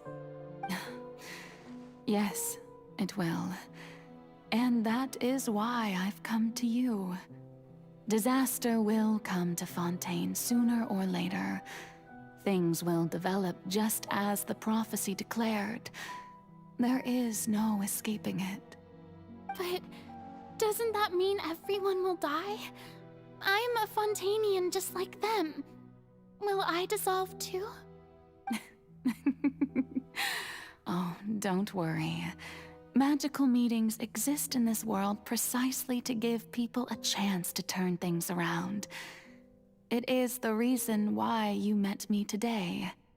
I will tell you how to save everyone, but you may have to suffer somewhat. Oh, so there's still hope after all. Goodness, you frightened me. You spoke so much and with so much certainty. As for the suffering, well, I will admit that the first thing that came to mind was, why do I have to be the one to suffer? But if the prophecy will come true, I'll also die anyway, right? So if I've already met you as my magical meeting in this world, if there were scales, with all the people of Fontaine on one side and my pain on the other, is it not obvious where the scales should tilt? You truly are the perfect human, my ideal. I suppose this would also be the justice that belongs to you. Huh? Don't worry, it's nothing. Listen well. Fontaine has just lost its Hydro Archon. I need you to play a role, that of the new Archon.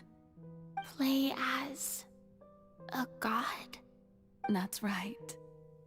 You must begin a never-ending masquerade. You must never let anyone suspect your identity. If you can keep it up, then I shall have my way of defying this prophecy. But should your identity be revealed, then all hope will be lost. But how will I do this? A human assuming the role of a god without being exposed? Don't worry.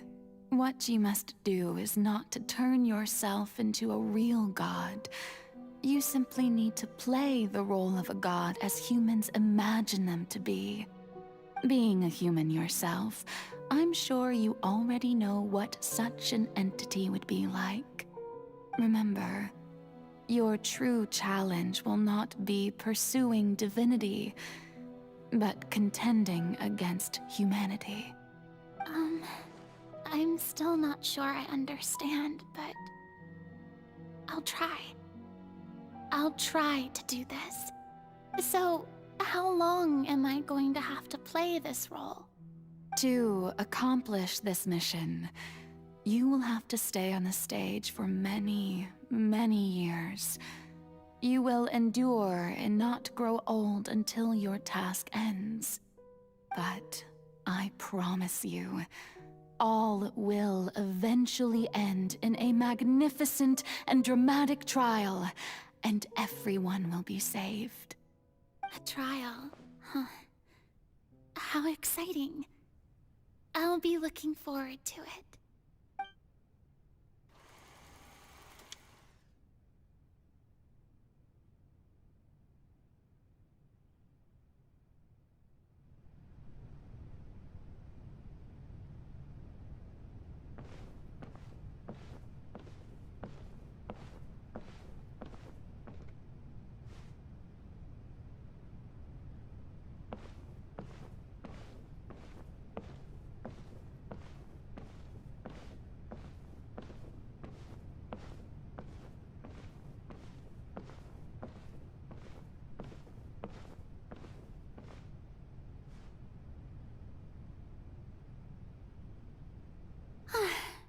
The Maison Cardinalise has announced my accession, but this is my first time facing the people. What should I say to most appear like a god? To be honest, I still don't know. Perhaps I should first try to act natural. Ladies and gentlemen, good evening, and welcome to the Opera Epiclese. I'm sure you've all heard about how I have taken on the role of Hydro Archon. Indeed, I am Verena de Fontaine, your new Archon. In truth, I know little about becoming a nation's new god, but it will be my honor to guide you all. As the god Focalor, the god of justice, I shall do all within my power to lead you into an age of fairness and justice. Once again, thank you all for coming. If you should have any questions or suggestions, please send them to the Maison Cardinalise. The future of Fontaine will require us to work together, after all. This should do it. I thought I might stammer, but thankfully, I was able to convey my thoughts just fine. Okay, and next. That's the new Hydro Archon. Is this some kind of joke by the Maison? I would have thought that a being that surpasses humanity would be a bit more assertive. Hey, did you hear that? She even told us to send her suggestions there at the end. Shouldn't gods be all-powerful? She's being so modest. What's the difference between her and an ordinary person, then? If you ask me, perhaps the succession didn't actually happen. She might just be a Maison-back puppet. Wait, what's going on? Why is everyone suspecting me of being a fake? Oh, this is bad. If I get exposed here, there'll be no saving the people from the prophecy. Right. Mirmi said that I just need to play the role of a god as humans imagine them to be. Calm down, Verena. Think. What do the people want? How would they imagine a god to speak and act? Assertive, with a strong sense of presence. One who can dispel all doubt.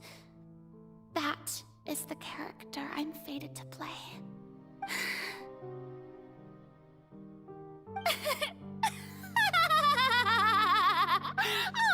Oh, very good, my people.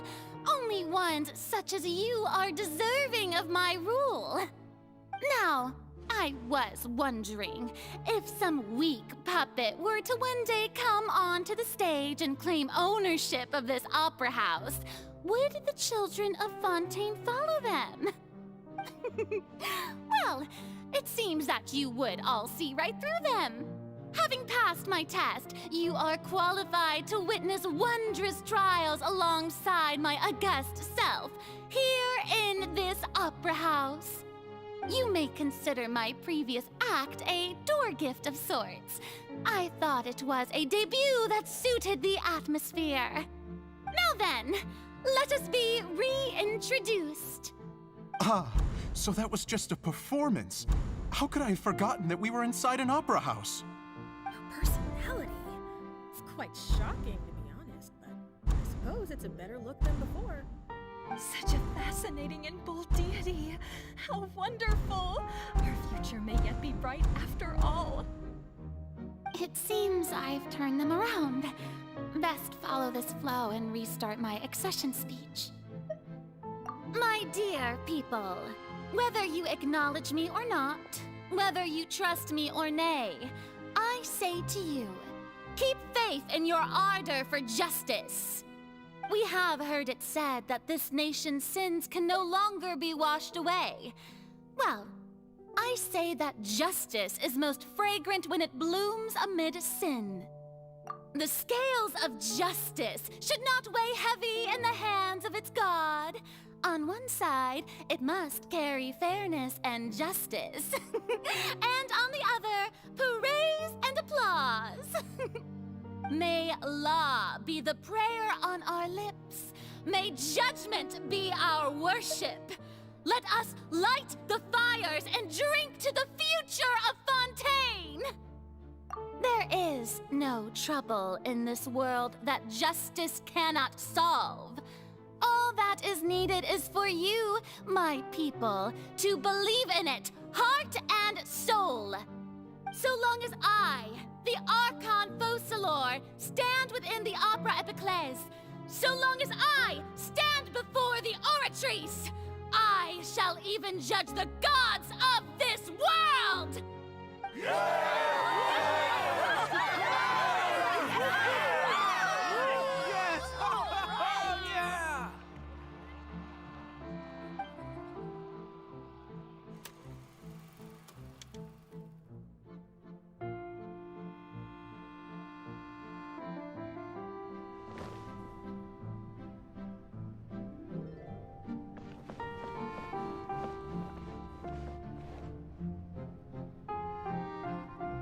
Lady Farina, here are today's case reports, as well as a summary of the follow-up for your perusal. Come now, was I not just at the Opera House in person? Leave these kinds of things to Neuvillette. Besides, none of these trials were the one that I'm looking forward to the most. If I may be so impertinent, what kind of trial are you truly looking forward to? A magnificent, dramatic, and wondrous trial. A trial to end all things. How could you hope to understand? That's true. I fear I lack the ability to grasp your divine thought, Lady Archon. No need for fright, and do not take what I said before too seriously. Go now, do your duties. The trial I await. It will come one day.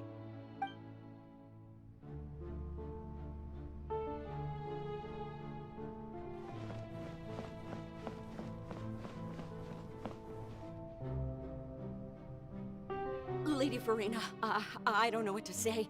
Thank you for agreeing to see me. No need to thank me. Or rather, thank your own sense of perseverance instead. Long have you stood in line to meet me, have you not? Oh, I'm afraid that's just an inevitable consequence of my divine charm. All right, Deuteria, is it? How is your son's illness? You remembered me, and you knew of my family, too. He is doing much better now. In fact, he is far more of an ardent believer than I. He was the one who forced me to seek an audience with you, and to bring your words back to him. Oh, good. Very good. If this should happen again in the future, please do not hesitate to come and tell me. Going down to citizens' homes every so often, while not usual practice, should serve as a fine change of pace. You're such a gentle and wise god. Thank you once again, on behalf of my son.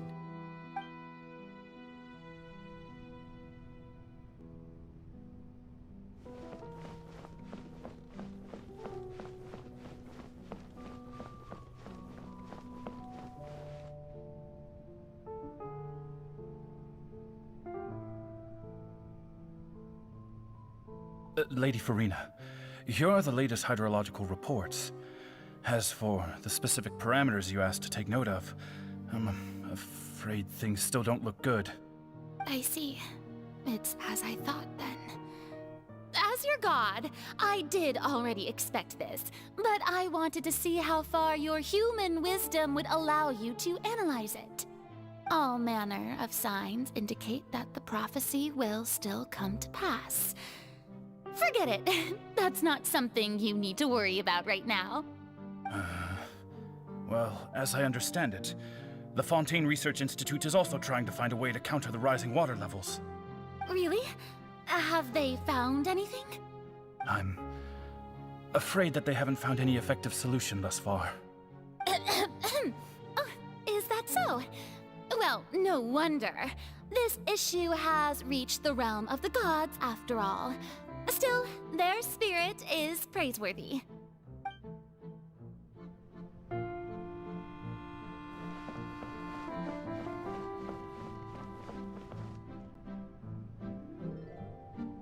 The day is finally over. I haven't had a moment to breathe this whole time.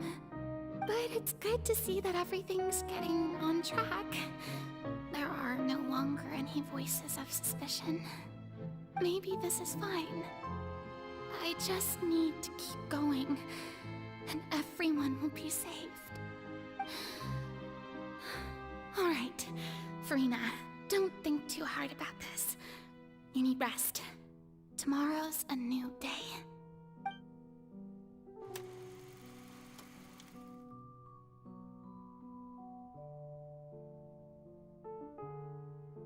Lady Farina, here are the new trial reports for the latest cases, as well as a summary of the follow-up. There'll be no need for that. I've seen them already. There's no need to go back over scenes I've witnessed in person before. Lady Farina, I've waited so long for this chance to see you in this manner. Indeed, my dear, loyal citizen. This joyous moment is an honor for us both.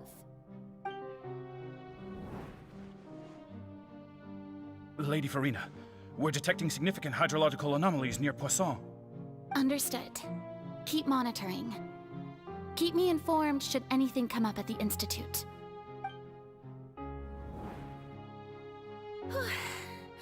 I don't think I let anything slip today. I must show the people that there is nothing to worry about. I just don't know when these days will end. I feel utterly exhausted. Best to rest early today, too.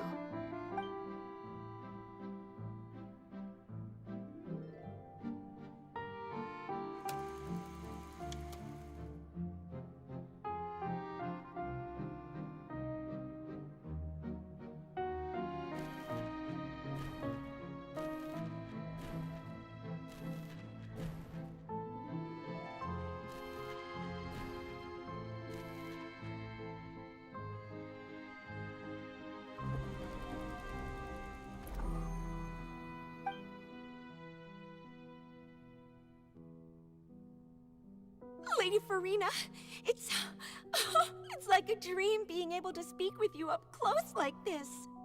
I've heard that the first member of our family who was honored to receive an audience with you was Madame Deoteria, almost 20 generations ago. And what a fine family yours is indeed. It brings me great joy to meet such a faithful believer. A descendant of a line most ardent. Surely you exaggerate, Lady Farina. My lady? What is it, good citizen?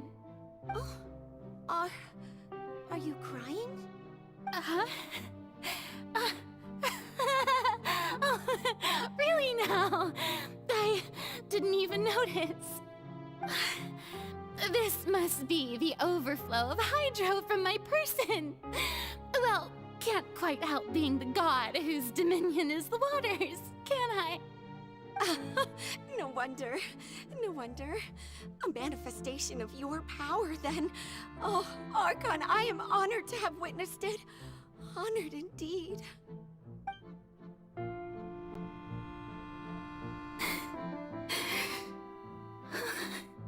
So interminable. So lonely. Just how much longer? Hundreds of years must have passed by now. Perhaps the show must go on for hundreds more. I never imagined that it would hurt so much. Have I reached my limit? No. Perhaps I reached it long ago. Today I didn't even notice my own tears. I want to tell someone, anyone, about this. But would that not destroy all I've done so far?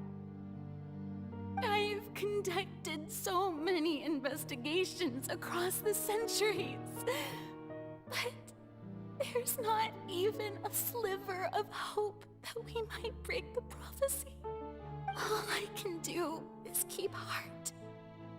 I must maintain this act. It is the only way to save Fontaine. Please, mirror me. You have to succeed.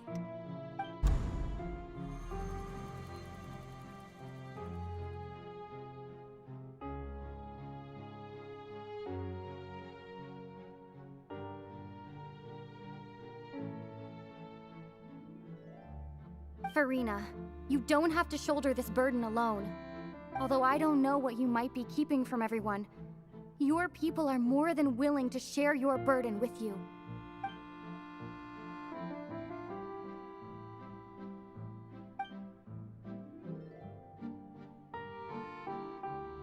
Share my burden. That's impossible. It was fated right from the start that this would be my duty alone. But even if your burden doesn't need to be shared, you can still choose to confide in someone. Just share it with me. I'm what you'd call a witness. A witness? Yes, I've heard that you came to Teyvat from beyond the stars, yes. In other words, you never belonged here. And if Teyvat is, in its entirety, a show on a stage, then you're just a spectator, aren't you? If that's the case... She's right. I could confide in her, couldn't I? But if things don't play out as expected, the people of Fontaine will be the ones to pay the price. No, Farina. You shouldn't be selfish. But what if it's really all right?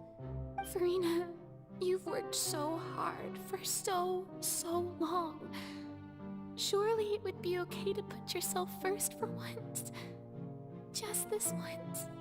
Is it such an outrageous thing to do anyway? To find someone in whom you can confide your frustrations and sorrows? Surely it could not hurt. If you let this opportunity slip through your fingers, it might never come by again. Think about it long and hard.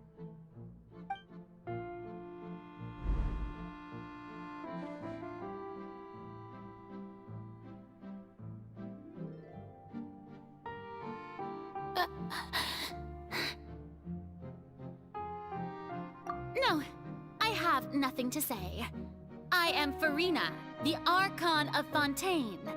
Everything will surely get better. All you need to do, dear spectator, is to witness my performance until the curtains fall.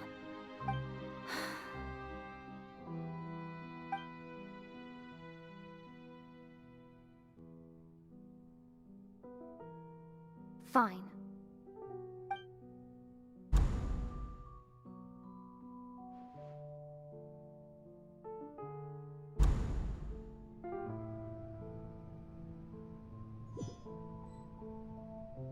So even Farina doesn't know the truth?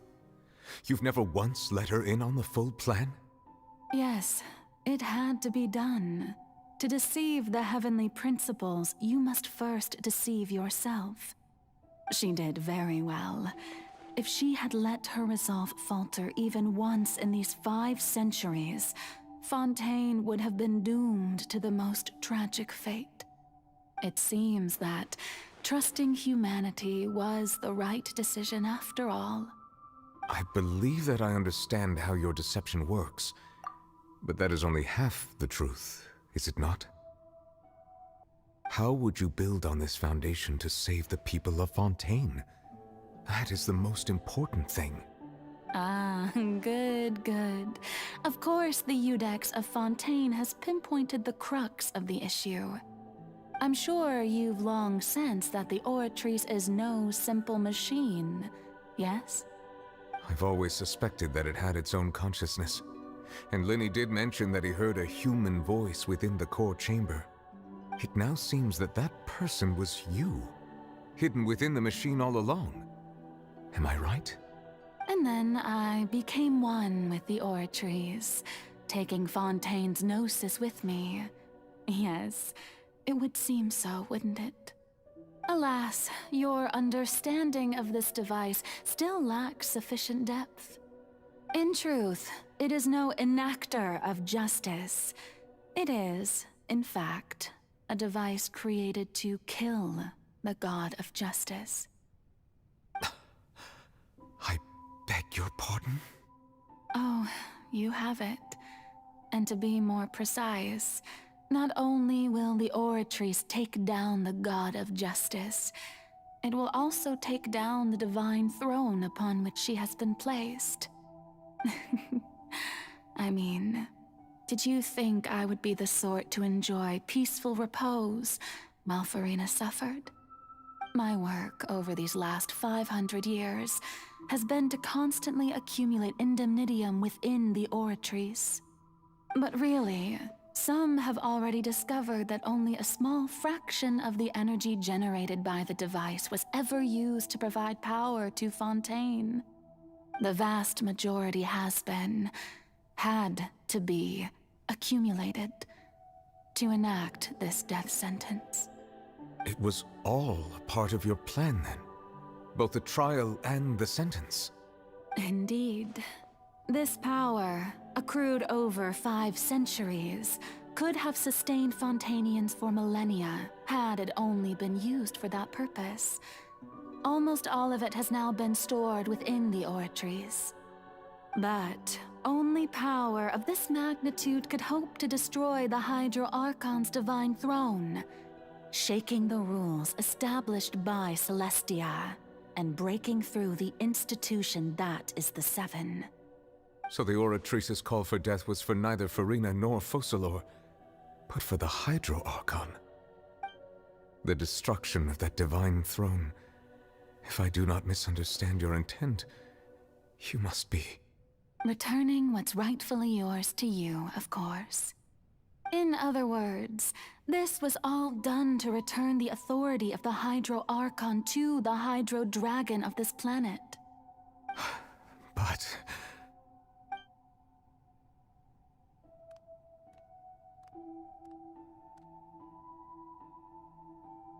Oh, what? Getting sad again, are we? The authority of the ancient dragons shall soon be yours once more, O Hydro Dragon Sovereign. And this is the face you make. all you've done throughout the years is just so you can sacrifice yourself at the very end. I've never quite seen it that way, you know. Even now, I'm quite pleased at how well my deception worked.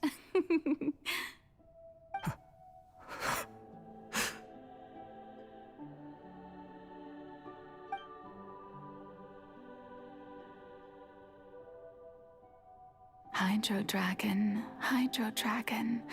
don't cry. I must say, had it been within my rights, I would have loved to judge the heavenly principles themselves. Were they not guilty of essentially the same crime? Egeria stole the power of the primordial sea, and the heavenly principles stole the power you ancient dragons possessed. I, for my part, am the god of justice. And is it not just that your original powers should be returned to you? Speaking of justice, I have always believed that justice lies in the process of pursuing human existence itself.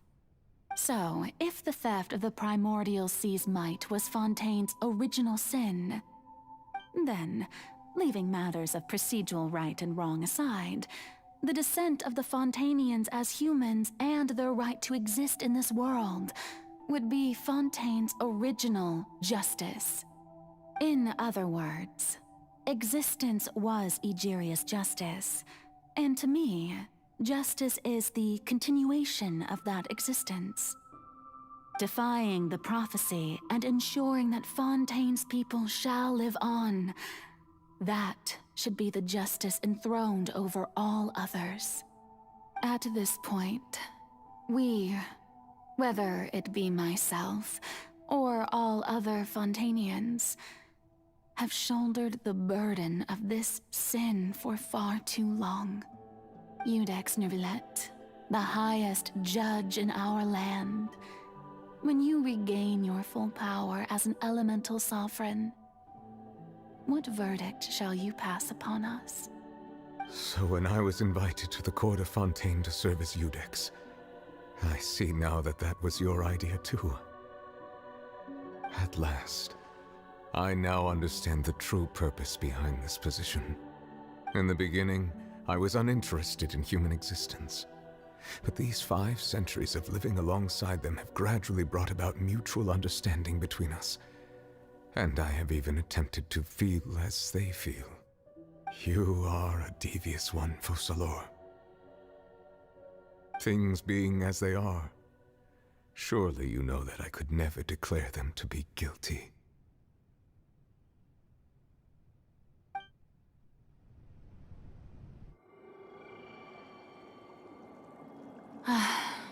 The hour of my execution is almost here.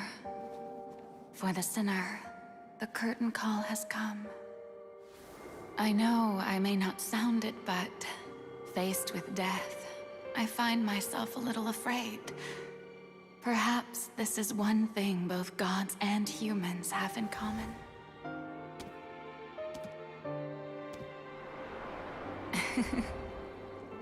Farewell, Neuvillette. I hope you've enjoyed the part you played these 500 years.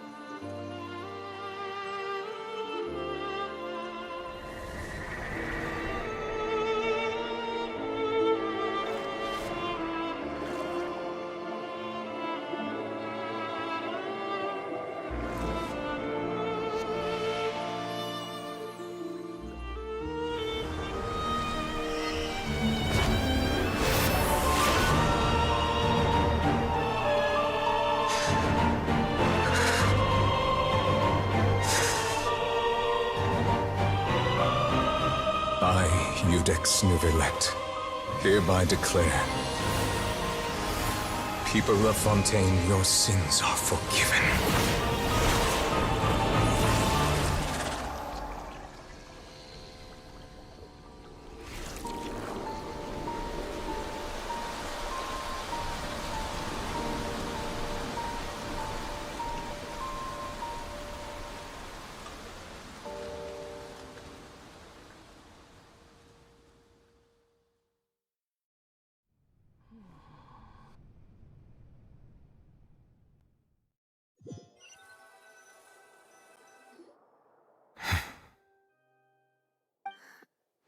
What just happened? Has the death sentence been carried out? Was that bright light some sort of misdirection? I have a feeling that something huge just happened. But since we're all still alive and haven't been dissolved, I assume whatever happened was good for us. It's time to end this. We must mete out punishment to that beast. Didn't you say just a moment ago that it can't be defeated? I have gained the strength sufficient to deal with it. Through certain means, I now have the ability to separate the power of the Primordial Sea from that creature. We should seize the opportunity to pursue our quarry. Traveler, now that the oratories can no longer function, I require an executor to help me mete out justice. The root of the calamities befalling Fontaine, the beast that enacts the prophecy. Its name is the all-devouring narwhal. Come with me, traveler. The hour of execution has come.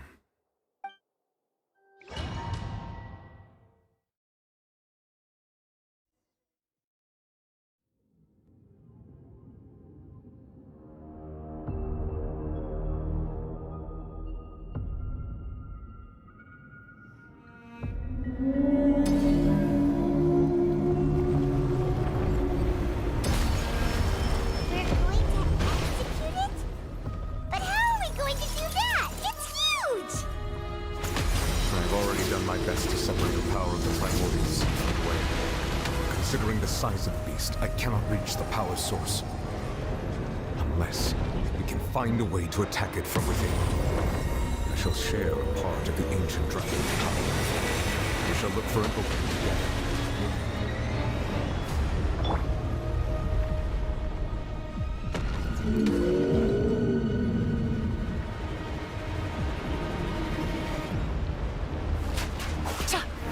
Fear and sorrow turning into hostility.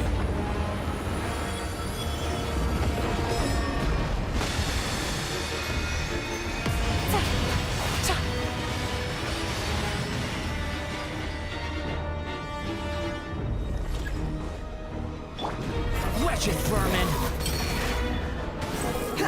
The all-devouring narwhal cannot resist its instinct to devour. Continue to trigger its hostility. Chance will present itself.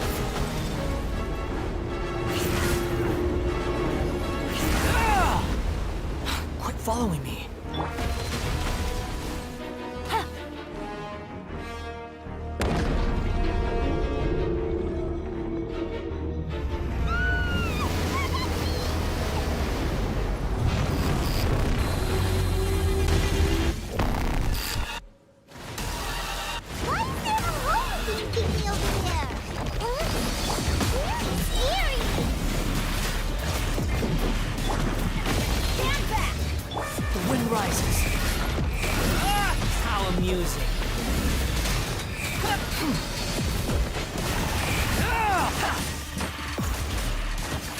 I have granted you my protection.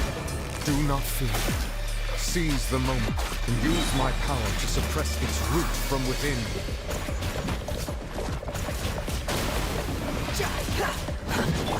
Things are about to get dicey.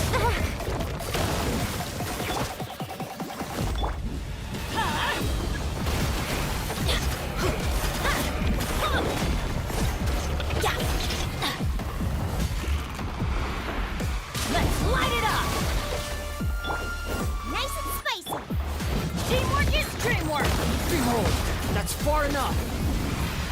Manifest the authority of the ancient dragons. Witness the might of the primordial sea.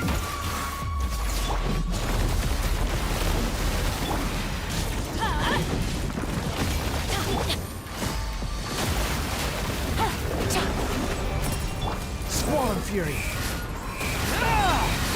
You dare to gaze upon me? I'm going in!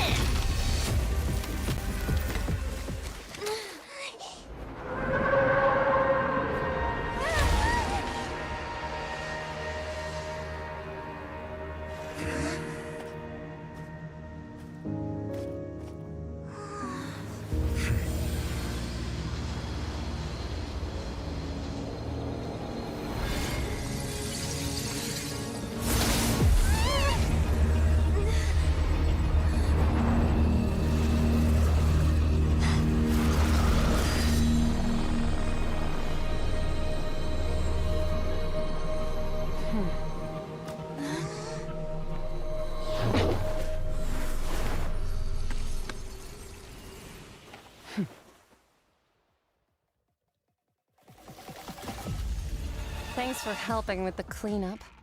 It should have been my job, but... oh well. It was just supposed to be a short private training session for me. I didn't think that my disciple and my master's pet would start brawling in the meantime. Well, actually, I had a feeling that it would happen at some point, but they bumped into one another earlier than I thought. What a blunder. I suppose I'll have to swing my sword 3 million times as penance. That power. Who are you exactly? Paimon has an idea. From what she said earlier, she must be Child's master. Skirk, right? It's just that he gave us the impression that she was the less talkative person. I simply did not have anything to say to the weak. But you, on the other hand, managed to defeat the all-devouring narwhal without using power from beyond this world. So you may speak to me as equals. I have to agree. It's a strange use of a planet's primordial waters just to raise an all-devouring narwhal. That kind of power is wasted on it. It's not cooperative, it eats too much, and I have more important things to do with my time than pet sitting. The only thing that creature has going for it is its looks. All in all, it fails as a pet. Miss Skirk? I think you might have missed the point. The point being? Well, being that this pet almost destroyed an entire nation. So what sort of person is your master? Well, Child's master's master. Wait, is that right? Oh, right. So you don't know him. Sorry, I assumed you did. His name is Sertologi. Huh? I am unfamiliar with that name. Huh. So Master isn't sufficiently famous. How should I describe him then? Have you heard of the name The Fowl? The Fowl? Still nothing? Well, how about the Visionary? Vetterfulnir then? Or Gold Rhine-daughter? Ooh, that one we've heard! Rhine-daughter's part of the Hexen Circle. She's Albedo's mom, right? Oh, so you do know that name. To be honest, I also heard all of those names and titles from my master. I don't actually know them either. But I suppose you understand now, yes? My master is likely a similar sort to Rhine-daughter. They are both pursuing some form of perfection. Wait! Didn't you also mention a visionary person? Paimon didn't quite catch their name. Actually, never mind that. I believe it expedient to inform you that the all-devouring narwhal used up nearly all its strength fighting you. Such roiling hydro energies will prove difficult for the planet's deep seas to digest. As such, the Fontaine back on the surface has most likely been thrown into chaos. In other words, the prophecy that you've been fretting over should now be in full swing. What?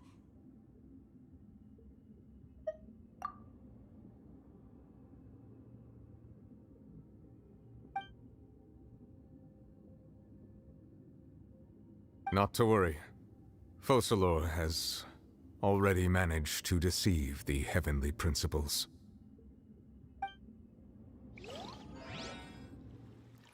In the end, the people will all be dissolved into the waters, and only Furina will remain, weeping on her throne.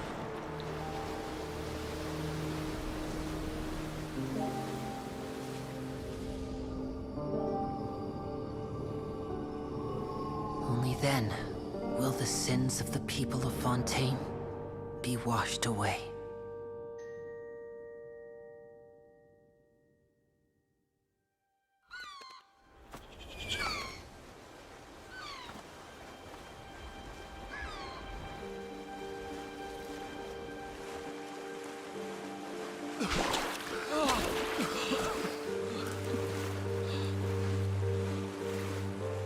Hey! Help! Over here!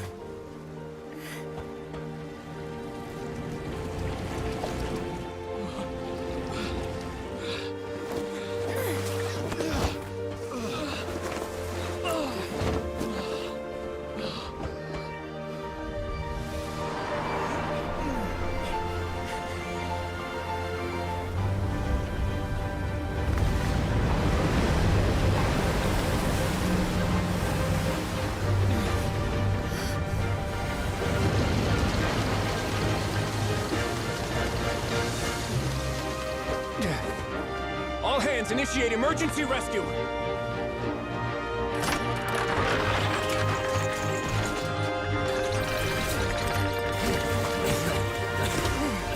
Hurry!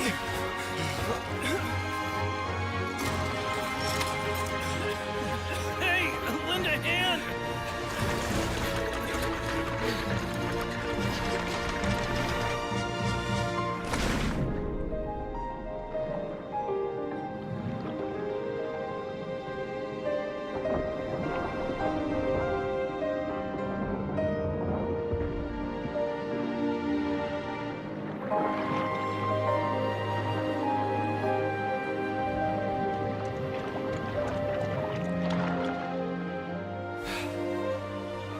Look! The water's receding!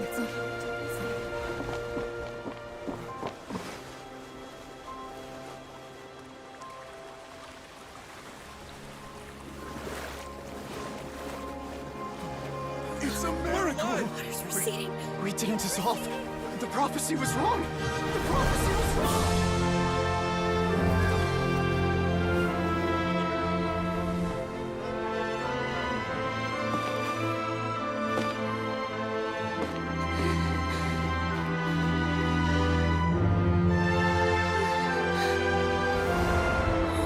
Are you right?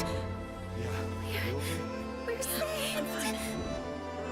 The prophecy was wrong.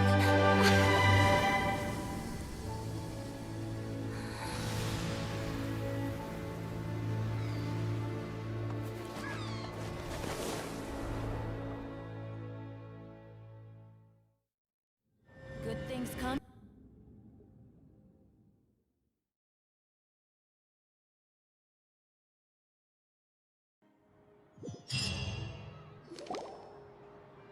The Solo renewed! The Sumeru di Rasula talks post-disaster rebuilding. I recently visited Poisson to meet with Miss Navia, spokesperson of the Sumeru di Rasula, and we spoke about Poisson's present and future. Old soil can still give birth to new bloom, Miss Navia stated. Hope is like seeing a small cookie when you're starving late at night. You just need a little of it. Skyship Winglet, lunar brain of the Fontaine Research Institute. The various disputes that have arisen on account of Mr. Edwin have suddenly become a shield over the Institute, with Jurier turning out to be a once overlooked hidden gem. People always call the first researcher mad, but few know what to call the second. And should that latter person achieve a miracle, they would find it all the harder to find a word with which to classify him and his team. Wow! Paimon barely recognizes the people in the reports. Are those really Jurier and Navia? They sound like real big shots. What do you think? Pretty enthralling, huh? The Steambird's idea was pretty simple. With the disaster just having passed, we would print a free edition packed to the margins with good news to calm people down. The value for these big scoops lies in their inevitable follow-ups. We'll publish further reports and go into the stories behind those people. Edwin's assistant, Jurier, created a true flying ship, while Navia is leading people in the reconstruction of their home. I'm sure that these stories could draw even your well-traveled eye.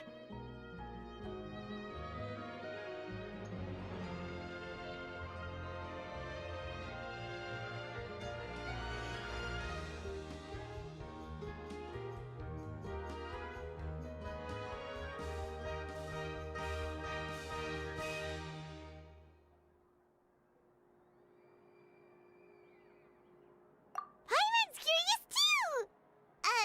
Wait a minute. Didn't we watch everything happen from start to finish? What's there to be curious about? And that's exactly why I'd like you to come conduct interviews with me. You're the best incubators of news, if you haven't noticed. And also, with you around, I'm sure I'll get to see that Duke. Are you sure? Hasn't he turned you down several times already? Oh, this time will be different. Come on, let's head to Poisson first, and then make a trip to the fortress. There are some things you'll only know when you get there.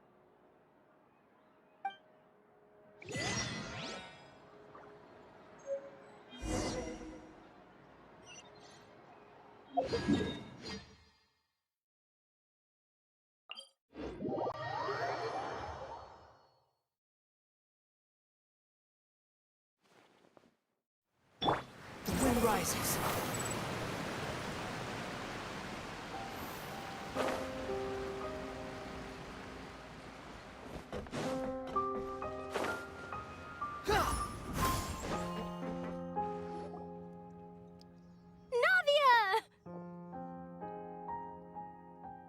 Oh, it's you. What brings you all here? Hey, we're just having a look around. I'm here to update myself on how things are going here. Oh, the Fatui are here too! Let me introduce you. This is Mr. Garunt Snežević. He represented the Knave in sending us a large amount of supplies, and is helping with our work. Our residents are hard at work as well. Thanks to everyone, work is progressing nicely. We've lost a lot of people, but we're moving forward. That will have to be enough. Hello, Miss Charlotte. I'm a big fan of yours. I especially like that article you wrote last year about Fontaine's stray cats. But if you don't mind, could you not emphasize our role too much in your report? It's not charity we're doing here. We just happen to share the same interests as the Spina. I get where you're coming from. I'll keep it as simple as possible. Or would you be willing to feature as friendly neighbors? That would be fine. Thanks. Oh, you're back too. How are things? We finished laying down the construction materials. It'll be another hour before the workers are able to go over there. Huh? You're here too, Clorian? Well, her reputation's greatly risen after that whole duel business with Miss Farina, so she's here in Poisson to wait out the heat. All right. She really came here to help me out. There's too much to consider in the reconstruction of Poisson. The Spina has need of more decision-makers. And, well, I do already happen to be connected to Mr. Callis. Oh, wait just a moment. Do you mind me asking a few questions? You know, about how you felt before the duel, about what it was like facing down a god. There's lots of exciting material there, I bet. Forget it. I'm sure you can find a better theme than that, Miss Charlotte. I see you're the same as always. Couldn't you do me a favor, for Navia's sake? Well, if we're talking about doing things for my sake, you might as well just take a few more photos of me. Or of the Traveler. It's better than wasting time persuading Clorian, at any rate. Of course I will. I'm not gonna let her off that easy. All right, then everyone who wants to be in the photo, gather up. And smile.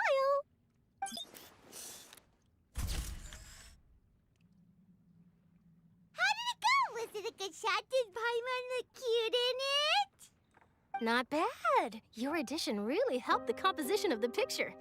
All right, hang on a moment. Let me snap a few more shots.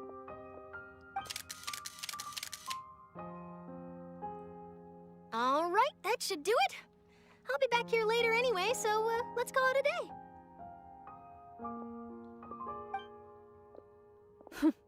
You're very quick. Speed is of the essence when it comes to the news, and freshness is the key. Also, not to brag, but I'm pretty good at building connections. Who knows? I might eventually get that interview with you after all, Miss Clarand. Wow, you really do have that never say die spirit. I'm impressed. I'll hazard a guess that this is how you got that interview at the Fortress of Meripede. Whoa, you're well informed. Let me make a guess too. I asked Sijuin who told Monsieur Nervillet, and he told you, right? That's a very complete information chain. In truth, all Monsieur Nervillet asked me was, when did the fortress become so friendly towards the media? I told him that it was best not to speak too soon. There's no guarantee that Ridesley will make a personal appearance. You're right. I've got to treasure every moment I have with them. In which case, I'll be making a move first. Stay safe now. And tell me if you hear anything interesting. I'll treat you to afternoon tea in exchange.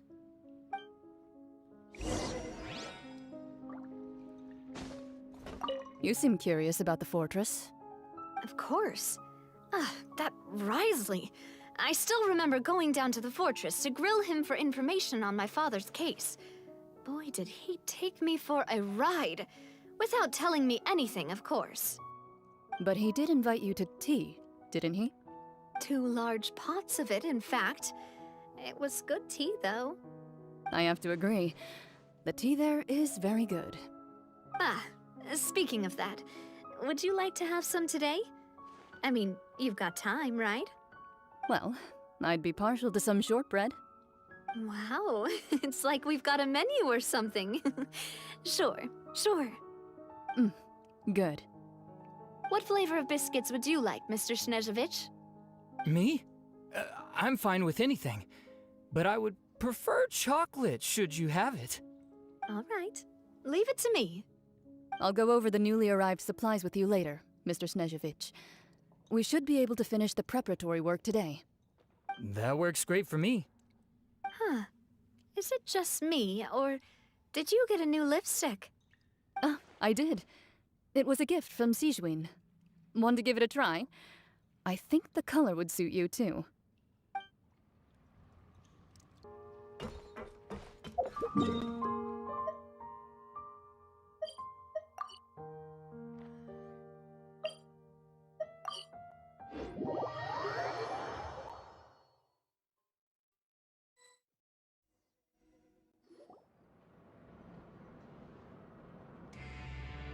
Wow, guess we're here again, huh? There's a real nostalgic feeling to this place. Looks like you've been missing us. Duke! Did you come all the way to the entrance to greet us? Of course. I'm here to welcome you and our dear Miss Charlotte, whom our good head nurse recommended to me. It's an honor to finally meet the much-rumored Duke. Thank you for consenting to my visit to the fortress, sir. No need to thank me. But that said, I shouldn't be the focus of your interview. I trust you recall our agreement? Of course. All right then, this way.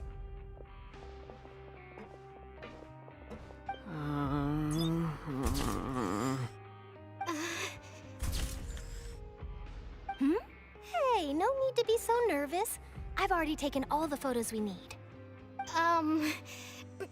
Miss Charlotte, do these pictures really need to be published on the cover of the Steambird? It would seem that Miss Lorvine doesn't want her face to appear beside that of Mr. Jurier, Sir, please don't say things like that. But it looks like dear Mr. Jurier denies it. Might this interview be very important to you, then? No, I just... This is my first time being interviewed, and I'm very thankful to the Steambird for... Now, I might not look it, but I actually did meet Mr. Edwin once. And I'll be honest, I enjoyed chatting with you more. You've definitely got more of that genius vibe going on. The boat that brought about a miracle, the ark that saved the people. Why, you recreated a myth back there, like an emissary of legend. Still, if I might ask, where's that flying ship now? Huh! Looks like Charlotte's trying to get herself another exclusive scoop. I have to apologize, but that ship is presently in the bowels of our factory. I'm afraid it won't be easy for you to get a shot of it. Really? Well, then in that case, could I have an interview with you to make up for that loss? You already know my answer, I'm afraid. Best you interview our head nurse instead. Or perhaps you'd like to take another photo of this couple of researchers? Did you really have to use the word couple? Well, then, 2 solo photos will do. Is my hair messed up? Please, someone help me have a look. Things sure are getting pretty lively here. We've seen this kind of thing before.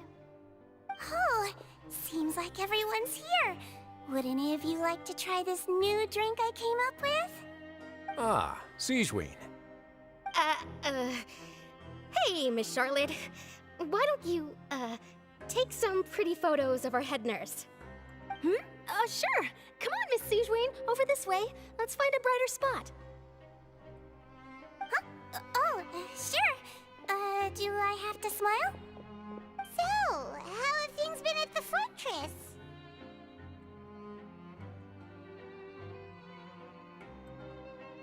Same old, as you can see. Fontaine's undergone some changes, but this place is still more or less the same. Other than that flying ship, it got a tad too much attention, I think. That's why I decided to let the interview go through. We should direct more public opinions toward the behind-the-scenes heroes. Am I right, Mr. Jurrier? Miss Lurvine? You're too kind, sir. I believe that you too should have your day in the sun. Not that you would want that, which is a pity. I'll just leave the spotlight to you two.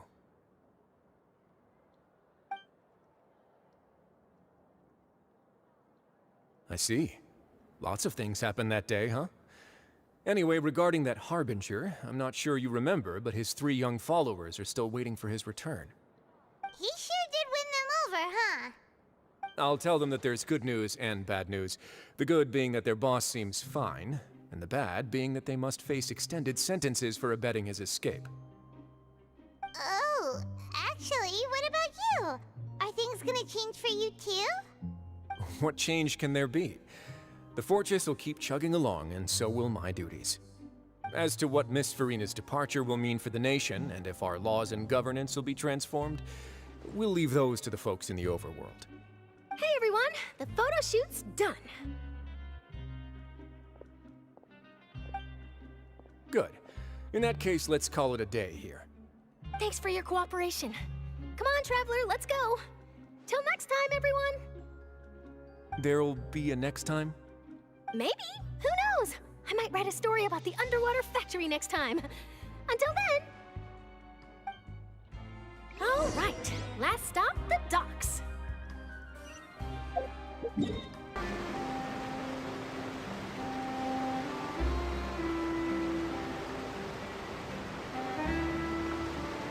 didn't see them! They really are here! How did you know? Navia mentioned that she stayed in touch with Linny and the others after working together. Apparently, they've been at the docks distributing these strange pockets the whole time since. Traveler, Paimon. Ah, and Miss Charlotte, too. Would you like a magic pocket? What sort of gadget is it? It's a wondrous bag that can be used to carry many things. The water level has returned to normal, but if you see any of your things floating around, you can use this to carry them. Or you could trick a friend into doing it for you. Trick a friend? I wonder which of my friends would fall for that.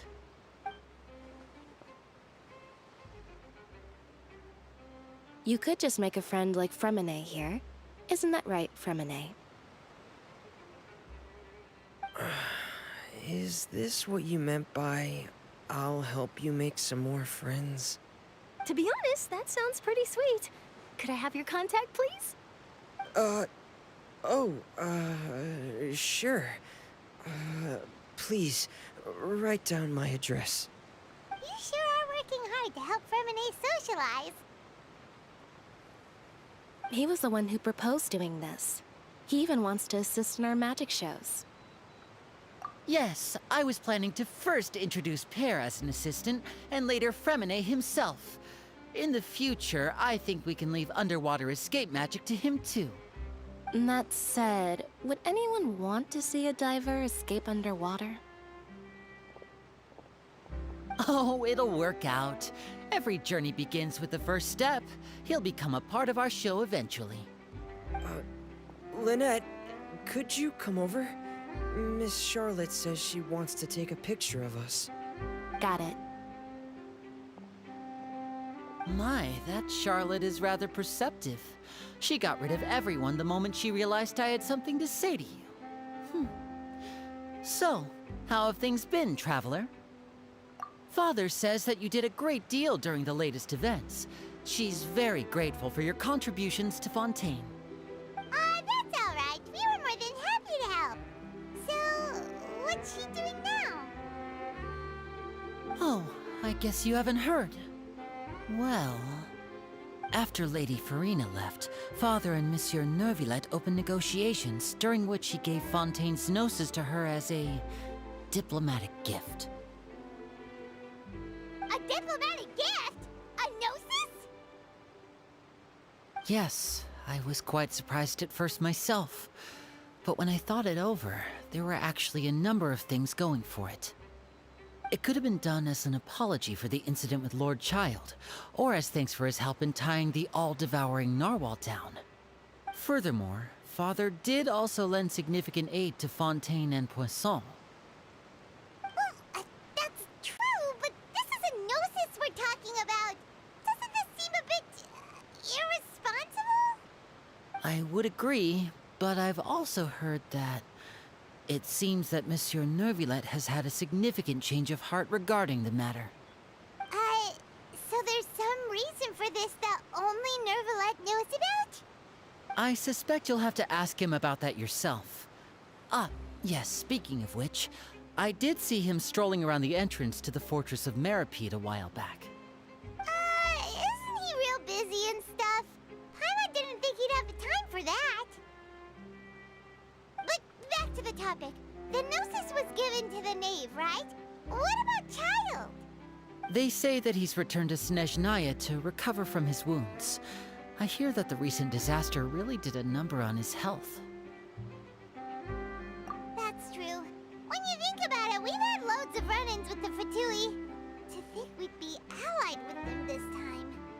So shocked by such a simple switching of sides?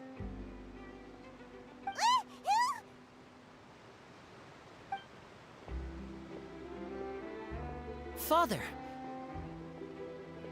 Well, what do you know?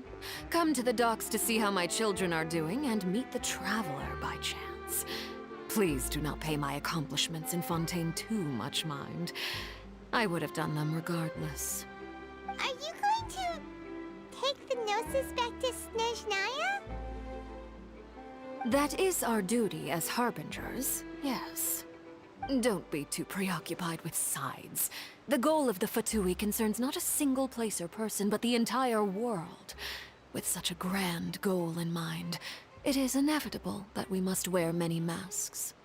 Switching my masks is something I've always done. Well, that depends on many things. No one truly knows what the future holds. What good is honesty if you can't rely on it forever? As for you, I very much look forward to our next collaboration.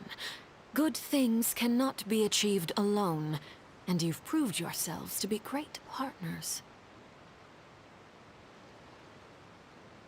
A vision? All right. I'll remember to return it. Thank you for keeping it safe for him this entire time. And that's a wrap for me. Huh? You're... Greetings, Miss Journalist. Hello. If I'm not mistaken, there are diplomatic channels I'll need to report to take a photo of you. That is correct. So forgive me, but I will not be able to serve as a subject in your article. However, feel free to write as much as you'd like about our dear magicians and our upcoming rookie talent. I will. The sea breeze is quite pleasant. I shall continue my walk while the weather remains so agreeable. Farewell. Farewell, Father. Oh, she has such an intimidating presence. I didn't even dare to take a picture. Thankfully, I've already wrapped up all my pre-scheduled interviews. Thank you all. This'll be more than enough for me to write about, I'm sure. Don't be too nervous. Why don't you take a magic pocket before you go? Here, Traveler, Paimon, you take one too. To move things about? That's right. Funny. I was giving out magic pockets when we first met too. And what do you know? I'm doing the exact same thing right now. So many things have happened, but the pockets are still the pockets. I guess this must be life. We will all follow our own paths, and serendipity will lead you to your fated friends. All right then. We'll be handing out pockets in some other districts later, so we'll get going now. Have a good day, you two.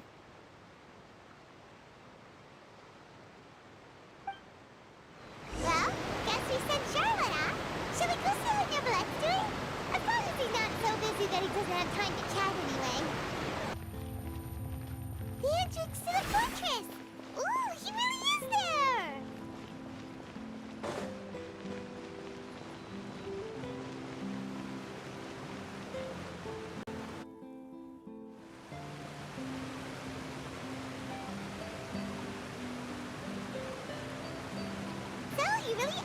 Neuvillette. Paimon didn't think you were going to have free time this hour of the day. Really? Oh, I suppose you must have met Mr. Linney. He took the time to greet me earlier when he passed this way. In any case, you came at a good time. I was just considering reaching out to you to set up a meeting, so I may explain some things that I haven't had the time to before. Aw, Paimon's glad that you remembered. Thank you for keeping us on your mind, what with you being busy and all. Alright, let's have it then. How was Fontaine actually saved? The whole business is still quite the mystery to us. It is strange how words can often leave a bitter taste in the mouth when it finally comes time to say them out loud.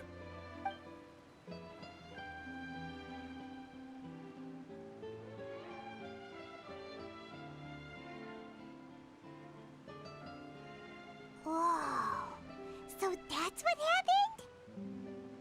Focalor destroyed the divine throne of the Hydro Archon and restored your power to you, transforming you into a fully fledged elemental dragon sovereign. But Paimon still doesn't quite get what you did to save the Fontainians from dissolving. For me, the authority of the ancient dragons refers to absolute control over the hydro element. Fontainians were incomplete humans born of Egeria's use of the power of the primordial sea, with constitutions similar to that of mimics. But so long as those primordial energies remain within them, I could use the ancient dragon's authority to grant them true blood, after the fashion in which life was first brought into being on this planet.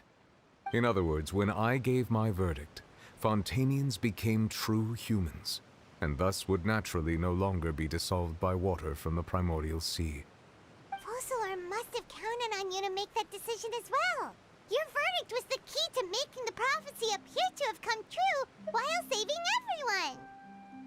Yeah, and in a manner of speaking, Focalor finally managed to fulfill the original Hydro Archon's wish to turn Oceanids into real people too! It seems from your expressions that you still have more things you wish to ask. Ask away. I will tell you the truth as I know it. I have investigated his case along many avenues, and I have learned that he once fell into an unknown chasm when he was young. There, by chance, he awakened the all-devouring narwhal. But whether it be by sentiment or reason, that should not have been enough to consider him the root cause of the disaster. At most, he would have had tangential liability. As for the judgment passed by the oratrice during the trial, whether it was due to that liability by association, or Focalor deliberately using him to buy time for us on the assumption that he would be able to hold the creature off, I cannot say. Guess Focalor had Fontainians in mind the whole time. In the end, it was thanks to her that they finally became real humans. Hang on a second. Paimon suddenly got another question. Back when Fontainians hadn't yet become real humans, were the children they had also transformed Oceanids? Life has always flowed like water. Do you recall how Fontainians would often come to the Fountain of Lucine to pray for children? Yeah, Lynette said the fountain is where all the waters in Fontaine converge. In truth, even those couples did not know that such prayers were no mere custom, but instead a form of ritual. Those Oceanids who were blessed within the spring water would later descend as new humans in the coming months. Paimon sorta gets it now. Either way, seems like this ritual won't be of any further use, but it'll probably live on as a local custom. Ask away. I will tell you the truth as I know it. Yeah, about that. Risley said Farina has already left. What's that all about? Ah, Lady Farina. The people are only aware that her death sentence has not been carried out. She abdicated the post of Hydro Archon and left affairs related to that title to me, before leaving the Opera House. I related Focalor's words to her faithfully and completely. After hearing them, she seemed neither saddened nor comforted. She simply said that she was tired and needed to rest. Having said that, she then packed her things and moved out of the Opera House, not unlike how an ordinary person might. But she's still got a place to stay, right? You need not worry. I will make arrangements to ensure that she will not want for food, clothing, board, or travel. In truth, I am somewhat happy for her. The wear and tear on her spirit will, of course, take time to heal. But now that she no longer has to play the role of Focalor the Hydro Archon, she can finally lay down her burdens and lead a normal life. What about you then? What are your plans now that you've regained your full powers as the Hydro Dragon? After Focalor passed on, the Oratrice also ceased to function. This matter will directly affect our trials. After much careful consideration, I've decided to take over its role in our courts. From now on, I shall hear cases and pass verdicts by myself. Looks like you're still considering stuff from the perspective of the Udex, huh? As an elemental dragon, there are indeed many things that I must do. But this power and this duty, in a manner of speaking, you could say that both were granted to me. As such, before I attend to my other responsibilities, I must first and foremost continue to serve Fontaine as its highest judge. The duty of the Hydro Sovereign and the duty of the Udex shall coexist within my person. Additionally, the Hydro Archon's departure has brought about another problem, which is that the Opera House shall no longer produce indemnitium. That's true. That power was derived from the people's faith in the Hydro Archon, wasn't it? Wait, but the various mechs and machines in the city are all still okay. Where are they getting their energy from? As I am now, I have full command over New Musia, and it can serve as a complete substitute. Another reason why I cannot quite leave Fontaine immediately. Wow. This ancient dragon's authority stuff is really quite useful, huh? Ask away. I will tell you the truth as I know it. Oh, that's right! They say you've given it to the knave as a diplomatic gift or something! Leaving aside their intentionality, the two Fatui Harbingers have indeed done much for us during this crisis. Their sole remaining goal in Fontaine, at least at this point, would seem to be the Gnosis. The Oratrice has ceased to function. The Hydro Archon's divine throne is now no more, and I do not need the Gnosis's power. As such, it has lost all meaning for Fontaine. If the Fatui have impure designs, then we might as well accede to their request now, and avoid unnecessary conflict. What complicated considerations! Paimon thought you were just giving it to them out of gratitude to the knave and as an apology to Child. Ask away. I will tell you the truth as I know it. You will soon be heading to Natlan, I presume? I'm afraid that I have little talent as a travel guide, so all I can do is tell you what I know about that land. As far as I'm aware, Natlan can be said to be a nation of dragons. A nation of dragons? You mean like you? No, I suspect that I would not find myself welcome there. Unlike ancient dragons such as myself, the dragons of Natlan have undergone long years of development and evolution. Large numbers of them have entered a form of coexistence with humanity. Natlan is also the nation of war. War ravages those lands like an undying flame. There is one other piece of information I got incidentally from my negotiations with the knave that I believe may be useful to you. The Harbinger known as the Captain has thrown his hat into the endless ring of war. The Captain. Sounds like a real tough customer. Seriously, everywhere you look, there's a Fatui Harbinger doing their thing. I suggest that you fully prepare yourself before going to Natlan. In the meantime, Fontaine's doors will always be open to you. Ask away. I will tell you the truth as I know it. Hang on a sec. Paimon's still got a question about the Gnosis. When we spoke to Linny earlier, he mentioned that your attitude towards giving away the Gnosis had clearly changed. We guessed that there might be some reason for it that only you were aware of. No wonder the House of the Hearth is the Fatui's intelligence division. They are certainly sharp. So regarding this specific issue, I was just getting ready to share something with you. What is it? In truth, I exchanged some further words with that lady named Skirk after sending you two back to the surface. It went something like this.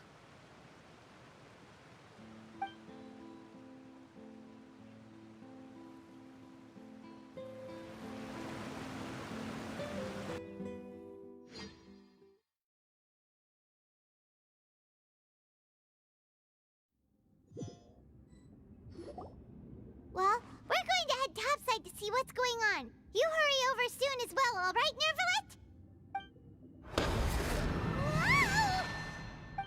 What next? The all-devouring narwhal isn't here, so I'm no longer getting any interference. I can finally catch the scent of your power, what it's made of. It is the authority of the planet's primordial dragons, but with something very similar to a god's curse mixed in. It's quite a novel blend.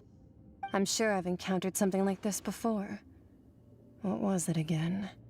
I do not know what you speak of. Ah, of course. How could I forget? You should have the remains of the third descender on your person, yes? Remains? I've never heard of any such thing. Huh. According to your parlance, I believe it may be called a gnosis. Well, that much is true. After Focalor's divinity faded, she handed her gnosis to me. But I fear I have never heard of it described in the manner that you just did. I've been training with my master, the Foul, ever since I was young, and I have never returned to the surface since. So most of the information I possess, I got from him. It is only natural for those who are greater than humanity to possess a different sort of common sense, which is why there are so many problems in our attempts to communicate with humans. Regardless, you should probably get rid of objects of misfortune to prevent any disasters from befalling you. To live in itself is a blessing. But once a person dies, the bonds he once had with this world shall all turn to curses. What do you mean by that? No need to fret. These are just my personal thoughts, and my reason for no longer wishing to return to the surface. This third descender you refer to, who are they? And when did they die? Master never mentioned them to me. Perhaps it just wasn't that important for me to know. If you're interested, though, I could ask him. I'll be sure to pass the answer on to you next time. Next time? You believe we will meet again? I do. Wait. I have a disciple of my own, don't I? He can be the messenger then.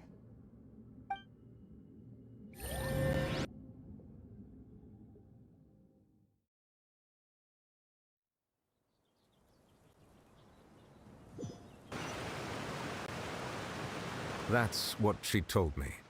Whether it would prove useful or not, I wanted to pass that information on to you. The remains of the third descender? So that's what the Gnosis actually are. Paimon just thought they looked like chess pieces. How could they be a person's remains? All the same, assuming that there was no misunderstanding or special metaphor at play, that is what she meant to say. And she said that it would bring misfortune and that you should check it, which is why you gave it to the Fatui. If she speaks the truth, then I would simply be putting Fontaine at unnecessary risk by keeping it here.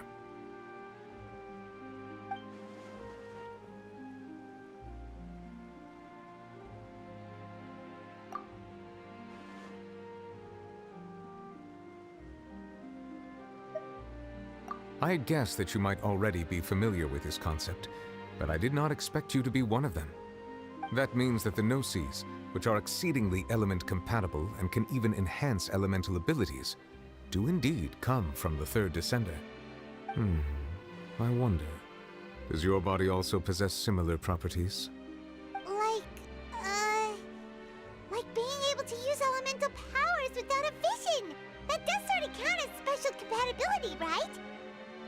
No, let's not think about this stuff right now. It just feels creepy. Comparing the Traveler to the dead third descender and all. That's what you say, but this topic still feels like bad luck. Once Child recovers, let's get some more answers out of him. Or go look for his master and get the answers that way. I too believe it unwise to make too many blind guesses when information is lacking. The same is true of being at court. All right. Whatever the case, it seems like the crisis here in Fontaine's over for now. Yes. All of Focalor's efforts were for this moment as well. But she sacrificed herself in the end as a god, and she suffered through all those years as a human. Was that really what she wanted? I suppose that would be the mystery of a god's will. I suspect not. But once in a while, I too would guess that if wishes were like the clouds in the sky, they will one day return to the earth as raindrops. Life flows like water, and rain is the final answer. The water levels may sometimes tilt one way or another, but the rain falls fairly upon all. And what, ultimately, is the difference between the rains that fall upon all of us?